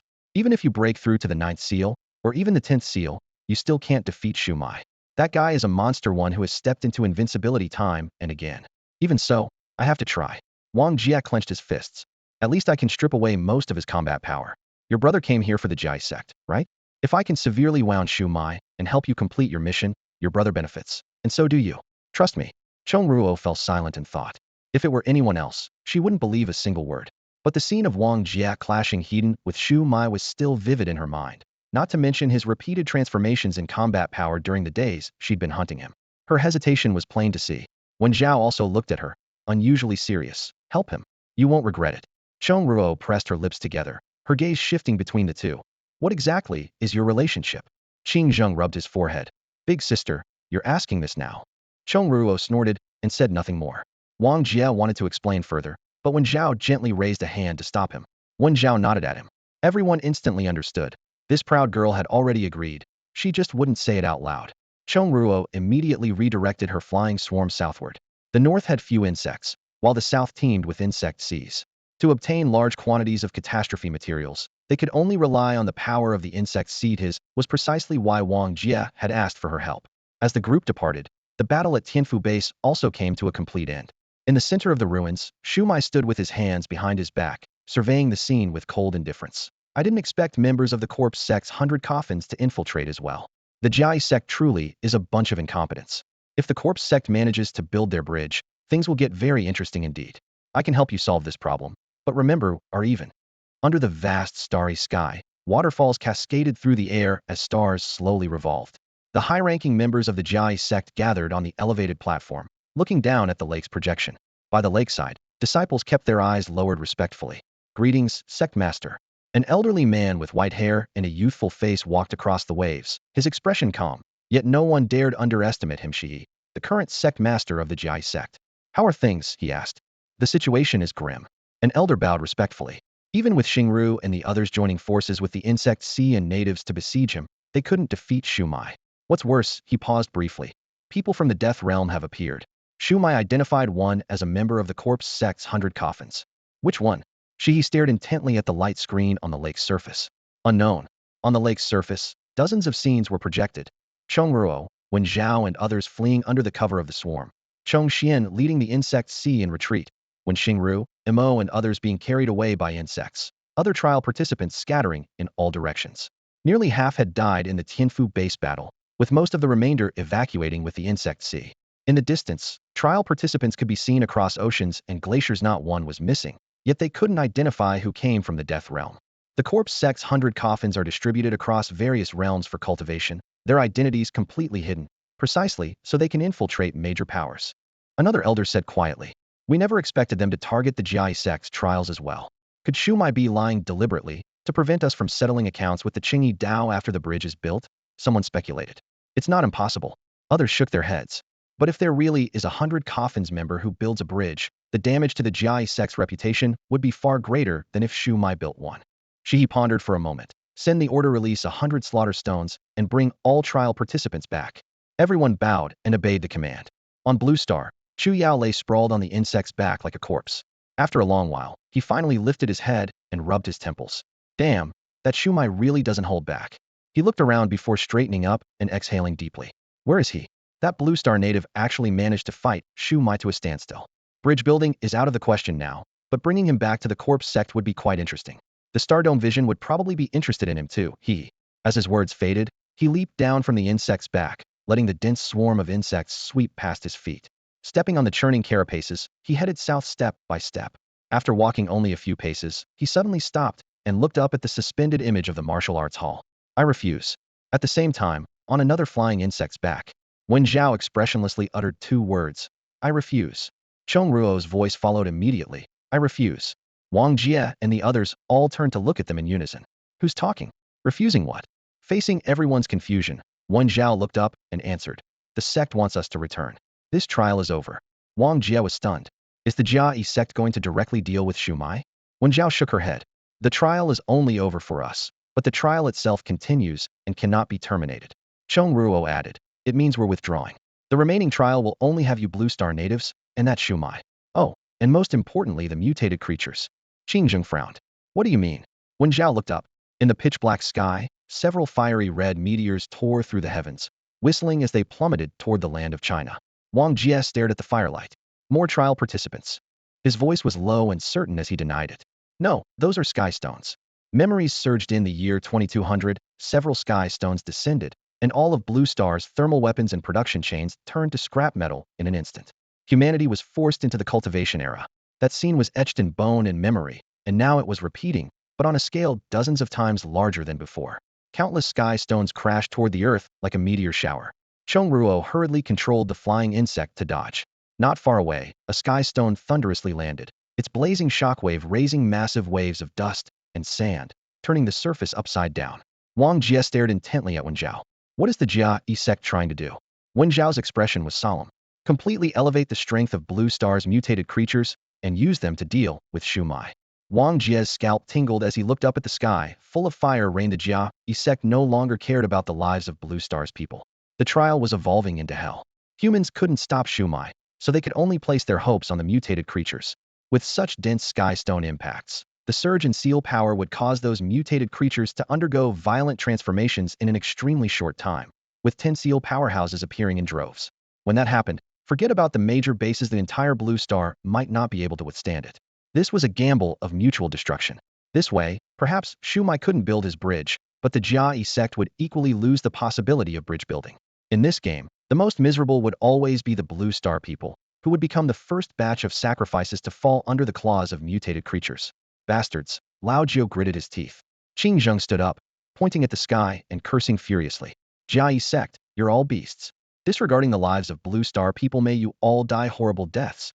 Cheng Ruo and Wen Zhao remained silent. The harsh reality lay before them. Blue Star was about to fall into true purgatory. How many people would survive? Wang Jia's gaze was frighteningly dark. "Why aren't you leaving?" Wen Zhao looked confused. She had only instinctively said, "I refuse." Cheng Ruo said quietly, "I want to wait for my brother. My brother definitely won't leave. I know him." Cheng Ruo met Wang Jia's gaze and spoke earnestly. "Please, help me." Cheng Ruo and Wen Zhao exchanged glances, pursed her lips, and nodded. The trial was nearing its end. Beams of light descended from the sky to retrieve participants. Many left without hesitation, including Yun Lai, while others remained motionless. when Xing's entire team chose to stay. Bai Yuan stood with Qi Xuan and Qi Wu. Qi Wu's face was bitter. Miss, why can't I leave? Qi Xuan's voice was ice cold. If you leave, who will serve me? Qi Wu spread his hands helplessly. Then you should leave too. That Shumai isn't someone humans can handle. Qi Xuan looked toward the Tianfu base. The 8 seals have their limits. I refuse to believe I can't witness them. She glanced at Qi Wu.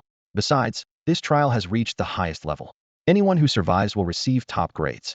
Aren't you tempted? Life is more important, Qi Wu muttered. Bai Yuan's expression darkened. The seal power is surging dramatically, and not just a little. Qi Wu glanced at him and sighed deeply. This blue planet is truly cursed, chosen as a trial ground, turned into a bridge construction site, and now attracting Shumai. It's doomed. A faint smile curved Qi Xuan's lips. Top grades, Shumai, formidable natives, plus bridge construction and the death realm. The stellar vision will definitely be watching. When this trial ends, all survivors will become famous. What's most important in business? Reputation, good or bad, doesn't matter. As a merchant, she valued this spectacle that might capture the universe's attention. Meanwhile, above Tianfu base, Shumai failed to find the death realm inhabitants. After a moment of silence, he channeled his power again, lifting the entire base higher and flying toward Mountain City. At dawn the next day, Wong Jia's group reached Geneling base. Chongruo could reassemble her insect swarm in the surrounding area. The insect tide between the two bases, previously drained by Chongxian, was nearly depleted and temporarily useless. Upon entering Geneling, an oppressive, deathly silence struck them. After learning the cause, everyone fell completely silent. Above Mountain City rose a 300-meter-tall altar. Everything above 100 meters was built from human corpses, with blood mist soaring skyward. Millions had died, and Tianfu base lay in ruins. Shumai photographed this scene and transmitted it to all 5 major bases, declaring that the blue planet would become a complete sacrifice. Despair swept through every base, draining them of vitality. Cultivation became a joke. Only death awaited everyone. Wong Jia stared at the screen showing the mountain of corpses, adults and children who had been alive yesterday, now reduced to bones, all to serve Shumai alone. The man sat atop the altar, gazing eastward, plotting unknown schemes. No one could even summon anger. Only deathly silence remained. Even trial participants who normally viewed natives as worthless felt chilled to the bone. Chongruo's face was pale as paper, and Wen Zhao's face beneath her veil was completely bloodless.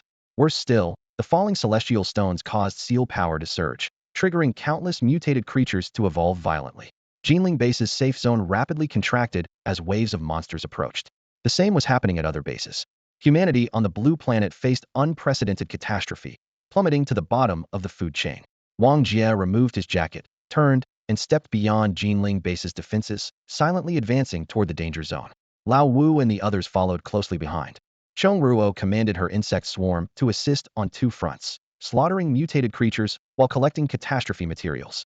They no longer needed these catastrophe materials themselves with the trial ending. The materials could only be used to channel seal power, but what they needed to do now was precisely to dispel the seal power within their bodies. The moment the trial lost its meaning, the catastrophe materials became worthless as well. But Wang Jia still desperately needed them. The more, the better. Under the moonlight, he stepped out of the base alone, not joining any team, as going solo was most convenient for him. The others were also out hunting mutated beasts, but they handed over all the materials they collected to him. For 2 full days, his blade and insect fire danced through the darkness as countless mutated plants fell. At dawn on the 3rd day, he began his training with 63-fold enhancement.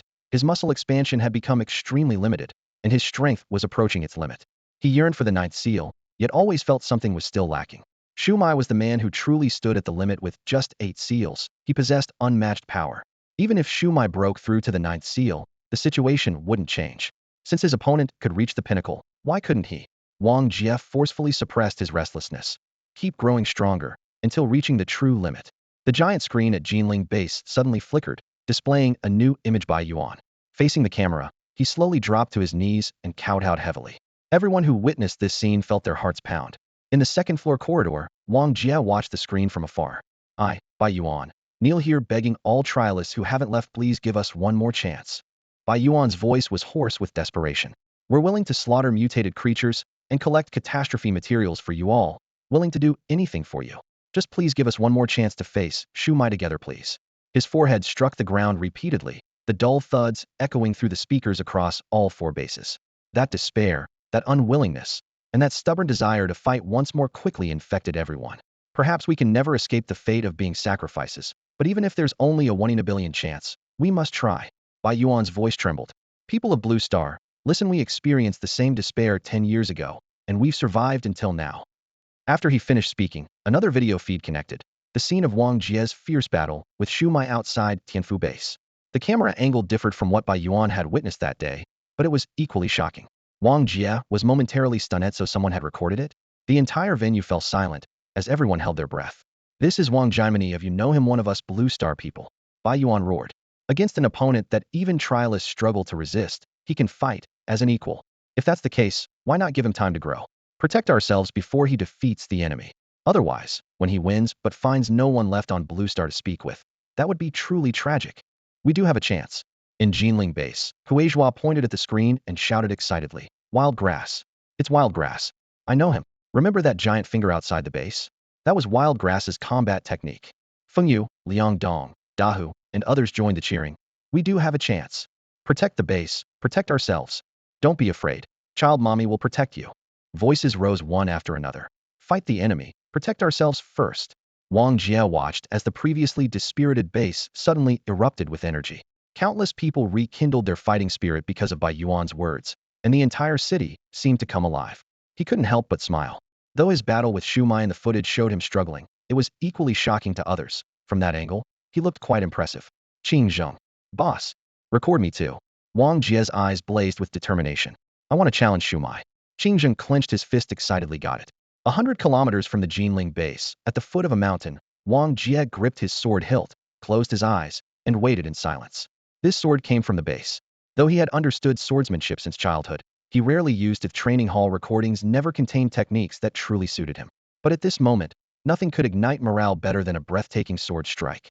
Behind him, over a dozen drones hovered, adjusting their angles to capture every detail of the scene. The noon sun finally tore through the clouds. Wang Jia's eyes snapped open as his seal power roared like a mountain torrent through his body, surging down his arm to the sword's edge. He stepped forward and raised his blade. Whoosh! Visible sword energy swept across the landscape, freezing the mountain with a brilliant silver scar. Qing Zheng and the others looked up in astonishment. The mountain seemed unchanged, yet the sky cracked first. Thick clouds split like they'd been sliced by a blade, standing vertically between heaven and earth like a massive mirror. In the next breath, the entire mountain slid sideways. The peak, larger than the entire Geneling base, collapsed along the sword mark. Forests, lakes, houses, and mutated creatures from the summit all plummeted in weightless chaos. The thunderous roar shook the earth as dust clouds shot skyward. Every witness stared wide-eyed. This was power that truly split the heavens. Human strength had reached such devastating heights. When Xiao and the other trial participants weren't surprised. They had witnessed attacks that could erase entire planets. Though spectacular, this sword strike still couldn't intimidate peers of their level. Wang Jia's true target was letting the people of Blue Star witness the breaking of power's boundaries. Boss, that was incredible. You're amazing. Old Five and the others clapped excitedly. Wang Jia sheathed his sword and stood calmly. He knew the heaven and earth profound finger technique had even stronger single-point destruction, but limited range. A sword, especially in Chinese culture, carried the most visceral impact. This footage was labeled for Shuai. The drones swiftly headed north toward Mountain City. Hours later, Shuai watched the complete replay of the mountain-splitting strike atop his altar. Simultaneously, the video broadcast to all major bases. Without question, this was a challenge. Wang Jia had formally declared war on Shuai. When Xingru and others weren't concerned about the sword's power, but they grasped the weight of Wang Jia's words. Since you won't withdraw from the trial, you harbor ambitions. I'll be the blade charging ahead for you. Your task is to guard Blue Star's major bases, so I have no worries behind me. I guarantee I won't let him shoo Mu leave peacefully. Before the battle outside Tianfu base, such words might have been ignored. But now, even that silent one had to seriously consider. Wang Jia was the only being capable of facing Shuai directly, and he was only at the 8th seal. A native surpassing a prodigy. However, against common sense, it was confirmed by facts. No matter how they calculated, they had to acknowledge that Wang Jia was their sharpest blade against Shuai, despite slim odds of victory. Atop the altar, Shuai finished watching the footage and chuckled softly. Your power has grown again. How exactly are you doing this? He looked toward the drone and slowly stood. I originally planned to build the bridge immediately, but since you've issued a challenge, I'll give you 1 month. I'll act again after that. I hope you won't disappoint me then. Shuai's words were relayed back to the base, reaching Wang Jia's ears, as well as when Xingru and the others. They immediately agreed to protect the remaining 4 major bases as much as possible, allowing Wang Jia to face Shuai with peace of mind in a month's time. Do you really think this Wang Jia can stand against Shuai, miss? Chi Wu asked in a low voice. Impossible. Qi Shuin shook her head with certainty. Even if his seal power pushes him to the 10th seal, he absolutely cannot oppose Shu Mai. Then why agree to his request? To buy time. Qi Shuin gazed toward the distant lights. The longer the trial lasts, the more attention it draws from the outside world, which benefits us. When Xingru and Master Imo each have their own calculations, while the Jiai sect hopes to prolong the time so that Blue Star's mutated creatures can continue evolving, they are the final force capable of stopping Shu Mai. Only then did Qi Wu understand that the Jiai sect had deliberately scattered large quantities of slaughter stones to catalyze evolution, using these monsters to drain Shu Mai's celestial power. Qi Shuin looked up at the night sky. Blue Star doesn't belong only to humans, but to all Blue Star creatures. If Shu Mai wants to build his bridge and completely sacrifice Blue Star, these creatures will naturally resist. The longer we wait, the better our chances. But if that's the case, why would Shu Mai give us a month? Wouldn't that be disadvantageous to him? Qi Wu was puzzled. I can't figure it out either. Qi Shuin frowned. He clearly knows that delay works against him, yet he still agreed. Is he overconfident, or does he have another purpose? No one can see through Shu Mai. Wong Jia's challenge and Shu Mai's response became the final psychological support for tens of millions of people across the four major bases. At least they could still say they weren't without hope. Bai Yuan immediately rallied everyone to hunt mutated creatures and gather catastrophe materials for Wong Jia. Wong Jia looked at Shu Mai's response, knowing that no one believed he could win, but he had no way back. Cheng Xian arrived and joined forces with Cheng Ruruo, making the vast insect swarm even more magnificent. Giant armored beetles spread their wing covers, stirring up fierce winds, while Cheng Xian stood atop their carapaces, observing Wong Jia as if examining a rare and exotic beast. Wong Jia gazed toward the horizon, sensing Blue Star's intensifying seal power. The insect swarm was rapidly strengthening, with 8th and 9th seal creatures appearing frequently, and even the aura of 10th seal beings faintly emerging. Other mutated creatures were experiencing the same phenomenon. Each day, Blue Star seal power pushed their limits higher, and no one knew what the situation would become after a month. Do you know how many people would be shocked if word got out that you could fight Shu Mai to that extent? Cheng Xian marveled. If you hadn't saved me with your insect swarm, I would have died long ago. Thank you. Wang Jia said earnestly. You didn't kill Ruruo, so consider it even. Cheng Xian raised an eyebrow. Brother, we saved him, so he owes us. Cheng Ruruo muttered. Cheng Xian glared at her, signaling her to be quiet. Now, shouldn't you tell me about Shu Mai's true nature? Wang Jia asked. From beginning to end, the trial participants had been mysteriously secretive about Shu Mai, knowing only that he came from the Qingyi path. Their attitude toward him was like mortals looking up at a deity, always challenging him as a united group.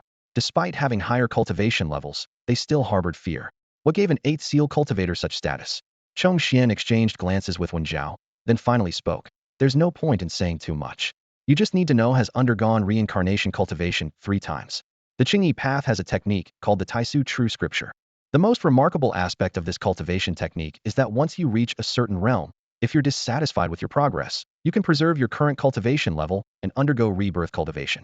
Each rebirth allows you to expand your limits and infinitely raise your ceiling.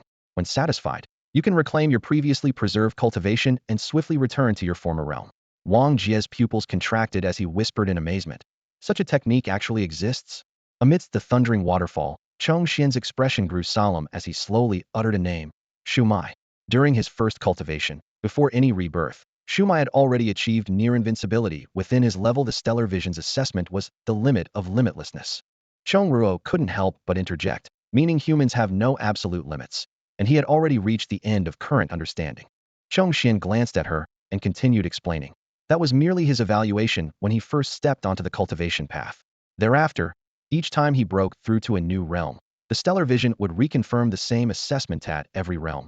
He stood at the limits of ordinary comprehension. Pausing here, his voice dropped even lower. Under these circumstances, he chose rebirth cultivation. Wang Jia's eyelid twitched violently. Wen Zhao also parted her lips slightly. Breathing rapidly, she hadn't previously known Shu Mai's true situation. Cheng Xian continued. His first rebirth took him from the most basic, single seal, back to his original realm. This time, the Stellar Vision's evaluation contained only 2 words limit. Though fewer words, the impact was even greater, meaning he had reached the theoretical human limit. Still unsatisfied, he underwent a second rebirth, earning the evaluation beyond human. Cheng Xian drew a breath, his gaze darkening. Now, it's his 3rd rebirth. In the history of the Qingyi path, no records exist of anyone achieving 3 rebirths. The ability to undergo rebirth depends on one's capacity to endure, and he is the only existence that continuously breaks through human limits. Regardless of which realm he occupies, no human can surpass him. Wang Jia smiled bitterly. No wonder you didn't mention this before. Chong Xian sighed. Speaking of it would be meaningless, you couldn't comprehend such terror. Setting aside whether his physical endurance can support 3 rebirths, his mental fortitude and courage alone are beyond ordinary imagination.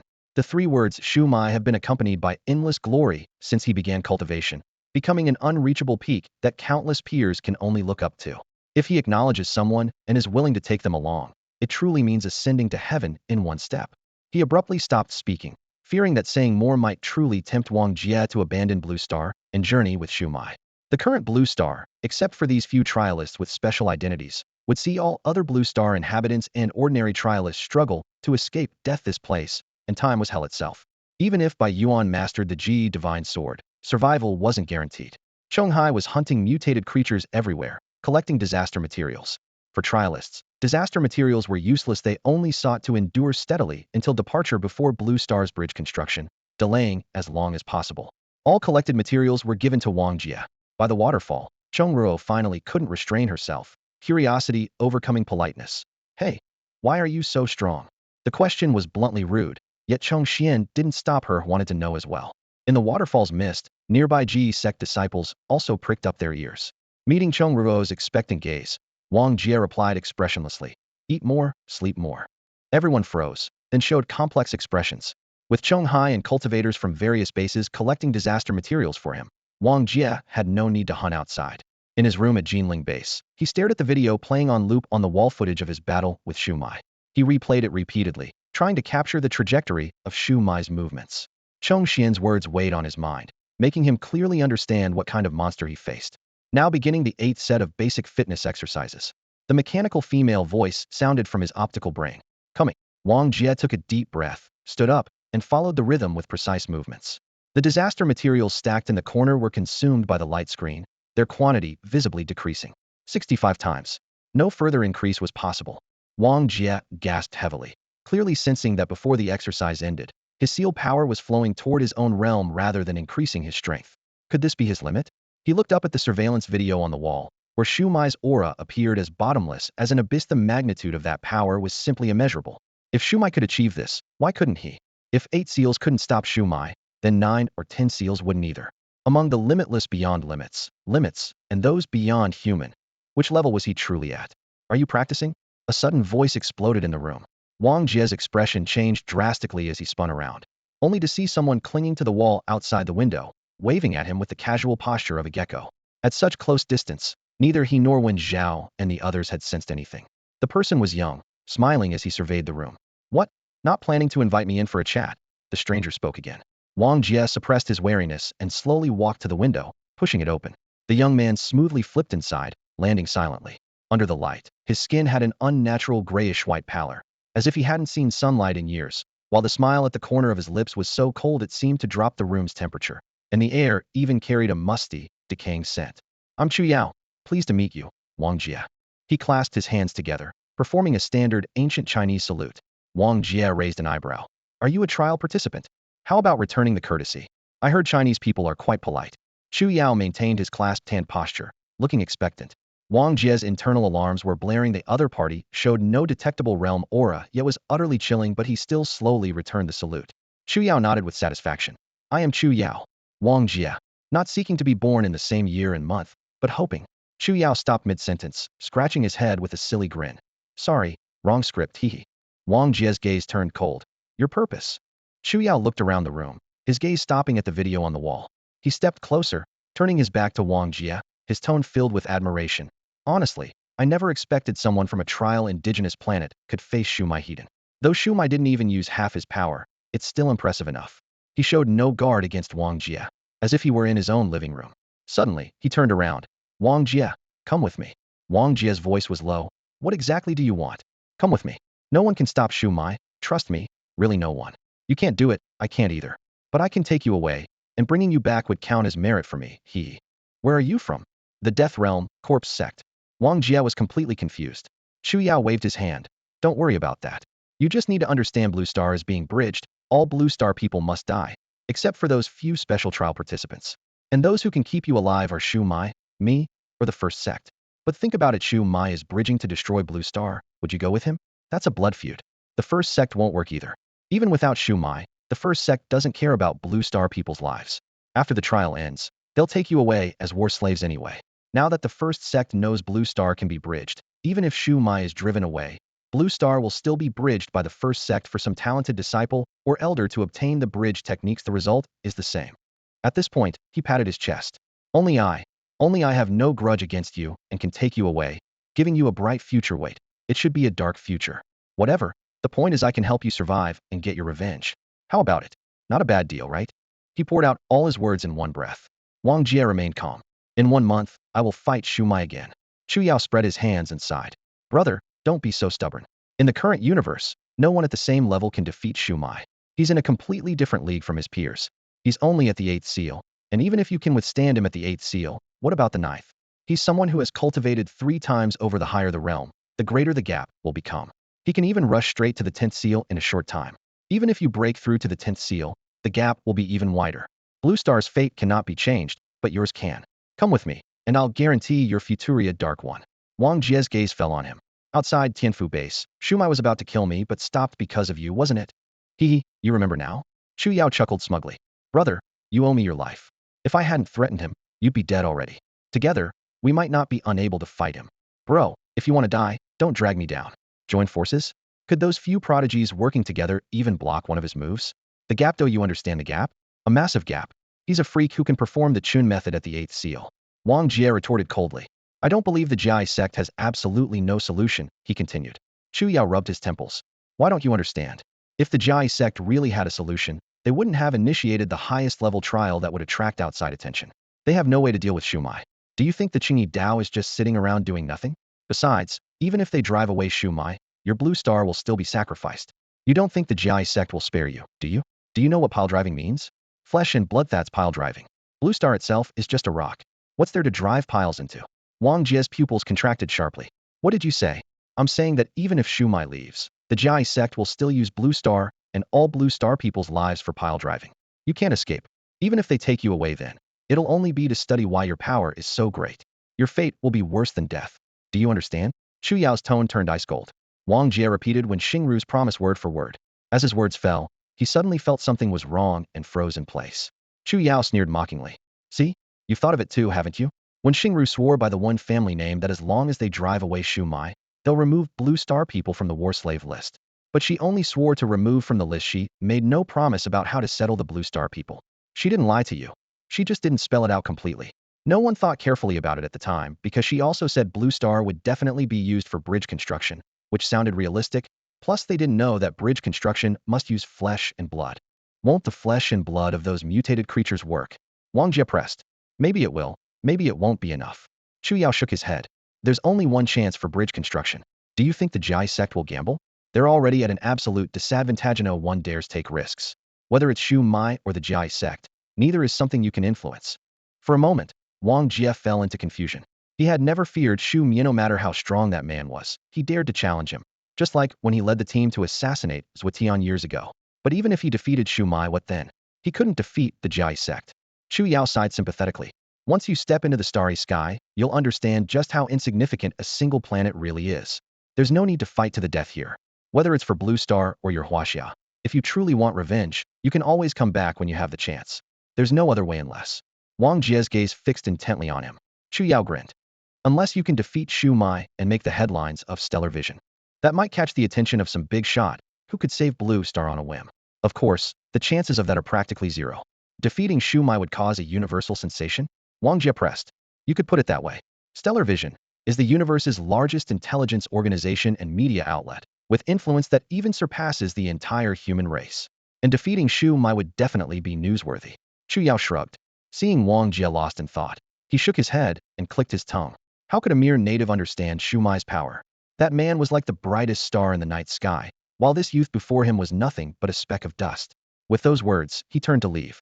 Think it over carefully. You'd better not accept the challenge in a month's time, or no one will be able to save you.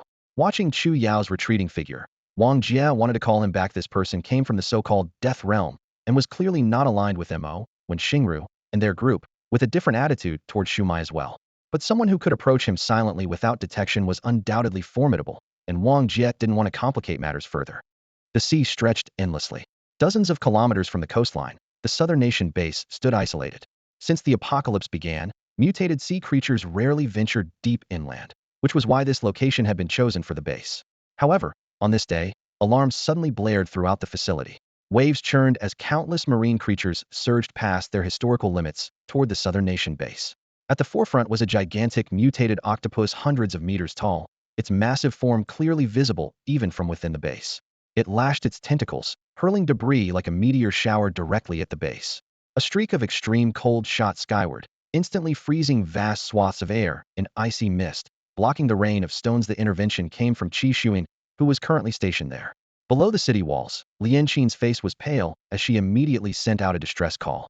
That octopus has 10 seal-level combat power. At Geneling base, when the distress signal arrived, Wong Jia didn't hesitate and set out immediately. He no longer lacked catastrophe materials, and the area around Geneling had been thrown into chaos by the insect swarms, so there were no immediate concerns. Chongxian was leading the insect swarms toward Mountain City and didn't accompany him. Only Chongro traveled with Wang Jia.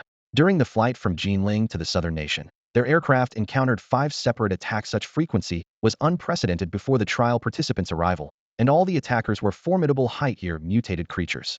As night fell, Wang Jia's group arrived at the southern nation base. The distant horizon was shrouded by masses of dark creatures, and the waves seemed to roar with fury. Lian Qin hurried forward with her sister Lian Fei in tow. "Miss, Wang Jia has arrived," Qi Wu reminded from the side. Atop the city walls, Qi Shuyin occasionally struck downward with her palm, frost spreading from beneath her feet straight into the sea. Without her single-handedly holding the front line, those marine monsters would have already breached the city. Following the familiar aura, she looked over and met Wang Jia's gaze, nodding slightly in acknowledgement before turning her attention back to the sea. Wang Jia responded with a nod of his own. Lian Qin complained in a low voice. "The most troublesome one is that octopus. We asked the trial participant in our base to help, but she has absolutely no intention of leaving." Her words carried a note of grievance. It had to be said that Lian Qin possessed a rare allure that others lacked. Though she was considerably older than Wang Jia, her every gesture carried a natural fragrance that inspired protective instincts, and she was particularly skilled at appearing vulnerable. In comparison, Lian Fei completely lacked that kind of charm. As for Chong Ruo and Wen Zhao, beautiful as they were still just young girls. Wang Jia gazed into the distance, where the octopus had no intention of approaching the base at all, instead attacking from the sea surface by hurling chunks of debris. A Tinseal-level combatant possessed enough power to reshape terrain. This octopus had just entered this realm and hadn't fully mastered its strength yet.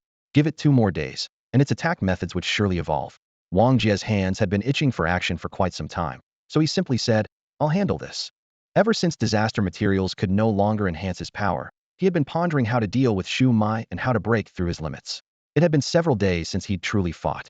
He leaped down from the city wall as a flying insect caught his back, beating its wings to carry him toward the distant sky.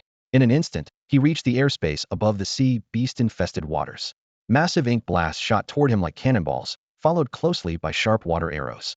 Wang Jia flicked his finger against the insect's back, sending spiral energy drilling through the air. It first shattered the ink projectiles and water arrows, then slammed into the sea surface, causing countless creatures to explode in sprays of blood and flesh. Yet in the distance, new surges rolled forth. The number of sea beasts was even more overwhelming than the insect swarms. After all, 70% of the blue planet was ocean, and marine life outnumbered land creatures by several times. Wang Jia continued his assault, deliberately using minimal seal power to achieve maximum destruction. This was precisely Shuai's specialty. To understand the gap between them, he had specifically studied the Chun method, finally grasping just how absurd it was that Shuai could deliver 100 points of destructive force with 1 point of seal power. At the 8 seal realm, even those at the star-breaking realm above 10 seal could hardly replicate this feat. In other words, at the same 8 seal level, Shuai's output was 100 times that of ordinary cultivators. All Wang Jia could do was desperately work to narrow this chasm.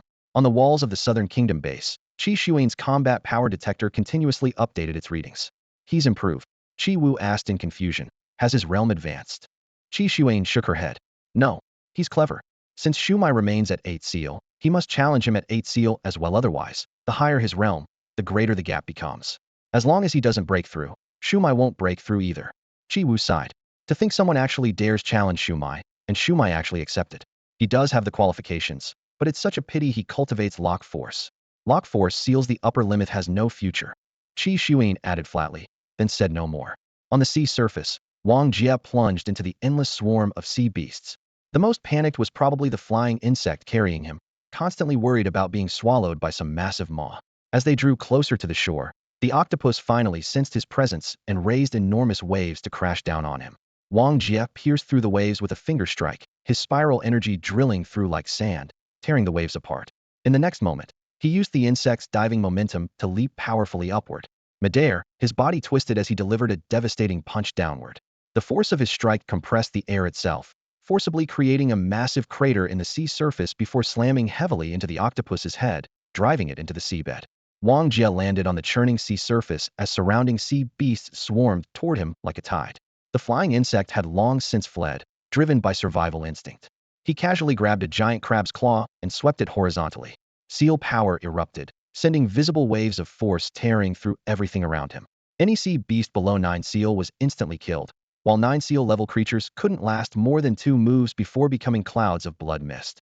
The surveillance feed transmitted back to the Southern Kingdom base in real time. Before the giant screen, voices gradually fell silent as countless people held their breath. Countless observers watched in shock. This scene had transcended their understanding. After the apocalypse, humanity has been barely surviving, relying on sheer numbers to fight against the mutated creatures. Despite the self-proclaimed 3 gods and 5 poles within the base, the true rulers have always been the monsters beyond the walls. Even at the same level, mutated creatures far surpass humans in both numbers and physical prowess. Most of the time, humans need to mobilize entire armies just to eliminate a single beast. Yet here was Wong Jia, charging alone into the beast tide, cutting down hundreds of monsters like weeds beneath his blade. He was only at the 8th seal level. How could he possibly achieve this? Shuai and the others remained unfazed. After witnessing his battle against Shuai, this level of combat power seemed perfectly normal. He was still holding back. Otherwise, a casual strike could reduce all the mutated creatures along the entire coastline to dust. That was power capable of destroying entire regions. This battle showed the survivors of Blue Star what it truly meant to reach for the stars, that humans could indeed become this powerful. The 3 gods and 5 poles might be mere spiritual totems, but Wang Jia seemed like an actual god. Beneath the sea, massive tentacles crept forward silently. The 10 seal octopus refused to show itself, instead sending its tentacles to ensnare Wang Jia. Wang Jia suddenly dove down, pursuing it into the deep sea. In the command center of the southern base, Lianqin's expression changed dramatically. This is bad. The pressure underwater is completely different from on land, and the apocalypse has intensified that pressure. This is too reckless. Qing anxiously pressed for details. Just how intense is the pressure? Lianqin lowered her voice. In peacetime, professional divers without equipment could only reach about 100 meters at most. Now it's 50 meters maximum. One of our 8 seal cultivators was surveying marine life a few days ago. 400 meters was his absolute limit. If Wang Jia really pursues that octopus, the depth will definitely exceed 400 meters. Everyone watched the rolling sea surface through the drone footage, their eyes filled with worry. Their leader had apparently never been in the ocean before. Born in Geneling as an orphan, Wang Jia could swim, but had never had the money to visit the seaside. After the apocalypse, there had been no opportunity. Now, plunging into the icy seawater, his vision remained clear thanks to his seal power, but the sudden pressure nearly crushed his bones. The octopus dove extremely deep. Just as he was about to turn back, seaweed suddenly wrapped around his ankle. Below the coastline, dense seaweed carpeted the seafloor, something he hadn't noticed at all from the surface. This seaweed was also at the 10th seal level. Wang Jia summoned his crab claw to cut through it, but the severed parts regenerated instantly, wrapping tighter and dragging him forcibly toward the darker depths. The water pressure exploded, his chest feeling crushed by a massive boulder, making it impossible to release his seal power. Bang! He crashed into the rocky seafloor. Wang Jia braced himself with one palm while his other hand gripped the seaweed tightly. Using brute force to tear, large patches of seaweed were ripped up by the roots, crumbling to fragments in his fingers. But from all directions, new seaweed surged forward, alien fish beasts swam in circles, and octopus tentacles loomed nearby. He snapped his fingers. Heaven and earth, profound finger. Boom. On the sea surface, soldiers from the southern base clearly saw a 100-jong giant finger descending from the clouds. Simultaneously, another giant finger erupted from the deep sea floor. The two collided, and everything in their path, sea creatures, instantly turned to pulp. The rocky layers cracked, entire sections of land sank, and the waves were violently torn into tsunamis dozens of meters high. Wang Jia stepped on the shattered land fragments, using the momentum to surge upward and burst through the waves. Water droplets rolled off his armor as he performed several aerial steps in midair, landing steadily on the shore. Inside the southern base, people watching through the drone footage collectively breathed a sigh of relief. Wang Jia knelt on one knee, breathing heavily, then looked up at the churning dark blue horizon. his gaze filled with lingering fear. During this period, he had been focusing all his attention on Shuai, and those other trial participants couldn't even compare to him, which had made him somewhat arrogant and caused him to underestimate the natural environment. The ocean depths were not a place to be taken lightly. However, as Wong Jia gazed at the undulating sea surface, the surging pressure and sense of crisis in his chest were rarely felt on land anymore. The more hardship he endured, the greater his future gains would be. Firmly believed in this principle. The land could no longer provide him with sufficient tempering, so he would go to the sea. In the distance, a cluster of tiny black dots suddenly appear. It was a swarm of flying insect machines commonly used by the southern base. Wang Jia took the opportunity to return. Although he hadn't managed to completely kill that giant octopus, the creature no longer dared to surface, and the crisis at the southern base was temporarily resolved. The people at the base were deeply grateful to him, and Lian Qin even wanted to host a welcoming banquet for him, but he politely declined. Wang Jia was only interested in intelligence about the ocean depths. Lian Qin waved the others away and stood alone with him on the balcony. The evening breeze carried the fragrance of flowers as it swept past, and Lian Qin subtly pressed her arm against the back of his hand, her skin smooth and fair, appearing even more dazzling against the backdrop of red wine. Wang Jia's heart stirred, and he unconsciously took a sip of wine. Lian Qin smiled faintly and moved a step closer, her fragrance rich but not overpowering. "What's wrong, little brother? Are you hot?" She raised her hand to wipe the sweat from his brow. Wang Jia stepped back half a pace, making an excuse. "I just want to learn more about the ocean depths." Lian Qin leaned against the railing. "What's there to understand about the ocean depths? Although there are many sea beasts, most of them can't come ashore. As long as we don't go down there, we're safe. Of course, we probably won't be able to eat seafood anymore." Wang Jia indeed felt feverish, thinking to himself, this woman could just talk normally. Why was she leaning over the railing like that? Just as things became awkward, when Xiao pushed through the door, glanced at Lian Qin, and said to Wang Jia, "Qi Xuan is looking for you." Wang Jia seized the opportunity to escape, leaving almost as if he were fleeing. Lian Qin narrowed her eyes as she watched his retreating figure, a thought flashing through her mind. Dealing with this kind of kid was too easy. After walking a few steps, Wang Jia realized that Qi Xuan hadn't actually summoned him when Xiao had deliberately helped him out of the situation. "Thank you," Wen Xiao said quietly. "Whatever you think about her, focus on Shu Mai's matter first. Don't give up on yourself. Wait at least another month." "I don't have any other thoughts. I just wanted to ask about the ocean situation. I'm planning to go underwater to cultivate." "Underwater?" Wen Xiao raised an eyebrow, then looked toward the deep sea surface. "That's also a path. Be careful." The eastern horizon began to pale. An array of sunlight scattered across the water surface, making the ripples look like gold. Wang Jia strapped on his breathing equipment and stepped into the sea step by step. The icy seawater rose past his ankles, calves, chest, and finally submerged over his head.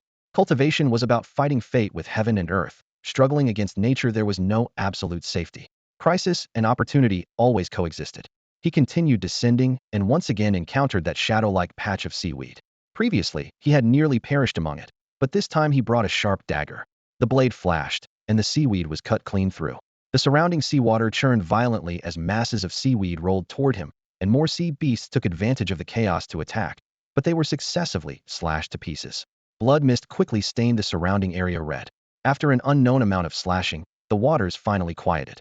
After confirming temporary safety, Wang Jia continued sinking, while mentally wondering where that giant octopus had hidden itself. At 400 meters, the water pressure pressed down like invisible giant hands layer upon layer, but he could still withstand if this was merely the limit for an ordinary 8-seal cultivator. He didn't stop. 500 meters, 800 meters, 1,000 meters. Wang Jia felt immense pressure and bone-chilling cold, his skin going numb. Here he was, standing motionless on the pitch-black ocean floor, letting the water pressure squeeze his muscles and bones layer by layer, even his spiritual energy and mind being compressed. The surrounding darkness was so thick he couldn't see his own hand, with occasional cold, slimy tentacles or fish brushing past, leaving behind a nauseating sticky sensation that made his scalp crawl. He stood like a massive boulder in the deep sea, silent and steadfast. After an unknown amount of time, he slowly ascended. Ice-cold seawater slid off his body as his breathing became labored like a bellows, his chest aching severely. Fine bloody marks had quietly spread across his body, some from unintentional scratches by deep-sea creatures, others from scraping against broken rocks. Breaking the surface, Wang Jia looked up at the sky, once again experiencing the profound sense of human insignificance. Even he couldn't imagine what kind of power would be needed to destroy the blue planet, while controlling the blue planet represented an entirely different level altogether. Over the following days, he repeatedly dove back to the ocean floor to train. Each time, his underwater endurance increased, and the most obvious change was his body becoming lighter and more resilient, with his power flowing more smoothly. His spiritual energy also became more stable and profound. After one training session on the seabed, he was thrilled to discover his strength had increased again 68 times. While the number wasn't dramatic, it represented breaking through his limits, and excitement surged from his chest to his fingertips. As long as there's a way. With renewed determination, he continued descending. 1100 meters, 1120 meters, constantly breaking depth records. Meanwhile, due to the increasing influence of the slaughter stones, mutant beasts' power continued to rise. Tensio-level monsters began appearing outside major bases in growing numbers, forcing the trialists to intervene more frequently. Some who had lost interest in protecting the blue planet found themselves forced to continue fighting due to the pressing circumstances. Several more days passed. Boom. The ocean surface suddenly exploded with massive waves shooting skyward, triggering alarms throughout the southern base. The next second, an enormous octopus was hurled from the sea, crashing heavily onto the beach. Before the waves settled, Wong Jia emerged from the depths, walking on water, while countless marine creatures rained down from the sky like a torrential downpour. He approached the octopus corpse and delivered a powerful kick. Under countless watching eyes, the massive creature was sent flying, landing with sand and stones scattering everywhere. The live footage transmitted back to the southern base left countless people stunned at that moment. They felt as if they were watching an ant lift a mountain. Unlike intense battles, this display of pure, effortless suppression delivered a more bone-deep shock. After this demonstration, Wong Jia didn't linger, turning to dive back into the depths. The video was quickly shared by the southern base with other defense lines, filling all major bases with excitement. The stronger Wong Jia became, the greater the blue planet's chances of survival. Previously hesitant trialists quietly resumed their intervention frequency, not because they believed Wong Jia would definitely win, nor because they feared him, but because they recognized he was still growing stronger. As long as this man didn't fall, they could buy more time and secure their own survival. This time, Wong Jia dove all the way to 1500 meters. The increase in power felt like a transformation, allowing him to reach even deeper waters. No one on the surface knew he had reached such depths. On the mountain city altar, despite the overwhelming stench of decay, Shuai's expression remained calm. He could sit among the 9 heavens or descend to the mortal realm. Suddenly, a giant eagle swooped toward the altar. Shuai glanced sideways, and the eagle's wings immediately folded as it turned away, flying even farther in an instant. Withdrawing his gaze, he looked at the hovering drone before him, his voice calm yet tinged with arrogance. You may challenge me once more. Out of respect for the first sect, I still won't kill you, and let me see if you've made any progress. These words were directed at Wen Xingru and his companions. The others weren't worthy. Wen Xing and the others were scattered across various bases, watching with heavy expressions as Shuai sat upon the reeking corpse. The long-decayed beast carcass served as his throne, emanating a putrid stench mixed with blood and earth, yet it couldn't shake his pride in the slightest. That arrogance of, all heaven and earth bow before me, while I stand alone in the firmament, higher than the heavens themselves. At the same time, Geneling base came under attack by a beast tide. They had thought the insect swarm catastrophe had already destroyed the nearby ecosystem, leaving no possibility for large-scale beast herds, but the tide still swept in with deafening roars. At the forefront was a giant ape as tall as a building, which actually uprooted a mutated tree as thick as a tower crane to wield as a staff, its branches crackling through the air with what resembled martial arts techniques.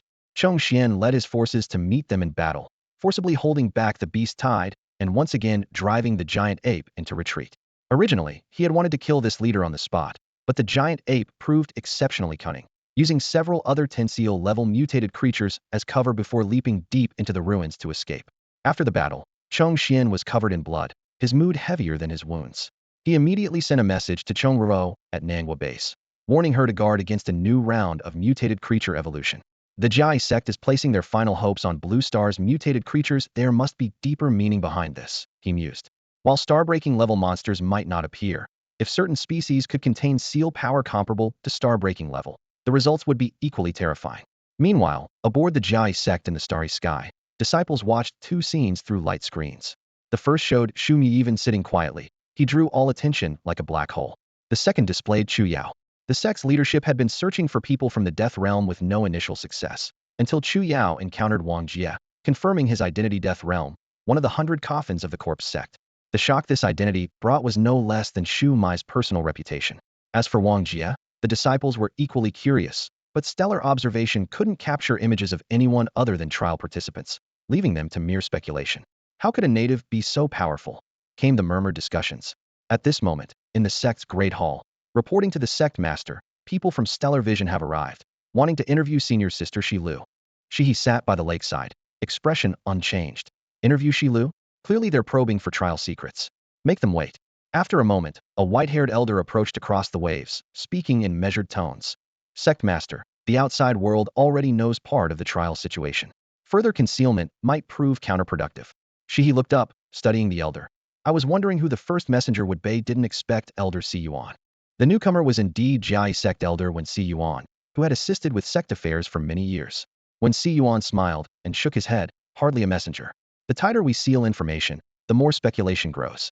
Some even spread rumors that the Jiai sect has already built the bridge but attributes the achievement to Shuai, who is currently rebuilding, while secretly mastering bridge techniques in preparation for the stellar martial gathering. This is extremely disadvantageous to our sect. We cannot become everyone's target. The lake waters shimmered as Shihi remained silent for a long while. When Yuan pressed further, Stellar Vision's influence is extraordinary. Owing them a favor will prove useful someday. Shihi released a long, turbid breath. Let them come. When Yuan bowed with hands clasped, his smile deepening. On the other side of Blue Star, in the deep ocean, Wong Jia stood like a stone sculpture on the seabed at 1,600 meters depth. 8 days had passed since his last exercise, the longest interval since obtaining the arm guard. He had spent 8 days advancing only 100 meters deeper than before, but each additional meter brought exponentially increasing water pressure, far from the ease of his initial ocean entry. He looked up at the murky waters where countless sea beasts swam, their phosphorescent glow flickering on and off, many emanating the terrifying aura of 10 seal-level creatures. Over the past days, he had continuously cast heaven stones into the ocean depths. With increasingly obvious effect, she could sense vast seal power slumbering in the deeper reaches, an aura that even surpassed several of the prodigies. As for Shuai, he hadn't demonstrated anything remarkable in terms of seal power at all. 10 seals might be the limit for Blue Star's realm, but it's certainly not the limit of what living beings can contain in terms of seal power. Seal power is known as lock force throughout the universe, and when Xiao had already explained its pros and cons thoroughly, the advantage is rapid absorption and immediate use upon entering the body. The disadvantage is that the upper limit is forcibly sealed. Wong Jia wasn't sure where his own limit lay, but he knew he had to elevate his power before Blue Star's destruction. Suddenly, the familiar rhythm of exercise broadcasts echoed from the seabed, and he breathed a sigh of relief. As long as he could still exercise, there remained a path to grow stronger. His power multiplier had now risen to 75 times, not a dramatic increase, but still steadily climbing. With only 10 days left until the agreed 1-month deadline, his greatest gain during this period wasn't just the multiplier increase, but the complete reintegration of all his powers under the high pressure of the deep sea. He could now freely control the size of the heaven and earth Luoxian finger, its light no longer blinding, yet losing none of its power. Meanwhile, pressure mounted dramatically across Blue Star's major bases. 10 seal mutant creatures appeared one after another, and if not for those trial participants scattered across various locations, the defense lines would have collapsed long ago. Even by Yuan couldn't single-handedly defend the capital. At the mountain city front lines, emerald vines descended from the sky like swarms of giant pythons, each vine covered in blood-red spikes, with visible seal power boiling on their surfaces, tearing and distorting the air. Scorching air currents shot straight into the clouds as drone footage transmitted real-time to all bases, leaving everyone stunned by the overwhelming seal power. The vines were massive, containing energy that far exceeded any individual on Blue Star. When the vine swept toward Shuai, he slowly opened his eyes and said calmly, "Seal power isn't the gap." As his words fell, he raised his hand to grasp the thick vine body, the spikes unable to pierce his skin. In the next instant, his arm trembled slightly, and an invisible force wave thundered along the vine. The void resonated with a muffled, thunder-like hum as the vine cracked inch by inch, leaving only withered fragments when it hit the ground. Shuai released his grip and gazed eastward. 1 month, how far can you advance? I'm very much looking forward to it. The chaos of the outside world couldn't reach Wong Jia for now. Given his current deep-sea coordinates, even if he wanted to make contact, no one could reach him. For all the bases, the greatest threat remained Shuai, not those 10 seal creatures. Wong Jia dismissed his distracting thoughts and continued sinking to the seabed. 8 days passed in the blink of an eye as he continued his exercises as usual, pushing his multiplier to 77 times. When he had fought Shuai, he only had 50 times now. It was a qualitative change, and his subtle manipulation of power had become more refined. But he only had 2 days left, insufficient to complete another round of exercises. He stared into the dark depths ahead, closed his eyes, and when he opened them again, he stood in his inner world. That field. The seed of the star finger technique hadn't truly taken root yet. He still lacked a loser's will.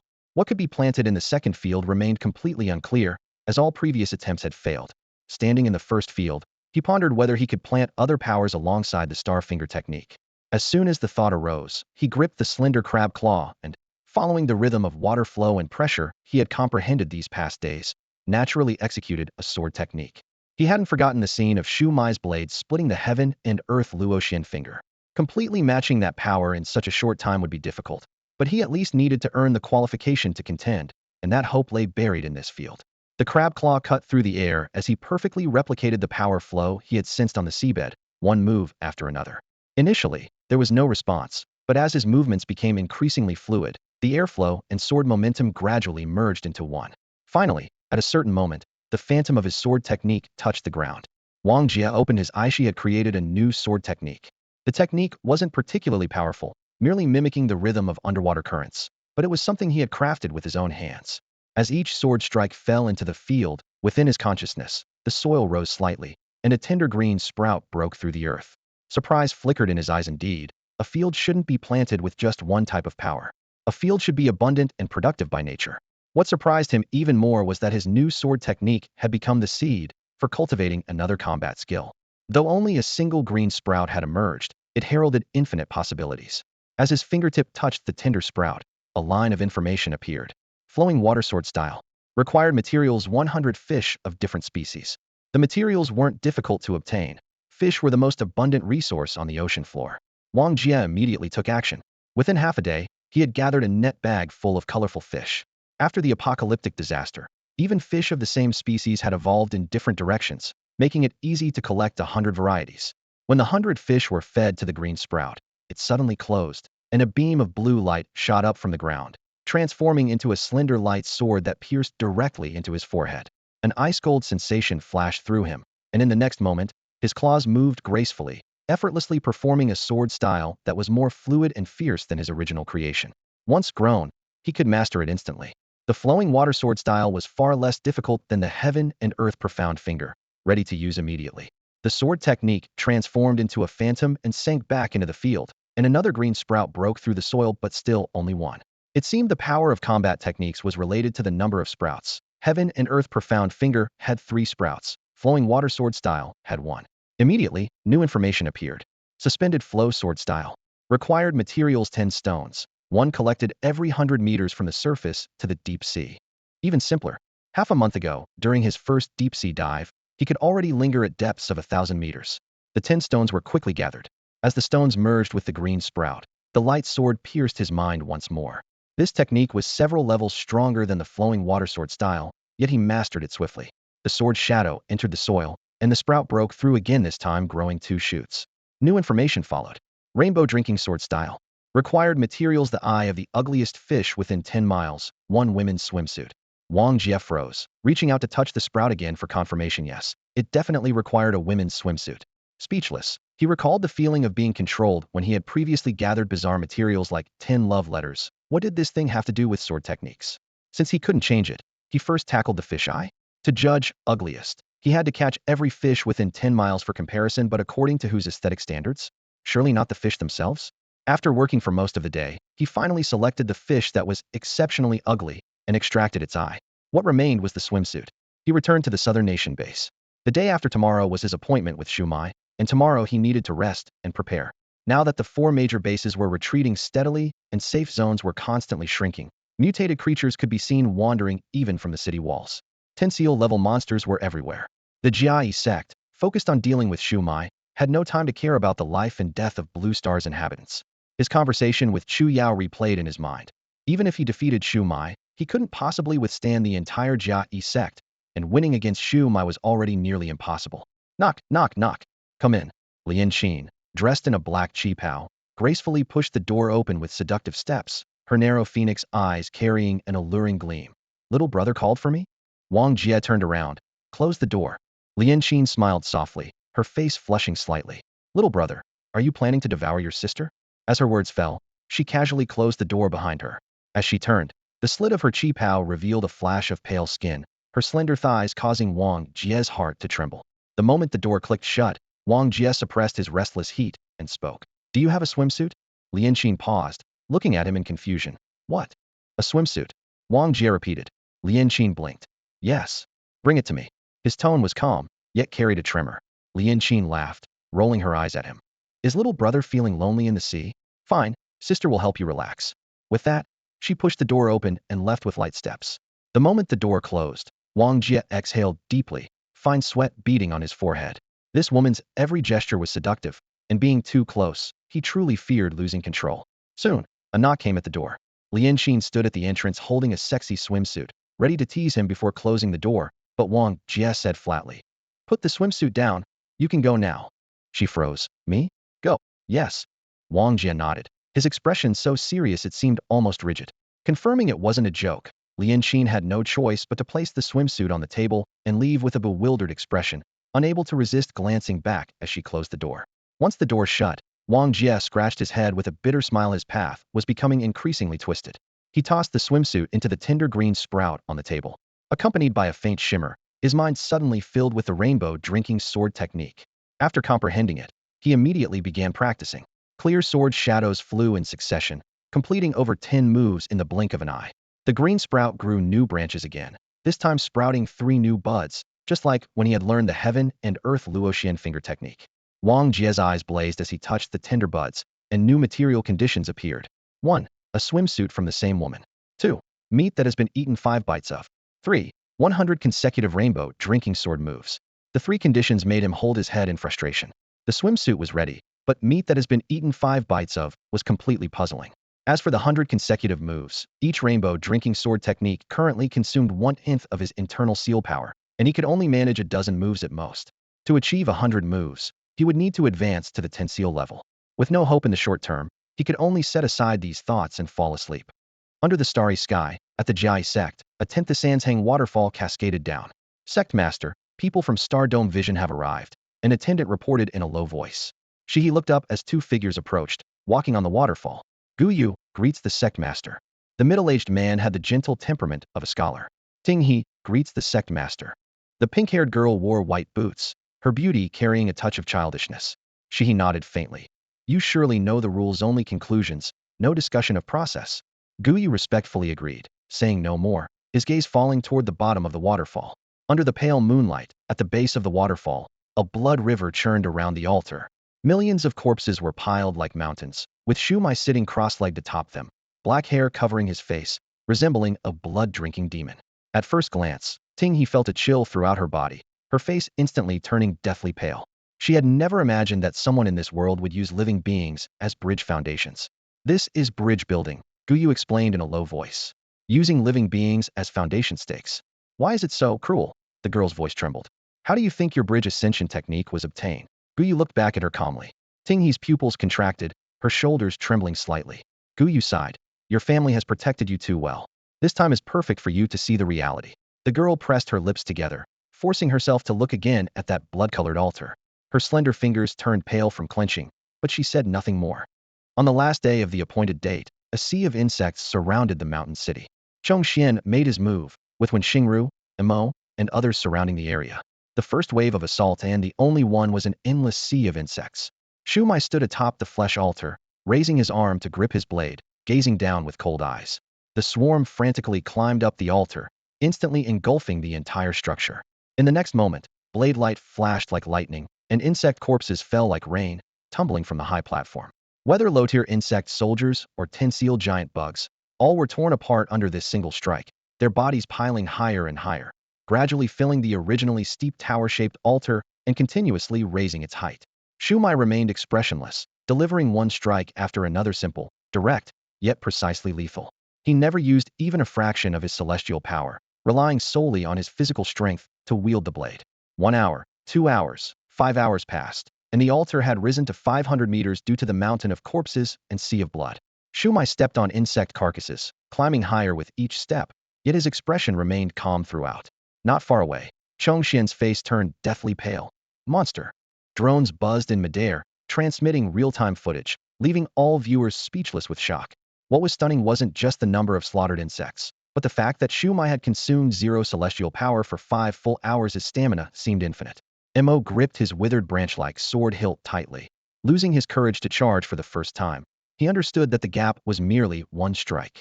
The insect sea, originally considered the best method to exhaust celestial power, now seemed like a joke. The observing prodigies knew that going up would only result in a single strike defeat. The gap was so obvious, it was despairing. Whoosh, the aircraft arrived. Wong Jia and his group disembarked, gazing at the altar from afar. In such a short time, the altar's area had expanded several times over, its height approaching 600 meters. If it reached 1,000 meters, Blue Star would be sacrificed. The combat detector on Qi Xuan's wrist beeped urgently. She watched Shuai slice a tin-sealed giant bug into fragments, but the detector couldn't measure any data, forcing her to lower her hand helplessly.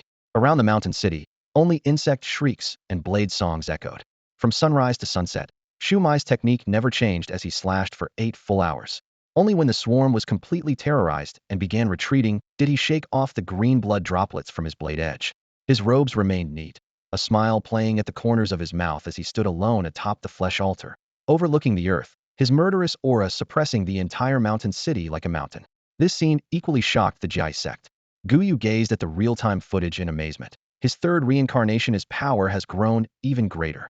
I've given 3 evaluations before, but this 4th time, I don't know how to describe it. I can only say I don't know how he could be defeated. Ting He bit her lip tightly, staring at Shuai on the lake's surface screen.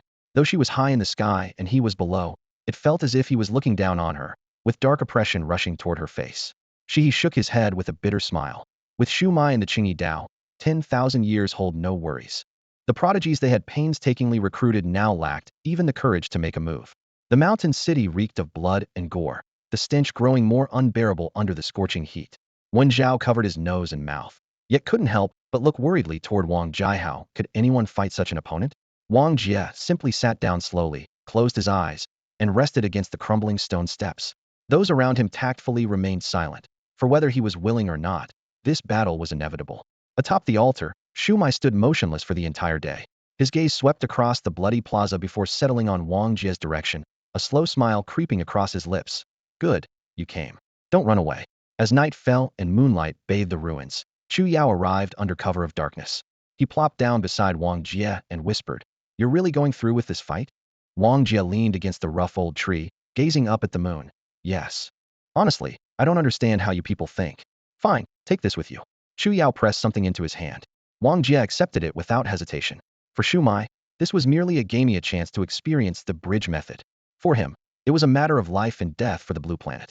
Neither of them considered this a fair duel. Given the choice, he would have gladly brought 10 times more insect swarms to wear down Shuai's strength, but the forces Chongxian could mobilize were ultimately limited. The night passed without incident, as he slept peacefully beneath the tree shadows. At dawn, sunlight filtered through the leaves onto his face, also illuminating the distant flesh altar. Almost simultaneously, both Wang Jia and Shuai opened their eyes. All eyes quickly focused on them. The crowd watched as Wang Jia walked toward the altar like a man marching to his death. At the Jia sect's encampment, someone whispered, "He's coming." Atop the waterfall, Guyu gazed at the lake's reflection, watching a young man stride through the morning mist toward the flesh altar. Puzzled, he asked, "Who is this person? The prodigy you've brought to face Shuai?" When Siyuan stepped beside him, eyes fixed intently on the image, a native. A native? Guyu was shocked. He couldn't fathom where a native would find the courage to challenge Shuai, nor could he understand the expressions of the Jia sect members as the young man appeared. They all seemed to awaken. When Siyuan's expression grew solemn, "Remember the rules, and ask about the process. Only record the conclusion." Guyu looked bewildered, seemingly sensing that some strange storm was brewing. On the other side, Ting he watched Wang Jia and the projection. He walked through the first rays of morning light, his vibrant energy dispelling the cold and momentarily stunning her. Watching him step by step toward the abyss, she couldn't bear to continue. Would this young man, roughly her age, also fall beneath that person's blade? Must the Blue Planet rely on someone like this for protection? Below the altar, with each step Wang Jia took, the sky grew brighter, light spreading across the earth and driving away the darkness. Shuai watched his approaching figure. Having stood motionless all night like a stone statue, his face was now illuminated by sunlight. "I hope you won't disappoint me. I've been waiting for you for an entire month." Wang Jia rolled his shoulders and asked with a smile, "So, any chance you'd wait another month?" Everyone around fell silent, joking at a time like this. Shuai also smiled. "That depends on whether you're worthy." Wang Jia clenched his fists. "Well then, here I go." His body sank low, legs coiling with power. In the next instant, the ground exploded as he shot toward the center of the altar like an arrow from a bow. Bang! 2 iron fists collided in midair, the thunderous impact echoing throughout the mountain city. Visible shockwaves rippled outward, forcing the flesh altar down several meters. The distorted air transformed into chaotic gusts that swept in all directions. Within the Jiai sect, Gu Yu's eyes widened in shock. This is... The others showed little surprise. They had witnessed this before in the battle outside Tianfu base. This native possessed unimaginable power. Though incredible, he could indeed match Shuai blow for blow. The question now was where his limits lay. The clash of fists was merely a test. Using the recoil force, Wong Jia flipped up and soared into the air, delivering another thunderous punch. Shuai looked up and laughed heartily. It's increased. It has indeed increased. The ability to boost strength in such a short time wait wasn't in vain. He met the incoming fist with a flurry of strikes. The altar made of flesh and blood continued to sink under the immense pressure, blood seeping through stone cracks and flowing down, while rising crimson mist stained the surrounding air scarlet. Bang! Wang Jia was knocked back by a punch and landed hard. Shuai leaped into the air, looking down as he drew his blade strike. This slash was directly infused with Qin power. Yesterday, during 8 hours of fierce battle against the insect swarm, he had been sparing with his Qin power, yet now his very first strike against Wang Jia was imbued with it. The blade descended like a cascading waterfall. Wang Jia raised his hand and summoned a long sword that flew through the air into his palm. Deploying the suspended flow sword technique, the thick, edgeless blade actually pierced into that flowing water, retreating step by step while disrupting the blade's momentum. Shuai dove down and landed, his blade flashing again. He thought to himself that this person hadn't displayed swordsmanship before, assuming he would be rusty. But unexpectedly, he could block my Qin-powered slash more and more interesting. The second strike was even more powerful than the first, surging like ocean tides. Wang Jia deflected the blade, and the raging energy swept toward the distance, landing near Wen Xingru and cutting straight through the earth.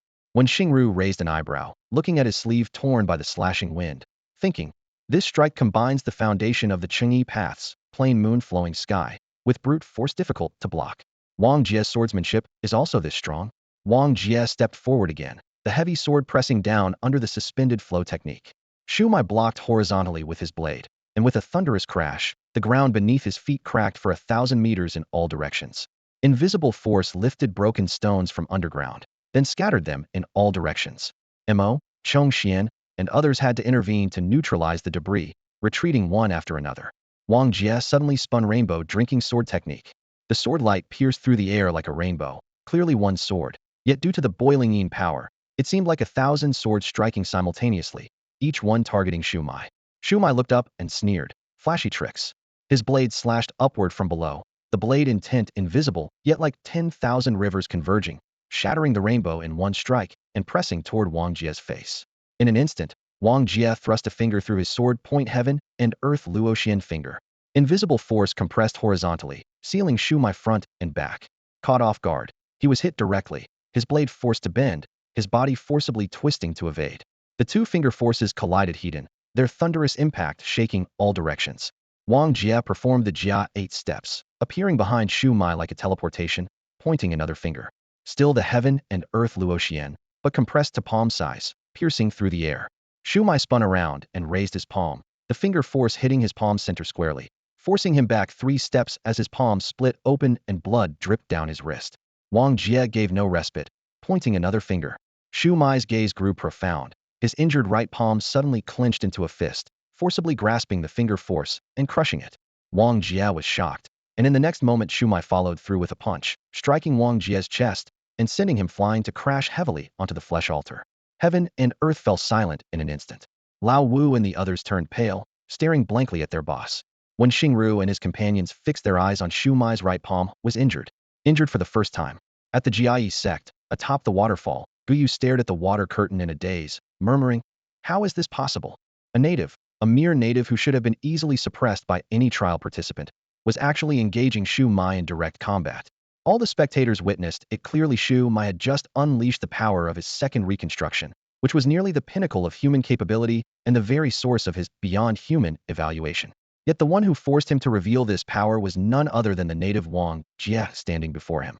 Swordsmanship, footwork, finger techniques, and raw strength merged seamlessly in Shuai's hands, achieving near perfection that made it hard to believe a native could reach such heights.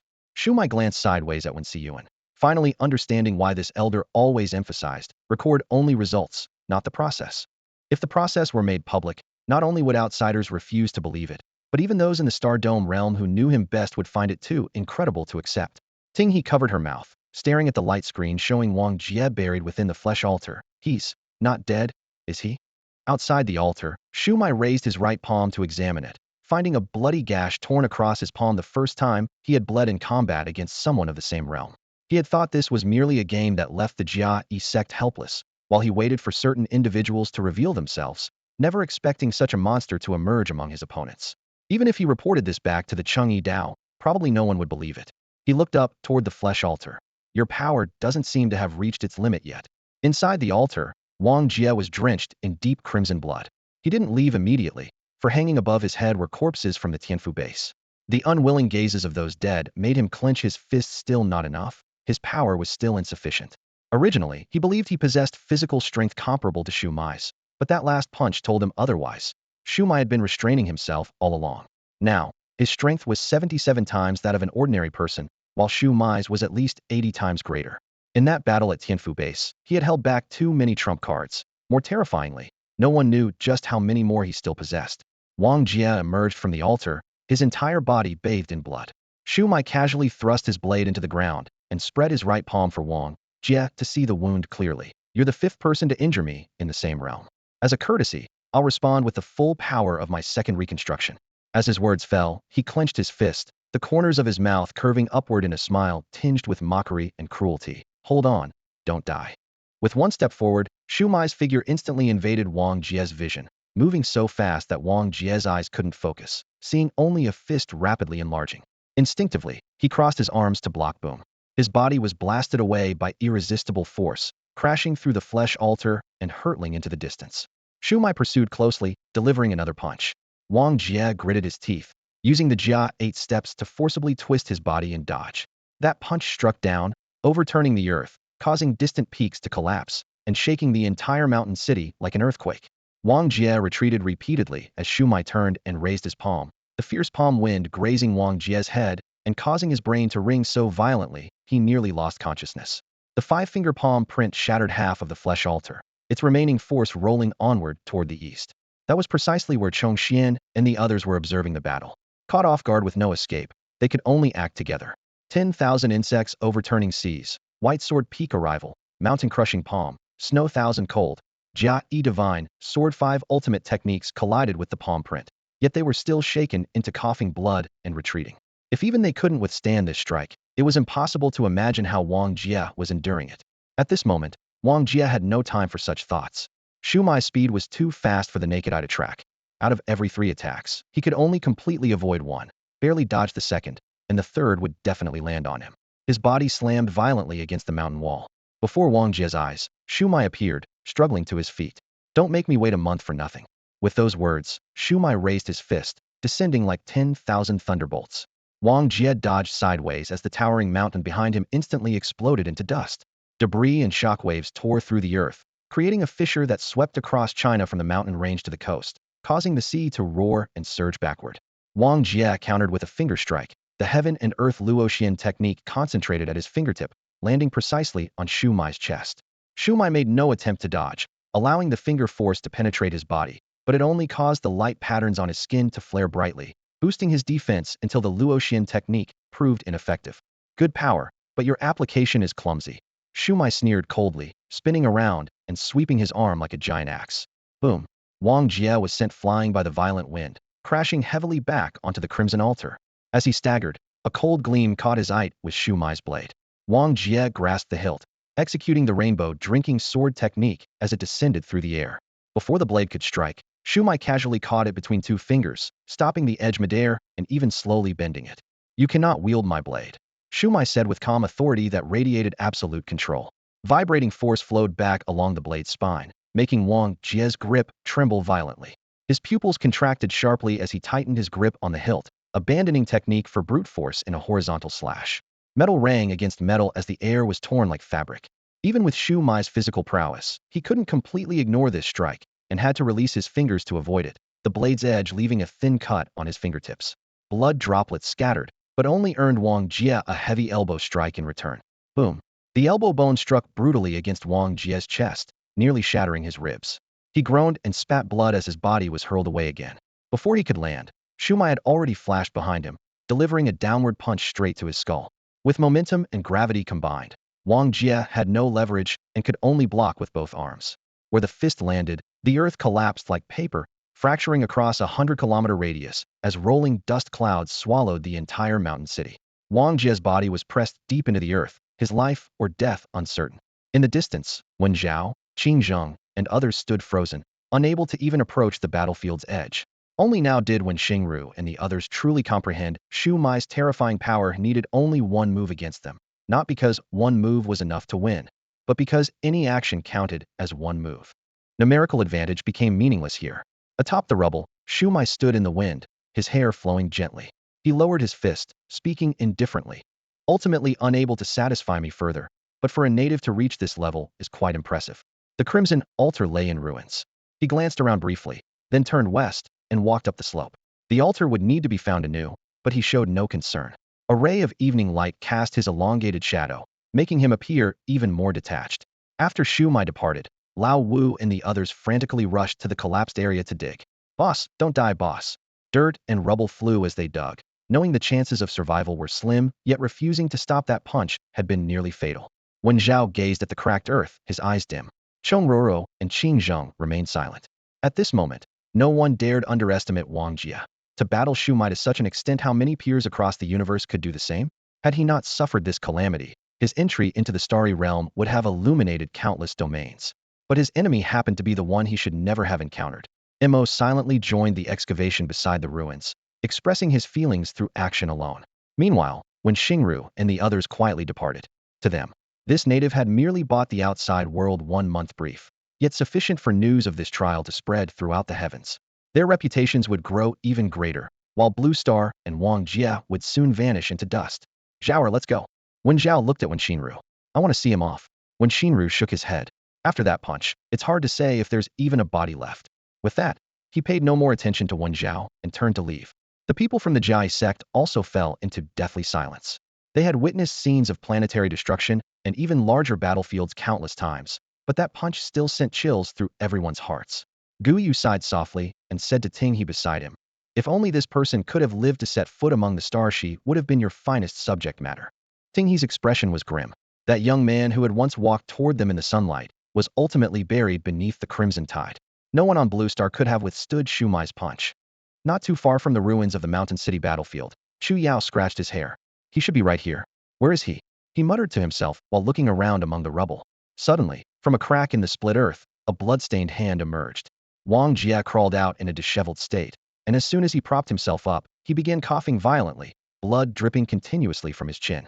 Chu Yao's eyes lit up as he rushed over and dragged him to a nearby large tree, helping him sit with his back against the trunk. Wang Jia let out a long breath, his face deathly pale, his breathing barely perceptible. Chu Yao looked him up and down, clicking his tongue in amazement. "Brother, impressive. You survived that. How did you manage it?" Wang Jia barely opened his eyes and spoke haltingly. "Wasn't it your thing that saved me? Come on." Chu Yao rolled his eyes and pulled something from Wang Jia's chest. It was an eye, its pupil still moving but vacant and unfocused. "Look at this thing. If it could really block Shu Mai's punch, the eyeball would have been smashed to pulp long ago. You survived on your own strength. You're tough enough." Wang Jia smiled bitterly, the movement aggravating his wounds and causing him to cough up blood again. His gaze dropped. "I blocked the final punch with my bracer. Otherwise, not just my head but my entire body would have been shattered. That guy's power is definitely over 80 times normal, approaching 90 times. I'm nowhere near that level." "Where is he?" "Gone to find a new place to build his bridge," Chu Yao replied. Wang Jia tried to push himself up from the ground, but found his body completely immobile. "What are you trying to do?" Chu Yao held him down.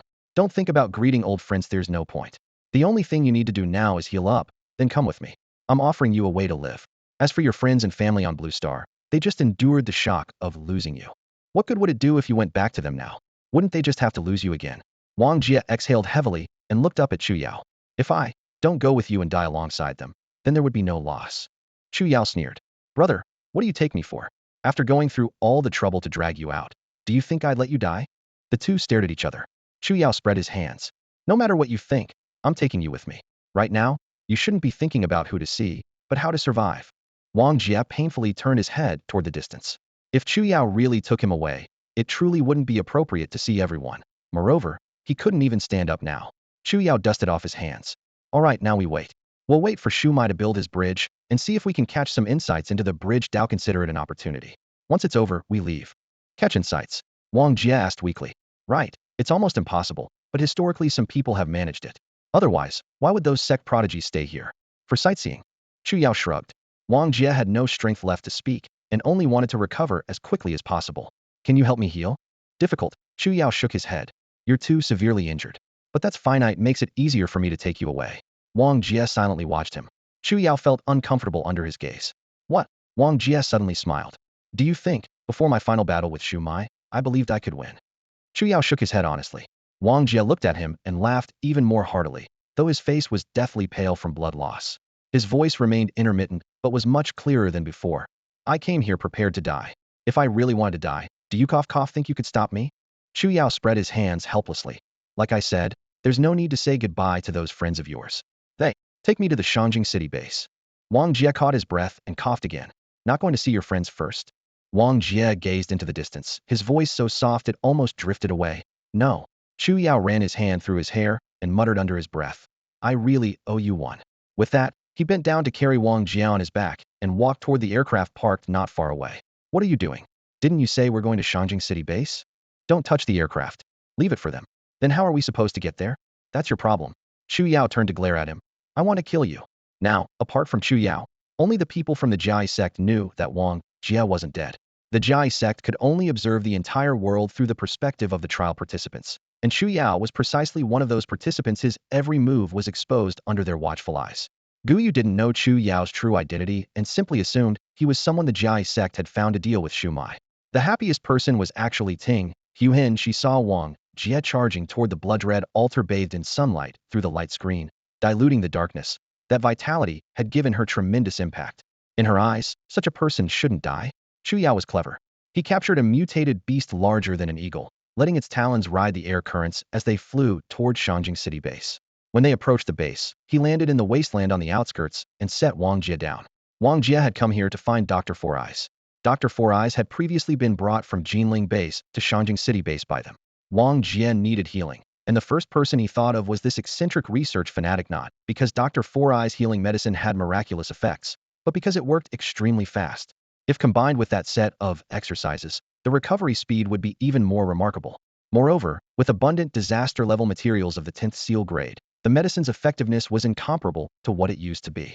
Only a few days remained until the next exercise session. The midday sun was no longer as harsh as it had been a few months ago. More than 4 months had passed since the trial participants first descended, and the weather was gradually turning cooler. Wang Jia sat in a rattan chair in the small courtyard, wrapped in a thin blanket, watching Yao boredly teasing Luing. Looking up at the sky, he suddenly felt that the sky after the apocalypse was even more azure than during peacetime. When they had brought Dr. Four Eyes to Shangjing city, Luing had come along too and had been taking care of Wang Jia these past few days.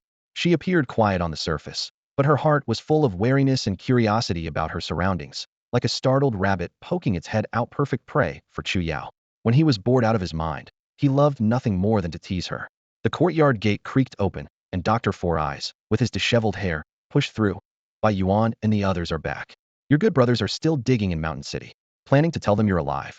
Wang Jia's eyes dimmed slightly. If we're destined to part, once is enough. Four Eyes rolled his eyes, still talking literature with me. Suit yourself. By the way, there's a guest coming, someone you know. Qing Sheng. Wang Jia was startled. What's he coming for? To deliver materials for me. Wang Jia nodded without asking further. Four Eyes shuffled in his slippers and disappeared back into his laboratory. That afternoon, Qing Sheng arrived, bringing a large pile of materials to Shangjing city base for Four Eyes, not disaster materials, but those oval-shaped pods that trial participants rode when descending from the sky. Dr. Four Eyes had always been obsessed with alien technology and had been collecting these wreckage pieces everywhere.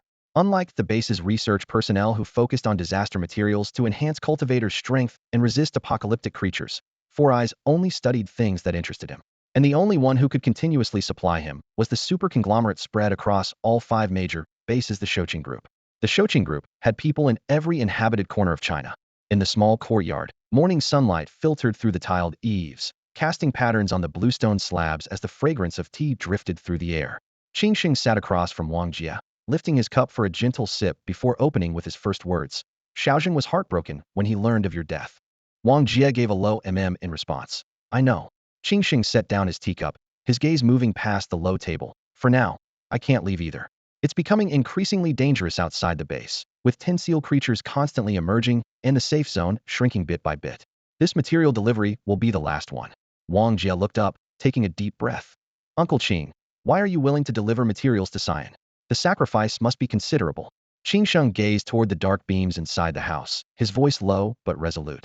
Someone has to take a different path. If Blue Star is destined for destruction, he might be able to build a spaceship and take a few people away. As long as some humans survive, Blue Star hasn't truly perished. Wang Jia remained silent for a long while before looking at Qing Sheng again. Qing Sheng smiled slightly. Even when the sky falls and the earth cracks, ants don't wait for death, he'll desperately carve out a path. To humans, this process might seem like mere theater, but he spread his hands. This is what I can do. No matter how ridiculous it may seem. He hadn't forgotten who he was. At the beginning of the apocalypse, he helped establish the 5 major bases, spending his entire fortune to protect survivors with unmatched determination. His reward was seeing Shouqing Group become the sole consortium spanning all 5 bases. Qing Sheng's gaze swept over Wang Jia's damaged legs. You've changed. Wang Jia looked down at his wheelchair with a bitter smile. I've become disabled. Qing Sheng shook his head with a chuckle. I mean your eyes. They no longer hold only hatred, there's purpose in them now. That's good. Purpose? Wang Jia silently sipped his tea, remembering only that scene in Jiang City. Countless ordinary people standing at the front lines, buying time for the cultivators, while behind the cultivators were the children. That night, the flames engulfing the entire city still made his heart tremble. With that, Qing Sheng said no more, rising and adjusting his sleeves. If Blue Star is truly without a future, I hope at least you survive. The wooden door closed, and footsteps gradually faded. Wang Jia watched Qing Sheng's departing figure, slowly clenching his fist. 2 more days passed. Wang Jia counted on his fingers. The time for action draws ever closer. Xian handed over the medicine, shaking the bottle while shaking his head. Even I say it's impossible for this to work, why do you insist on using it? Wang Jia couldn't explain and simply put the medicine away. While the small courtyard basked in pleasant sunlight, blood already flowed like rivers beyond its walls. The 4 major bases simultaneously faced beast-tide sieges, with safety zones completely overrun and no buffer remaining as tin-seal creatures spread across the wilderness. The entire Blue Star's Chinese mainland was in upheaval. Jiang City fell with 1 million dead, the survivors scattered and forced to struggle for survival in the wasteland. The trial participants no longer intervened, all focused on Shuai, waiting only for the bridge construction to complete before departing. The fate of Blue Star's people meant nothing to them. Geneling base also came under attack. Wen Zhao and Cheng Xian fought desperately to defend, using insect swarms to barely block the first wave. But as tin-seal insect numbers exploded, Cheng Xian's control was rapidly declining. Nangua base fared even worse, with countless marine and terrestrial creatures sweeping in like a tide. Just as Lian Qin nearly despaired, Shuai appeared. He selected the southern coast of Nangua base as his next bridge point, slaughtering mutated beasts on the spot until blood stained the sea red and a bloody wind filled the air for hundreds of miles. Nangua base gained temporary respite, but everyone understood. They couldn't survive, nor could they escape. Shangjing City base was likewise surrounded by beast tides. Bai Yuan and others struggled desperately, but were ultimately fighting a losing battle. Fortunately, Chu Yao intervened not to help Blue Star's people, but for his own peace. Since Wang Jia refused to leave, if the capital base fell, Chu Yao had no idea how he would evacuate Wang Jia. The only option was to stabilize the base before the bridge construction was completed. In his view, Wang Jia seeking medical treatment on Blue Star was utterly ridiculous. Injuries of this severity could only be treated quickly by stellar forces, as Blue Star simply lacked such technology. During the day, Chu Yao bustled about constantly. Wang Jia knew exactly what he was doing, but had no intention of expressing any gratitude. If he weren't staying here, Chu Yao probably wouldn't have intervened at all. The capital base was already in ruins, and while Chu Yao's true strength hadn't been fully revealed, it was absolutely terrifying. Even possessed abilities and threats that Shuai couldn't detect.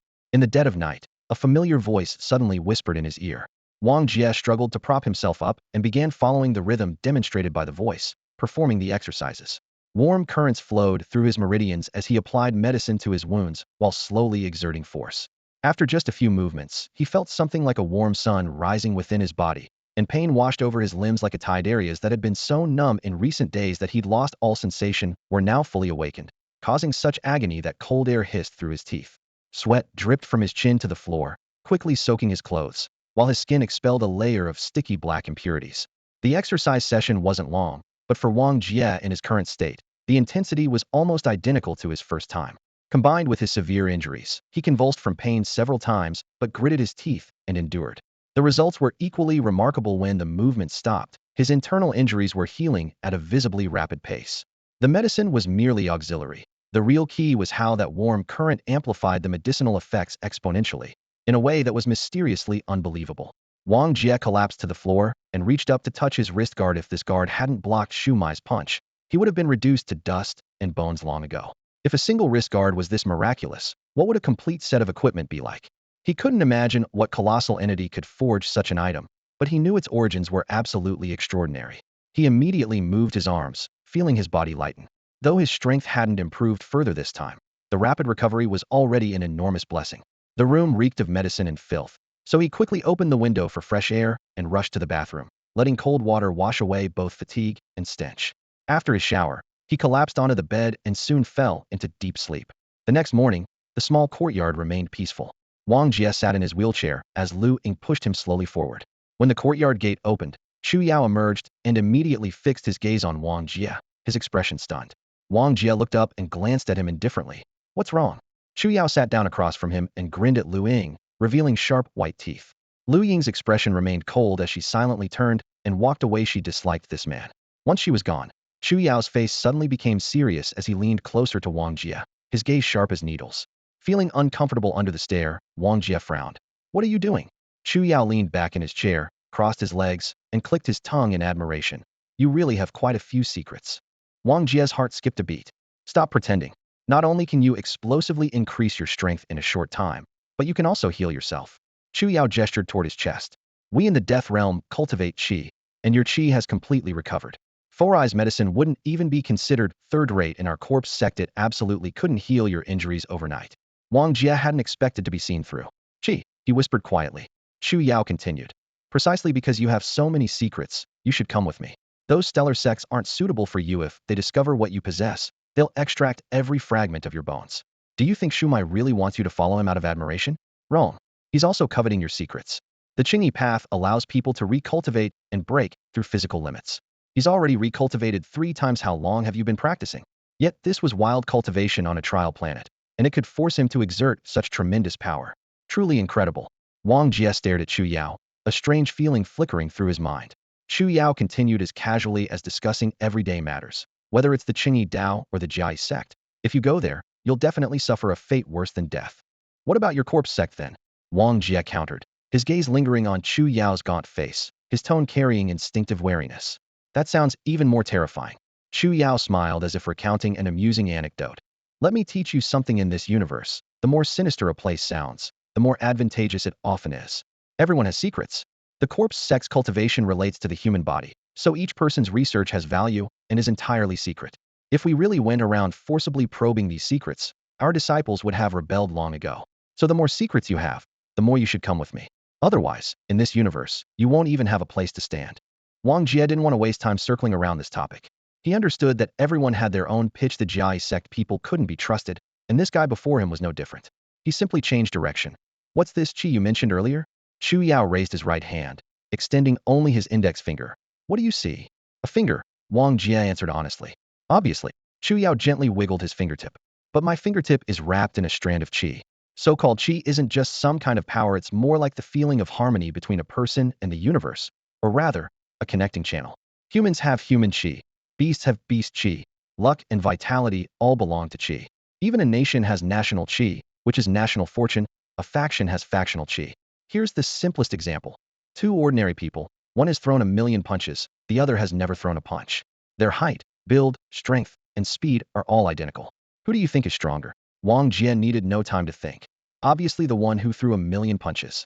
Exactly, because he possesses the feeling of punching, and this feeling is also qi. In the universe, the living cultivate strength, the dead cultivate qi. Yao lowered his finger. You can't see it now because you haven't cultivated. Just like you can't see your own luck. Wang Jia nodded with half understanding. Yao examined him from head to toe, missing no detail. Finger techniques, footwork, these are your specialties, because the qi at your fingertips and beneath your feet is densest. And because your physique is powerful, your body contains abundant qi. Also, there's qi around your wrists, indicating you're skilled with weapons. Honestly, you're quite well-rounded. You know everything. The trial planet was only 10 years. How did you learn all this? He glanced up at the void, his voice carrying some amazement. The Jia sect's martial hall has combat techniques as numerous as stars, but in 10 years, no matter how hard someone tries, they can only master 1 or 2. You're truly unique. Wang Jia thought for a moment, then asked, what about Shumai's qi? Yao rolled his eyes. You think qi observation is omnipotent? True experts hide, transfer, or even disguise their power ranges to trap you. So don't casually probe others' kindly novices like you can be seen through clearly.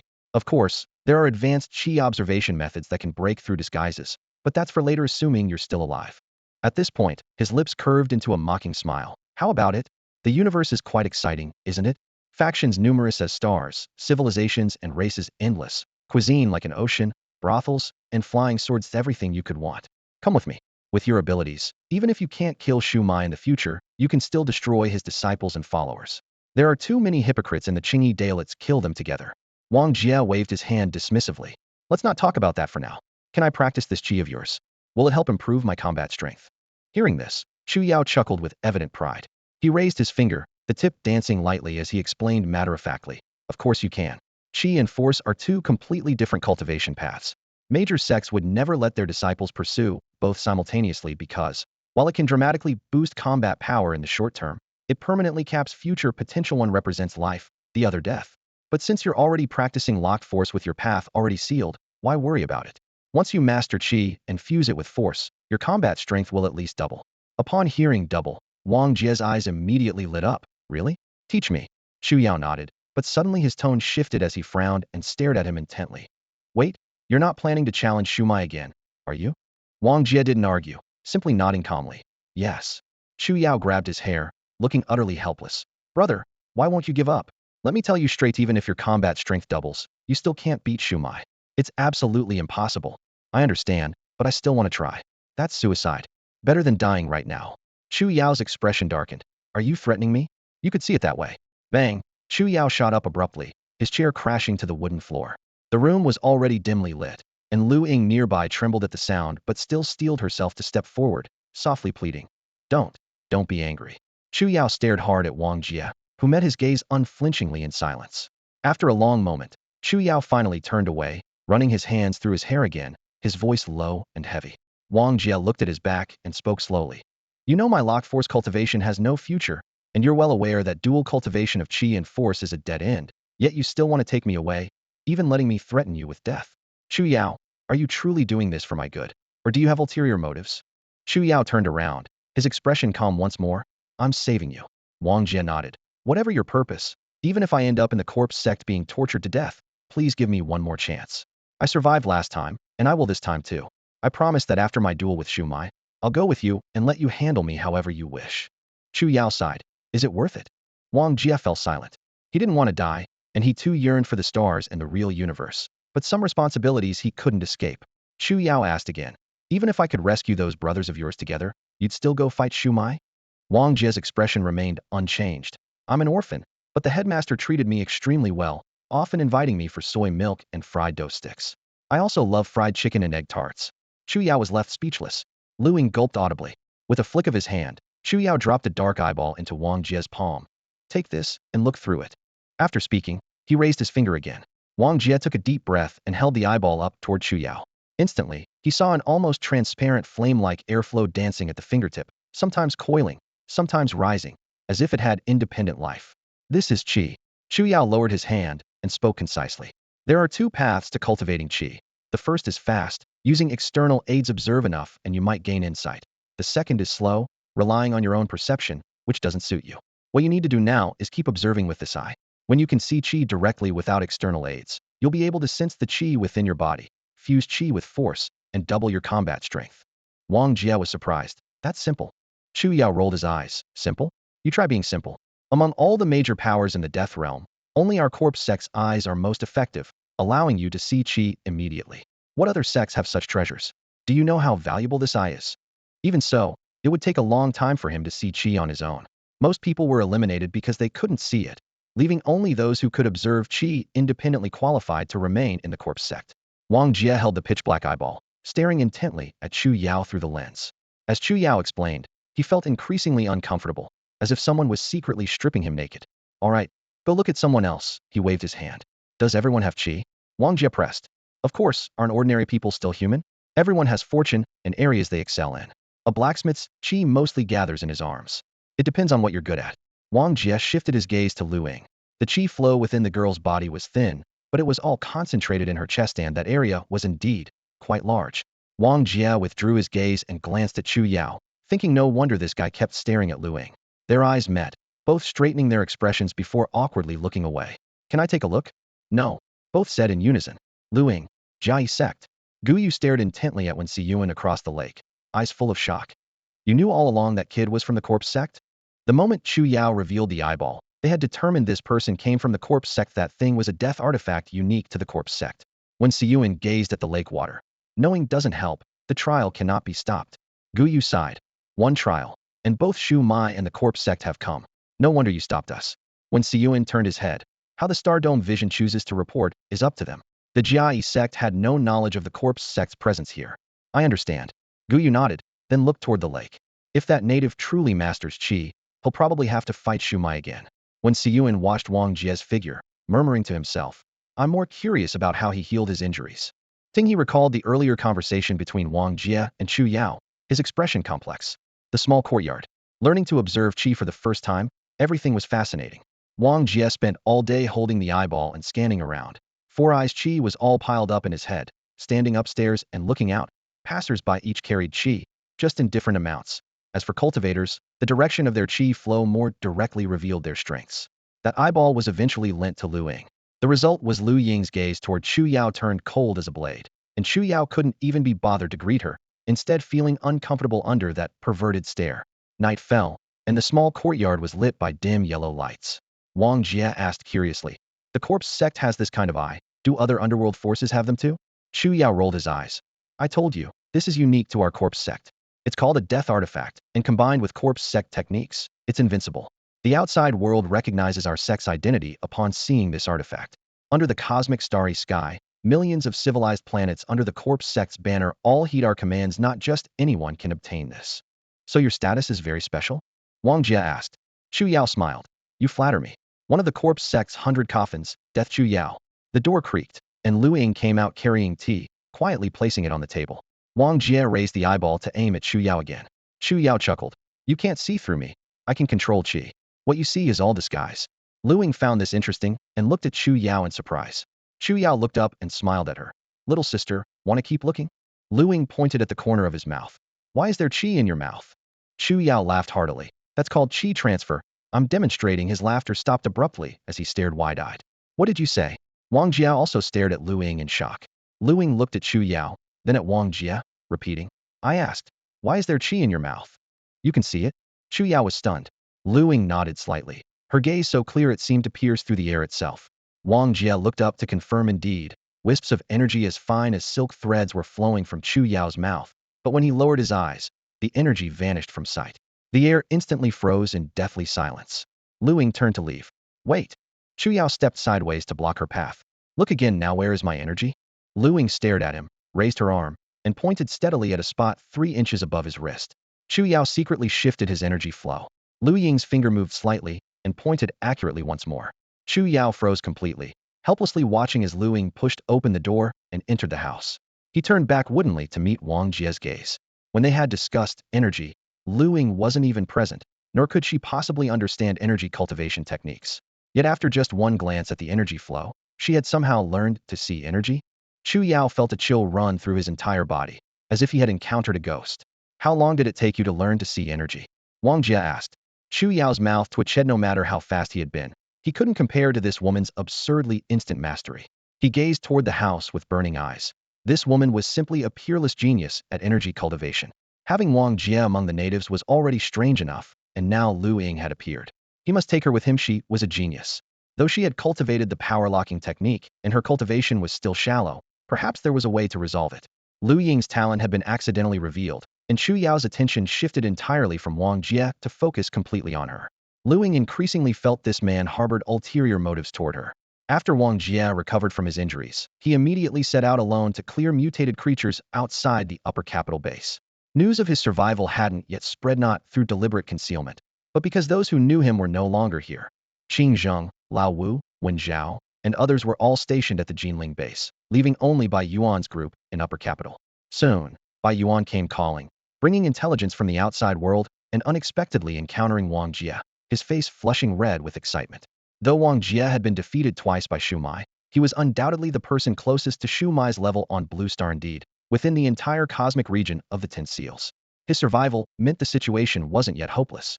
Humanity was now retreating on all fronts. Border City had fallen, and only 3 complete bases remained: Southern Kingdom, Geneling, and Upper Capital. Humans on Blue Star were no longer the protagonists, and Shumai's attention had shifted from land to sea. Yesterday, the Southern Kingdom base reported that a terrifying 10-seal creature had emerged from the deep ocean, its single strike spanning the entire sea to bombard Shuai directly. The trial participant speculation was confirmed the moment Jia sect released massive quantities of heaven stones. They had placed their hopes on all mutated creatures. This was the news by Yuan brought. Wong Jia's expression grew heavy. The explosive increase in mutated creatures could indeed tie down Shuai, but they could equally destroy humanity's last basis. The human race was now weak to the extreme. Chu Yao sneered coldly. Jia sect has also reached the end of their rope, actually counting on these monsters to contend with Shuai. Forget about Shu Mi, even Brother Wong here could handle Blue Star's currently strongest mutated creatures. After all, it's impossible for planet-destroying level creatures to emerge as long as it's within the 10 seals. You're invincible. Bai Yuan didn't argue back, this was simply the truth. Some gaps could only be bridged through qualitative transformation. Prodigies like Mo and Wenxing were among the elite of the 10 seals, backed by powerful sects, capable of overwhelming any mutated creature on Blue Star in single combat, let alone Wong Jia. Could the Jia sect just be using these monsters to buy time while waiting for reinforcements? Wong Jia couldn't help but ask. Possibly, but I doubt it. Chu Yao shook his head, his tone calm. They seem more like they're gambling on mutual destruction. If they can't build the bridge themselves, they'll never give Shuai the chance either. Can they actually pull it off? Wong Jia raised an eyebrow. Find a monster so massive it could swallow seas whole, let it absorb seal power, and then self-destruct. With star-breaking realm power, Blue Star would be obliterated. Chu Yao chuckled coldly, his laugh carrying a chill. The conversation ended, and Bai Yuan left to monitor the movements outside the base. The appearance of any 10 seal level creature could change the entire situation. 20 days had passed since the Mountain City battle, and Wong Jia once again welcomed his exercise time. This interval lasted 15 days, 5 days longer than before. When he finished his practice, his strength had surged to 82 times normal. The previous session had only healed his injuries, but this time made up for all the progress he'd missed, jumping from 77 to 82 times. The sensation of hot currents washing through his muscles and bones was even stronger. Suspected it was related to the bracers or that severe injury, but it clearly wasn't enough yet. He had to continue. During this period, Bai Yuan delivered intelligence from the 3 major bases to him daily. The most ironic was the southern beseat was actually being protected by Shuai. Shuai had chosen the southern coast as his bridge-building point, targeting humans and marine creatures while abandoning most of the land-based beasts. On the second day after Wong Jia's practice session, Shuai began his move. Drone footage projected onto the courtyard wall showed the sea split open by a single sword strike, revealing the seabed below. A whale-like mutated creature was slain with one blade, its blood gushing as its corpse became the altar's foundation. He then embedded over 10 heaven stones called slaughter stones by the trial participants into the whale bones, drawing marine creatures into a frenzy. From a bird's-eye view of Blue Star, countless forms in the sea were converging on the south, with beast hordes from land and sky also swarming there, all because that location held the most heaven stones. Over the 10 years since the apocalypse, human bases had studied these stones without success, and since they attracted more monsters, the stones were eventually discarded far away. Now, Shuai was using them as bait. He was driving stakes. On screen, an endless tide of creatures bypassed the southern base and completely surrounded Shu Mui in the sea, on land, in the air, even underground. Yet Shuai remained unchanged from his Mountain City performance. One man, one blade, fighting purely through brute force. From the first strike to the final death cry, it lasted 9 full days. During those 9 days, he piled corpses layer upon layer to 900 meters high, surpassing the Mountain City altar. Blood mist blocked out the sky, preventing sunlight from penetrating. The sea surface turned completely crimson, floating corpses forming a continuous mass where seawater was barely visible. Shuai stood atop the crimson waters, his blades still gleaming bright, flashing with cold light. The people at the southern base stared in despair at the crimson sky, knowing they would meet the same fate as those creatures. The entire sky was swallowed by blood-red hues, and even the air seemed to be seeping blood. Lu Ying's face turned deathly pale as her gaze moved past the monitors and fixed on Shuai standing on the altar, her chest gripped tightly by fear. Four Eyes dropped his tools and stared blankly upward. Could a human really go this far? No one from the 3 major bases spoke, the deathly silence suffocating everyone. The southern wind carried a sickly sweet scent northward, and the blood-red color rapidly spread across all of China, making even the alien species circling high above tremble with fear. Shuai climbed step by step to the highest point of the altar, looking down at all living beings from above. then turned to face north, pointing directly at the southern base with his blade. 100 meters remaining. Use humans. This statement was transmitted back to all command centers through the live drone feed. Those deep, cold eyes seemed to pierce through the screens, causing those who were already fearful to collapse on the spot. Some flailed their arms and screamed hysterically. Others fell to their knees as their legs gave out. Those were the eyes of a man-eater. He looked toward the southern base, swept his gaze across all of China, and finally settled on the disciples of the Jiai sect. The disciples' faces were equally pale. They had all undergone trials and been stained with blood, but at this moment, Shuai seemed capable of turning even waterfalls into blood. Blue Star was doomed. The moment Shuai set foot here, the apocalypse brought by the bridge construction was already sealed. No one could save them. When Xingru and the others lowered their heads in silence, their bodies drained of all strength. Just as Shuai raised his blade to strike at the southern base, suddenly, an aircraft broke through the air and stopped at the coastline. He raised an eyebrow. Someone actually dared to come at this moment? The cabin door opened, and only Bai Yuan stepped out. Blood mist churned around him. Yet he walked with composure until he reached the edge of the altar, looking up to meet Shumai's gaze. I want to know, if our people voluntarily bury themselves on the altar, would that make your bridge construction smoother? At these words, Shuai was surprised, and the Jiai sect members were also stunned. What did he mean? Bai Yuan ignored the overwhelming smell of blood, his voice steady. I'll have people come and fill the altar themselves, completing the final 100 meters. Shumai's lips slowly curved into a cold smile. Do you know that once the altar is completed, Blue Star will be destroyed? Bai Yuan nodded. Of course I know. And you're still willing? Absolutely willing. As long as you agree, I'll have them come. Among the Jiai sect members, when Xiyuan stepped forward with a grave expression, he didn't care about the lives of Blue Star's people. But if someone truly volunteered to bury themselves, it might help Shuai master the bridge techniques, which would be a disaster for the Jiai sect. He secretly suspected Bai Yuan was buying time, trying to give that native called Wong Jia another chance. Indeed, Bai Yuan was stalling for time. Shuai saw through it clearly. What when Xiyuan worried about, he understood perfectly well. Native, I admire your courage. Shuai nodded. You want to buy time, fine, but don't push it too far, or I'll immediately use that base to fill the altar.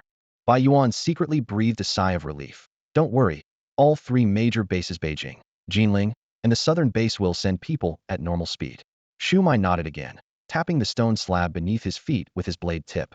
Then, to make me believe in your sincerity, you go first. Bai Yuan's eyes widened in shock. At the southern base, even Lianqin and the others were shocked. Real-time footage was simultaneously projected to Geneling and Shangjing City, with hundreds of millions of eyes fixed on Bai Yuan. No one understood why Bai Yuan, who had previously insisted on voluntary sacrifice at the altar, would suddenly choose to walk onto the altar himself. Yet he had become the first to do so. Bai Zhao's face drained of all color as she whispered, Dad. Wong Jia clenched his fists. Behind him, Sister Tang stood straight with matters to discuss, but couldn't utter a single word. On the coastline, Shuai gazed down at the altar, his expression like someone admiring a work of art. He knew clearly that the man before him not only represented Blue Star, but was also its highest-ranking leader. Would such a person truly be willing to die? Bai Yuan turned back and waved to the pilot in the aircraft, signaling him to leave. The gesture seemed like a farewell to the world. He straightened his clothes and, under the gaze of millions, stepped onto the altar. Mountains of corpses and seas of blood lay before him, yet he walked straight through without deviation, reaching the highest point to face Shuai directly. He bent down, pried a mutant beast's claw from beneath his feet, and aimed it at his own forehead. Everyone held their breath. Just as the claw was about to pierce through, Shuai raised his hand. I didn't tell you to die now. An invisible tremendous force suddenly pressed down, forcing Bai Yuan to prostrate himself on the ground. His nose filled with the putrid stench of rotting corpses. Blood seeped through his clothes, quickly staining his entire body red. Unable to move, he could only lift his eyes to look at Shuai. Shuai's gaze swept toward the hovering drones, his voice cold and hard. Bring your people. The last 100 meters must all be filled with humans. At the Shangjing City base, the surveillance footage in the small courtyard abruptly cut off. Four eyes pulled Lu Ying as they silently returned inside. Chu Yao clicked his tongue. Someone's actually willing to voluntarily fill the altar? I've never seen the complete bridge building process. Does it really affect the outcome, whether it's voluntary or forced? Worth studying. Wong Jia's voice was calm. Where is Wutian? Sister Tang's voice was hoarse, still immersed in the scene they'd just witnessed. I don't know. Most likely this was his idea. Wong Jia didn't disagree. Sister Tang continued. This is the only way to buy time. Otherwise, those millions of people at the southern base would immediately fill the last 100 meters. Tomorrow, the day after Blue Star would be finished. Wong Jia fell silent. Indeed, this was the most brutal yet most effective delaying tactic. Even if he intervened personally, he couldn't get Shuai to grant another month, or even longer. This method was as ruthlessly cruel as when Zhuotian had burned down the orphanage years ago, making Wang Jia instantly certain that man was definitely still alive. But there was no time to investigate now. Sister Tang stepped forward, staring at Wang Jia. Wang Jia, can we trust you? The two locked eyes. Sister Tang's voice was choked but firm. Since a few days ago, Geneling and Shanjing City have organized groups of people to voluntarily fill the altar for parents, for children, and to give you one last chance. Answer me, can we trust you? Her nails dug deep into her palms, blood dripping onto the floor, the metallic scent seeming to drift from the coastline itself. Wang Jia met her gaze and slowly uttered two words. You can't. Sister Tang's body trembled, her face instantly turning pale. Wang Jia added, but I'll die before you do. Sister Tang smiled bitterly, that smile filled with sorrow and unwillingness. Good, that's good enough. She left after speaking. Chu Yao sighed, moving. But Blue Star is doomed to destruction. It's better that you don't give her false hope. When that day comes, I'll take you and that girl away. There will always be a chance for revenge. Wang Jia didn't respond, only lifted his head to gaze at the sky. That night, he saw the qi. 23 days had passed since Wang Jia first learned to see qi with his eyes, making him 22 days behind Lu Ying in achieving this ability. Chu Yao once again marveled at Lu Ying's talent, patting his chest and promising to definitely get her out of here. To Lu Ying, however, his words sounded more like empty promises, though she had no time to dwell on such matters now. The first batch of volunteers from the three major bases had assembled and boarded aircraft heading toward the coastline. Hours later, long lines formed on the gray-white beach, with everyone maintaining deathly silence as they walked across the sticky sand toward the blood-red altar. The first to mount the platform was a middle-aged man in rough clothing, whose knees buckled as he collapsed beside Bai Yuan. Bai Yuan watched in silent contemplation.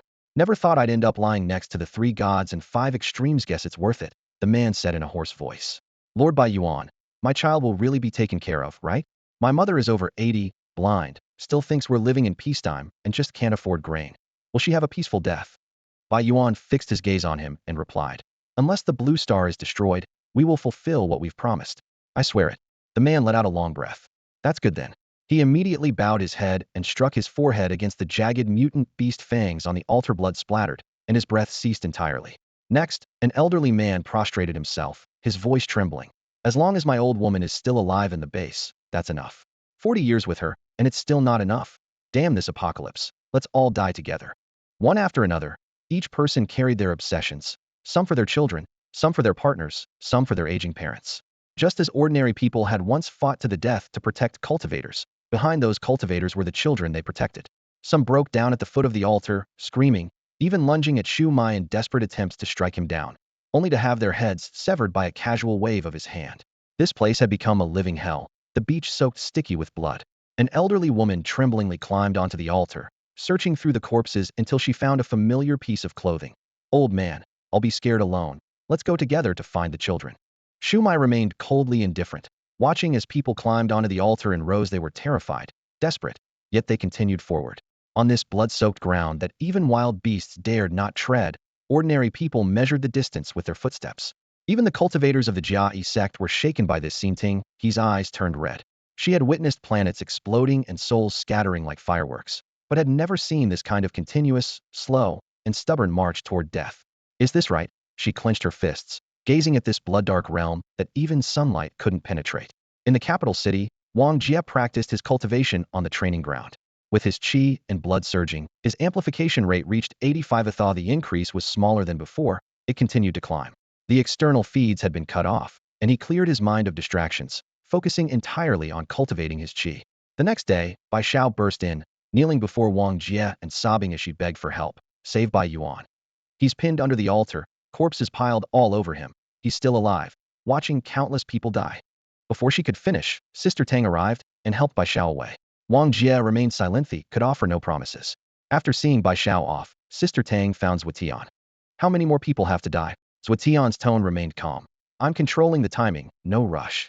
Sister Tang's eyes were bloodshot, her throat tight. Zhuotian looked at her. If it's too painful, don't watch those images. Cut the feed. Stop the live stream from the coastline. Don't you feel anything at all? Sister Tang screamed. Zhuotian replied flatly.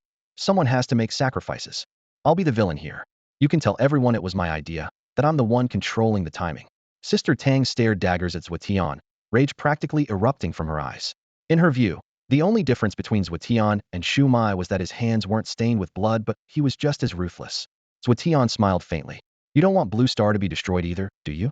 The longer we drag this out, the stronger Wong Jia becomes, and the better our chances of defeating Shu Mai, right? Sister Tang's fingertips trembled as she spun around abruptly. Wait for my signal, Suetian added softly. You and I we re the last batch. She paused mid-step, but ultimately walked away. The footage from the coastline remained uncut.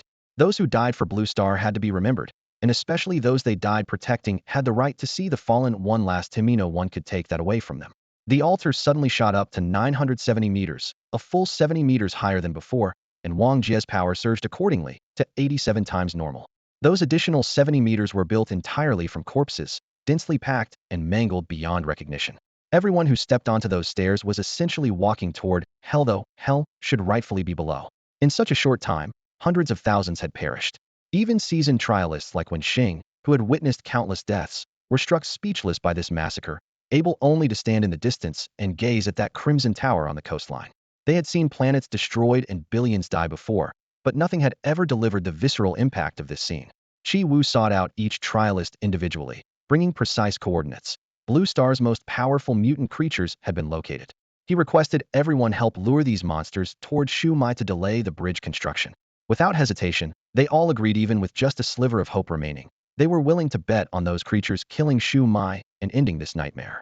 In Shangjing City, within a secluded courtyard, Wang Jia sat cross-legged with a soybean floating before him. The bean bobbed up and down, occasionally losing control and falling. He was practicing controlling objects with qi. According to Chu Yao, once he could make the soybean move at will, he would have mastered the basics of qi, allowing him to merge qi with physical strength and multiply his combat power. He still couldn't manage it, staring until his eyes bulged and nearly crossed. In contrast, Lu Ying had the bean dancing around her fingertips like it had wings, light and effortless. Chu Yao marveled repeatedly, saying her talent with qi was beyond comprehension. The courtyard walls blocked out news of the carnage outside. Wang Jia forgot everything except the soybean. For days later, he finally managed to make the bean circle his body once without falling, though sweat poured down his forehead. On the fifth day, the ground suddenly trembled, and the soybean dropped with a sharp crack. Wang Jia's head snapped up as the southern landscape undulated, and the previously clear sky instantly roiled with dark clouds, humid air so oppressive it was hard to breathe. Tremendous spiritual energy was surging from the south, most likely mutant creatures battling Shu Mai. At the southern base coastline, Qi Xuejin sprinted southward.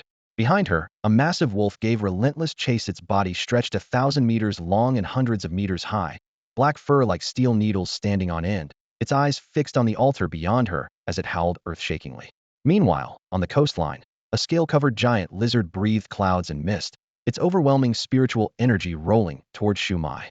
One by one, trialists continued leading Blue Star's powerful mutant creatures towards Shu Mai, but they all fell at his feet. Powerful mutated creatures acting alone cannot buy much time. The sea of blood before the altar rose higher and higher, yet no new volunteers stepped forward. Wang Jia locked himself in his room in the capital city, refusing to see anyone, taking only a handful of soybeans with him. Meanwhile, the altar's height stopped at 990 meters, unable to rise further. To build a bridge in the void, one must cross the 1,000-meter threshold. Standing at the edge of the high platform where blood mist churned, Shu Mai gazed toward the southern base and reached a cold conclusion. The souls willing to sacrifice themselves on Blue Star were only these before him. Far from enough. Bai Yuan lay crushed beneath countless broken corpses at the bottom, icy blood flowing past his cheek. Through the gaps, he struggled to look northward. Had they truly reached their limit? How long had they delayed? He couldn't remember clearly, only feeling it hadn't been long. Just then, a deafening buzz approached from afar as countless black insect swarms surged forward. Chongxian brought his insect seed to the altar for the third time, but had already hidden deep in the shadows of the rock wall, for he understood. This time, Shu Mai would never spare him. Showing himself would mean certain death. Shu Mai rarely showed anger, but now he could barely contain it. He didn't mind dealing with those who willingly went to their deaths. Perhaps it could truly bring change to the bridge-building technique, but the insects were meaningless, fit only for killing. Had he slain Chongxian earlier, today's trouble wouldn't exist. His killing intent decided, he raised his blade and struck. The blade light fell like a torrential rain, exploding insect bodies into crimson mist. The insect sea forcibly held him for 3 days, until the last beetle was cleaved apart and blood plasma spread thick along the coastline.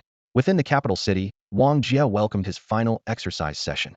He wasn't clear about the outside situation, but intuition told him Shu Mai's side couldn't be delayed much longer, and he too had reached his endpoint. Accompanied by deep breathing, his power was amplified layer upon layer, finally settling at 89 times. It was an unbreakable ceiling. Both body and soul clearly told him this was the limit. After bathing, washing away sweat and fatigue with clean water, he changed into fresh clothes and stepped out. The guest room corridor's floor was covered with soybeans, touched by morning light like dark pebbles. Wong Jia glanced once and stopped no longer, heading straight for the landing pad where aircraft already waited, destination the southern base. At the coastline, outside the altar, the final blade fell, and the insect swarm was annihilated. Shuai sheathed his sword, his icy gaze sweeping over the blood waves. In the distance, two aircraft landed almost simultaneously as Sister Tang and Hong Jian jumped down in succession. From the northern sky, Lian Qin also flew in. Of the post-apocalyptic 3 gods and 5 poles of blue star, only these 3 remained willing to come here and face death. Only Zhuotian was absent. Sister Tang gritted her teeth. That bastard ran away. No one wanted to die, Lian Qin included. She governed the southern base, high profile and carefree, usually content to align with the strong. As long as Blue Star didn't perish, she could live prosperously. But now, the fact was that Blue Star would perish, and she couldn't even approach Shuai. The 3 stepped onto the blood-soaked beach from different directions. Footprints soaked in blood crisscrossed chaotically, witnessing how many had walked this path before. Further away, a group of trial participants watched silently, with no intention of acting, left only with passive observation. Shuai moved. He turned to face Lian Qin directly, slowly taking steps forward. Lian Qin's heart pounded violently. Both excited and anxious could he be? But when Shuai approached, she discovered those icy eyes looked past her, gazing at what lay behind. The southern base, millions of people. He brushed past her, never glancing at her once throughout, heading straight north. That bone-chilling bloody coldness left Lian Qin breathless. She spun around abruptly, watching his retreating figure, and suddenly screamed with a torn voice. Isn't it enough? The shrill cry pierced the deathly silence, echoing across the blood mist-shrouded beach. Everyone turned to look at her, especially those like Bai Yuan who knew her well. No one had expected Lian Qin to dare speak to Shuai this way. Millions at the southern base stared in stunned silence. The people of the Jia sect also watched quietly, that cry seeming to emerge from the bottom of a well, echoing across the vast, empty land. Shuai stopped and slowly turned around to look at Lian Qin. Lian Qin was hunched over, gasping heavily, her face deathly pale. Her gaze was fixed on him as she spoke in a hoarse yet sharp voice. Still not enough? Meanwhile, at the distant southern base, Lian Fei sat before the monitoring screens with reddened eyes and trembling lips. Her mother's life hung by a thread. Shuai remained coldly indifferent, almost heartless. He simply stared at Lian Qin and uttered 2 words. Almost there. This brief response instantly drained all of Lian Qin's strength. Her whole body trembling, she roared hoarsely. You monster! You've killed so many people, and now you want to destroy Blue Star. How many more will die? Don't you have a heart? You're human too. Why? They've already willingly sacrificed themselves. What more do you want? Hong Jian's fists cracked as he clenched them, his pupils blood-red. Sister Tang lowered her head in despair. No matter how loud the roars echoing across the beach, they couldn't dispel the blood-red clouds that blotted out the sky above. Shuai withdrew his gaze and turned toward the southern base, his boots crunching against the sand with each step. Lian Qin finally collapsed to her knees. Powerless, she wasn't even worthy of being killed. The cries and curses of ants could never shake the heavens and earth. Suddenly, Shuai stopped and looked up at the sky. High above, an aircraft had appeared at some point, its tail flames blazing white as it dropped to black, that grew larger and larger. Plummeting into everyone's view was a human figure. Bai Yuan, Sister Tang, and the others locked their gazes on the falling form. Shuai narrowed his eyes, a cold gleam flashing before giving way to surprise. Is that him? Boom. The blood-soaked beach was blasted into a massive crater as waves surged, and a figure landed in a kneeling position. Lian Qin stared at the newcomer in bewilderment. Wong Jia? In the distance, trial participants gaped in shock. Wong Jia? He's not dead. Wen Zhao clenched his fists and roared excitedly. That bastard's alive. Drones transmitted the footage back to both the southern base and Geneling base. Qing Zheng, Lao Wu, and others rose to their feet simultaneously. Boss isn't dead? Aboard the aircraft, Chu Yao gazed down at the coastline and murmured, the 3rd time. This is already their 3rd confrontation. I hope he doesn't die. You have no idea how terrifying Shuai's limits truly are. At the center of the beach, Wong Jia surveyed his surroundings, his gaze drawn to the altar. There, mountains of beast and human corpses were piled layer upon layer, their blood chi shooting straight into the sky, forming thick clouds that blocked out the sun and stained even the seawater crimson. His pupils contracted. How many people died?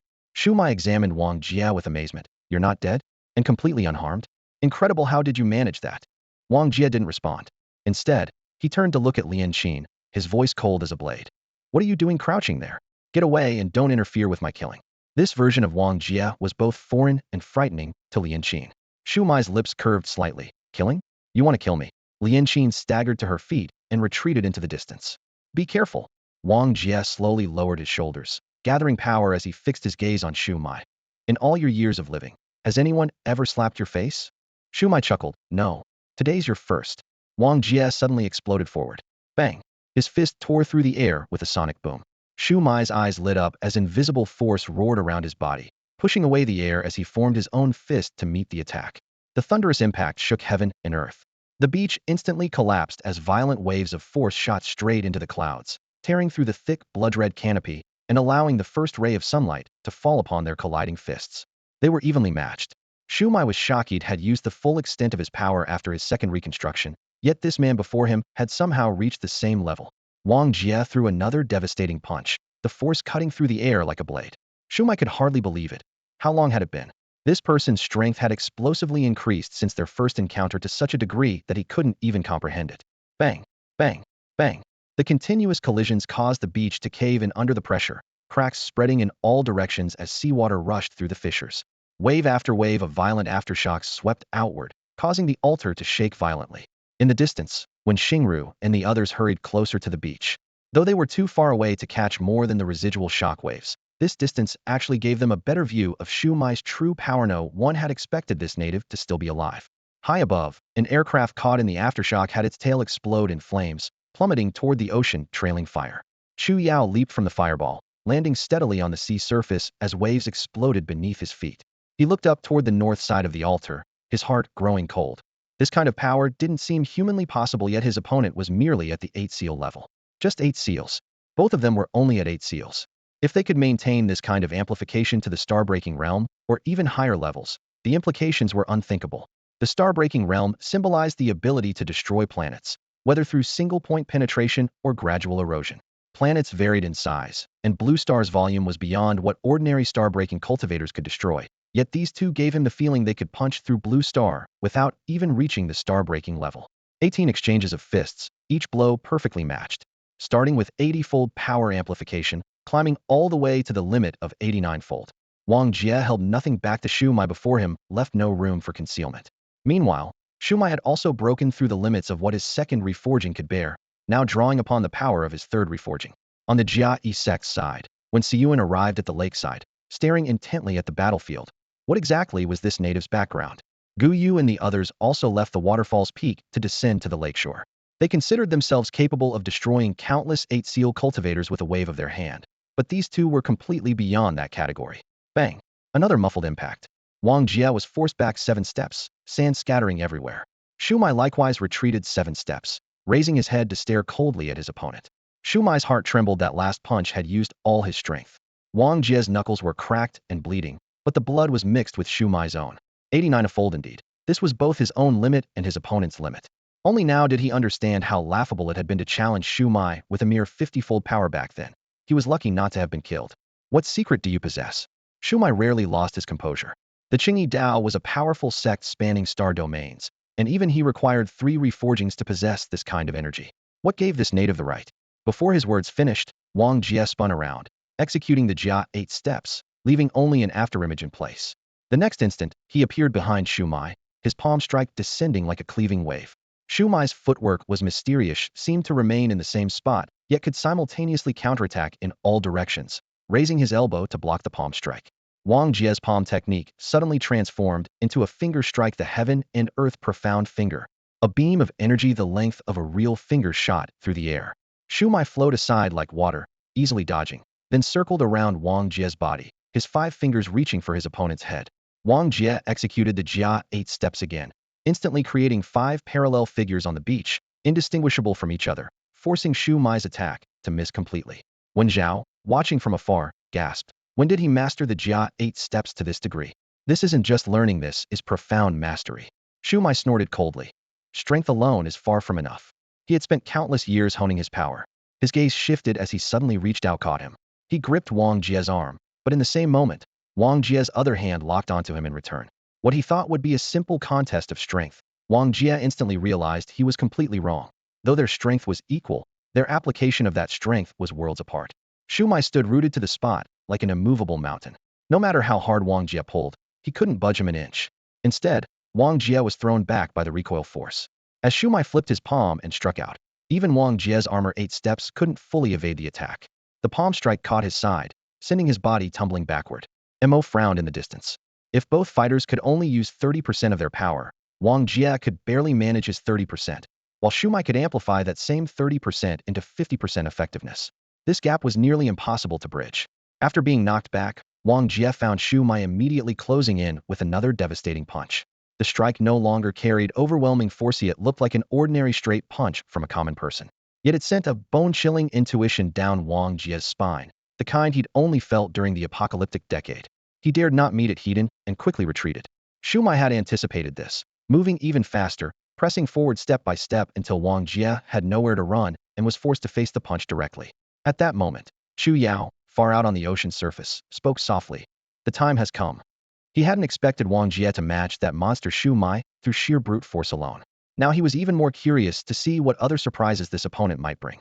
The members of the Armor First sect were equally fixated on the battlefield. Throughout the universe, many powerful beings had attempted to fuse qi with force, all meeting tragic ends. But Wong Jia had no time to worry about future consequence. She simply wanted to survive. He closed his eyes, then opened them again. Shuai's eastward punch was already before his face. Wong Jia slowly clenched his fist as qi currents surged between his knuckles, wrapping around his fist as he met the attack Hedon. Qi! Shuai exclaimed in shock. Their fists crossed paths. Shuai's punch landed squarely on Wong Jia's chest, while Wong Jia's fist struck solidly against Shuai's chest. Both men staggered backward simultaneously. Wong Jia felt sweetness rise in his throat as blood sprayed forth, his body feeling as if it had been torn apart from within. Despite his increased strength making his physical defenses stronger, Shuai's punch had penetrated his external force to strike his core directly, nearly piercing through his entire body. Shuai also spat blood, raising his eyes to stare intently at Wong Jia. You've learned qi? Wong Jia wiped away the blood and grinned. A gift for you. Are you satisfied? Shuai's gaze turned dark. Throughout history, all who have fused qi and force have met terrible ends. You're seeking death. Better than dying right now. Wong Jia roared, pointing out with his right index finger heaven and earth profound finger.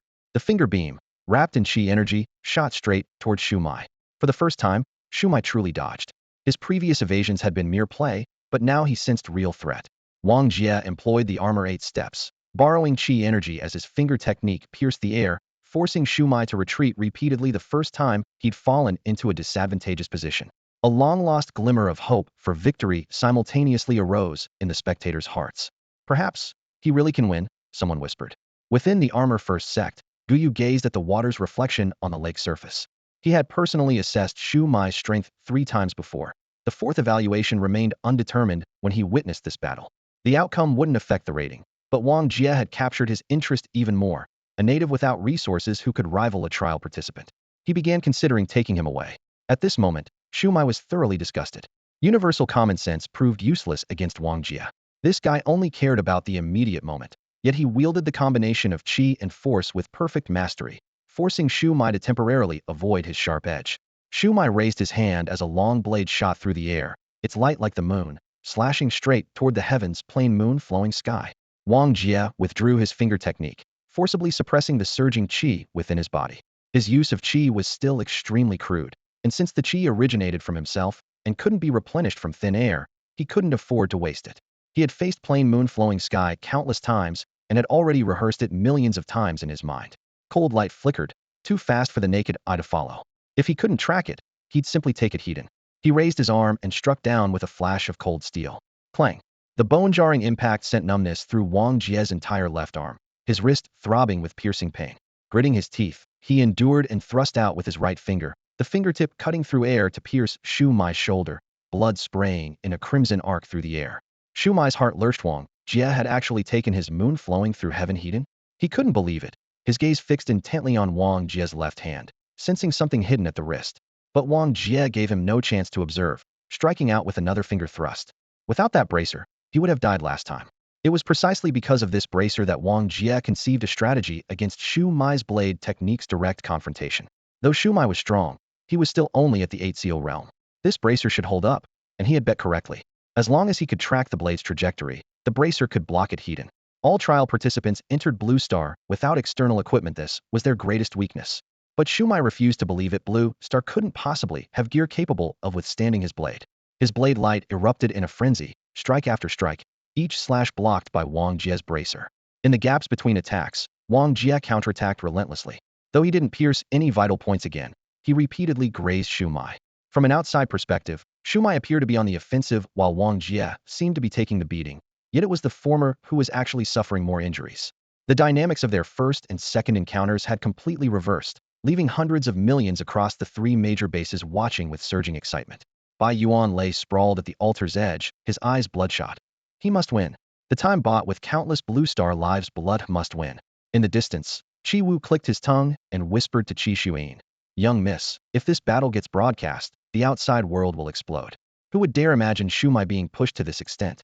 Even 3 reincarnations can't suppress a single native. This native is defying heaven itself." Qi Xuan remained silent, knowing that any observer would be speechless.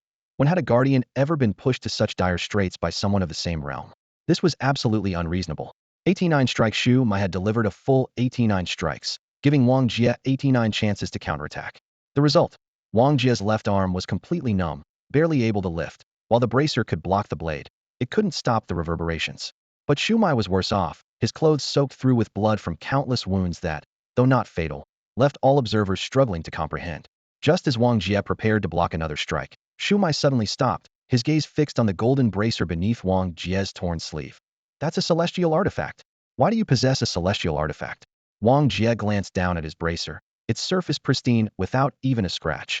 "Once a white-bearded old man who descended from the starry sky took me as his disciple, gave me this bracer, and told me to seek him out when I reached the stars." Truth or fiction was impossible to determine. Blue Star shouldn't have celestial artifacts equipment imbued with celestial force. A weak celestial artifact couldn't have withstood such a blade storm. Yet this bracer bore no marks at all, clearly extraordinary, especially for a mere bracer. Within the Jiai sect, when Xiyuan and others gazed at the light screen with grave expressions, how could a mere remote planet possess a celestial artifact? If an outsider had descended, how could they not know? Yet the bracer undeniably existed, and Wang Jia's words might not be false. The strange thing was, this native happened to cultivate lock force, essentially cutting off his own future. No one could judge the truth. Wang Jia simply finished speaking casually, bent his knees slightly, then charged toward Shuai once more. Raising his hand, Wang Jia struck out with his palm. Having clashed with Shuai 3 times, Wang Jia could now deduce the moonlight flowing sky blade technique while counterattacking. With newfound understanding, he used his palm as a sword, executing the rainbow drinking sword form. However, this time Shuai couldn't be bothered to entangle further, allowing the sword-like palm force to brush past him. Amid thunderous roars, the palm strike cleaved diagonally through the ocean, splitting the sea surface and exposing the seabed, nearly striking Chu Yao in the distance. The sky hung low, with crimson clouds pressing down heavily. Suddenly, a wisp of flute melody drifted from behind the clouds, faint yet instantly filling heaven and earth. As the flute sound entered his ears, Wang Jia's mind exploded with a thunderous crash. He staggered to a halt, his vision blurring as if struck by a heavy blow to the head. Not only him, but every living being on Blue Star that heard the flute, humans, beasts, and vegetation all swayed in confusion. At the Jiazong sect, Guyu suddenly looked up and exclaimed in shock, "Flute technique? He can actually still perform flute techniques." In the main hall of Qinjiadao, when Xiyuan stared intently at the light screen above the lake, utterly astounded. The Qinjidao's secret technique, Black Night White Day, had only manifested in the hands of Shuai during his peak years. Its difficulty was so extreme that even those at the star-breaking realm couldn't hope to master it. Now Shuai had clearly recultivated to only the 8th seal level, and by all logic, should be completely unable to play flute melodies. How had he managed this? Was this the true foundation of the universe's greatest prodigy? The Chun technique, that once left the world speechless, was already astounding enough, but Black Night White Day required the Chun technique as its foundation to be performed, making it even more difficult. When Xiyuan was certain that when Shuai had lifted the entire Tianfu base last time, he still couldn't employ flute techniques. Guyu murmured, "We've been fixated on watching that native's progress, but forgot that Shuai himself has been recultivating. He's remained at the 8th seal to polish his current realm to its absolute limit, a feat rarely seen throughout history." When Xiyuan spoke 8 words in a heavy tone, "Victory is decided, difficult to reverse." On Blue Star's ocean surface, Chu Yao let the crimson waves surge around him, gazing at the blood clouds with a bitter smile. Freak. The Chun technique was outrageous enough, but now he's even using flute techniques. This is blatant cheating. Mo, when Xingru and Chong Xian crouched unable to rise, Lianqin and Hongjian had collapsed entirely. Within the three great bases, everyone's backs were bent. On the ocean surface, countless fish and beasts floated helplessly. The entire blue star was pressed into the dust by a single flute melody. Wong Jia gritted his teeth, bowing at the waist with hands on his knees, struggling to lift his head. Shuai descended from the air, his toes touching the center of the blood-colored altar. His robes were stained with blood, yet they billowed majestically in the fierce wind. Looking down from his elevated position, his voice was cold and profound. I never give anyone a second chance. You are the first. Wong Jia, today I offer you another path to life. Follow me into the universe, and you shall be the second person in the cosmos. If you agree, then kneel. The flute melody continued to tear at his nerves. Blood vessels snaked through the corners of Wong Jia's eyes, his consciousness teetering on the edge of collapse, his chest churning with nausea. The altar hung high while cloud layers pressed low, blood staining heaven and earth. Only a single beam of sunlight illuminated Shuai, making him appear like a deity descending to the mortal world. Wong Jia clenched his fists and took a step forward, splashing through blood as he struggled to climb the altar. Shuai watched silently, his gaze cold as ice. Kneel. Wong Jia saw the world around him tearing apart and blurring. Yet only the altar remained crystal clear. Only that golden figure bathed in sunlight stood out with perfect clarity. He took another heavy step forward, his footprint leaving a deep crimson trail in the sand. No matter how difficult it became, he would inch closer to that altar. In the distance, when Xiao suddenly coughed up blood, her body staggering as she leaned against a tree trunk for support. The thin veil slipped away, revealing her pale face. Watching that solitary figure, 3 words surfaced in her mind: surrender now. She knew no one could defeat Shuai at this level, beyond the ultimate limit, the extreme, beyond human reach. In the Eight Seals realm, he had achieved the impossible and created legend, and now only Wong Jia was advancing toward that legend. Blood vessels spread across Wong Jia's eyes as dark red blood seeped through his skin. The footprints on the beach could no longer be distinguished as his or his companions. Kneel? What a joke. So many had died to buy him time, and he had promised to die before all the people of Blue Star. Before the altar, Shuai watched silently as Wong Jia approached step by step. The flute's sound cut like blades, and even he had reached his limit, his face growing pale. Doubt churned in his heart. Why won't you give up? You should have reached your limit by now. Yet he himself was also fighting with everything he had. Wong Jia turned a deaf ear, using both hands and feet to climb over his companions' corpses toward the top of the altar. Bai Yuan's world was spinning, yet Wong Jia remained in perfect focus. He let out a hoarse but defiant voice. Win. Wong Jia climbed silently. Bai Yuan roared again. Win. Shumai's gaze darkened as blood trickled from the corner of his mouth. Kneel down, and I'll spare your life. Wong Jia continued upward. Everyone under the flute's torment understood that agony. Even Xiao, who could endure lying in a coffin for ages, had chosen to drift with the current to lessen the torture. No one could imagine how Wong Jia had crawled this far through sheer will. That ray of sunlight, that single word win, had become his entire world of sensation. Shuai finally lost his patience and raised his blade to strike. Bai Yuan shouted in warning. Watch out. The blade light cut through the air. Wong Jia suddenly looked up and leaped forward, his bloodied and mangled palm gripping the blade's edge tightly. His palm was instantly torn open, but he paid no heed, his entire body slamming into Shumai's chest like a hammer. The impact wasn't heavy, yet Shumai still staggered backward repeatedly. Wong Jia used the momentum to turn around, executing the 8th-step technique. His body's inertia swung his already numb left arm, delivering a slap towards Shumai. Crack! A thunderous sound echoed. Shumai was sent flying several meters, and the flute's music stopped abruptly. Everyone from the first sect froze in shock, time seeming nailed to this moment. Atop the altar, Shuai had actually been slapped. Only then did everyone remember Wong Jia's words before the battle had vowed to slap Shumai's face. Gu Yu couldn't help but step forward. If only the result remained without the process, who would believe that the mighty Shumai had been slapped by a native? Ting He laughed heartily, clenching his fists in pure relief. When Xiyuan let out a long breath, the flute technique also pushed Shumai to his limit, otherwise this little native would have had no chance. Regardless of the reason, Shumai had been slapped. On the altar, Shumai stared blankly at the corpse beneath his feet. Searing pain throbbed across his cheek, and he could hardly believe it had been slapped. Slapped by a native with only 8 seals. This absurd reality crashed back and forth in his mind. I am Wong Jia, representing all the people of Huaxiao on Blue Star, delivering this slap to you. Wong Jia shouted, his voice echoing between the plaza and the clouds. He laughed wildly, laughed with pure satisfaction. Shumai raised his head, fixing his deadly gaze on Wong Jia. The killing intent in his eyes boiled like oil, silently churning. He had never hated anyone this much. This slap would haunt him for life. He would grind this man to dust. Whoosh! Shumai suddenly stepped forward, appearing before Wong Jia in the next breath. His right fist struck like lightning, astral force howling along his knuckles. Wong Jia raised his arm as well, merging qi and strength, seal power wrapping his fist as he countered. Bang! Bang! Both men staggered back simultaneously, sweetness rising in their throats as blood sprayed out. Like their initial reckless exchange, but this time more brutal. No defense, no evasion, eyes fixed on one goal, tear the other apart. Shumai's rage nearly consumed his reason. Wang Jia stood at the altar's center, as if hundreds of millions of compatriots supported him from behind, could not fall, dared not retreat. Another collision. Bang Shumai's fist struck Wang Jia's chest while Wang Jia's fist crashed into his shoulder. The crisp sound of shattering bone rang out clearly, but an invisible will kept Wang Jia standing. In the distance, before the light screens of the three great bases and the Jai sect, countless eyes fixed on the altar. Blood against blood, flesh against flesh, the most primitive combat bloomed into crimson fireworks in the sky. The exchanges of fists became countless. Wang Jia retreated step by step, his limbs nearly numb, pain left far behind. Across from him, Shumai's long hair was soaked in blood, his face marked with bloody streaks, his right arm hanging powerlessly.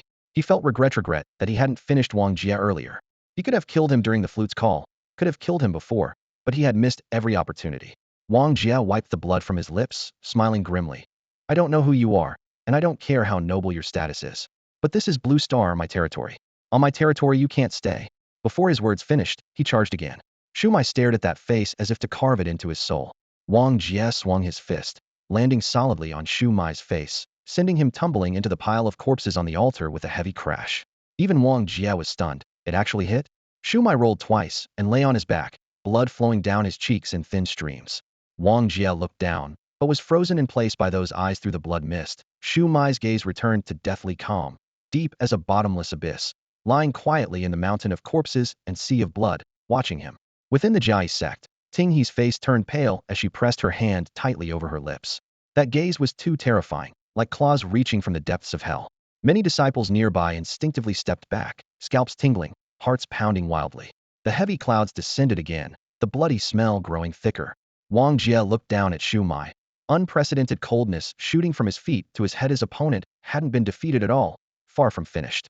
Meanwhile, above the sea, Xiao sat cross-legged at the bow, gazing into the distance.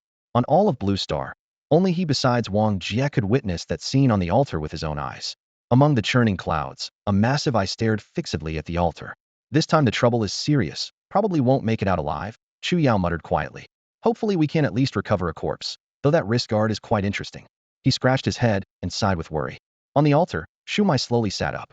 He raised his eyes to look at Wang Jia across from him, lifted his hand to rub his swollen face from the slap, and murmured in a low voice. I can't remember how long it's been since I felt something like this. You actually woke me up with that punch.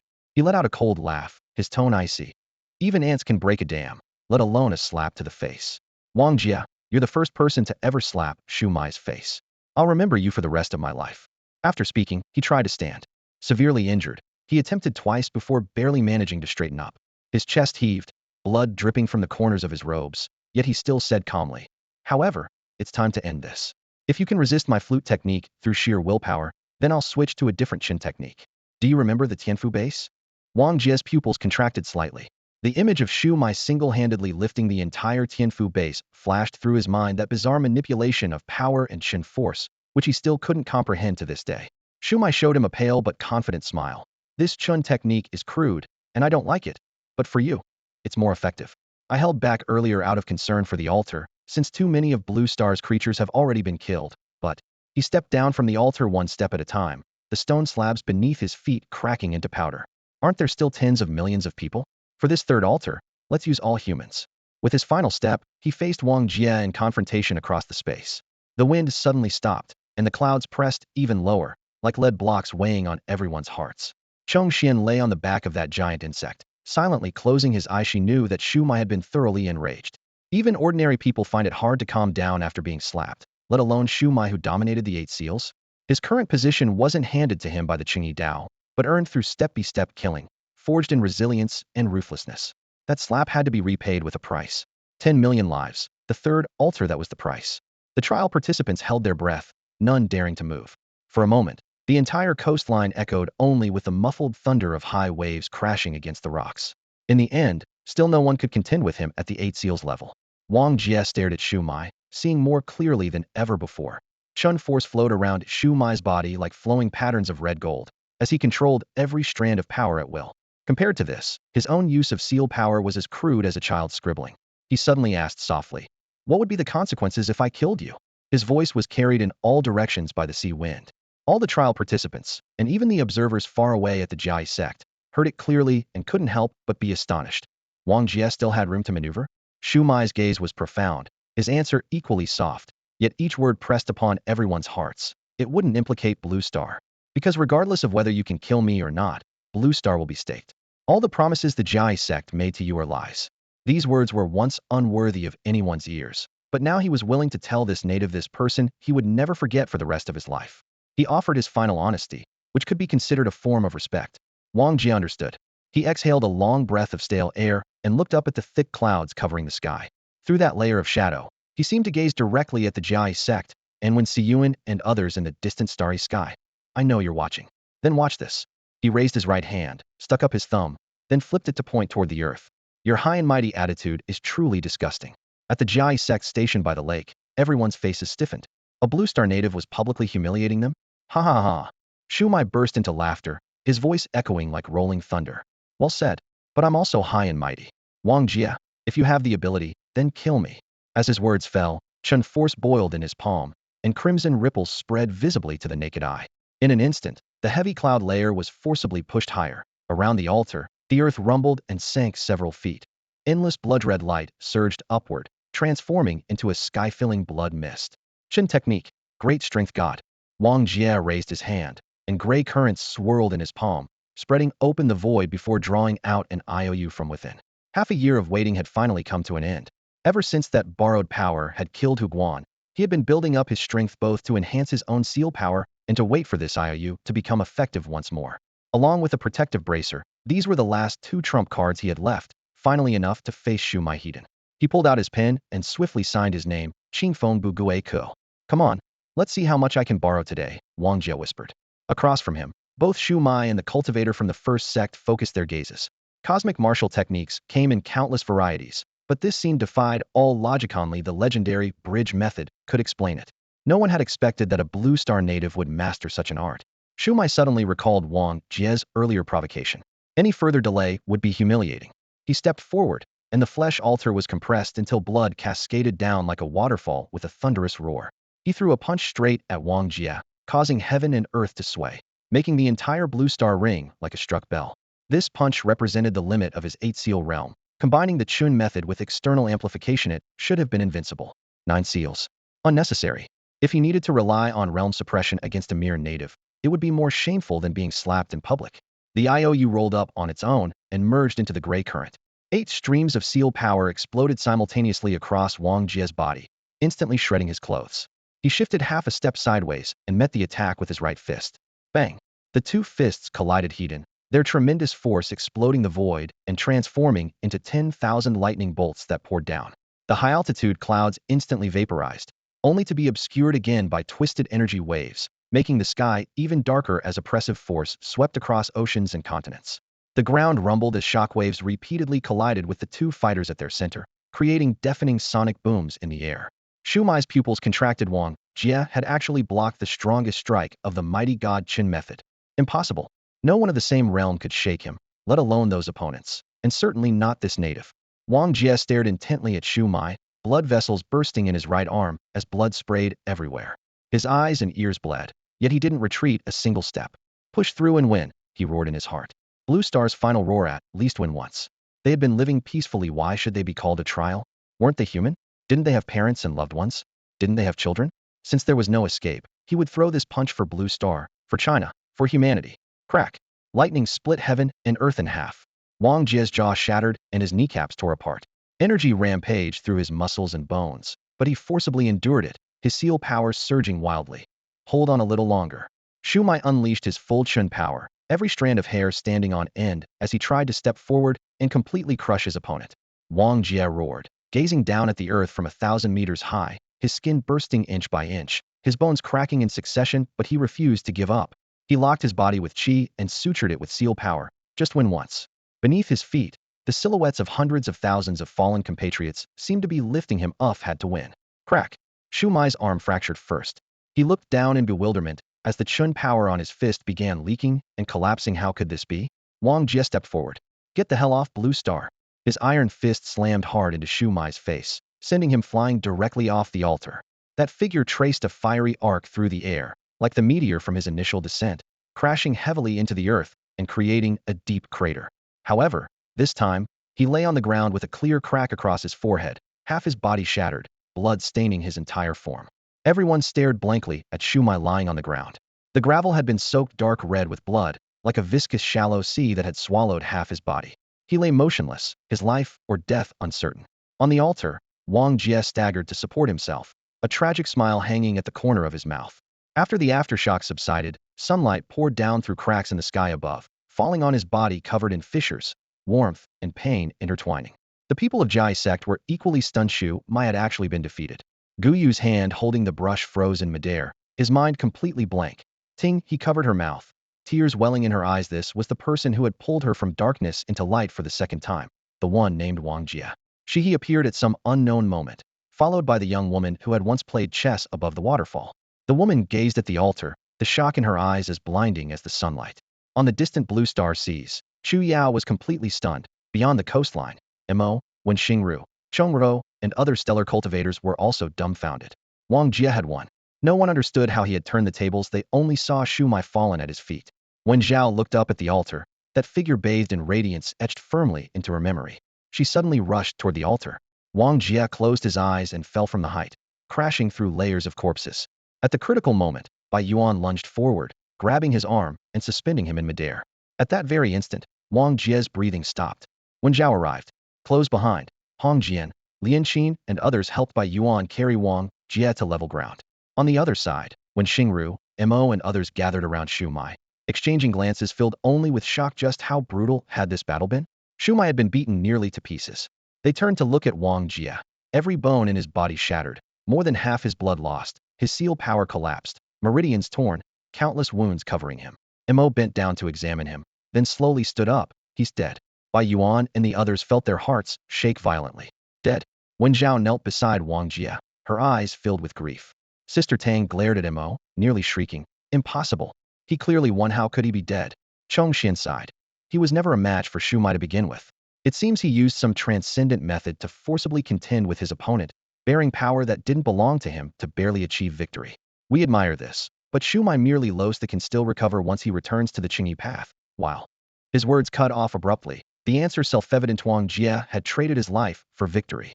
The next moment, Hong Jian roared and charged toward Shu Mai, blade light about to rise. Icy cold qi condensed from thin air as Qi Xuan blocked his path, her gaze indifferent. What are you trying to do? What you don't dare to do, I will. Hong Jian growled in a low voice. Lian Qin had also drawn her blade and stepped forward. When Xingru said gravely, he cannot be killed, Hong Jian's eyes blazed with fury. Don't you want to kill him too? Kill him, and this trial will be yours to decide. Chong Ruo pursed her lips, secretly mocking. These natives still hadn't grasped reality. When Xingru raised her eyes, her voice calm, yet resolute. We only wanted to stop him. Have you ever seen him try to kill any of us? The veins on Hong Jian's arms bulged, but he had no response. Bai Yuan crouched beside Wang Jia again, his gaze suppressed to the extreme. This was a trial. A trial for stellar cultivators, nothing more. The Blue Star natives were merely the subjects being tested. They could die tens of thousands, hundreds of thousands, millions could die.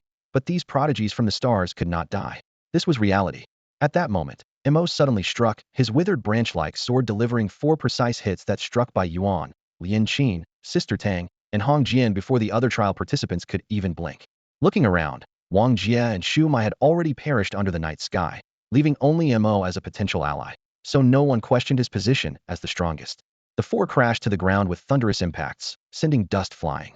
Before when Xingru and the others could recover from their shock, Mo had already raised his head, his voice low and clear. Jai sect, the trial is over. As his words fell, everyone's hearts trembled simultaneously. The trial had 2 main objectives. First, to conquer Blue Star, and second, to conquer all trial participants. Now that Blue Star's strongest warrior Wang Jia was dead, and the 4 next strongest had been instantly defeated by Mo, the second objective was essentially complete. Thus, the trial came to an end. From the starry dome above, a pure white beam of light descended, precisely enveloping Shu Mai's corpse, slowly lifting it up and dragging it toward the heavens. Immediately after, multiple rays of light fell in succession upon Mo, Wen Xingru, and the other surviving trial participants. In the distance, scattered beams pierced the night sky, descending to various locations across Blue Star, reminding everyone that a few trial participants still survived. When Xiao looked down at Wong Jia's remains, his gaze gentle, yet filled with helplessness and unwillingness. It was an honor to meet you. Chongruo stood nearby, also staring at that bloodstained body. This man she had once hated was finally dead. A beam of light suddenly illuminated Bai Yuan, startling everyone momentarily before they understood. Bai Yuan had mastered the Jia divine sword, qualifying him to rank among the top trial participants. Unexpectedly, the second beam fell upon Wang Jia's corpse. When Xingru frowned, his gaze sliding to Wang Jia's left arm, a bracer that had once blocked Shu Mai's 89 strikes gleamed with an eerie light, clearly a celestial artifact and his only remaining value. However, the light only lifted Wang Jia's body for a moment before suddenly extinguishing, causing the corpse to crash heavily back onto the beach. The trial participants ascending into the air all turned back, their faces full of confusion. In the distance, Chu Yao covered his injured eye, sitting in the pilot's seat of an aircraft, his expression filled with helplessness. The corpse sect had originally wanted to take this corpse of immense value to the sect, but had been locked onto by the Jai sect first. Fortunately, the corpse sect had made early preparations and intercepted the Jai sect's traction, but he himself couldn't approach Wang Jia either, only managing to take away 2 other corpses. Jai sect, we'll settle this score later. Chu Yao silently gritted his teeth. Meanwhile, the atmosphere beneath the Jai sect's waterfall suddenly grew tense. Elder Wen Xiyuan and the other elders fixed their sharp gazes on Guyu and Tinghe. What do you two mean by this? The Starry Dome vision has never interfered in sect affairs. Do you really think you can suppress our Jai sect? Guyu looked helplessly at her companion. Tinghe took a deep breath, faced Sect Master Shihe, and raised her hand in solemn salute. Sect Master, this matter has nothing to do with the Starry Dome vision. It is I, disciple Tinghe, who request that you leave Blue Star a thread of hope. Shihe's gaze softened, as if recalling old times. I recognized you the moment you arrived. I even held you when you were small. Are your elders well? Tinghe smiled and nodded. They are all well. Then why do you want to help Blue Star? Do you know what price you'll have to pay? Shihe's voice was low. Tinghe bit her lip and raised her eyes toward the distant lake's surface, where on the projection screen, Wang Jia's corpse lay on the blood-soaked beach, his face still bearing that faint smile from before the battle. It's worth it, she gave as her only answer. Wen Xiyuan's voice was sinister, each word striking the air. No one on the source bridge will give up the upper law. If you want to help Blue Star, you must find a way to push Blue Star away and replace it with another star without affecting the bridge construction. If it does affect it, you'll bear the consequences, and furthermore, this person possesses celestial artifacts. Shiha raised her hand to stop Wen Xiyuan's words and said to Tinghe, the native is dead, and his secrets will die with him. As for the Chen artifact, your reputation is enough to offset that matter. But Elder One is right, you cannot bear the consequences of what happened on the source bridge. Tinghe bowed deeply, his voice earnest. This junior has already requested that Grand Elder Tinkin come out of seclusion.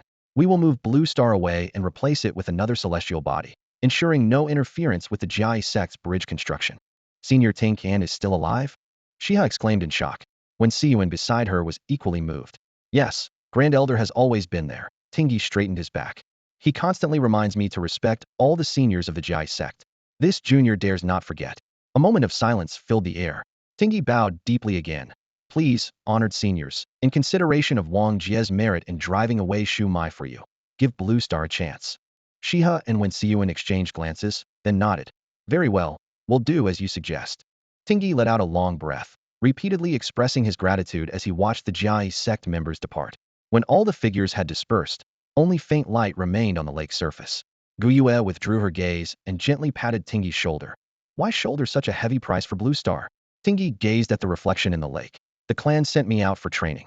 The first thing I saw upon leaving the clan gates was mountains of corpses and seas of blood. It was that person who brought light. And it happened twice.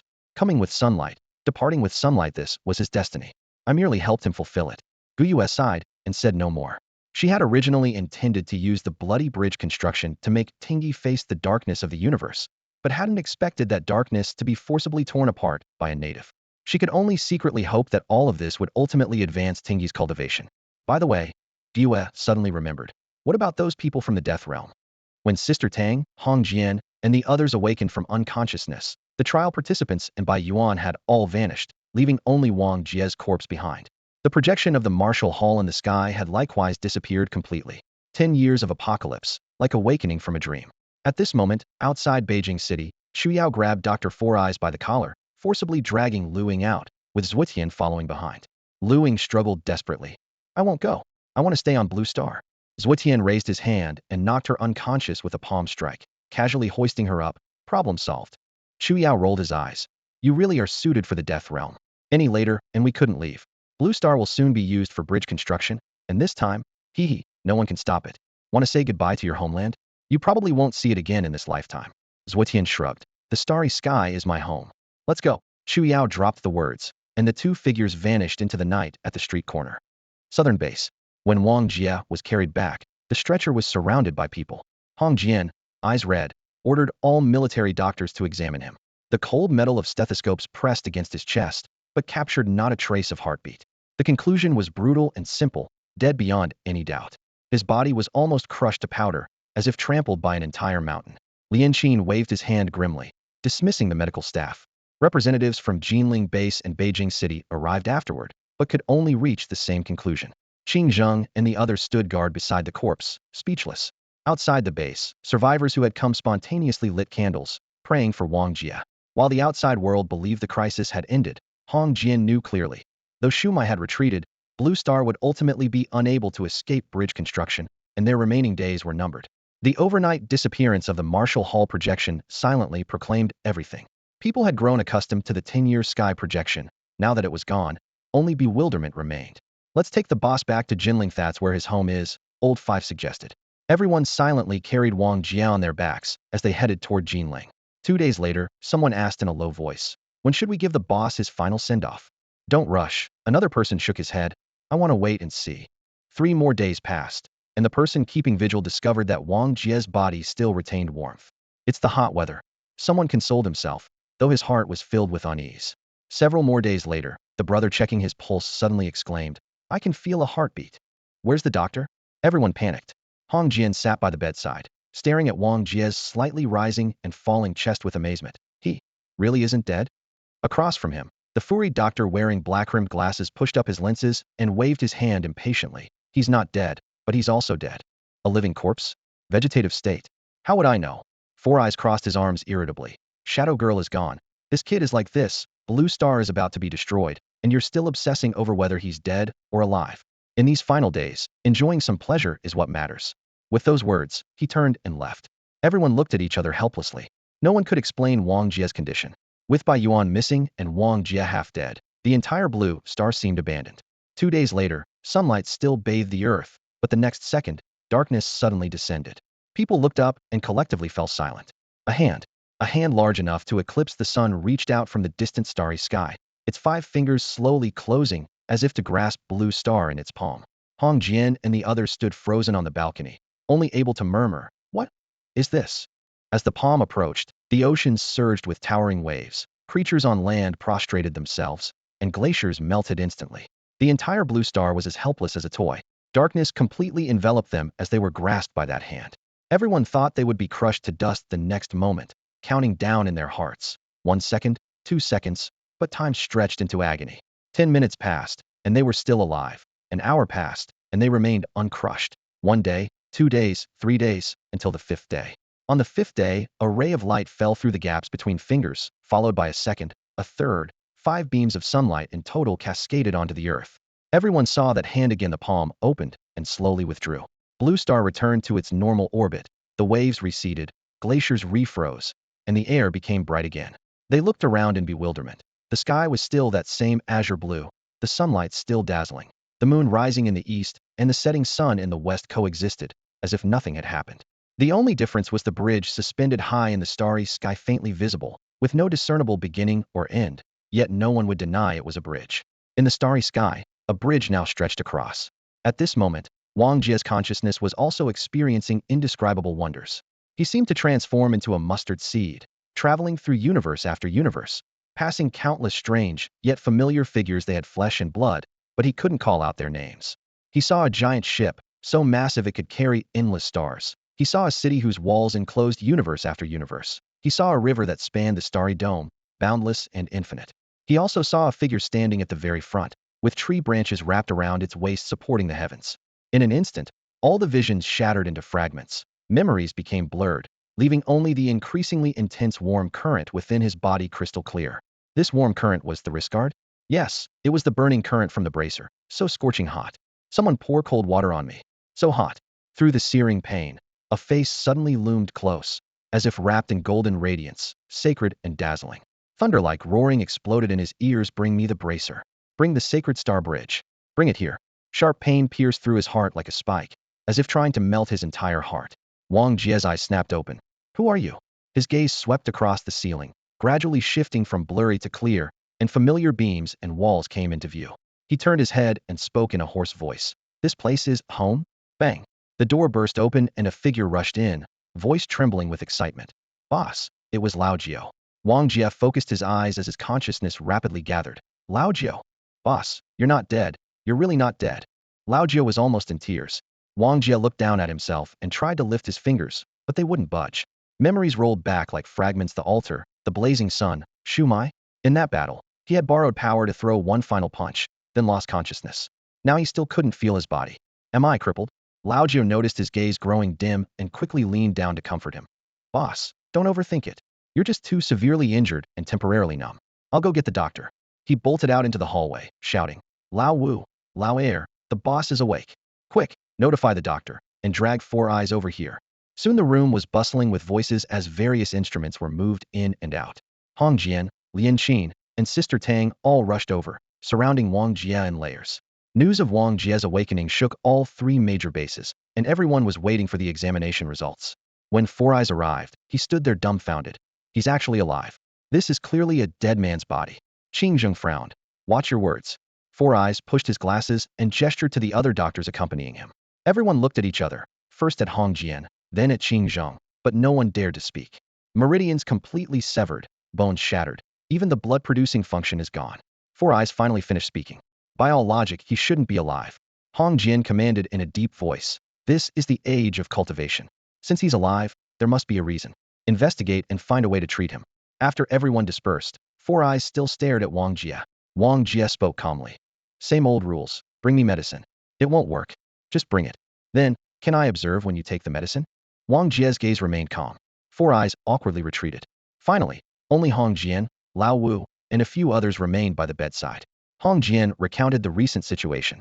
Back then, Shuai had slaughtered large numbers of mutated creatures, especially when the trial participants led the strongest ones to him for elimination. After the trial ended, the Jia sect stopped releasing heaven stones. Spiritual power gradually thinned. Mutated creatures no longer continued strengthening, and the three major bases welcomed a rare period of safety. Safe zones were continuously expanding, and the number of monsters in the outside world was rapidly declining. Meanwhile, someone had witnessed a giant hand grasping the blue star, but no one knew what happened afterward, Wang Jia included. Bai Yuan disappeared? He should have been taken by the Jia sect, Hong Jian answered. He has mastered the Jia divine sword. Wang Jia looked toward the window. Lu Ying was probably taken by Chu Yao. What about Zhou Tian? Hong Jian shook his head. We won't hide it from you. Zhou Tian also disappeared, whereabouts unknown. Do you think he might have been taken by the Jia sect too? Wang Jia couldn't answer and could only remain silent. The only thing he could confirm was that the burning sensation in his body was still there, and it had spread from his wrist to his entire arm. Crippled? Perhaps, but not necessarily. In the past days, the bracer had never once forced him to get up and exercise, clearly indicating it could judge whether its master was capable of movement. The Holy Star Bridge? He had no doubt that the bracer's true owner came from there. That person was covered entirely in golden armor, missing only the bracer. If one bracer alone could torment him to this extent, the power of the complete armor set was unimaginable. He had to go to the Holy Star Bridge himself, or he felt something terrible would befall him.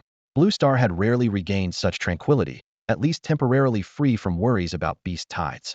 After Hong Jian's departure, Sister Tang arrived and told Wang Jia about all the trivial matters from the outside world, though none were particularly significant. The most urgent tasks at hand were rebuilding the base and receiving the population from Border City. Bai Xiao was still searching everywhere for Bai Yuan, firmly believing he hadn't left Blue Star. By the way, take a look at this. Sister Tang handed him a crumpled piece of paper. The surface was covered with careless doodles drawn by one of the captured trial participants during their idle moments. Wang Jia scanned through those meaningless lines and words, venting dissatisfaction, immediately drawn to 4 large characters: Stellar Martial Tournament. Below these 4 words was originally a lengthy fantasy passage, but the trial participant had scribbled over it, making it illegible. Stellar Martial Tournament. Wang Jia read aloud.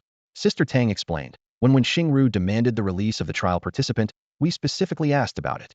That person said this is the grandest martial arts tournament in the current universe, encompassing all forces and civilizations qualified to touch the stars. Even non-human civilizations can participate. If one ranks highly in the tournament, they can ascend to greatness in one step.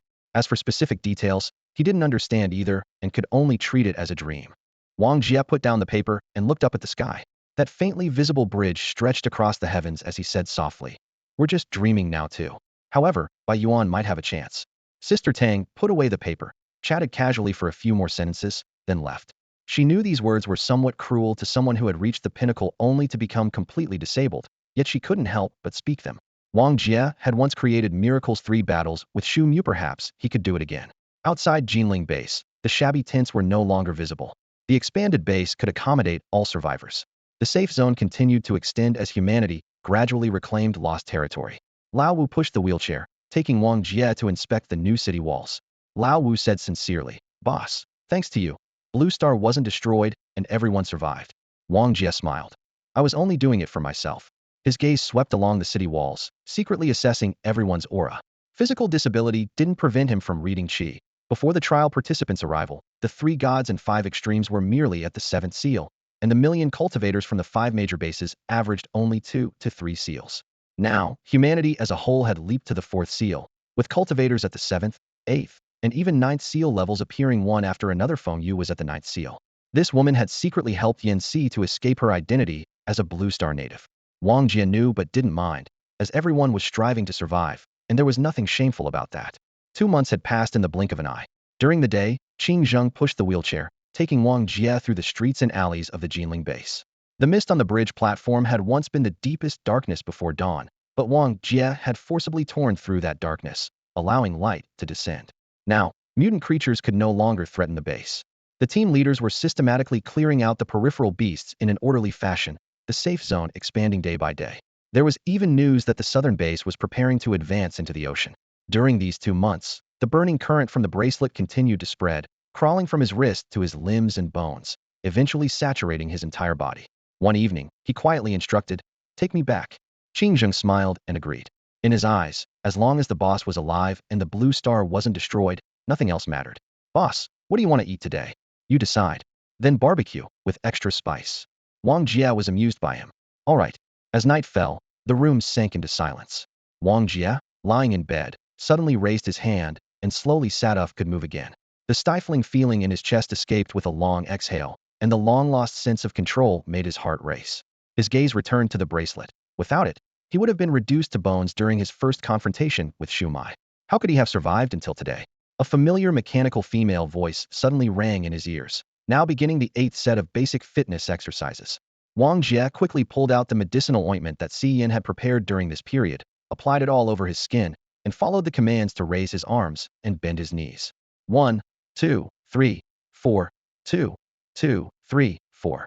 His bones felt like they were being hammered, his blood boiled like hot oil, blocked meridians were forcibly opened, and intense itching mixed with excruciating pain, as if his entire body was being dismantled and reassembled. It was more painful than when Shumai had crippled him last time, but he gritted his teeth and persevered. When the commands ended, he collapsed to the floor, sweat quickly soaking the ground. The tide-like agony gradually receded, replaced by a refreshing lightness throughout his body that made him want to lie there until dawn. Indeed, pain could be addictive. The greater the pain, the more satisfying the recovery. He rolled over and sat up, dragging his exhausted body to take a cold shower. The person in the mirror had paler skin and deeper pupils than before, but his cultivation was completely gone. The 8 seals had been thoroughly shattered. Fortunately, his strength remained. "Boss!" The door burst open as Qing Zheng rushed in. Wang Jia walked out of the bathroom, toweling his hair. "What is it?" Qing Zheng froze. "Boss, boss, you've recovered?" "No, I can just walk now." "What's with that expression?" At that moment, Old 5 and Old 9 also followed in. Qing Zheng scratched his head sheepishly. "I smelled something foul and thought the boss couldn't take care of himself, accidentally." Wang Jia was speechless. Although his body had recovered enough to walk, he wasn't in a hurry to make a public appearance. Having lost all his cultivation, he needed to be more cautious. Zuetian had once thrown their group of orphans into a fire pit merely to test something out. He would never forget that kind of cruelty. Late at night, Wang Jia sat by the window, his consciousness quietly sinking into his mental field. The surrounding scenery transformed, and he found himself standing on vast black soil. "It's been a while since I've been here." In the first field, 8 saplings were lush and green, corresponding to the star finger technique and stargazing sword method respectively. The second field remained barren despite trying various cultivation materials. There was no response. He still didn't know what could grow there. He crouched in front of the green sprout of the star finger technique, silently reciting the required materials. 1. Loser's will. 2. Villain's severed hand. 3. Sweet tears. 4. 10 marriage proposals. 5. Snow white canine teeth. He had already gathered the last 4 items, but he still didn't know what the loser's will was. During the decisive battle with Shuai on the altar, the thought suddenly struck him this was an attempt worth making. Wong Jia raised his hand to touch the cold stone surface, his thoughts flashing back like lightning to those 3 life and death duels. The first time, he lost decisively. The second time, he forced Shuai to reveal almost all his trump cards, yet was beaten to the brink of death. The third time, he barely managed to defeat his opponent thanks to the warm currents surging from his wrist guard. Otherwise, he would have been a corpse long ago. In a fair fight, all 3 battles would have ended in defeat. This was an ironclad fact. But what if he lost? He had never retreated. No matter how the trialists mocked and ridiculed him, he challenged them again and again. This stubborn refusal to accept fate was his loser's will. As this thought settled, the green sprouts in the field suddenly contracted. The tender shoots, each the size of a 5 coin, simultaneously burst with brilliant light. The radiance gathered in midair, forming a human shape that raised a finger and pointed the technique identical to the heaven and earth Luoxian finger. The moment that finger descended, Wong Jia saw stars churning before his eyes, felt a chill at his brow, and was knocked back several steps. When his vision cleared, all the 5 green sprouts had vanished, leaving only 3 tender shoots in the first field. He stood frozen in place, but the starfall finger technique had already been branded into his mind. This combat technique born from the field required no learning once generated. It was carved into his soul. Raising his hand to examine his fingertips, he calmly assessed. Could he actually perform it? When he first obtained the heaven and earth Luoxian finger, he had tried, but lacked the strength to even produce a shadow. Only after years of arduous cultivation could he barely succeed. As for the current starfall finger technique, not only now, but even at the peak of the 8th seal, he wouldn't dare attempt it. Hat move could kill, and it shouldn't belong to any realm within the 10 seals. Taking a deep breath, he suppressed his impulse for now and looked again at the first field. The starfall finger technique was temporarily unusable, but the stargazing sword style was different. Like the heaven and earth Luoxian finger, it required only 3 ingredients. Once he recovered to 7 seal cultivation, he could perform it, and the materials weren't particularly rare, just somewhat peculiar. Exiting that inner world, Wong Jia gazed up at the clear sky. The phantom of the martial hall had completely dissipated. The heavens were crystal clear, and the bridge leading to the unknown was faintly visible in the distance, yet always remained untouchable. The truly thorny problem lay before him: whether to continue cultivating seal power. The trialists called seal power binding force, a rapid advancement method specifically designed for battle slaves. With sufficient seal power, one could rush to the 10th seal in a short time. When Blue Star had no guidance, it took 10 years to produce a 7 seal expert. After the trialists' arrival, in just 1 year, Bai Yuan and others stepped into the 9th seal. If systematic teaching had been implemented from the beginning, 10 seal experts would certainly emerge in batches within 3 years. This was seal power's advantage: speed. But the price was losing the future, and no one could say exactly where the path would be severed. Since he had chosen to recultivate, he didn't want to walk the old road again. But if he didn't cultivate seal power, what else could he cultivate? No one could give him an answer. Cultivate chi? Chi could indeed combine with strength to enhance combat power, but he possessed no methods for strengthening chi either. Thinking of this, he felt his temples throbbing with pain. At this moment, Lianqin pushed the door open. I haven't had time to come and thank you properly. Since I was passing by on business, I thought I'd check on you. No need to thank me, was doing it for myself too. Wang Jia smiled in response, a phrase he had said to quite a few people. Lianqin smiled as well. She had changed, Wang Jia could tell. She was no longer as alluring and captivating as before. Despite having a daughter as grown as Lian Fei, Lianqin herself was barely 40, having given birth far too young.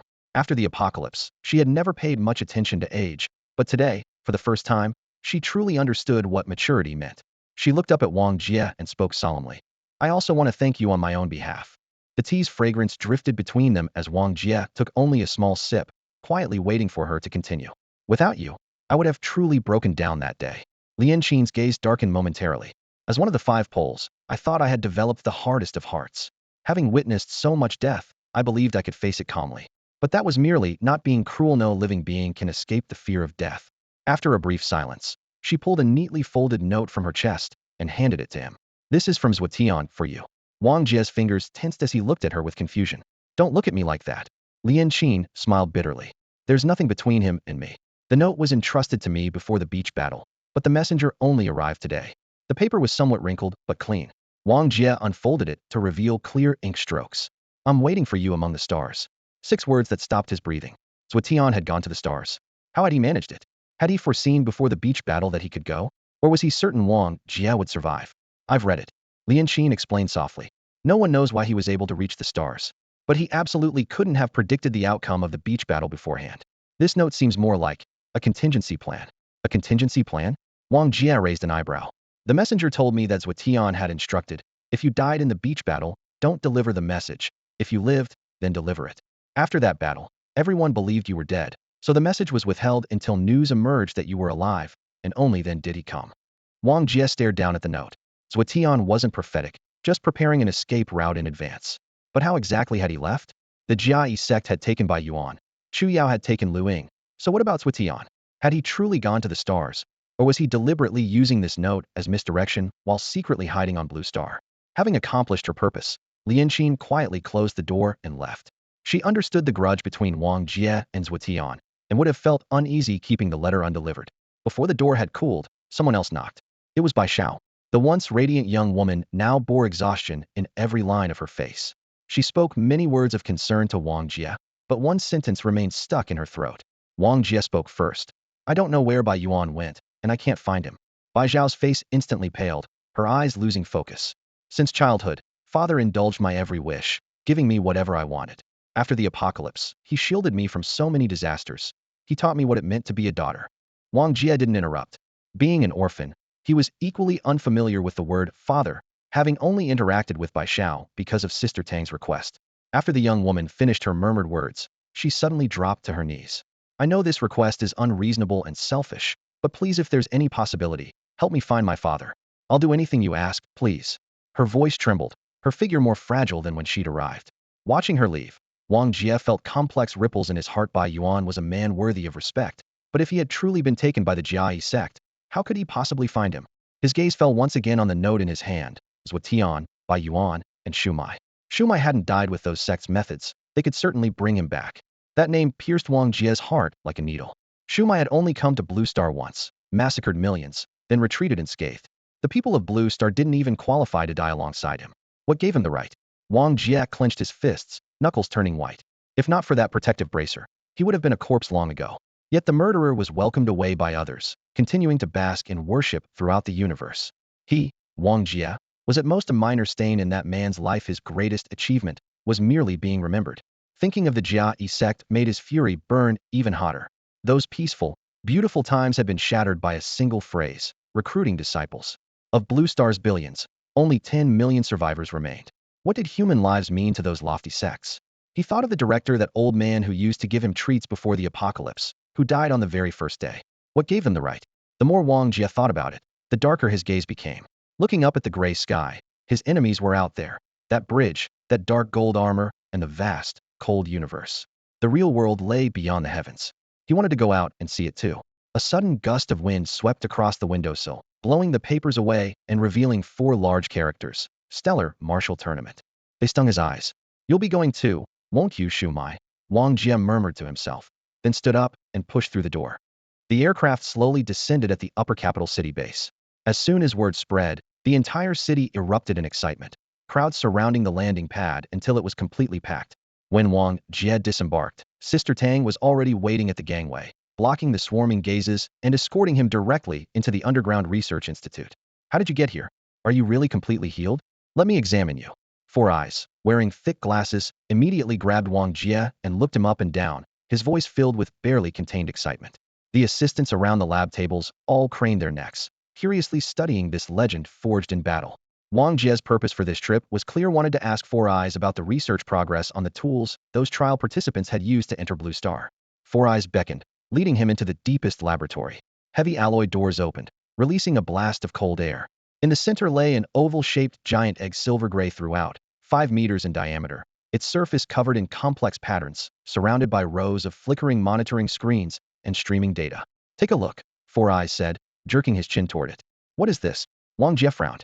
A spaceship, 4 Eyes said, adjusting his glasses. Wang Jia looked at 4 Eyes, then at the egg, then back again. Are you sure? Sister Tang explained from the side. That's how those trial participants arrived. Though they were thrown into Blue Star by external force, our doctor installed his own propulsion system inside the shell. Because it uses special materials, this thing can indeed be called a spaceship. It's just a bit small. If that material didn't have built-in power, building our own ship would take decades and be much larger. Four Eyes continued. To be precise, I didn't manufacture this, I borrowed it. This material naturally releases continuous power in vacuum. I just figured out how to focus and direct that power. Wong Jia had always known Four Eyes' capabilities. The mechanical eyes outside Geneling base remained undiscovered to this day. When the Jia sect destroyed only the weapons production lines, leaving other equipment intact, it was all thanks to Four Eyes' skill. Wong Jia even suspected Four Eyes might have witnessed ancient people researching technology in the Marshall Hall's illusions. It can indeed take off and truly enter space, Four Eyes said, his tone suddenly serious. But it has two fatal flaws. First, speed cannot be adjusted once ignited. Power output continues indefinitely. My so-called control only exists in that instant of activation. Second, it can't stop. Direction can be adjusted, but that requires enormous energy and advanced planning. You'll need lots of practice. Four Eyes patted the silver-gray shell and concluded solemnly. You can think of this thing as a thrown stone. Wong Jia looked at the eggshell and repeated the same question. This is supposed to be a spaceship? Four Eyes rubbed his messy hair and sighed. It has its downsides, sure, but also its advantage, at least it's sturdy. We've gathered almost every usable material from the vehicles those trial participants brought. I've embedded most of this rare outer shell material into this thing. Strictly speaking, what you've got here is more advanced than anything any trial participant ever rode in. Wong Jia reached out, his fingertips sliding across the cold, curved surface of the eggshell. Four Eyes continued persuading him. Kid, if you want to leave Blue Star, this is your only option right now. Either get on board, or stay here and wait for some alien civilization to discover us someday, then beg for a way out. Your choice. Fair warning though, throw a rock into a hurricane, and nobody can predict where it'll end up. The odds of dying are pretty high. Wong Jia frowned, but didn't let go. I'll take it. Sister Tang beside them gasped. Are you sure? Wong Jia nodded. He'd already decided before coming here that he had to leave Blue Star as enemies were out there. And more importantly, the universe was the greatest stage of all. He couldn't just stay trapped on Blue Star doing nothing. Since he knew there was excitement out there, why not go? Besides, the bracer was forcing his hand. He had no choice but to go to the Holy Star Bridge, or that person might actually be able to kill him through the bracer. The heat flowing through his wrist was growing more intense by the moment. To survive, he'd have to find a way to get the complete battle suit, however slim the chances might be. Since you managed to build this thing, you must have some confidence in it, right? Wong Jia stared at Four Eyes. Four Eyes grinned, showing his teeth. Now you're getting it. Come over here. The two men stood before the main console. Four Eyes pulled up a star map. In the past, Blue Star could barely detect any alien signals. But look at this now. Countless points of light flickered on the screen, like pinpricks piercing through black fabric. Four Eyes' expression grew unusually serious. Our position has changed. That hand moved Blue Star, the moon, even the sun relocated us far from our original coordinates. That's why Blue Star survived without being destroyed by the stakes. We don't know why it happened, but now alien civilizations aren't far from us. Once you take off, he pointed to a set of coordinates. Head in this direction, and you'll most likely encounter alien civilizations. I can't say whether that'll be good or bad for you. Wang Jia's heart tightened. So Blue Star's coordinates are exposed too. Exactly. We can see them, and they can see us. Four Eyes shrugged. But we've survived such terrifying events, what else could possibly make us despair? Besides, you have to go out there anyway, so you might as well scout ahead for us. If Blue Star really gets destroyed, at least you'll be carrying the torch. Wang Jia turned back to look at the crude spacecraft and nodded silently. Four Eyes would handle the final preparations for the ship, while Wang Jia needed to strengthen his body. Space contained vacuum pressure, radiation, and countless deadly substances. Only by enhancing his physical form could he adapt. This spacecraft could only guarantee he'd have air and food. Its functions were limited. With his current physical condition, he might not survive long enough to encounter any aliens. Four Eyes' warning forced him to start cultivating again, and it had to be Seal Power, the only worthwhile power system available on Blue Star. What came next was straightforward. Collect disaster materials, gather sky stones, and cultivate.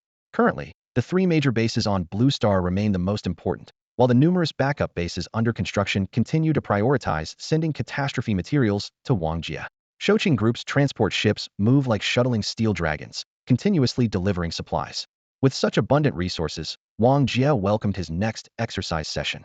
From single seal to 8 seals took merely one exercise session, achieving a qualitative leap that left all those in the know speechless at his astonishing recovery speed. What concerned him more was that his previously locked ultimate strength limit began to loosen. No way. Could it be that every near-death experience allows me to break through a limit? Logically, Shuai couldn't possibly be unaware of this. He shook his head, casting these complex thoughts aside, and continued cultivating, observing qi, practicing swordsmanship, and familiarizing himself with his constantly surging power. A month later, he broke through directly from 8 seals to 10 seals, while successfully reaching 90 times strength using catastrophe materials. This wasn't simply the result of seal power improvement without that third life and death battle with Shuai. He knew that even reaching 10 seals wouldn't necessarily break through the 90 times strength barrier, as his body had already approached its limits, just like when his seal power was destroyed, but his strength remained. Looking across Blue Star today, among those possessing 10 seal cultivation, only Wong Jia remained besides himself. Even Lian Qin, Sister Tang, and others were stuck at 9 seals, very close to 10 seals, yet never taking that final step. Rapid cultivation advancement required real combat integration, so he simply boarded an aircraft and began sweeping across Blue Star's mutated creatures, slaughtering the powerful variants that had emerged during this period, preparing for his imminent departure. Shu Mai's Great Massacre had once cleared out vast numbers of high-risk variants. Otherwise, humanity would still struggle to regain the initiative. Now that the trials had ended, Blue Star's major forces not only focused on cultivation, but also rebuilt hot weapon production lines, showing a thriving momentum. Wong Jia wanted to eliminate another batch of threats before leaving, giving Blue Star a relatively peaceful development period. Of course, with his individual strength, he could only deal with the most formidable variants. The rest would require cultivators to train themselves. He used combat detection devices to screen targets and rushed about tirelessly. Southern Base. The aircraft slowly descended, the alloy cabin door opened, and Wong Jia stepped out. Lian Fei was already waiting on the landing pad. Seeing his radiant appearance, her pretty face flushed slightly as she hurried forward. "Brother Wong, please come in." Wong Jia nodded. "Where's Lian Qin?" "Waiting for you inside the base." Lian Fei pursed her lips and glanced at him. After eating and drinking his fill, Wang Jia suggested he wanted to speak privately with Lian Qin. Lian Qin's expression seemed somewhat unnatural. The once decisive woman now felt rather constrained thinking about the possibilities between her daughter and Wang Jia, but ultimately couldn't refuse and dismissed the others. Seated without unnecessary pleasantries, Wang Jia got straight to the point. "Give me another swimsuit." Lian Qin was stunned. "That's too direct. Didn't I already give you one? Give me another one." "I don't have any in stock." "Then buy one now. Preferably something that can be worn immediately." Lian Qin rubbed her temples and smiled bitterly. "Wang Jia, I'm actually so much older than you. This isn't really appropriate." Wang Jia interrupted. "You're overthinking it. I'm asking for someone else." "For someone else?" Lian Qin raised an eyebrow. Wang Jia nodded, sighing inwardly. "For Green Sprout, though who knows what she wants it for." Lian Qin was speechless. This guy can't even lie properly. "Fine, just one, and don't come asking for more in the future." "We'll see." Wang Jia shrugged. He wasn't sure if Green Sprout would ask again, especially since he was about to leave for space and might not be able to deliver even if she did. By the way, he walked to the dining table, picked up a piece of steaming hot meat, and held it out to Lian Qin. Lian Qin was completely puzzled. "Take 5 bites, then give me the rest." Lian Qin stared at him blankly, feeling no emotional stirring with Wang Jia. This seemed perfectly normal. When she took the 5th bite as instructed, Wang Jia turned to look at the 3 green sprouts quietly placed on the table. The next moment, emerald light rippled out like water waves, and he exhaled deeply. Success. The stargazing sword style. The third material required the drinking rainbow sword style's 100 consecutive moves, which he could already perform. Light converged, and a sword pierced into Wang Jia's mind. After a brief moment of blankness, he froze in place, slowly raising his hand to grasp the ethereal blade. He immediately sensed subtle changes in the energy flow within his body. The new stargazing sword style required 3 materials and shared the same origin and power as the heaven and earth profound finger technique. He raised his sword toward the gray, overcast sky, his gaze penetrating the clouds to faintly glimpse countless twinkling stars. Each celestial body corresponded to the position of his next sword strike, dense with killing intent and significantly stronger than the rainbow drinking sword style. For the following half-month, he practiced the stargazing sword style day and night. After 15 days, when sword light fell into the experimental field beside the base, the soil churned and sprouted for emerald green shoots, the prototype of the new combat technique, sword step. For corresponding collection conditions also emerged in his mind. 1. Destroy a star using the stargazing sword style. 2. Craft an exquisite sword tassel. 3.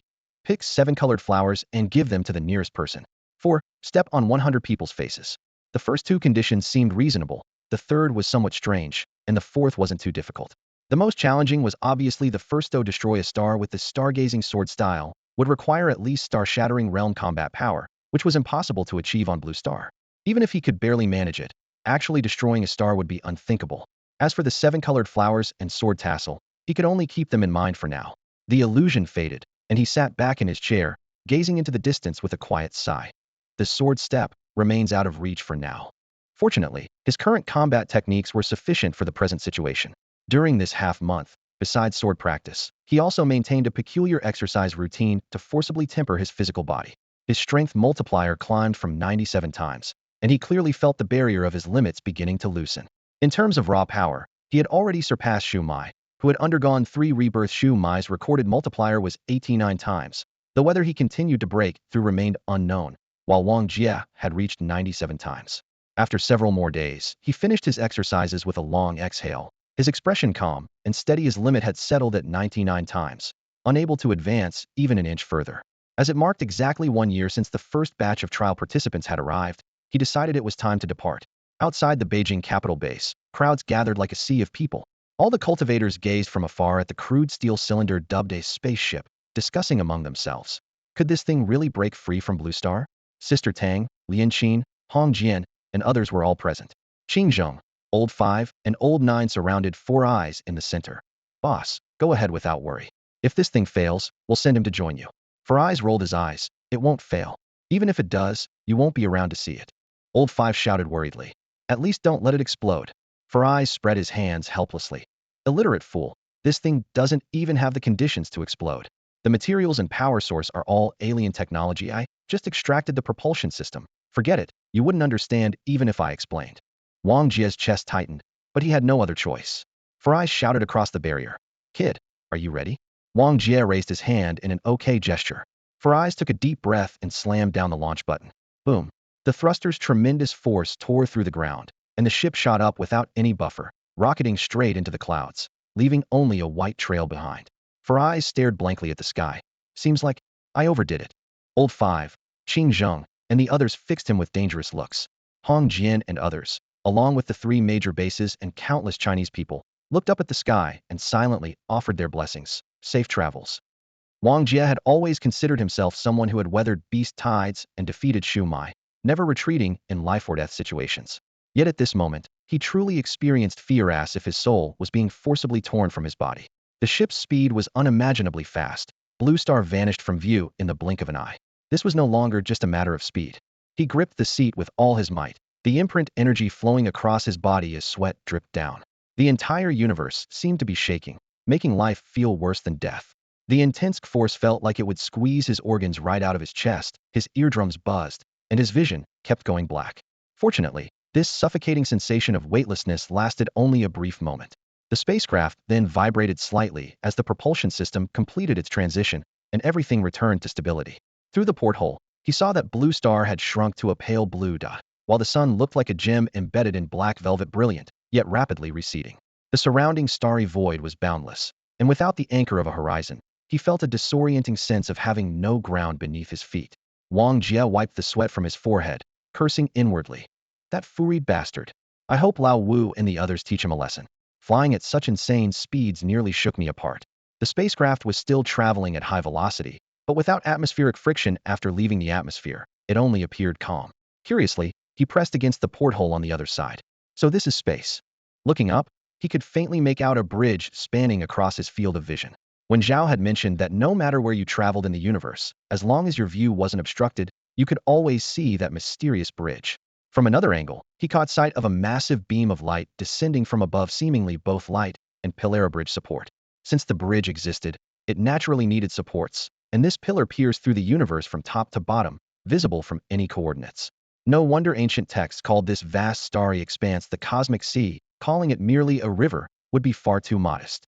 Lost in these wandering thoughts, Wang Jia gazed into deep space for days on end. The ship was stocked with enough food for 3 years, compressed nutrition blocks, and catastrophe materials to replenish imprint energy, so survival wasn't a concern. The only unknown was when they might encounter an alien civilization. According to 4 Eyes' calculations, at their current speed, they should reach the alien signal source within a year. After the novelty of the first few days was consumed by darkness and silence, he began cultivating. Unable to break through the 10 imprint realm, and with the star-breaking realm completely out of reach, he focused on controlling his qi.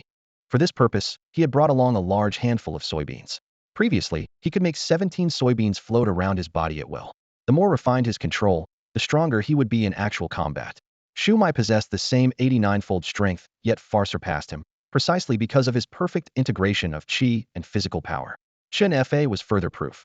Both at the 8 imprint level, Wong Jia could only fight him to a draw by relying on external aids, while Chen Fa had suppressed him using only his innate strength and Qin power.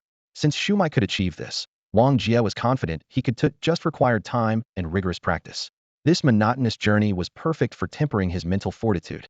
In the blink of an eye, 2 months passed, and the soybeans floating before him had increased to over 40, each one steady as a nail. He exhaled a breath of stale air, preparing to continue his precise control training. Suddenly, an invisible tremendous force swept in from the side, twisting the entire spacecraft like a spinning top and hurling it in another direction. The battle power detector blared warnings, red lights flashing. Wong Jia tumbled around the cockpit, finally managing to grab the seat restraints, his chest aching from the impact. Through the porthole, he caught a glimpse of something massive sweeping past before disappearing into the darkness in an instant. Was that a giant beast? The detector reading froze, 303,219. Wong Jia stood there stunned. A battle power exceeding 300,000? What kind of concept was this? When Four Eyes had previously dismantled the detector and accessed its historical records, the highest known value on Blue Star was only 7,800, from a deep-sea behemoth slain by Shuai. As for Shumai's own battle power, the detector couldn't measure it, just like with Wong Jia's. However, even if they could measure it, it would never exceed 10,000, because breaking 10,000 combat power represented the star-breaking realm, which they had learned from captured trial participants. At this moment, the detector's numbers instantly jumped to 300,000. Wong Jia felt a chill run down his spine. That colossal beast that had swept past the spacecraft registered such an absurd level of combat power, yet he hadn't even caught a glimpse of its outline. Removing the detector, he cursed under his breath. Can this thing really measure 300,000? Did Four Eyes modify it for me? Or could it always do this? Damn it. He looked up at the Port Halith ship's course was being forcibly dragged away from its intended direction.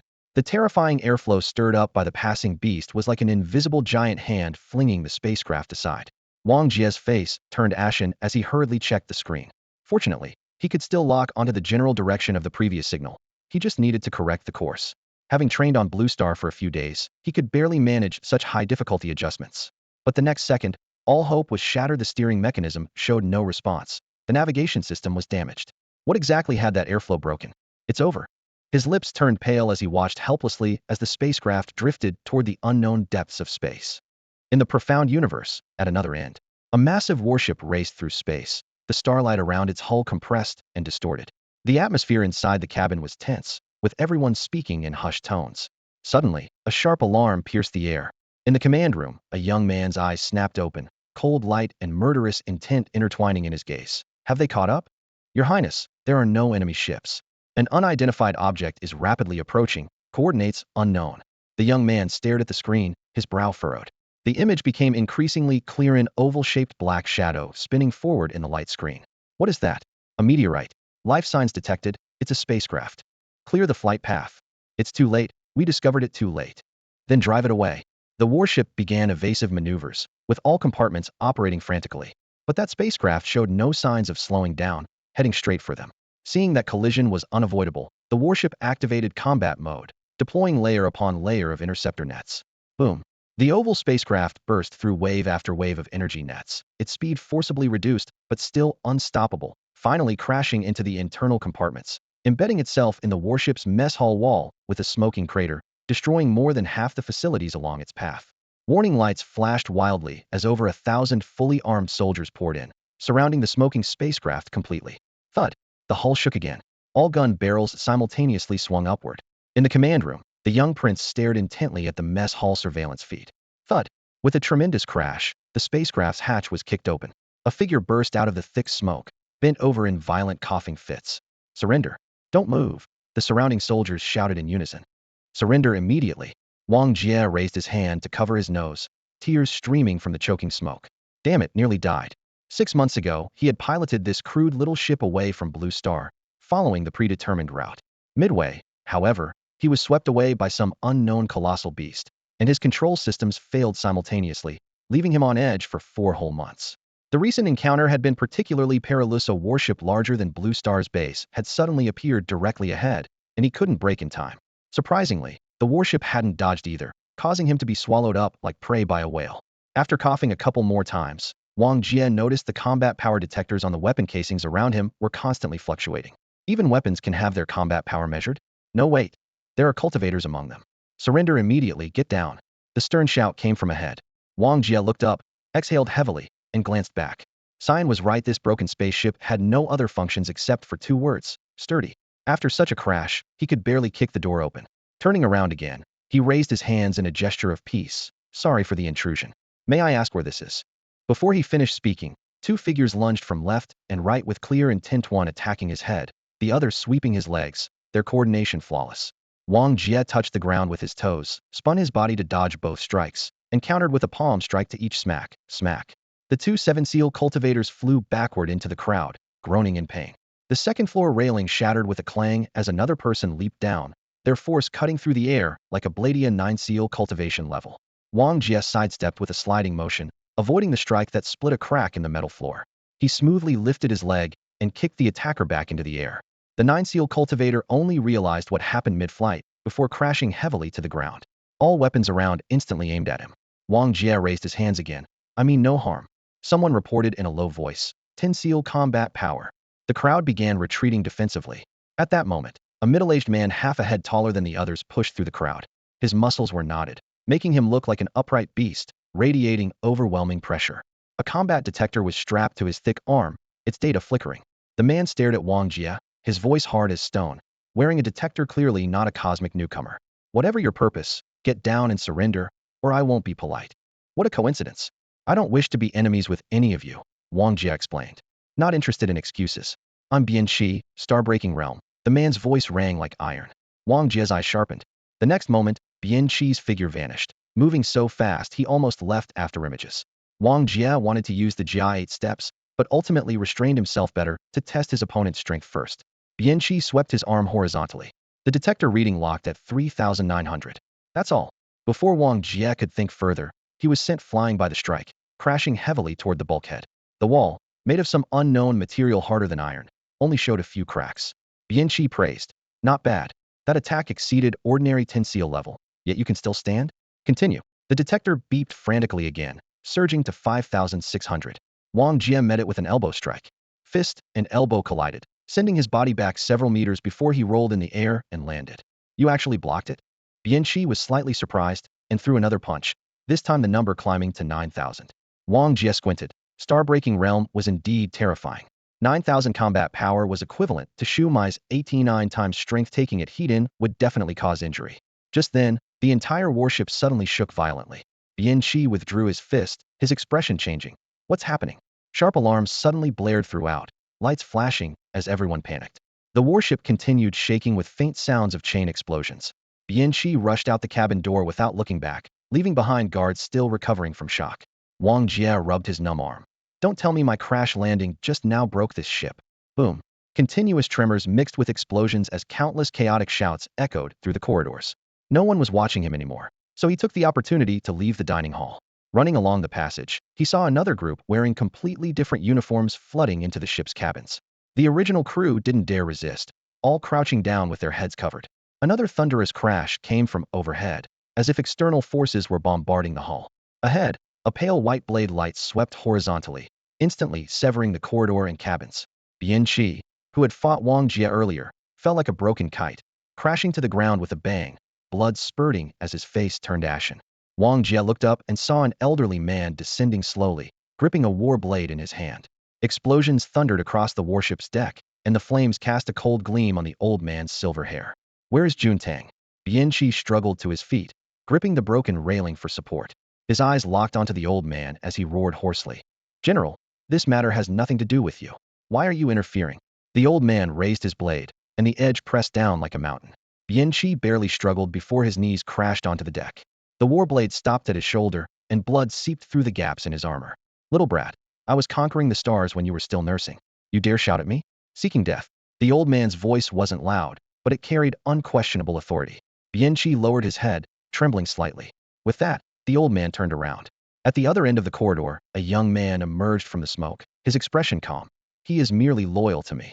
Please don't blame him, General. Juntang, at your service. Greetings, General. The surviving soldiers around them knelt on one knee in unison, their armor plates clanging with a deep resonance. Seeing this, Wang Jia hurriedly followed suit and bowed. The elder sheathed his blade and looked at Jun Tang with a sigh. I don't want to meddle in royal affairs, but an old friend's dying wish compels me to act this once. Your inheritance rights have been stripped. Why continue fighting with that girl? I'm not the one fighting. She won't let me go, Jun Tang replied calmly. Right or wrong, I don't care. Let's go. The elder turned, as if the matter was settled. Will the general only intervene this once? Jun Tang pressed. The old man's gaze was profound as he nodded slightly. Jun Tang showed a relieved smile and bowed. Understood. I'll leave with you immediately. Wang Jia was acutely aware that he didn't even qualify to resist forget the general. Even Bianchi alone could crush him. The warship's heavy cannons and cultivators could end his life with a casual strike. That Jun Tang also emanated the same pressure as Bianchi. Clearly both were star-breaking realm powerhouses. It turned out that star-breaking realm cultivators were surprisingly common in this universe. Ever since Four Eyes failed to stabilize the power extraction, his streak of bad luck had begun. Now, wearing heavy shackles, he was being transported to a desolate planet to begin a life of hard labor mining, treated directly as a rebel. The outside world was celebrating the formal coronation of some new emperor, while he and Jun Tang's group were exiled to this place. The planet's sky was perpetually gray and dark.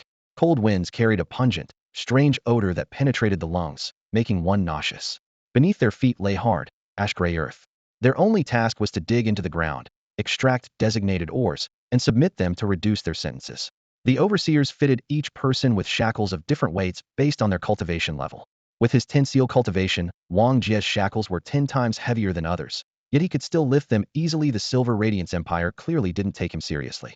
Bian Qi fared much worse. His shackles were 10 times heavier than Wang Jia's, his astral power was sealed, and he'd been injected with drugs that clouded his mind. This special treatment for star-breaking realm cultivators. In the mine tunnels, the constant clinking and clanking of pickaxes echoed endlessly.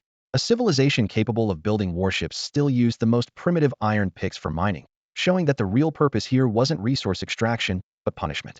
Wang Jia worked silently alongside the others, submitting his extracted ore piece by piece, and carefully recording the weight. He mined neither too much nor too little, wanting to understand the environment first. Within 2 days, the situation changed. He encountered bullying. You, and you hand over all your ore. Bian Qi raised his hand to point out people in the crowd, his gaze finally settling on Wang Jia. Today, everyone's or had to be surrendered to Jun Tang, the former prince of the Silver Glory Empire who would collect everything and turn it in.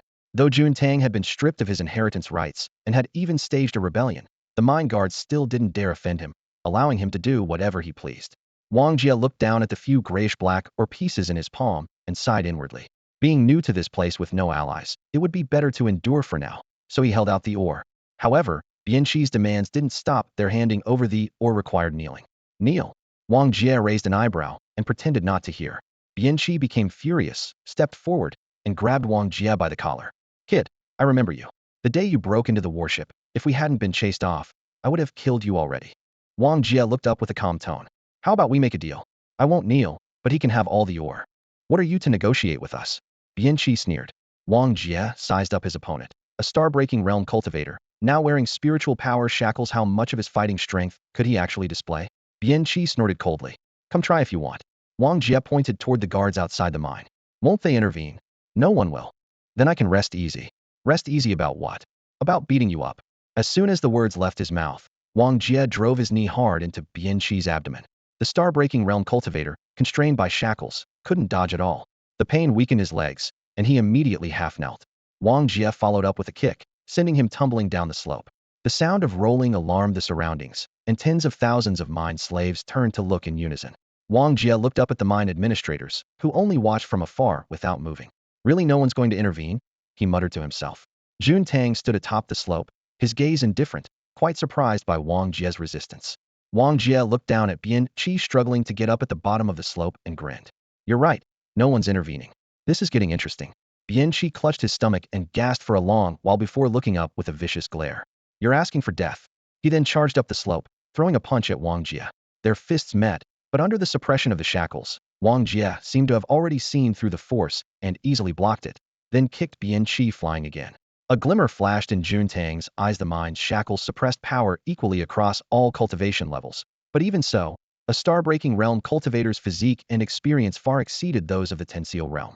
This stranger could actually suppress Bian Qi hidden, making him a top expert even among 10-seal realm cultivators. Bian Qi refused to give up and charged again. Wang Jia kicked him away again, finally stepping on his face. Sword step material number 1. Step on 100 people's faces. First piece of material acquired. Wong Jia counted silently. Attack. Everyone attacked together. Bianchi angrily called for his companions. Wong Jia showed no mercy, beating up anyone who came at him while keeping an eye on the guards outside the mine. If they dared to intervene, he would immediately submit, since this was their territory after all. But for some reason, no matter how big the commotion got, no one interfered. Large numbers of people were knocked down by him one after another, with groans rising and falling across the ground. Wang Jia's gaze finally locked onto Jun Tang, who was also at the star-breaking realm. Jun Tang remained calm, quietly watching as Wang Jia beat down a group of people and then stepped on their faces one by one. That's all for today. Thank you so much for watching. I hope you guys enjoyed. If you wish to have another part of this recap, please give us at least 1,000 likes. Please don't forget to comment and subscribe to our channel for more content like this. Until next time.